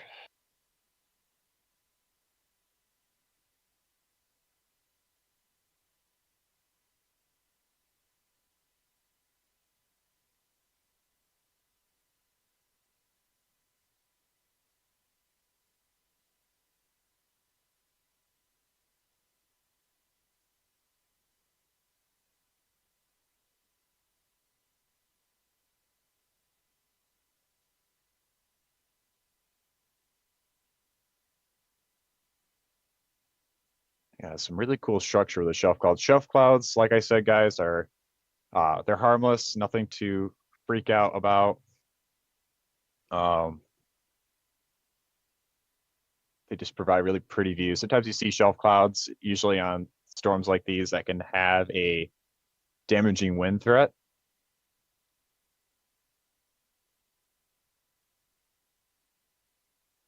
We also have a cell by Traverse City.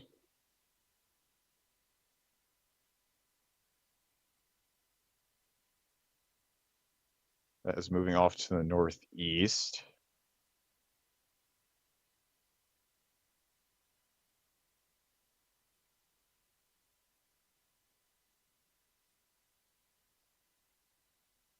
No, these storms are mainly looking to be heading more east.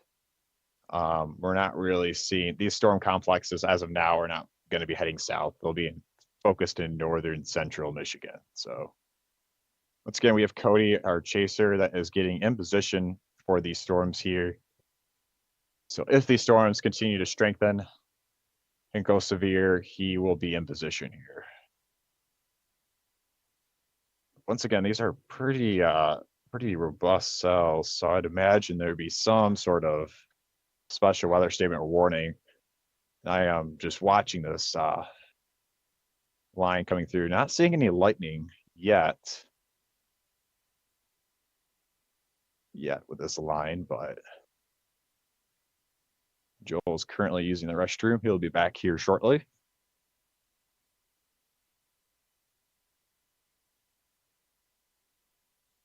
Wouldn't be shocked if there's hail with the southernmost cell as well. I'm gonna check CC here. Yes, there is some hail.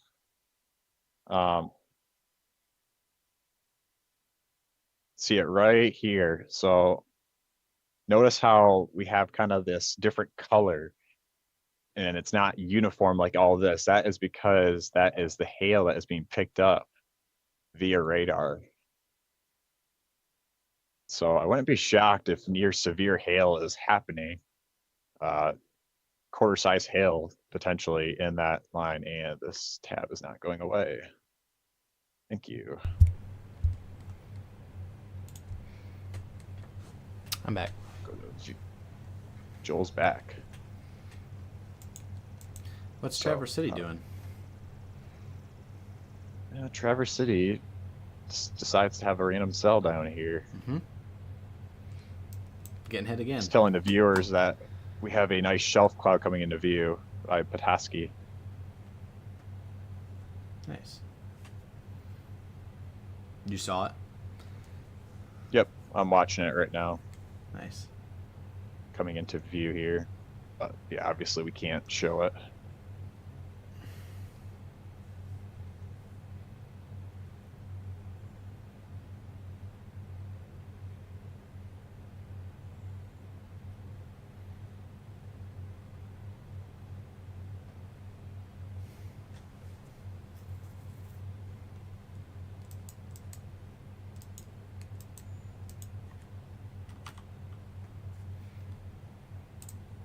I think we also have some hail here as well, Joel.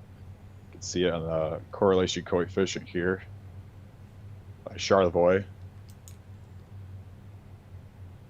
Oh, yeah, a little bit. Right there. Imagine we're going to get a warning here soon, if I had to guess. Yeah, I would. Especially for the winds. Yeah, that's the main thing. I think is the wind. Screaming across the lake right now. It's over Beaver Island right now as well. Extreme northern end of that wind. Also, shout out to April A, joining the team, becoming an EF0 member here on YouTube. Thank you, April. You're awesome.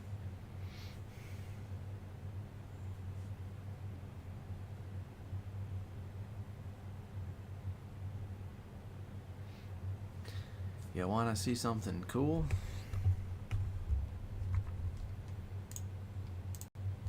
Check that out.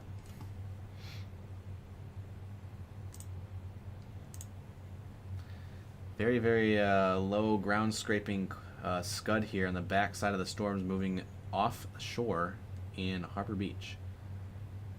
It kind of looks like a cloud walking on the water right now. Isn't that cool?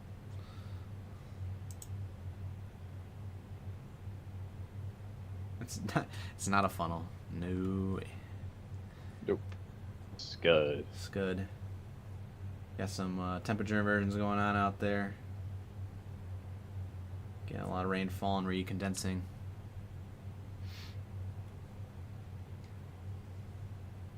Imagine boating into that right now. It's very eerie. It's going into a curtain.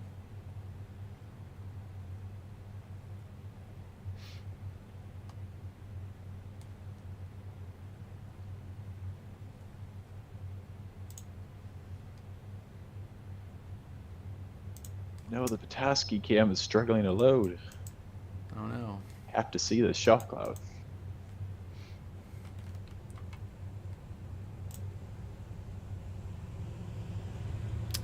Well, showers and thunderstorms popping up again, still behind this main line. Not expected to be severe at the current time, but we'll have to watch these later this afternoon. The main action again right now, right along the Straits of Mackinac, heading into Charlevoix is the primary focus right now. It's a very, very tight shear gradient here, Drew. Yeah.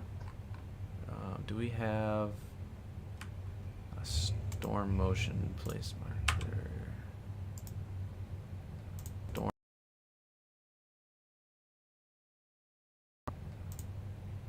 Okay, never mind. I was wondering what was going on there for a second. Looks like we're okay for now, I think.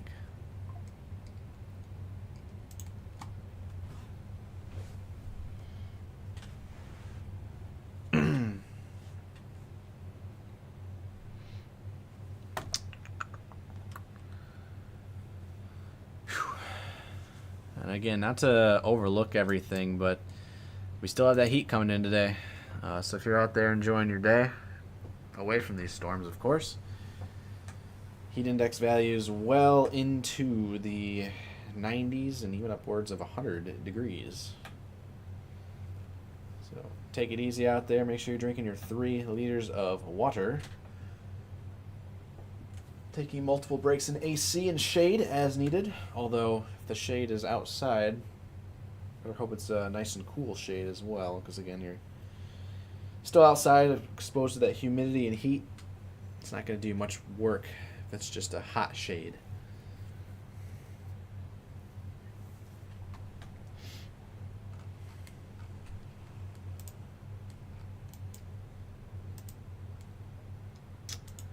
Definitely could be some gusty winds at the very least here in Pellston right now, going right down Robinson Road. Robinson Road is kind of the main corridor up here, as well as Riggsville Road, put across there. Again, CC does not show any like debris on in the ground, obviously, but we'll keep an eye on it. The atmosphere's still primed out there. We just had a whole layer of fog roll in like 5 minutes here on the Harbor Beach cam. Check this out. Bottom of your screen there. It's like you're walking into a blanket. Oh wow. That's when you know it's moist. What'd you say? I said that's when you know it's moist outside. Oh yeah. Yeah, I will say the shelf cloud that is coming into view in Petoskey is pretty low to the ground here. A lot of scud, scary looking clouds that are all hanging underneath it. You know, as you can see on radar, we're not anticipating this line to be producing tornadoes at all. Not even seeing anything through the Petoskey cam. It's a really nice cam. It keeps moving a lot, so you can see like the whole entire west and north view, and it's a nice clear shot of the bay. So surprised I'm not seeing a lot of lightning with this yet, but pretty nice structure. But once again, may have some pretty strong gusty winds behind this.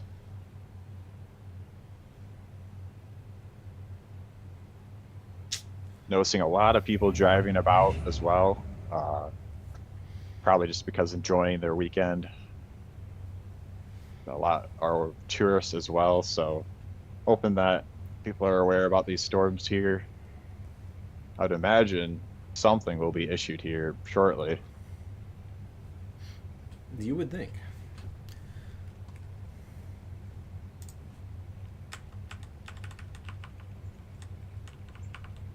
Hey, I just noticed we had quicker radar scans. I wonder if they were listening.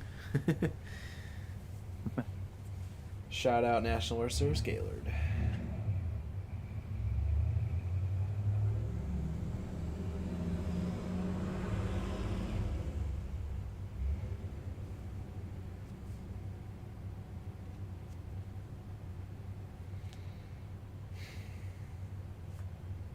I'll quickly plug in my phone here.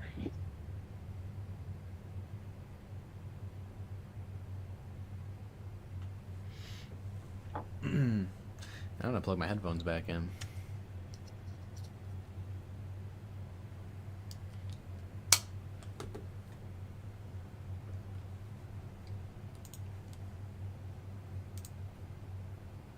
I guess if anyone's curious on what camera I have pulled up, if they just want to look at it, go to PetoskeyArea.com or just type in really Petoskey live cam, and it's like one of the first few that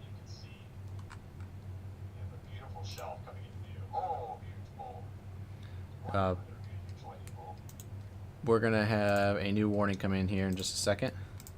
Yep, I see it. 60-mile-per-hour winds. So it's the baseline.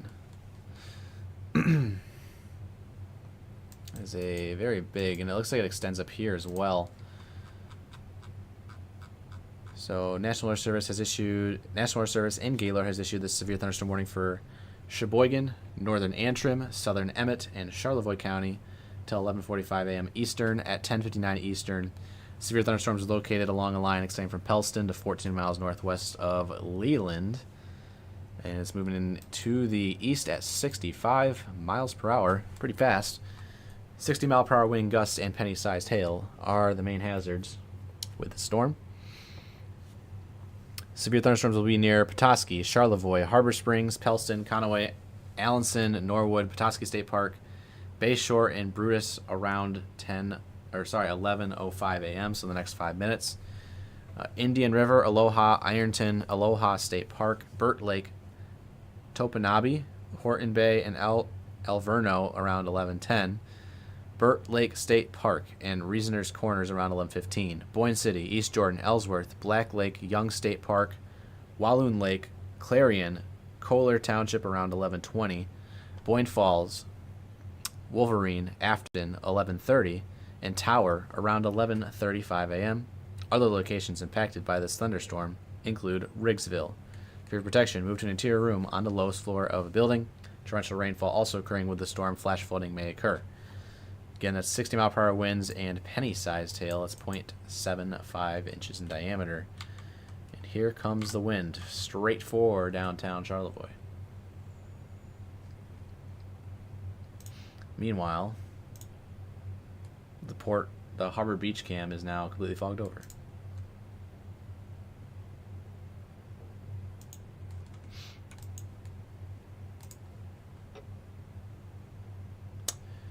There is a blue pixel here of about 85 miles per hour, about 3,200 feet off the ground. Let's hope that's not mixing down to the ground. If so, that will bring in quite the amount of wind damage, I would imagine, here across portions of Charlevoix County. Again, this is heading for Charlevoix. Bay Shore, Boyne City, Petoskey here, this main wave here. You also have wave number 2 up here in Pellston, north of Topinabe and Allenson. Okay, so it's Topinabe. It's Topinabe.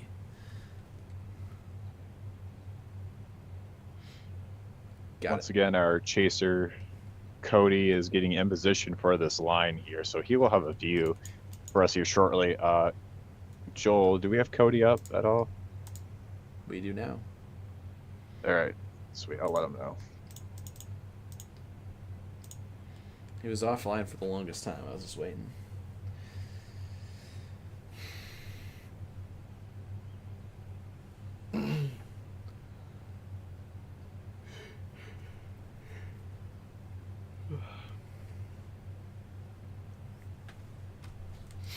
So he's going to try to get a view of the shelf cloud here. But obviously it's going to be a little difficult for him because, as I was mentioning before, there's a lot of trees, not a lot of good viewing spots. Right. So, oh, we had a seagull fly right in front of the Petoskey camp. He's getting scared by seagulls. It took off the whole entire camp. So Cody is currently nearby Wolverine, Michigan right now. Getting in position.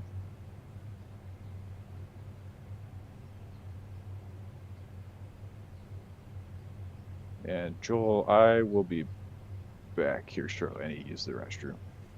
All this Mountain Dew is hitting me. TMI. I'll be back. I'll be back quick. Okay.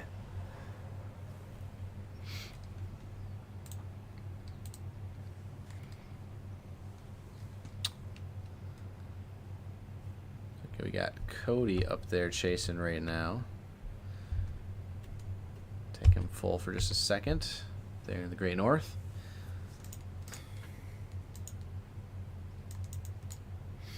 They're on I-75, well to the north of Vanderbilt right now. So he's in that severe thunderstorm warning.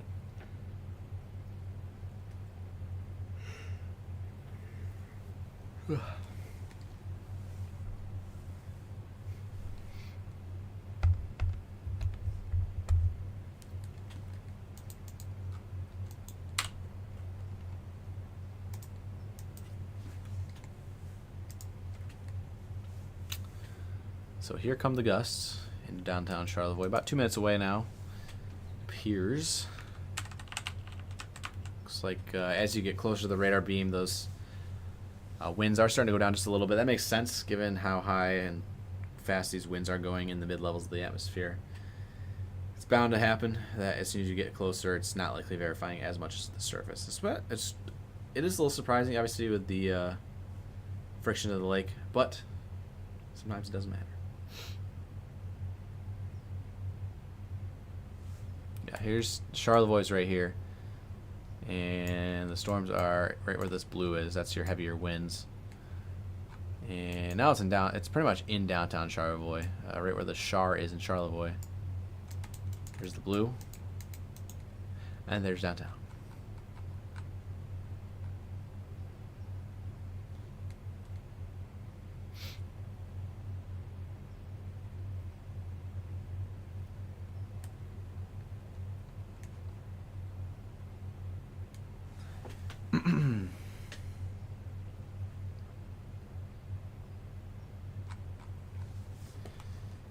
Thank you all for the nice comments this morning. Appreciate all the support. Again, we are an hour or 2 minutes away from being in hour 9 of our coverage. It's been a long one. But we started at about 2:10 in the morning. On Facebook, obviously, it probably shows up as only alive for about an hour now. That's because we had to reset Facebook. Again, Facebook has a thing where if we hit the 8-hour time limit, then we will it'll automatically cut off. There's nothing we can do about it, so we have to reset it on the back end side of things here. So if you ever thought about switching over to YouTube, again, we always appreciate it. #1 viewing experience out of all 4 platforms. It's user friendly. So downtown Charlevoix, again, your time is now. You should be in shelter. Should have been in shelter a couple minutes ago. Bay Shore, you got about 2 or 3 minutes here. Again, these are roaring off to the east at about 65 miles per hour. So it's going to be on top of you before you know it. Boyne City, East Jordan, same story there. It's going to be on top of you before you know it, but you still got about, probably, let's see, probably like 15-ish minutes. Ellsworth, you got about 5 or 10. I'm back. Okay.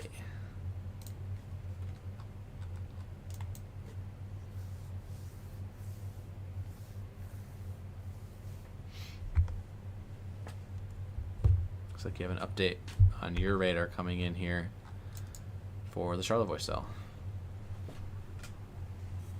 Yeah, those winds are just hitting on shore now by Charlevoix.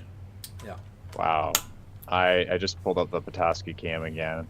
Is it blinding rain or? And lightning bolts galore. Here, I'll just tell if anyone wants to watch it, it's petoskeyarea.com. It's a webcam I'm currently watching. We can't show it. Copyright. We don't have access to it, but got a nice shelf and a lot of cloud to ground lightning bolts associated with the line. And it is, it's hitting Charlevoix right now, but it's not too far away from Petoskey. So, but if you guys don't want to, I'm pretty sure Cody will have a good view for us soon here.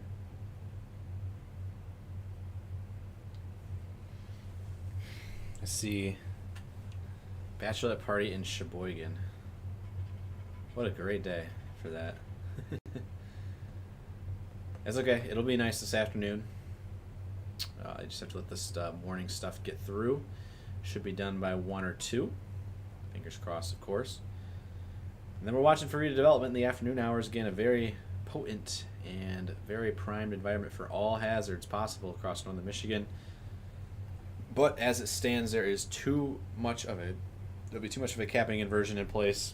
A lot of dry air that'll mix out the shear, the instability, and the moisture that are all in place.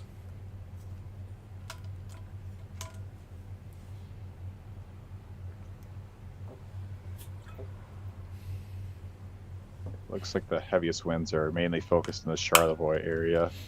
Yeah.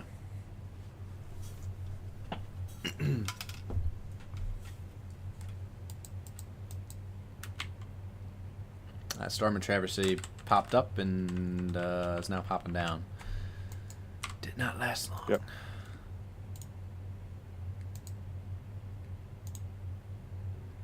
Definitely some hail So falling really there. the only At Charlevoix Go now, ahead. probably pea-sized hail, maybe a little bit larger. CC seems to think so. Go ahead. I will say, Joel, I am noticing there is a little bit of a tint color in the cloud that might be due to the hail and heavy rain that's inside these storms here. It's like a little green tint. Might be because of the cam, but Mm-hmm. new scan coming in.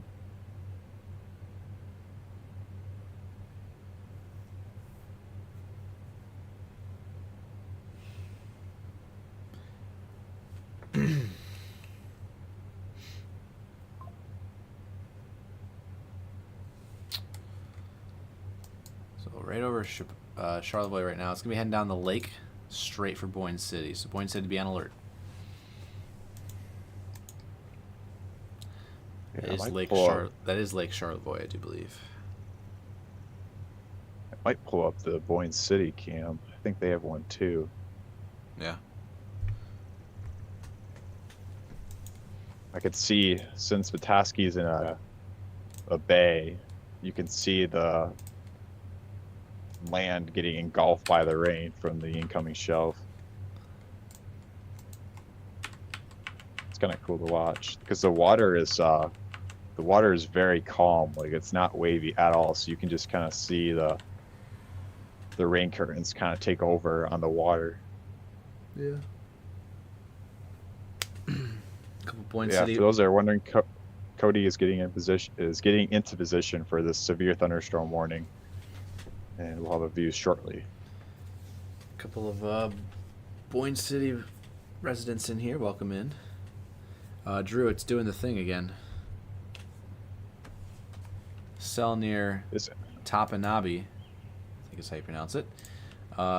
It's doing the thing where it hails down pretty quick. Went 1, 2, 3. Here's it passed over to town. So it's just to the east of Indian River right now. This is going to be crashing out as it heads towards Tower. So also passing over M33 right now. So it should stay over M33 and then the east-west road of M68.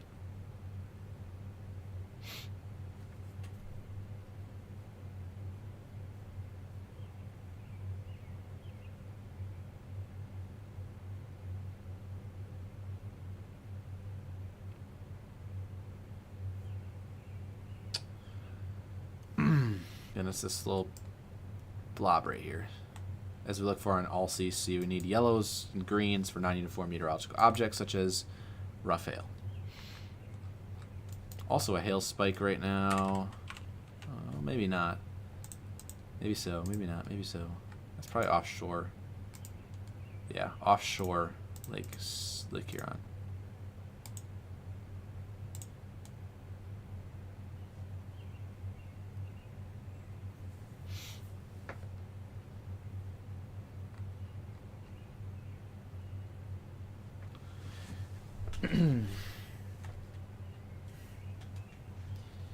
Got J Day today, $20 super chat in here on YouTube saying, I appreciate you all so much. I found you during the ice storm. Your coverage is by far the best, parentheses, and it's pronounced Lanson. Wait, which sound is that? Oh, a Lanson instead of Allenson. Okay, a Lanson for that. He. It's my hometown. It's always pronounced wrong, so you're good. Thank you for understanding J-Day today. Again, we are downstaters just a little bit. So, extreme northern Michigan, UP, not as familiar, but again, we have been Michiganders our entire lives. Just goes to show you that Michigan pronunciations are indeed tough.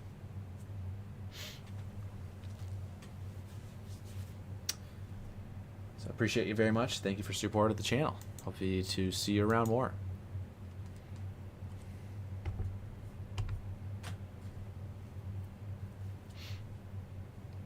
Go ahead and we're gonna go full screen ops here. So all cams off except for our chase cam. And this is Cody approaching that storm.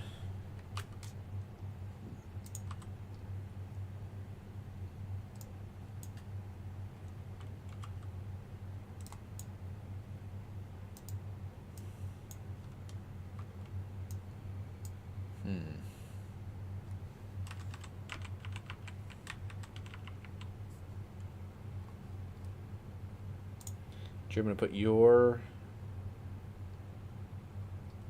screen in the corner. So it's down there right now. Okay.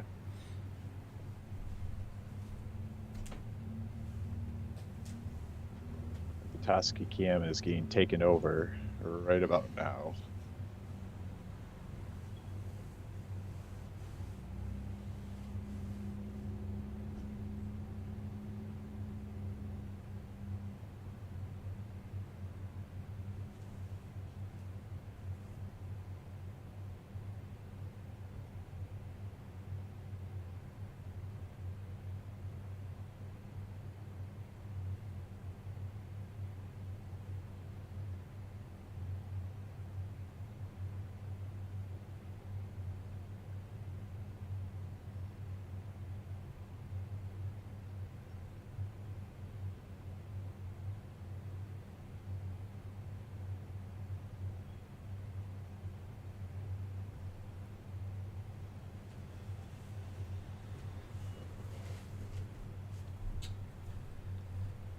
Joel, I'll make an interesting observation here.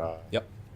Go for it. That Scott also kind of mentioned in one of the chats. There's actually an outflow boundary. You can see it on radar, on the Green Bay radar over Lake Michigan. Perfect.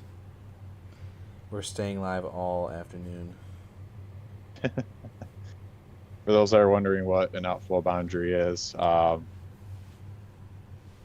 basically an outflow boundary is basically when you have a line of storms and cooler air kind of rushing away from the storms, and an outflow boundary can be a way of a lifting mechanism for more storms to fire, especially if you have a very warm and unstable air mass. So we're gonna have to be in the lookout for that. And whoa, I'm watching the Toski cam, and the camera is shaking pretty ferociously here.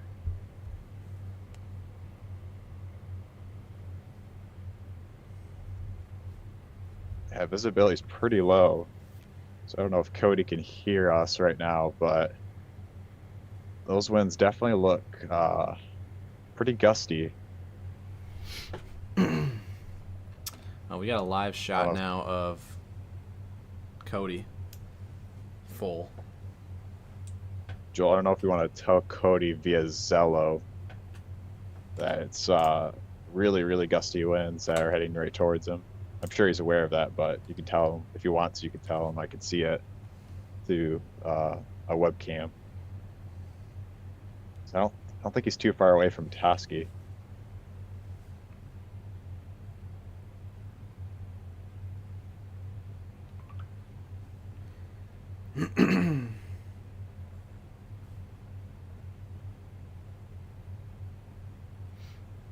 Nice shot, Cody. We got you live right now. Gusty winds are moving in very heavily.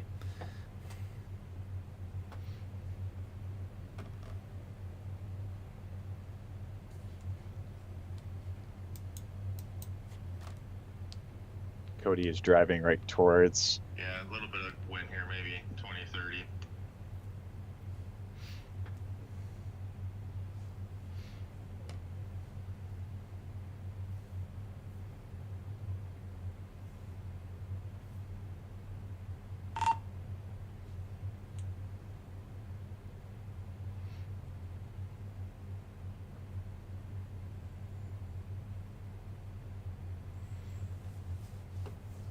Drew and I have been live for now 9 hours and 11 minutes.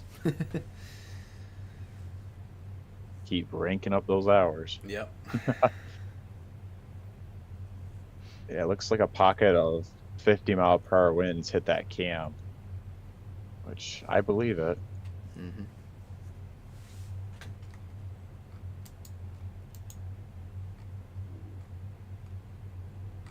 Once again, this line is heading right towards Cody's position. He is roughly around Indian River, so he'll be getting some action here shortly. Look at those clouds on his cam too. Yeah, they're moving pretty fast.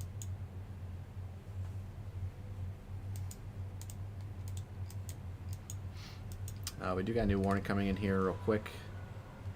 This is going to be for, I believe, Presque Isle here. I'm going to put Cody back in the corner. I'm going to take my cam live.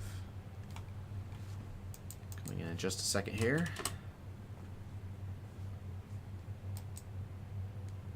It's for this front line of storms up here, heading towards Rogers City, I believe. Just going to find out where the polygon is. Always takes a little bit on GR2 here, but eventually it'll populate.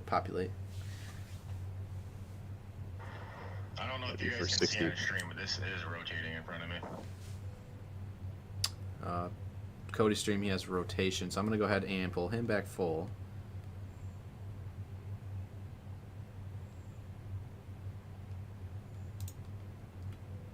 There's that new warning coming on your screen right now. Let's go ahead and take Cody full. A little bit in there.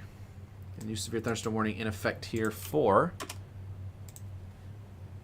northern Presque Isle and east central Sheboygan County until 11:45.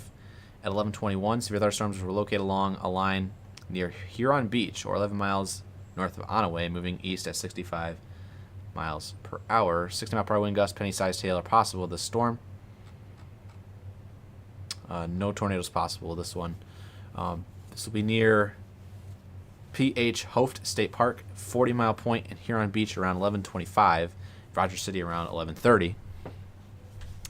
Moltke Township also possible, or also in this warning. Yeah, I will note the heaviest winds of this whole entire severe thunderstorm warning seem to be heading right towards Cody via latest scan. Between, I don't know if you want to take, do you have my radar pulled up on the bottom left? It's mine right now. Okay, that's fine. Yeah, Cody, we could kind of see that there for a second. We're watching the sell off to your east right now as well, near Onaway. It looks like it's trying to do something there. Obviously, we're also going to be watching the outflow boundary back off to the west.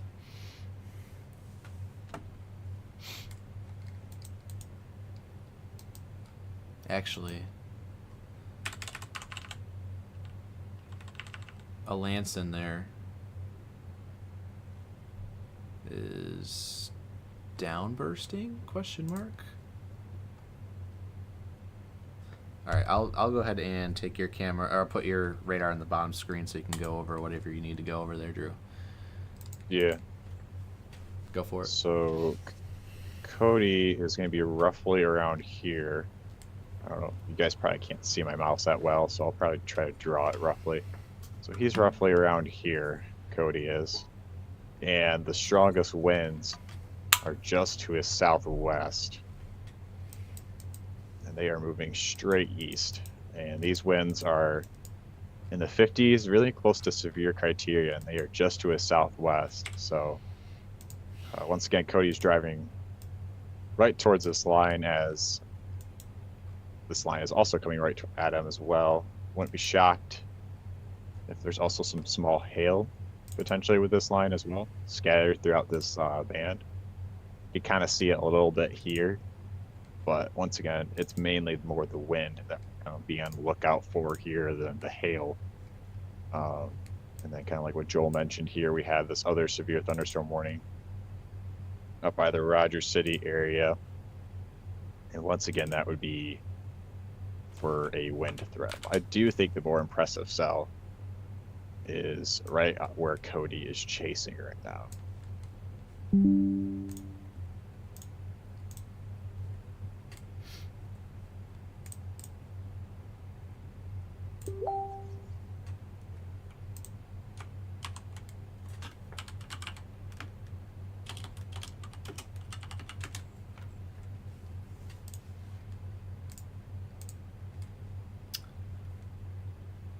So that looks like, I thought he was driving in reverse for a second.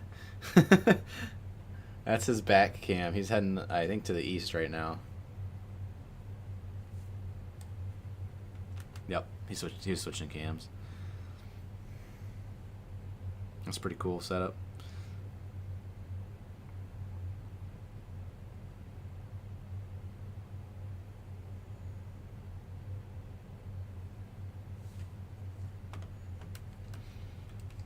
We do have a Wolverine cam. Thank you for reminding me.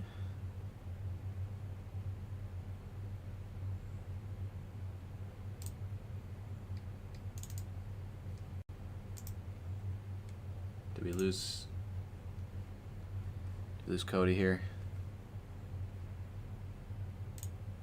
I think we lost Cody. Okay. We'll put our cams back on here.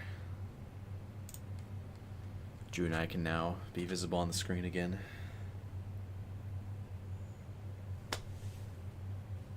New scan coming in on radar there for velocity. As you can see on Drew's cam. Those brighter greens there are your heavier winds. Moving towards Wolverine.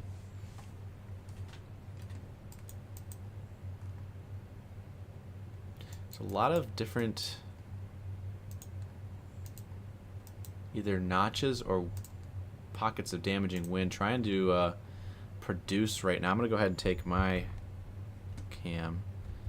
Since Drew's radar's stationary there. So this is what we're looking at here. We have a couple pockets of wind. A little bit kinky. Heading through the Cobb Road area. Also up here traveling along Mitchell Road at Twildo Road and Seasonal Road. So again, a couple of severe thunderstorm warnings in effect up here right now. We still have gusty winds, large hail probably moving into Huron Beach and Rogers City soon. It's in effect, well, mainly for wind, I should say. The hail is only 0.75 inches, more of a wind threat right now.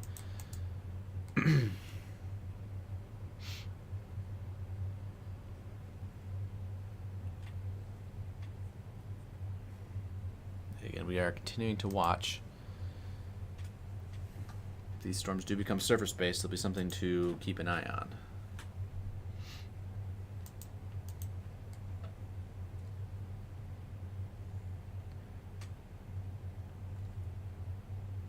Joel, can you fix, for some reason I cannot get the graphics up on the MSC. It's like slow on my end for some reason. Can you fix that by any chance? I don't know what you mean.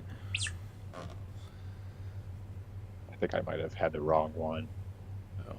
I'm trying to get the other one up, the other warning, but it's not allowing me to do it basically. Okay. I'll get it. Okay, thank you. Yep.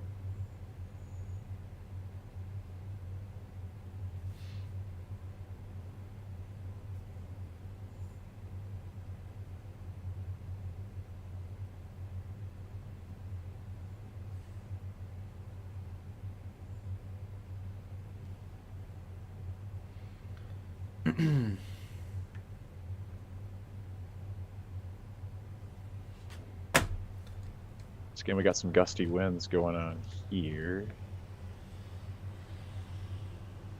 Say the gustiest of winds are nearby Wolverine, Michigan right now. I've got the Wolverine cam Severe live. thunderstorm warning. Yeah.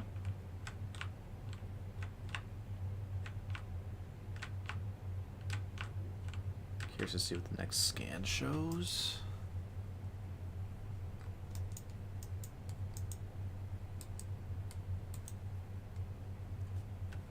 I'm gonna flag down Cody here real quick Okay. on Zillow. Oh wow, yeah. Oh, Hey that's a Cody, little watch soft. that little notch just to your south there, heading straight into Wolverine.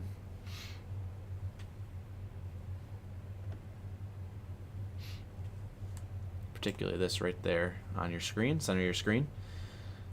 That is likely some very, very strong winds in that pocket there.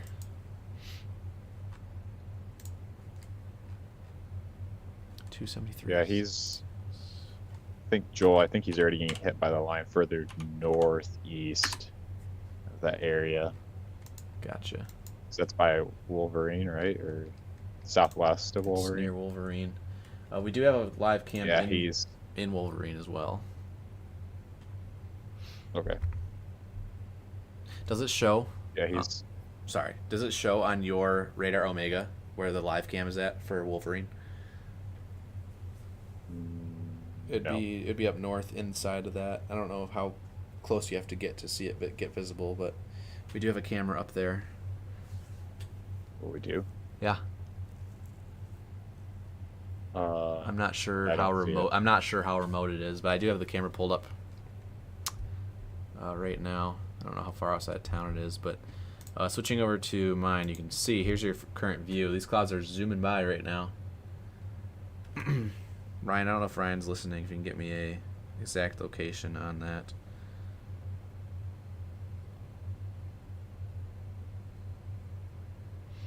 This is Wolverine. There Yes. along 75.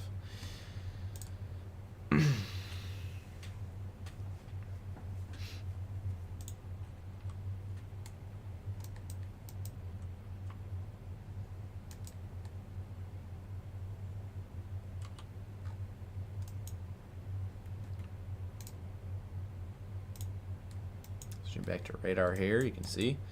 Winds continue. Gonna have a new scan in a minute or less. Gustiest of winds right now, passing down Mentor Road, passing over Mentor Road at Mentor Township, Town Hall Road, excuse me.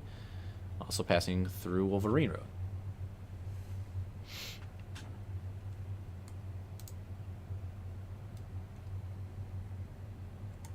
Aaron with a $10 super chat and chat here. Thanks for pulling in all nighter and helping keep Michiganders safe. Hope you all get a good nap in later today. You are appreciated. Thank you, Aaron, for that very generous comment of yours, and thank you for the $10 super chat.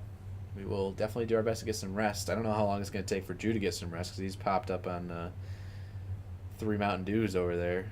But Yeah. for me, I'll be crashing out pretty quick.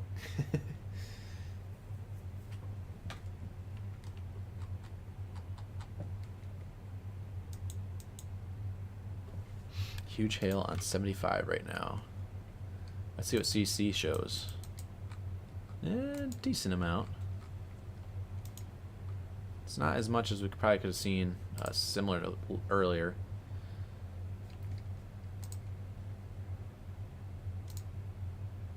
Yeah, I don't have Cody's cam back yet. Keep him. I'll put him up in the top right corner just in case he does come back in.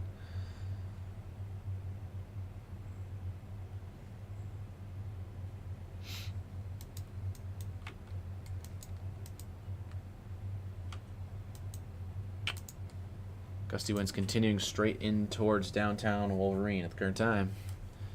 Probably got about 2 minutes here.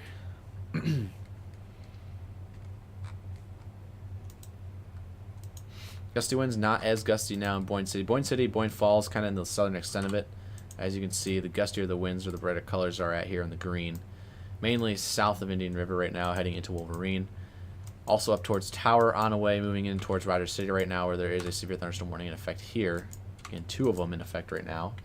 These, again, are the only 2 severe thunderstorm warnings in the entire United States at the current time.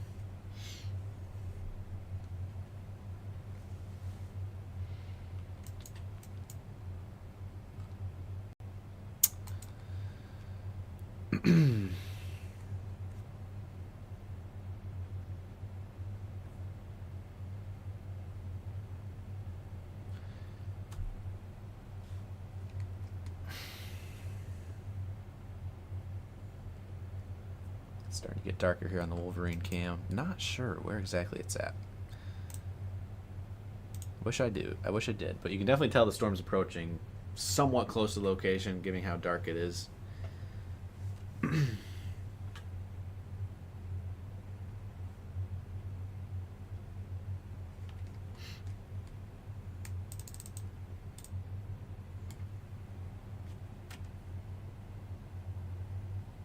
New scan coming in.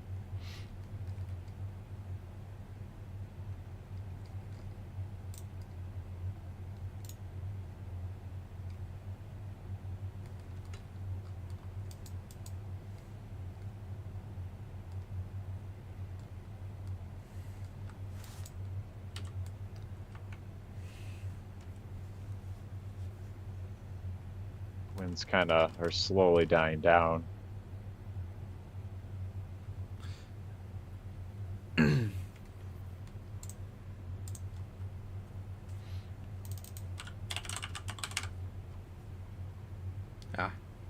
I see it now. So Wolverine cam is, thank you Ryan, if you're watching. It is to the southeast of town a little bit.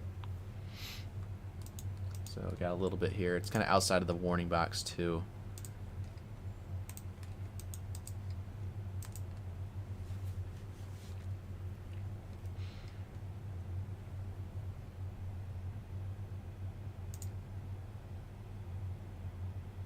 I'm starting to notice, Joel, our atmosphere is slowly becoming uncapped in southern lower Michigan and portions of central Michigan.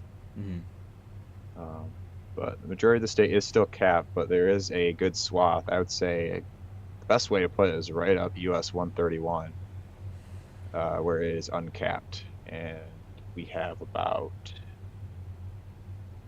looks like, I'm trying to read this right here. It's always hard with all these lines. I think 2,500 Cape, that's uncapped. That looks about right. Whatever. And once again, there is that outflow boundary that is over Lake Michigan right now. Correct. Yeah, the outflow boundary can erode the cap. It is a method of forcing. You don't necessarily need warmer temperatures at the surface. You just need a source of lift. And again, that's outflow boundary or a lake breeze. If it is strong enough, it can tap in. However, again, the upper level support there is going to not be there today really at all. Not good enough, I guess we call it venting in the upper levels of the atmosphere. So there's a lot of spin at the low levels, which would be sufficient enough for probably some spin-ups. But likely not big tornadoes. Knocking on wood, obviously, because I don't want to jinx it or anything. But again, ingredients are there. We're watching. These heavy winds are really blowing through Wolverine right now as we speak.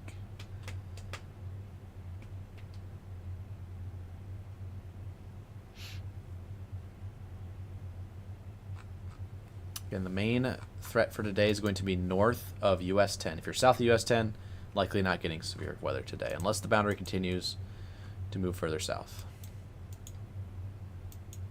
Yeah, Joel, I don't know, man. I think we might have something here. That's Cody with his view, which we don't have his view right now. I'm gonna see if I can get it back. Sounds good, Cody. We don't have your camera right now, so feel free to throw that back on when you do get a chance. Okay, yeah. I lost internet here. Yeah, that'll definitely happen out there for sure. About to switch it back to the Wolverine cam here in just a second. We're getting pretty close here.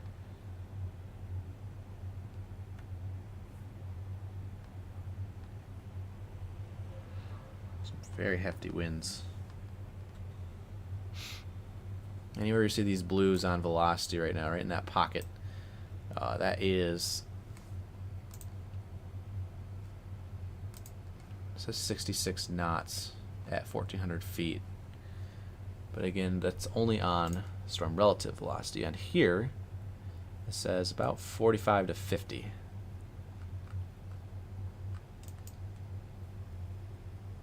Oh, I better turn it back here real quick. Here it comes, right over the camera. Here is the rain and the surge forward from the Wolverine cam live.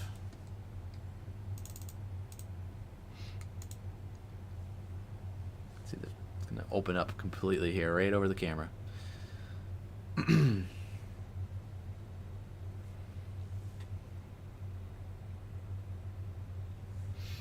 Some lightning there as well. Trees are moving.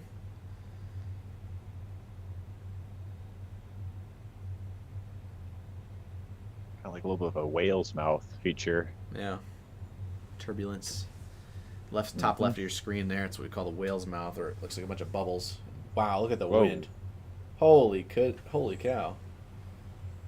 Yeah, that picked up quick. Yeah, it did. It's rocking that camera.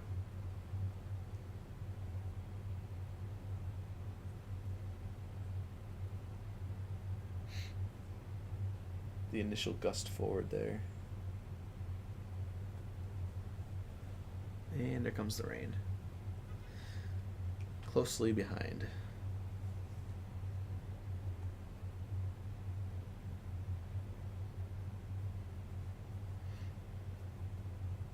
Yeah, it was kind of a quick burst there. Mm-hmm.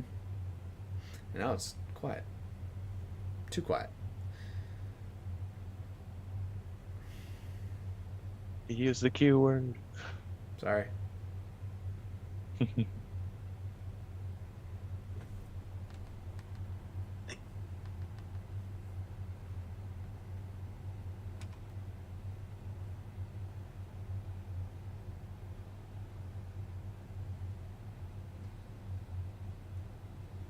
Looks like they just canceled the severe thunderstorm warning. All right, my stream should be going back up now.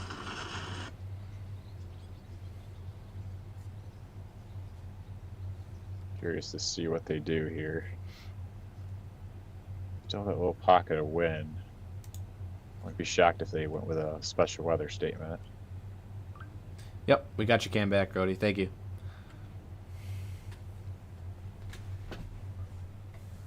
So now we only have one severe thunderstorm warning.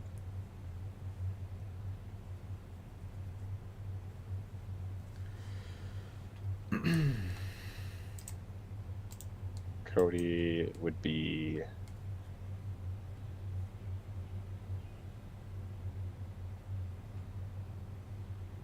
he is by southeast of Indian River. So he is behind the line. He is kind of chasing behind the line right now. Yeah. As it moves off to the east southeast. Looks like he's heading back to 75 right now. Okay. Never mind. He is heading back to the highway. Yeah.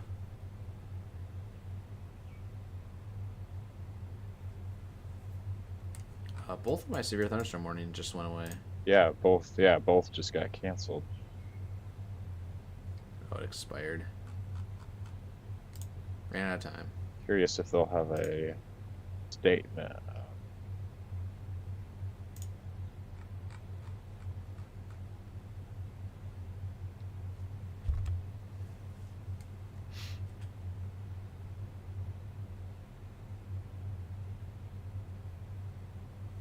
Well, currently there are no severe thunderstorm warnings or special weather statements, which that is like first time in forever, Joel.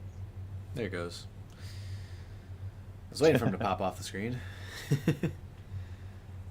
Definitely still watching that pocket, though. It's heading towards Canada Creek Ranch in extreme northern Montmorency County. It continues its current trajectory. We'll see, though. Camera's still getting rocked here, as you can see. Couple branches and stuff coming down, maybe.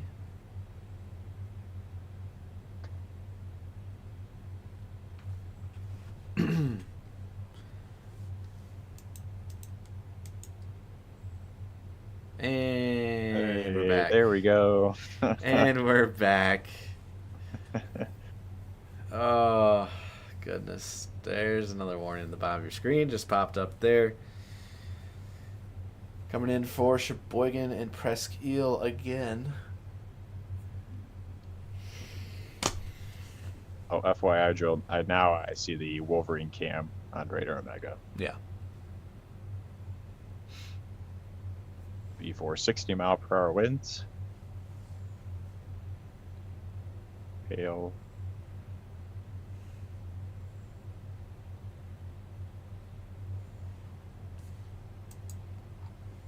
That would be for Sheboygan County, as well as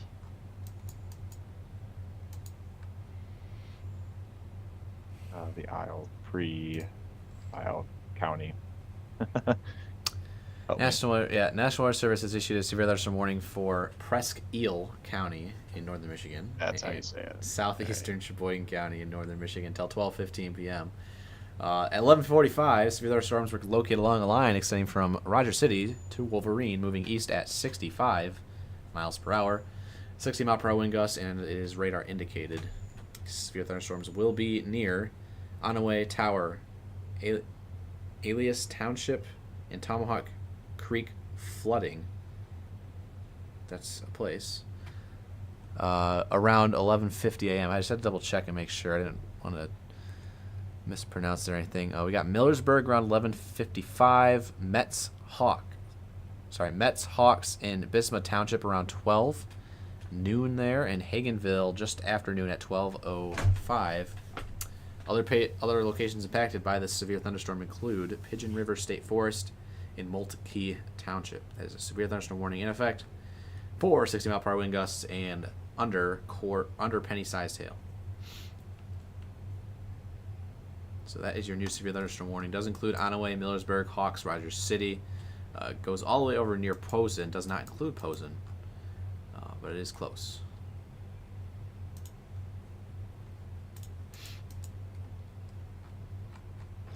I did have nickel-sized hail on that storm when my stream cut out in the core there. Thank you, Cody. Thank you very much, Cody. Appreciate the report.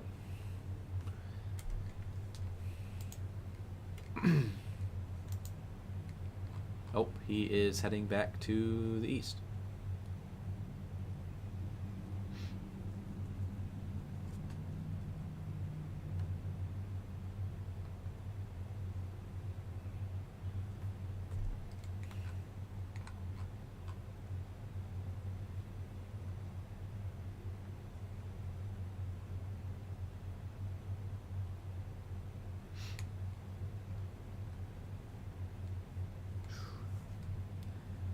Almost there, potentially.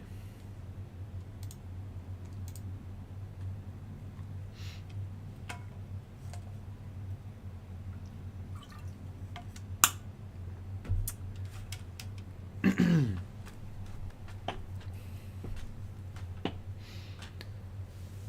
this is the only severe warning in the entire United States right now for southern Sheboygan and western Presque Isle.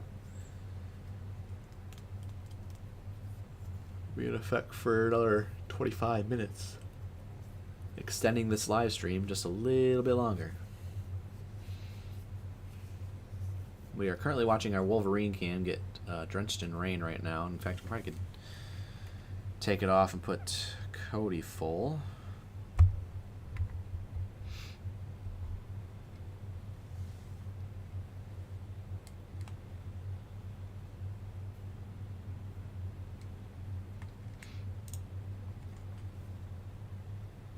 Is heading east towards Onaway, I believe. lot of gusty winds sticking around up there right now.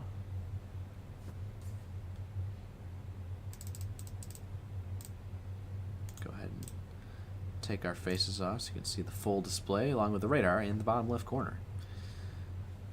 We are still here, tracking from behind the scenes.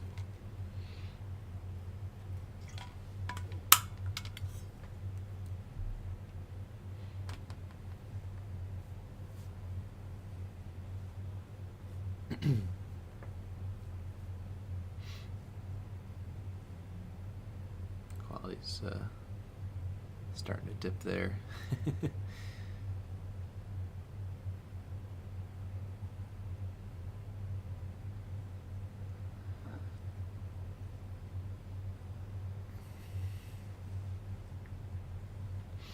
Quick reset again. It is 11:51 here, about to be 11:52. If you're watching within 30 seconds of the time I just listed, you are good. If not, feel free to refresh the stream, especially if you're having any screen issues. Been live since 2 a.m. this early this morning. Started out with some severe storms across the UP in multiple clusters, multiple severe, and then as we moved into the 5, 6 o'clock, 7 o'clock hours, then we started getting severe across the lower peninsula. And as it stands, this line today that is going through the northern lower peninsula is likely the last main batch. However, we are still watching an outflow boundary that is moving across Lake Michigan right now. If that outflow boundary can tap in to the ingredients in the atmosphere, and very conditional all hazards threat could develop, including the chance for a tornado or two. Drew, what you're seeing there on your radar? Keeping an eye on some cells that are developing off to the west. I also have satellite pulled up in the background here. A few storms have been popping up in Wisconsin, eastern Minnesota, and I will note a few miles from the HRRR did show that, but the HRRR thought that these storms would struggle to take advantage of the atmosphere, but my curiosity is making me wonder if these cells will interact with that boundary that is currently over Lake Michigan and parts of Wisconsin. So we'll see what happens here. I feel like if we're going to have something interesting, I think these cells could do something potentially where it could interact with that boundary, but that's more just of a observation, not a guarantee. So we'll see. And via satellite, some of these storms are maturing, but you also could see a lot of wispy clouds, which means some of these storms aren't really staying fully mature. But once again, it's kind of a wait and see kind of a thing. We could have it where, once the storm kind of goes off and dies off and we end the live, that we still might have to watch mesoanalysis and satellite and surface obs, obviously. So once again, our atmosphere is slowly becoming uncapped in lower Michigan. We'll have a new mesoanalysis update here in about 10 to 15 minutes here. So we'll see how it all trends. And I actually will note too, currently that the storms, here, let me pull up the radar again. So I'm going to pull up Green Bay here. So currently the storms that are happening in Wisconsin right now, there is a cap in the atmosphere right now, a pretty strong cap, which is limiting these storms to kind of grow upscale. But I think if these storms or showers can survive, get and interact with that boundary, and then go into an uncapped environment in Michigan, that may be something we have to be on the watch for. But once again, that's asking a lot. So we'll see what happens. We even have a small region in Green Bay where it is uncapped. You have 4,000 joules of surface cape. So once again, it's a wait and see kind of a thing. It's just observing things right now. Main focus right now is obviously the severe thunderstorm warning that is still present for parts of Sheboygan County. Yeah, put it in simple terms. There again, we're looking for 4 main ingredients: shear lift, instability, and moisture. We have SIM, sheer instability in moisture. Our lift, not so much. It is the fourth and kind of most important ingredient out there, obviously, besides moisture, for storms to develop. So you need that forcing mechanism to get positive buoyancy. And with that positive buoyancy, air particles allowed to lift, formulate, effect, get some moisture on them, and turn into clouds, and obviously eventually severe weather given the dynamics in place out there. So shear lift, instability, moisture. If we can get a source of lift like a boundary, that way we can see isolated severe storms this afternoon, primarily across northern and central lower Michigan. But we don't want that because I'm tired and Drew's tired. We want to go to sleep. But that boundary is visible there, crossed from Onekama over to Kalkaska. I would almost be tempted to take like a breakfast break here. Getting hungry. I don't know if you ever had a chance to get some food. I have not eaten anything. Gotcha. For those wondering why Cody's cam's a little green, it's just kind of a GoPro thing. It's not. It might have something to do with the clouds too, maybe a little bit, but it's no. The sky is not completely green.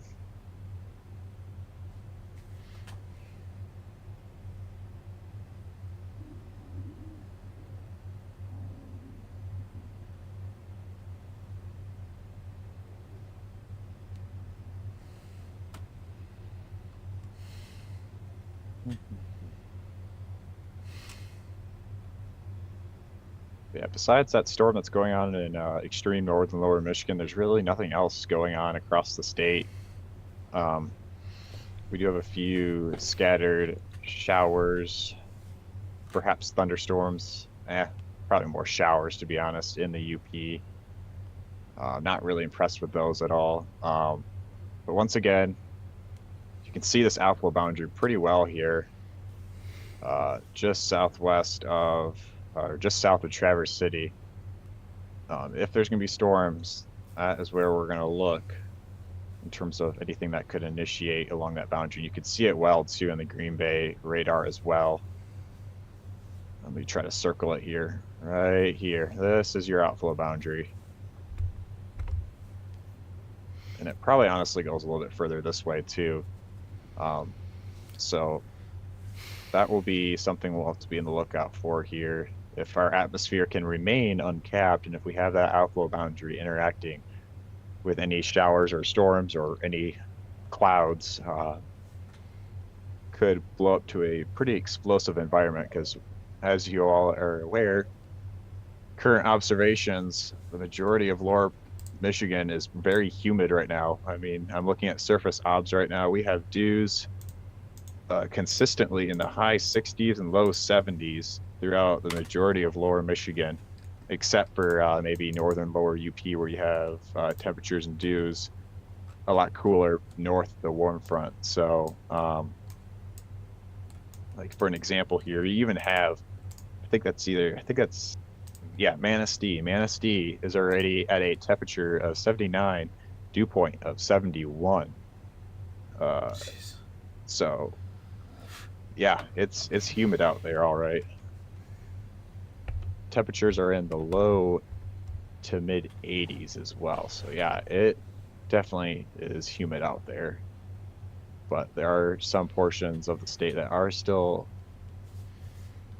feeling a little bit nice out. Maybe a little bit on the humid side up in northern lower Michigan. Sometimes when you have those temperatures and dew points really close to each other, the air can feel really humid as well. But you can really feel the humidity down in southern and central lower Michigan.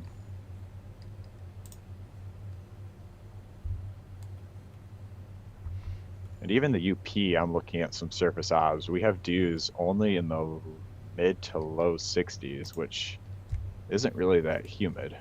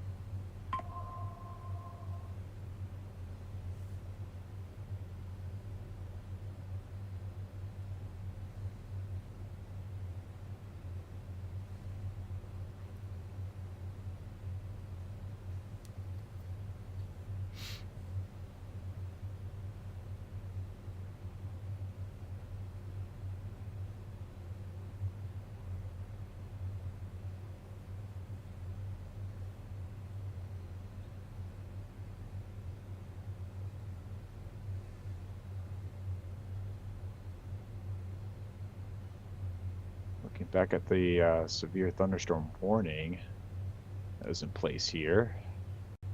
Got some pretty good, I don't know if you call it flooding or ponding here in Onaway, but roads are pretty covered.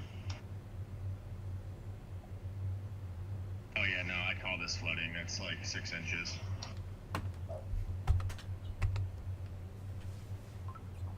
Oh yeah. There it is. Hey, behind him. What does he have? Is that a shelf cloud behind him? I think that was just the clearing. Oh.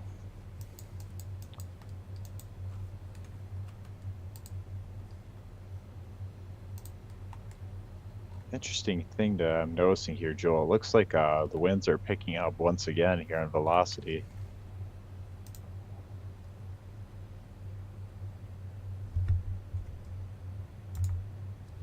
I don't know if you're seeing that too, Joel. Yep, you're full. Oh, okay. So we're noticing, guys, that we have our velocity, our wind speeds that are picking up here. You can see earlier on we were kind of mentioning how they were a little bit weaker once this loads in here. But you can see right here, really flares up here. And if we try to get measurement roughly on these wind speeds here, yeah, we're getting threshold severe easily with these winds here by Onaway, Millersburg. I am not gonna not gonna try pronouncing that. But I think it's Aquioc. I think I remember hearing it from someone before. I forgot. Okay. Or it might be 2 syllables. I'm not sure.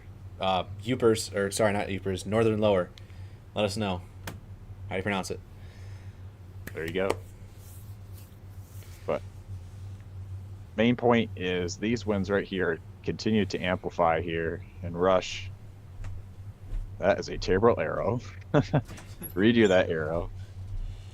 Rushing off to the southeast. So we're going to be watching these here closely.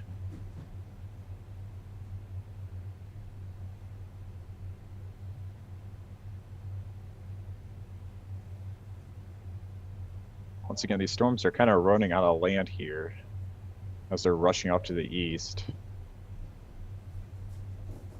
I bet it's making it difficult for Cody to keep up with them too, with how fast they're moving.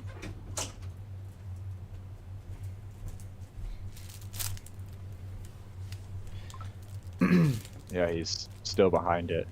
These storms are really moving fast, so I don't think Cody's going to be able to keep up with it, probably, just because of how fast it's going. I feel like the only way you could keep up with these storms is if you're on the highway, but even still, you got hydroplaning concerns to worry about too. You know, I don't know if you guys heard him in the background, but so there's a lot of flood water just kind of sitting over. You could see how wide it is. I'm going to try to draw this out here in terms of how long this heavy rain swath is here. That's about 30 miles of heavy rain.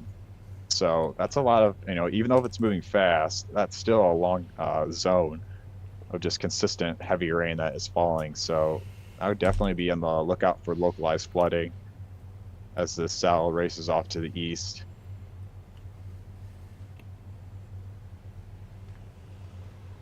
Got anything else to add, Joel? The spelling, I think I said it right. It's Keeweenaw.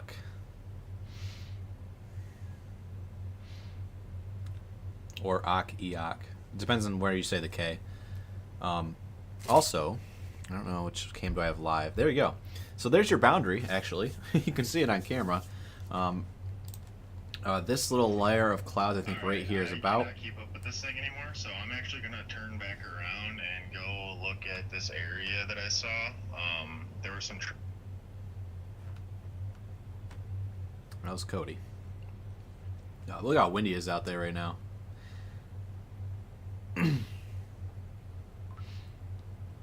That is the boundary out there in the distance, about where it's located on the radar. So we'll have to watch for more development along this boundary later today. Again, this is our Manistee cam here. Up there in Manistee, Michigan, at the Hampton Inn. Installed by Guardian Technologies. Thank you, Guardian. Hey, Joel. Winds are rocking today. Go for it. Can you pull up your camera? For some reason, my velocity is really backed up. It's only at 1152, and it's 1206 right now. My reflectivity is up to date, but I might have to like exit out or something. My velocity's fine. Yeah, that's weird. 268. My velocity is really far behind.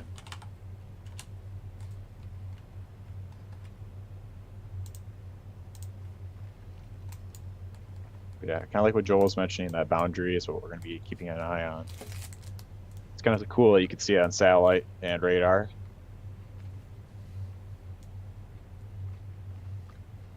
Severe thunderstorm warning will be canceling here in about 8 minutes. Wouldn't be shocked if they expand the warning for the last portion of northeast to lower Michigan before it goes over Lake Huron. Seeing a few questions about people asking if the storms are done. I would say after this moves through, I certainly wouldn't rule that out, but once again, we are still watching that boundary. The boundary can be a way for a new way or a trigger to create new storms. You can't really fully rule that out. But in terms of current, yes, we do have a few showers and thunderstorms up in the UP right now, but those aren't really concerning right now. So it's just going to be kind of a sit and watch thing. We're not saying watch out, you're going to get storms in a few hours in the Gaylord area, but it's more just kind of a wait and see. It's these boundaries can be sneaky. The majority of the time they don't really convect, but sometimes they will. And if they do, especially with how potent the environment is for today in lower Michigan, that's something we can't just fully ignore in a way, if that makes sense, even though there's a high chance of it not happening.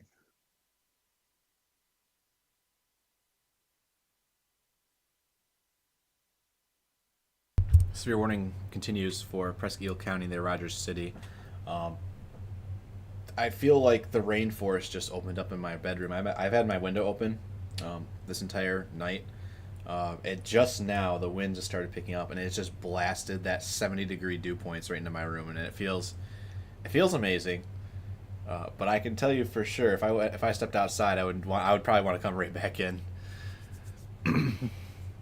So yeah, I'm in my basement and there's AC, so I feel chilly down here. Yeah. I'm on a second story apartment, so I'm where all the heat rises to. So it's no surprise. As soon as the wind picked up, it's picking up the humidity as well.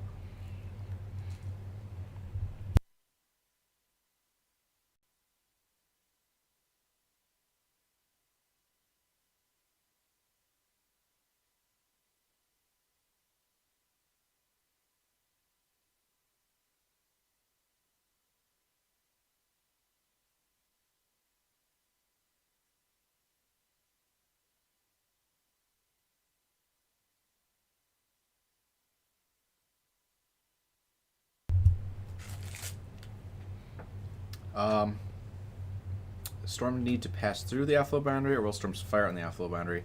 It'll probably just fire on the outflow boundary, Drew, if I imagine. Because again, that's where the storms need to be for it to break through the cap. Outflow boundary is kind of like a cool area, or basically it's produced when you have storms that go by, and it's cool air coming from the storms. And when you have that cooler air is more denser than warmer air. So if you have storms, that's where you're going to have your interaction. You can't have warm air and warm air cause storms in a way.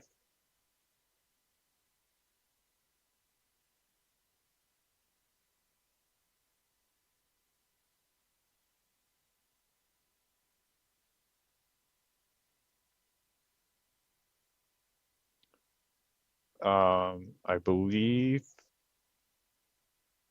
I don't know. I don't know if Cody is still chasing that line anymore.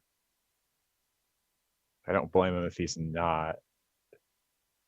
What? No. Yeah. I don't blame him just with how fast that cell's moving. Storms are really moving fast. Looks like they canceled the warning here. Are they? Yeah. Yeah, on my radar it's canceled. Perfect. Let's see if they issue something else here. It's still on land. And finally my radar updated. Sheboygan, 2.1 inches of rain overnight. From all that. Alpena now under a special marine warning as well for those storms as they approach the waters.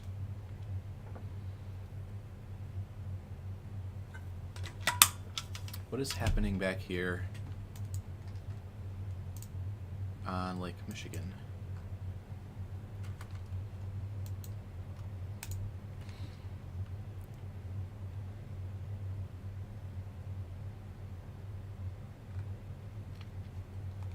There's a special marine warning offshore of Fairport and Garden, Michigan.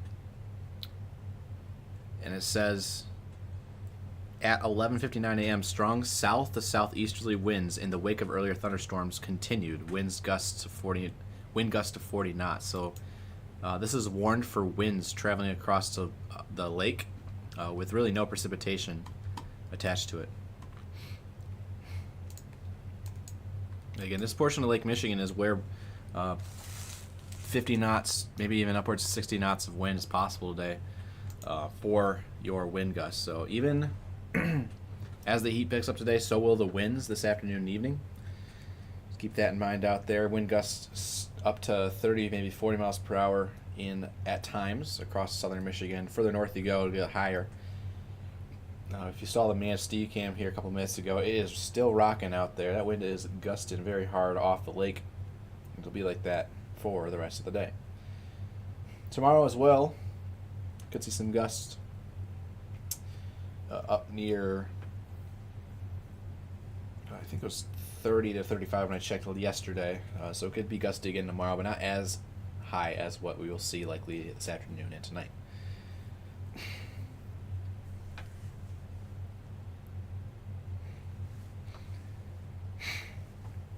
Folks, we have made it to hour 10 of our stream, which, according to Ryan, I had to check, he did give it to me here, we had a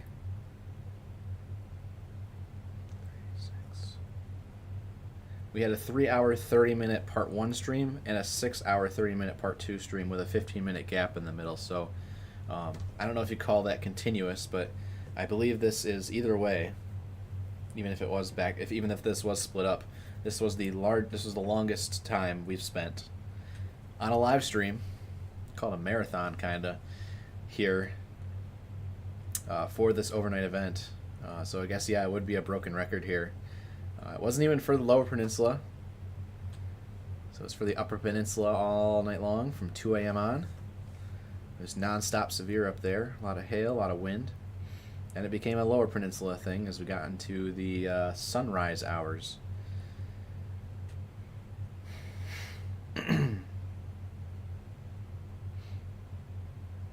It will be time to go to sleep eventually.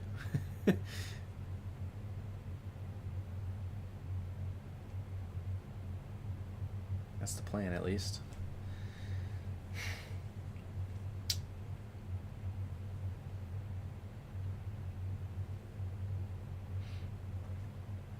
Looking across the rest of the state, currently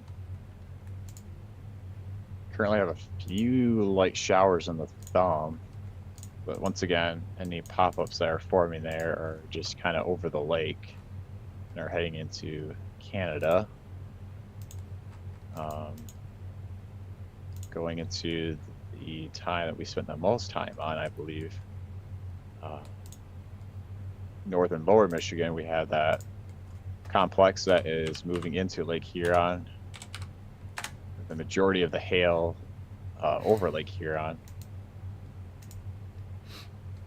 And we also have a few showers and perhaps a thunderstorm or two in the UP.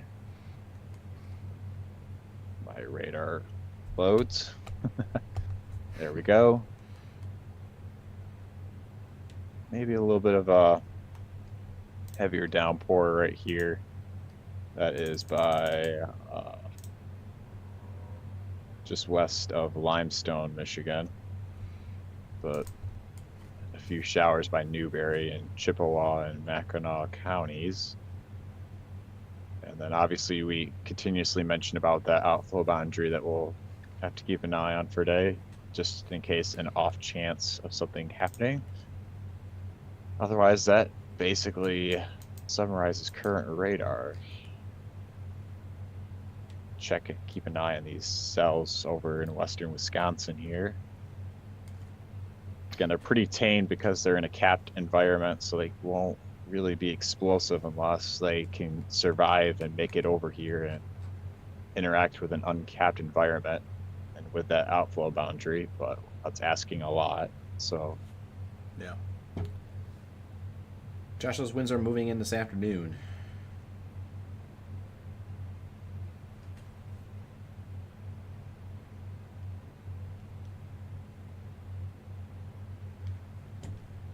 Looks like Cody's cam is gone. I wonder if the Harbor Beach cam can see a few of these thunderstorms over the lake.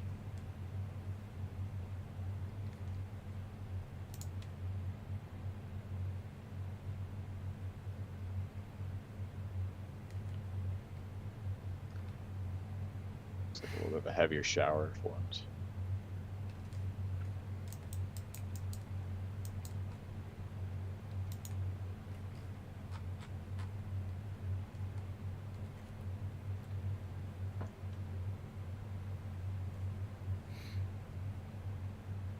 But yeah, that summarizes that.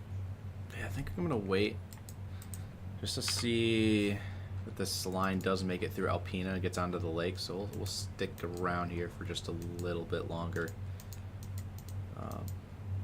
But yeah, again, for those who are maybe just tuning in, don't know what to expect today by any means. Again, we do have our maps out on our page. However, things do change, obviously, so it's good to get the forecast here as a refresher. As these storms move off, which these are on schedule to move off, which means any storms that do fire for the remainder of the afternoon, these storms that are moving off are going to be in front of the capping inversion. So we need that capping inversion to break if we're going to see severe weather this afternoon. If that capping inversion breaks, all hazards possible, mainly north of US 10. But it is a very big boom or bust sort of situation today. It could be nothing or it could be everything. So keep that in mind if you are eastern UP down through the US 10 corridor. If you're south of US 10, not likely to see thunderstorms or severe for the remainder of the day.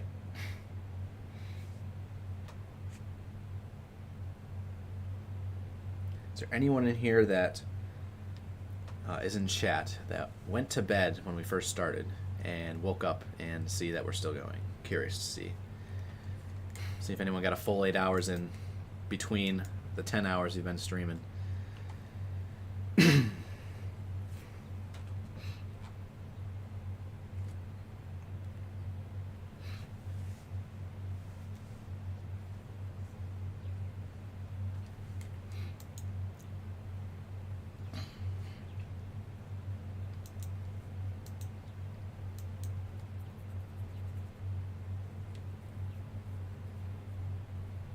Heat index, by the way, in Berrien County right now, 97 degrees. Early start.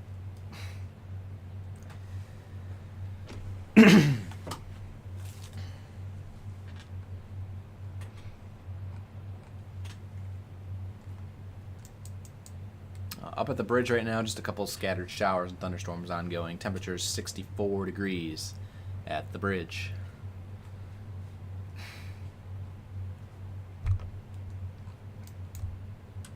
It's your storm moving into Alpena right now. Still some strong gusty winds possible. This storm, Drew, as it moves into the Alpena area, but not severe warned and not statemented. It could be mainly elevated right now.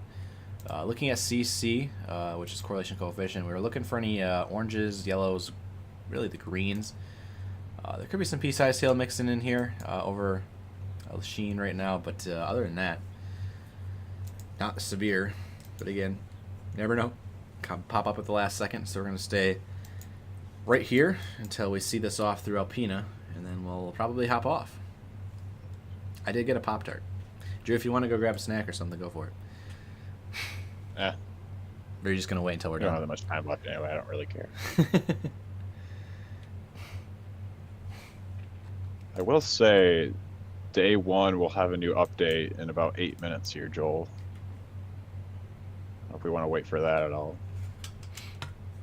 Yeah. I mean, honestly, it might take that much time anyway for that line to get out. So we'll see what SBC thinks for day one in regards to confidence and storm coverage for later on this afternoon, if they're going to keep it or if they're going to get rid of it. So that will come out at 12:30 today. And then they'll have another one later on during the day. I think, the next one after that is 4:30, right, Joel? I believe so, yeah. And then they have an evening one too at 7:30? Is that right? Or I don't know. Like 9. 9. Yeah, it's pretty late. So with the morning update, they kept the slight risk for eastern, or basically eastern and central and eastern UP, and the majority of northern lower Michigan and a portion of the thumb for a low all hazard threat.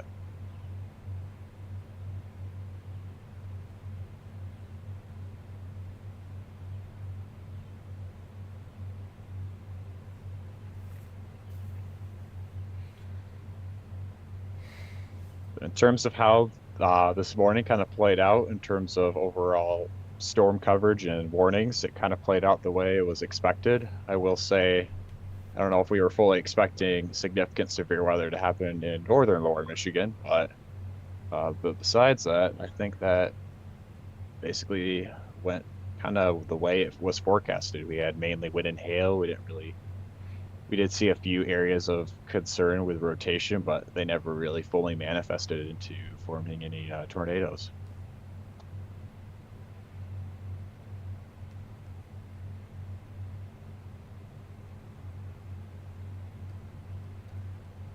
Oh, let's see here.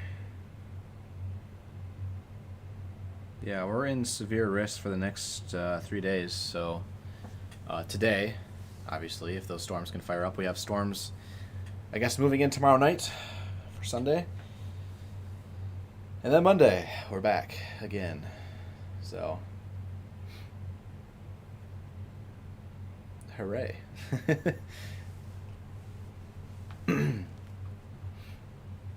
So the window of severe for today is going to really be probably from 2 o'clock on to about sunset for northern lower, if storms can fire.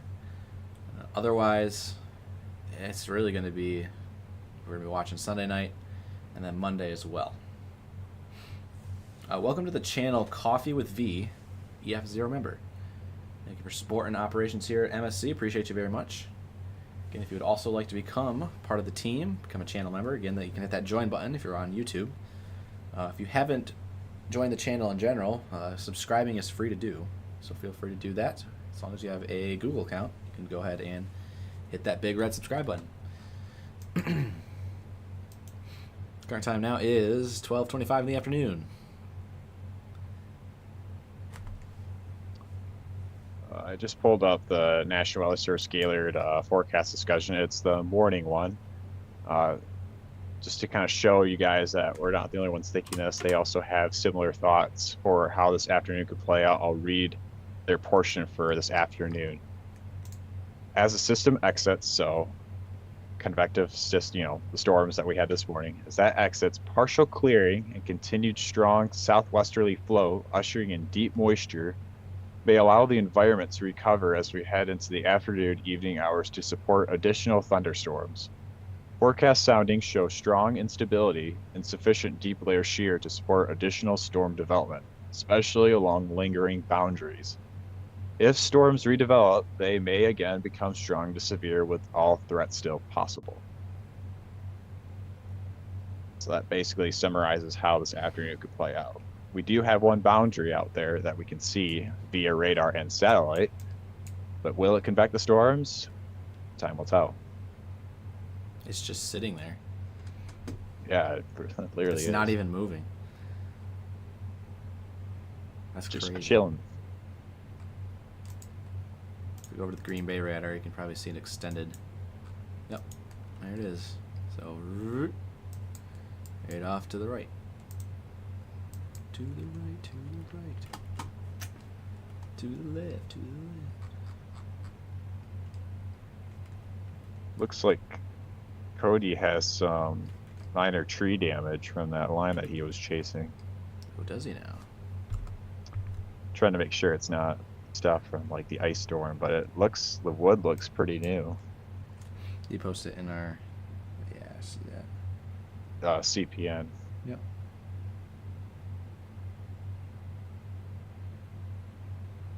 We want to communicate that to National Weather Service of Gaylord.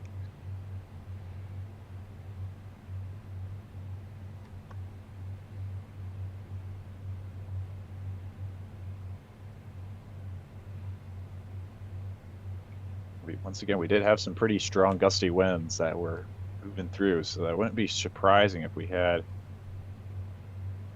a few snap branches or down trees.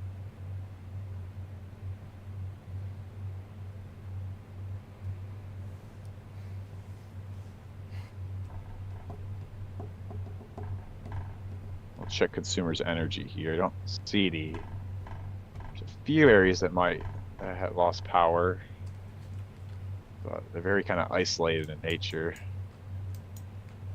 There's one by Burt Lake and Elmhurst. Oh, but that happened in the morning, so that doesn't count. 8:25. Yeah, not really seeing anything widespread. Rise and shine, Alpina. Got storms bearing down on you now. Got about a minute or two. Let us know what you're seeing, feeling. See, I see a comment here saying it's getting really dark outside. Not severe, but definitely a decent downpour. Probably some street flooding about to occur here. Perhaps some small pea-sized hail as well. Noticing, Joel, there's another cell that is firing over the thumb. Stop it.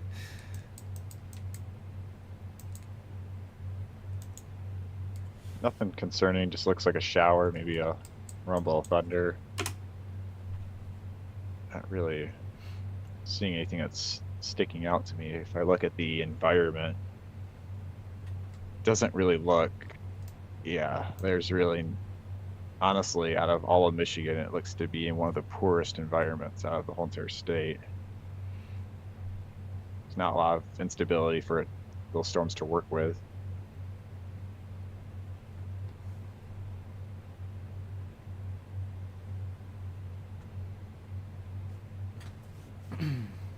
Newest mesoanalysis update shows the cap to continue to fade away. The atmosphere is becoming more uncapped. We have a good swath of 2,500 surface instability along US 131 and southern lower Michigan, all the way getting close to Traverse City now, being uncapped. And even around the Green Bay area is becoming a little uncapped as well. So we even have a pocket of 3,000 Cape, but once again, doesn't really matter if we don't really have that trigger. So, and if you look at it, the forecast future, it actually just fills in more as the afternoon rolls on. So, yes, and that's another thing too, is what the HURRIS forecasting is. It's going to become uncapped in the next few hours, but I think once we have the sun that comes out, it'll warm up the atmosphere, and then it'll start capping over again. So very small window. If the HRRA is right, maybe a few hours for storms to take advantage of. But once again, it's this afternoon, it's asking a lot in terms of how everything could play out. It's not impossible, but it's also not likely, in my opinion. But I'm going to check here. I think the National Weather Service should have their update day 1 here any second. Not yet. So we'll probably wait for that to come in. If Cody's still out there. Yep. Got him live.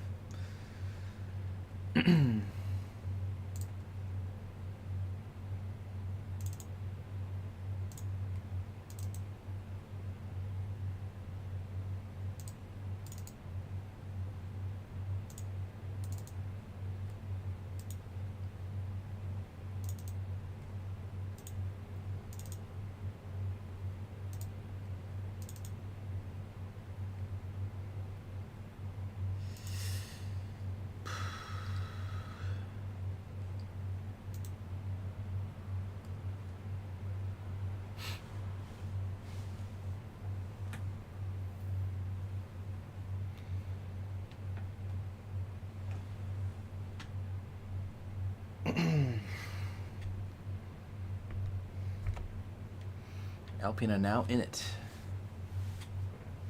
Right as we speak.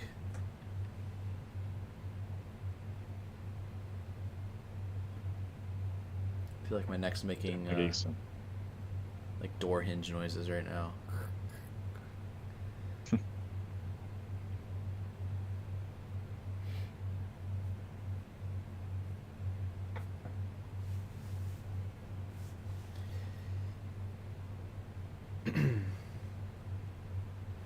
We're almost there, y'all.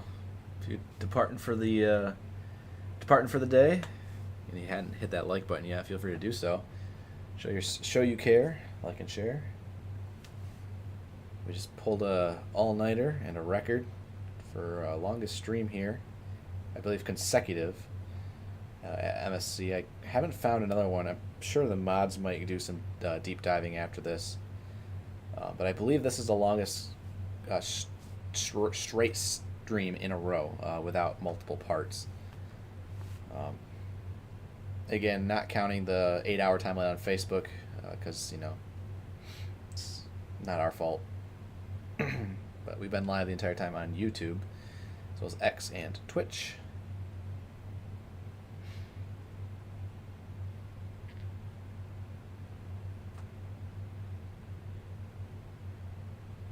Oh, I plan on taking like a nap or something. Close my eyes and see how long we sleep.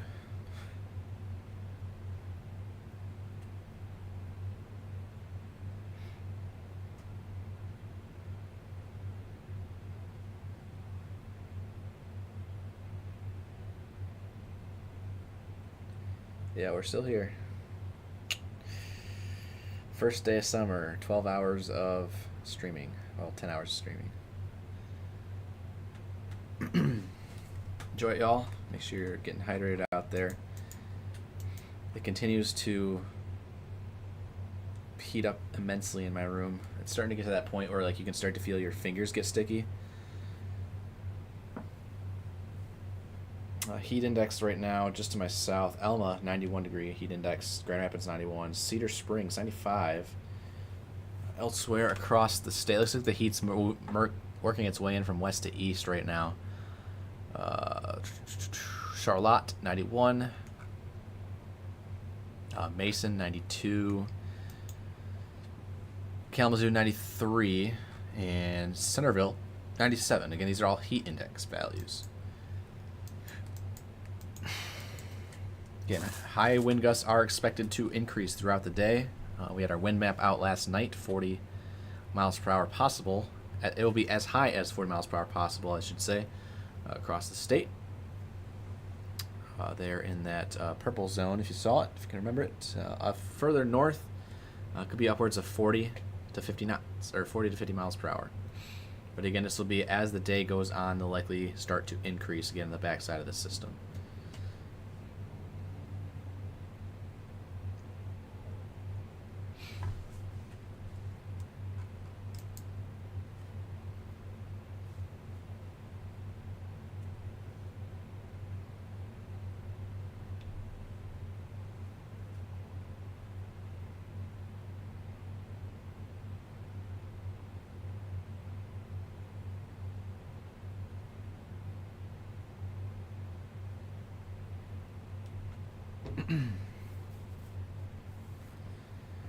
Now it is through Alpena.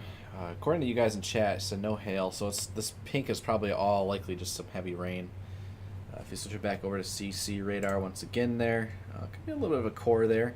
In fact, VIL says yes, there's a little bit of a core to the south side of Alpena. So if you're on the south side of Alpena, looks like you had a little bit of hail there briefly.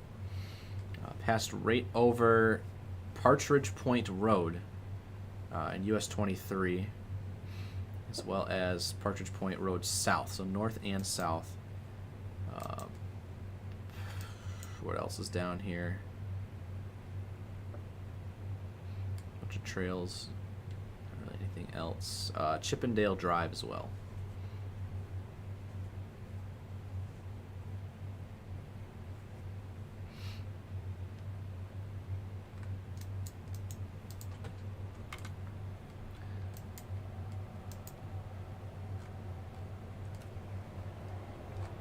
And as we wrap up, we already did go over our sponsors, I believe, in this stream. Drew, correct me if I'm wrong. You did. Yeah. So I'm gonna scroll through them here, just really quickly, just to kind of throw them back up again. Again, we're able to do what we do thanks to our sponsors, our trusted partners. So again, as we flash them on the screen, feel free to call the number if you need any of those work done. Again, there's a lot of hail damage out there, so feel free to contact your, of course, insurance, but also some of these roofing companies, among other businesses that specialize in other things out there, such as tree care.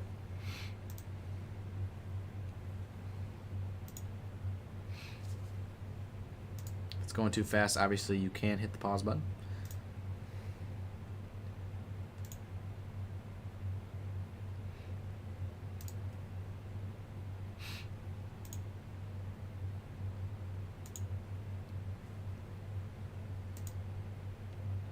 Kind of surprised they have not updated day one yet.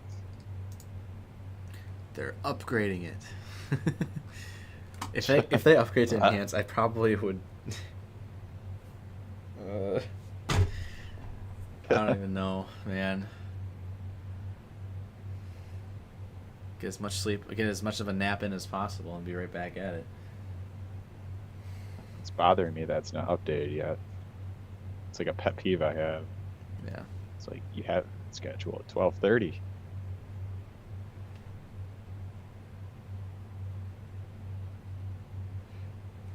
A nice potential hail there, heading towards Harbor Beach. I bet the Harbor Beach cam is probably pretty nasty looking right now.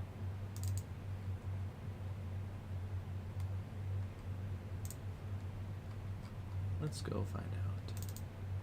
Yeah, that cell's kind of ramping up by Bad Axe.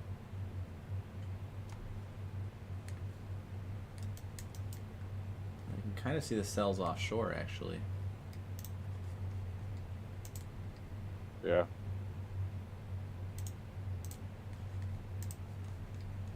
Take a peek at the cam while we wait for the updated SBC outlook.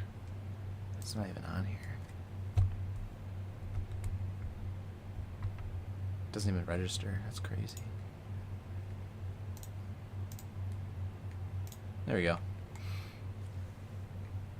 Here's your distant storms heading off Lake Huron there, and the Thumb heading off to the east.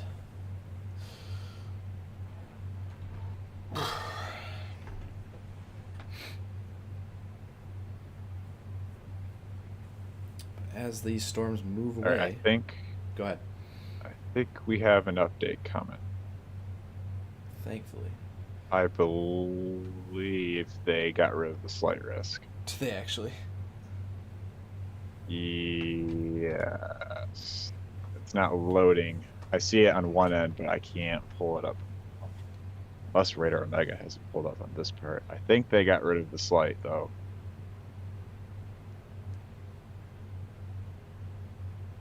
They have a marginal in place, though. Just in case. I just need it to load. I don't know why it's loading on one end and not the other. Let me try pulling up on Radar Omega here.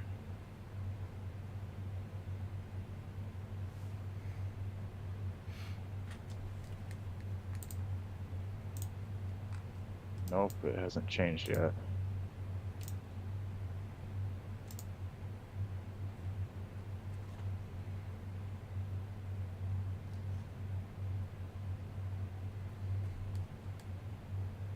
I could do this here.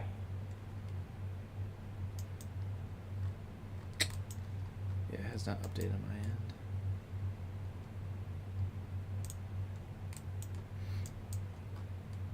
All right. Everything's offshore. Oh goodness. It just keeps blossoming up. I'm gonna put your radar bottom corner, Drew. Feel free to zoom in on the thumb. We're not done yet. Feel free to zoom in on the thumb, please. Heard off. I'm not entirely opposed to it. I want to see the new hazards load in here. Right. If I had to guess, it's probably going to be a marginal for all hazards, maybe?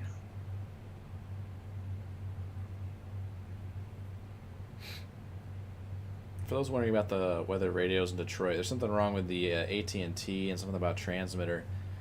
So the cause is unknown and the restoration time is unknown as it stands. So it might be a while. Very unfortunate, of course. Weather radios are the most reliable source, but when the transmitter goes down, then it's not. Yeah, it's not.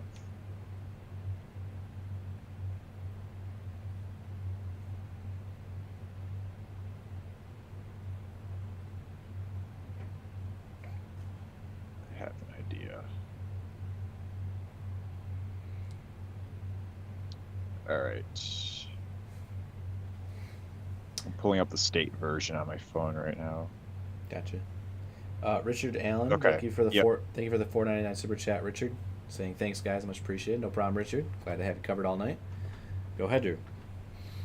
So they have a marginal risk. They got rid of the slight risk for today.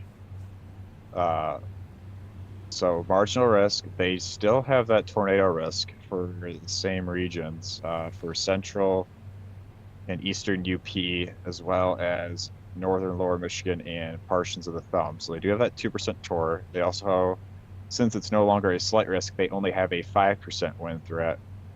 And for some reason, the hail says 15%, but it should be 5 in my opinion. So 5% wind, 5% hail, 2% tor. So they downgraded the wind and hail threat. But they still kept that tor threat. So still a low all hazard potential, but overall confidence in severe weather has not really changed in my opinion. So marginal risk, very low off chance for something to happen.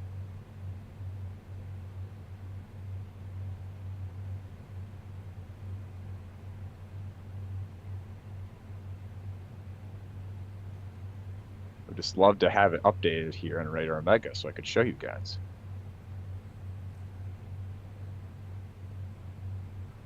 It's like updating on one end but not the other. Yeah. Shoot.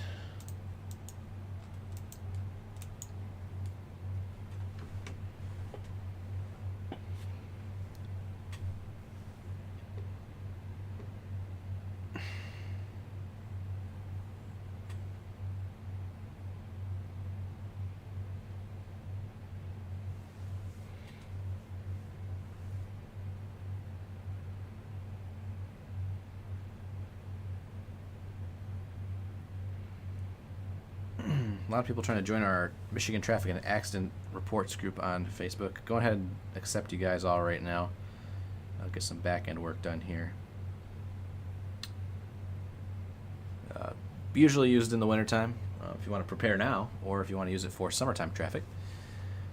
Throw that out there real quick. Michigan Traffic and Accident Reports is the name of the group here on Facebook. As always, if you had damage from today, Michigan Weather Reports is another group you guys can use. Only send in damage reports. Please do not send in pictures of cool clouds. Send those to our other group, Michigan Storm Community, or just throw them in our comments underneath any of our posts. Again, we want to keep the weather reports page primary weather reports. The only time we'll really do a cloud if it's kind of an anomaly or some sort of like funnel wall or maybe tornado. So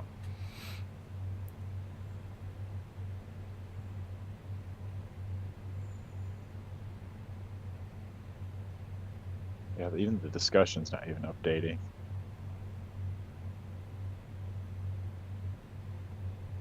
Oh well, it's gonna be the same wording in my opinion on kind of what we've been explaining all morning about how this afternoon could play out. So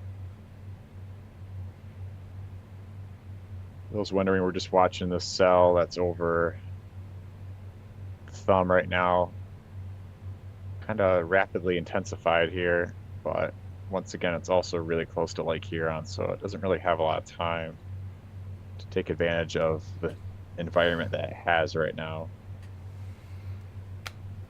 oh, goodness.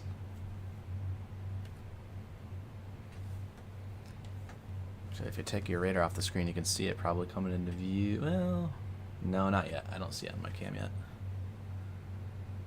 Still Also off. another cell in the UP. It has a small core to keep an eye on as well.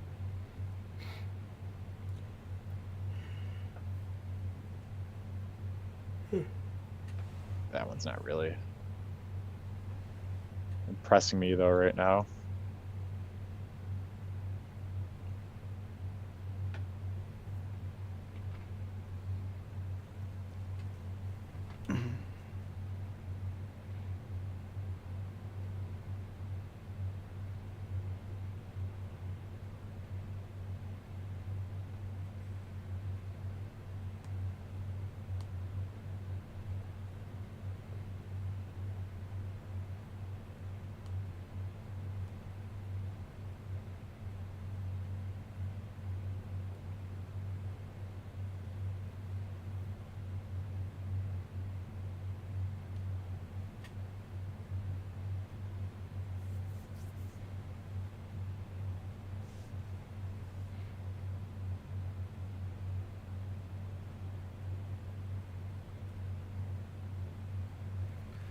Trying to see if there's any pancakes stacking on the left side of the screen here. I see it moving into view really casually here. Yeah, the left side. Yep. Let's do this. And see, is it back? There it is. And let's take your radar off. Here it is, coming in the left side of the screen. Ooh. That is the storm moving into Harbor Beach. Live view.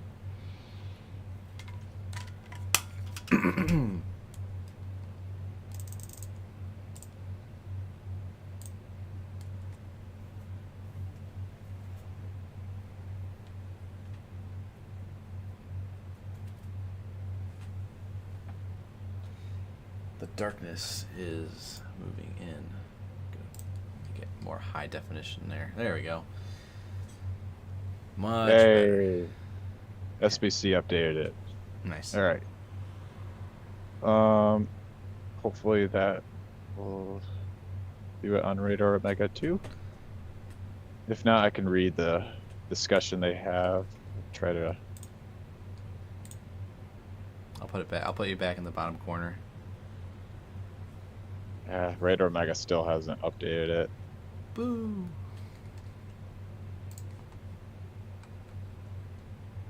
whatever. I'll read the discussion they have for. Oh, I have it. Oh, you do? Yep. There you go. Okay. There you go. Voila. So that is the new SBC outlook for today. There is no slight risk in place. It's a large marginal risk. The tornado threat does not cover that whole entire threat, though. It only covers, make sure I get this right here. I'm just gonna pull up my phone.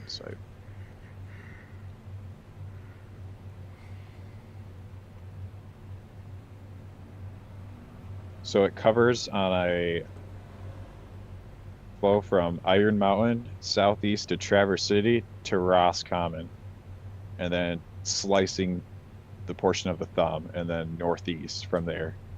That is your tornado threat. So Grand Rapids, Mount Pleasant, Alma, Saginaw, Flint, you guys are all have a less than a 2% chance of having a tornado threat today, which basically is a non-zero threat. Gaylord, Sheboygan, Alpena, Roscommon, Marquette, you guys have a 2% risk for today. And everyone else that's in that margin that Joel has pulled up has a 5% wind and a 5% hail. I'm going to read the discussion that the SBC has for the Great Lakes.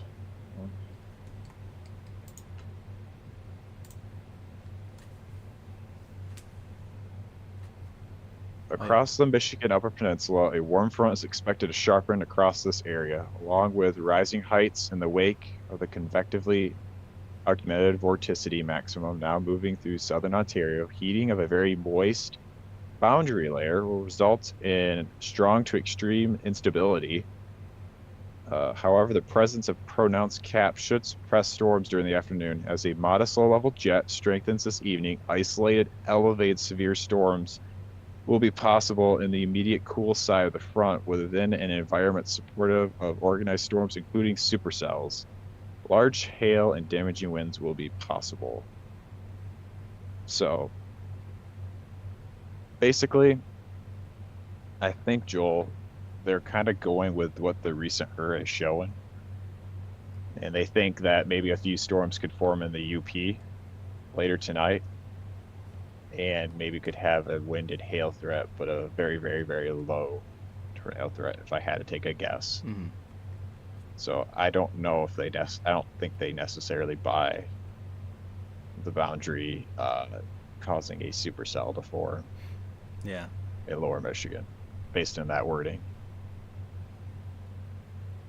But yeah, we shall see. As always, we'll keep an eye on radar and mesoanalysis as per usual.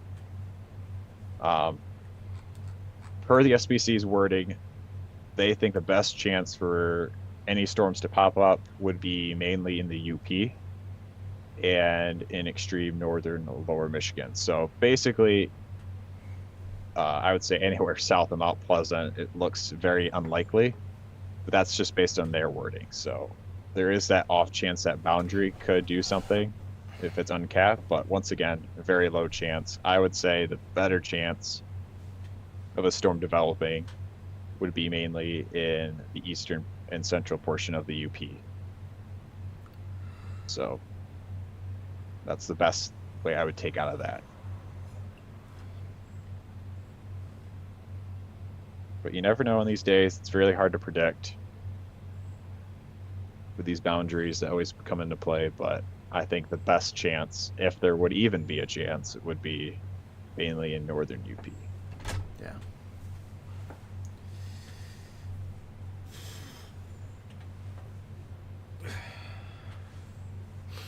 Looks like the storm is coming into view. Yep. Some cool cloud structure.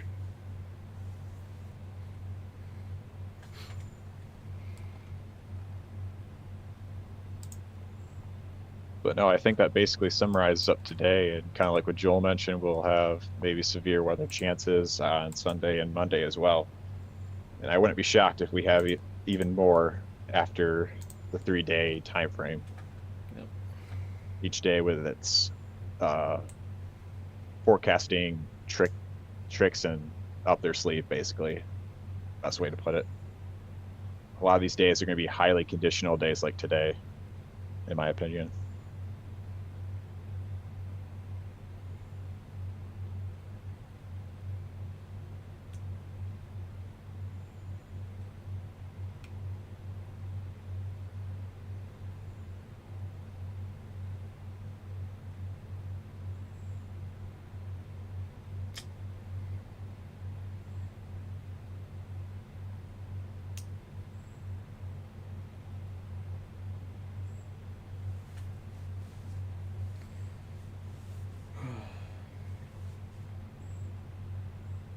Honestly, just kind of watching these cool clouds roll in.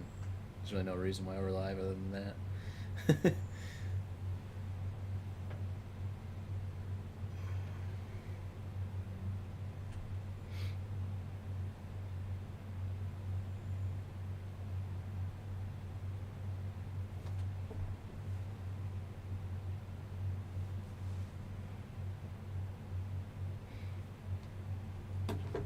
Little birdie says, it is Julie's birthday. I think I saw that last night too, but I was so engulfed in the weather. Happy birthday, Julie. One of our mods here in chat on YouTube. Yeah. If you're over on Facebook, Twitch, or X, feel free to hop over to YouTube real quick. Wish Julie happy birthday today. And she was up modding all night for the start of her birthday. Appreciate her very much. Thank you, as always, to all of our mods who helped out throughout this record-breaking stream in terms of time spent here on in front of the camera with you guys. So again, happy birthday, Julie. Hopefully you have a great rest of your day out there and stay cool.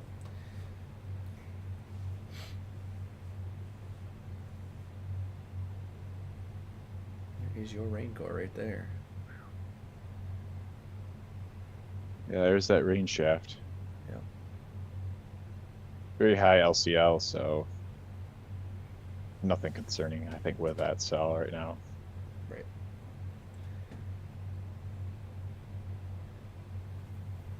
Finally, my radar updated the SBC outlook.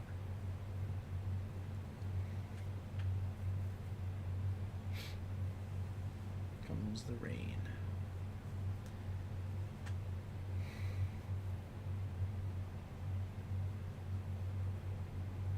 It's now directly over Harbor Beach. It's like right over the camera. The center of the cell is right over the camera. Now we're going to see a huge bolt right in front of it. Now we're cooking.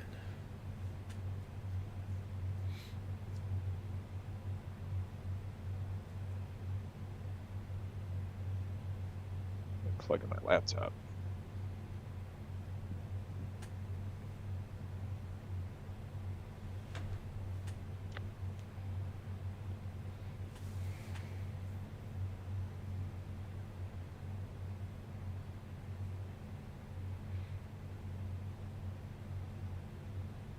Is that hail? Drew? It almost looks like hail. It definitely looks like hard pieces. Anyone else see that? It looks like hard pieces. I think there is some hail mixing in there. I wouldn't be surprised, to be honest. It's either that or those are some awfully big raindrops. But I think there's some hail mixing in. Yeah, it might not be severe, but again, it's right in the center of the storm. It'd probably be like marble size, I would imagine. Yeah, I don't think it would be severe hail, but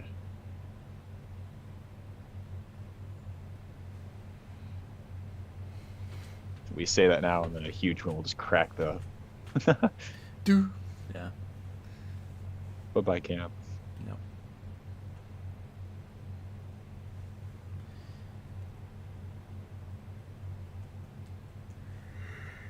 No. Oh, Julie's back in that. Yeah, we wished her happy just wished her happy birthday. Oh, I thought she was sleeping. Nope, she's back.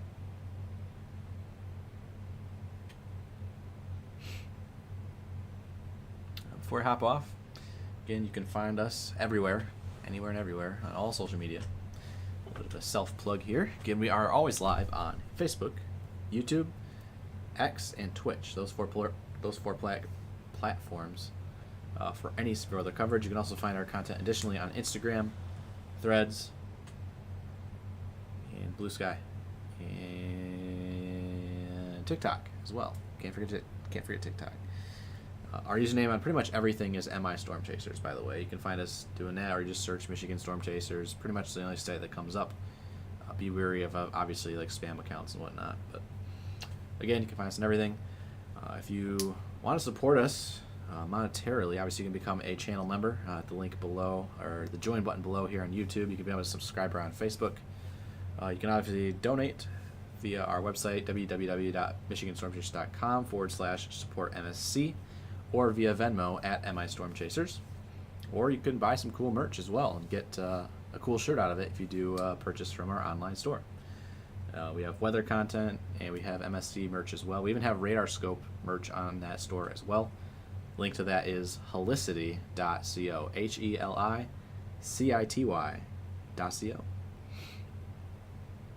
I think that's all the plugging, other than you can join our Discord channel as well. If you have weather anxiety, or if you just want to come hang out with the community, discord.gg/Michigan Storm Chasers. So that storm is now off onto Lake Huron. So we are going to wrap it up here. But not before Evan H with 5 more gifted memberships here on YouTube. So if you're a subscriber here on YouTube, thank you very much. Or congratulations if you won. Feel free to shout out Evan, as he has so generously donated 5 gifted memberships here as we wrap up the stream. Anything else to add today, Drew, that we have not covered? We've pretty much covered everything, ins and outs. No, I think we cover kind of everything on what to overall expect for today. The very off chance we'll be keeping an eye on that boundary, as well as up north by the UP.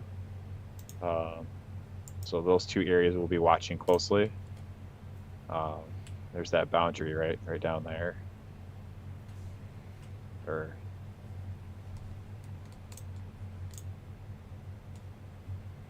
Yeah. But yeah, okay. So yeah, we'll be keeping an eye on things here, but once again, not really expecting anything for today, but we'll be ready if anything does go off. So yeah. I still owe a dance for hitting 55K, but I think you guys can understand that I am so tired right now, it would not make sense to do it. So I'm going to save it for next time and keep you guys on a cliffhanger. Gives you more time to practice getting us to 60K, so I can do another dance very quickly after I do the 55K dance. So subscribe on YouTube if you haven't already. As you head out, hit that like button. We'll see you next time here at Michigan Storm Chasers. Thank you so much for tuning in over the last 10 hours and 55 minutes. By the time we end the stream, the intro runs through. It'll probably be right at the 11-hour mark. So, bid you adieu for the day. Again, I'm Chief Meteorologist Joel Fritzmo alongside Drew, who's above me here on the screen. And we'll catch you guys later for probably more severe weather as soon as maybe this afternoon. Maybe later tomorrow. We'll see. A lot of severe weather chances upcoming here across Michigan. Ryan will also make an appearance probably as well at some point. So it's not just us doing all the dirty work here. Again, have a great rest of your day, everyone. Stay cool, stay dry, I guess you could say. It's going to be humid out there. And yeah, we'll catch you next time. Check out all our sponsors at the top, all our links at the top as you head out. And yeah, talk to you guys soon. See ya.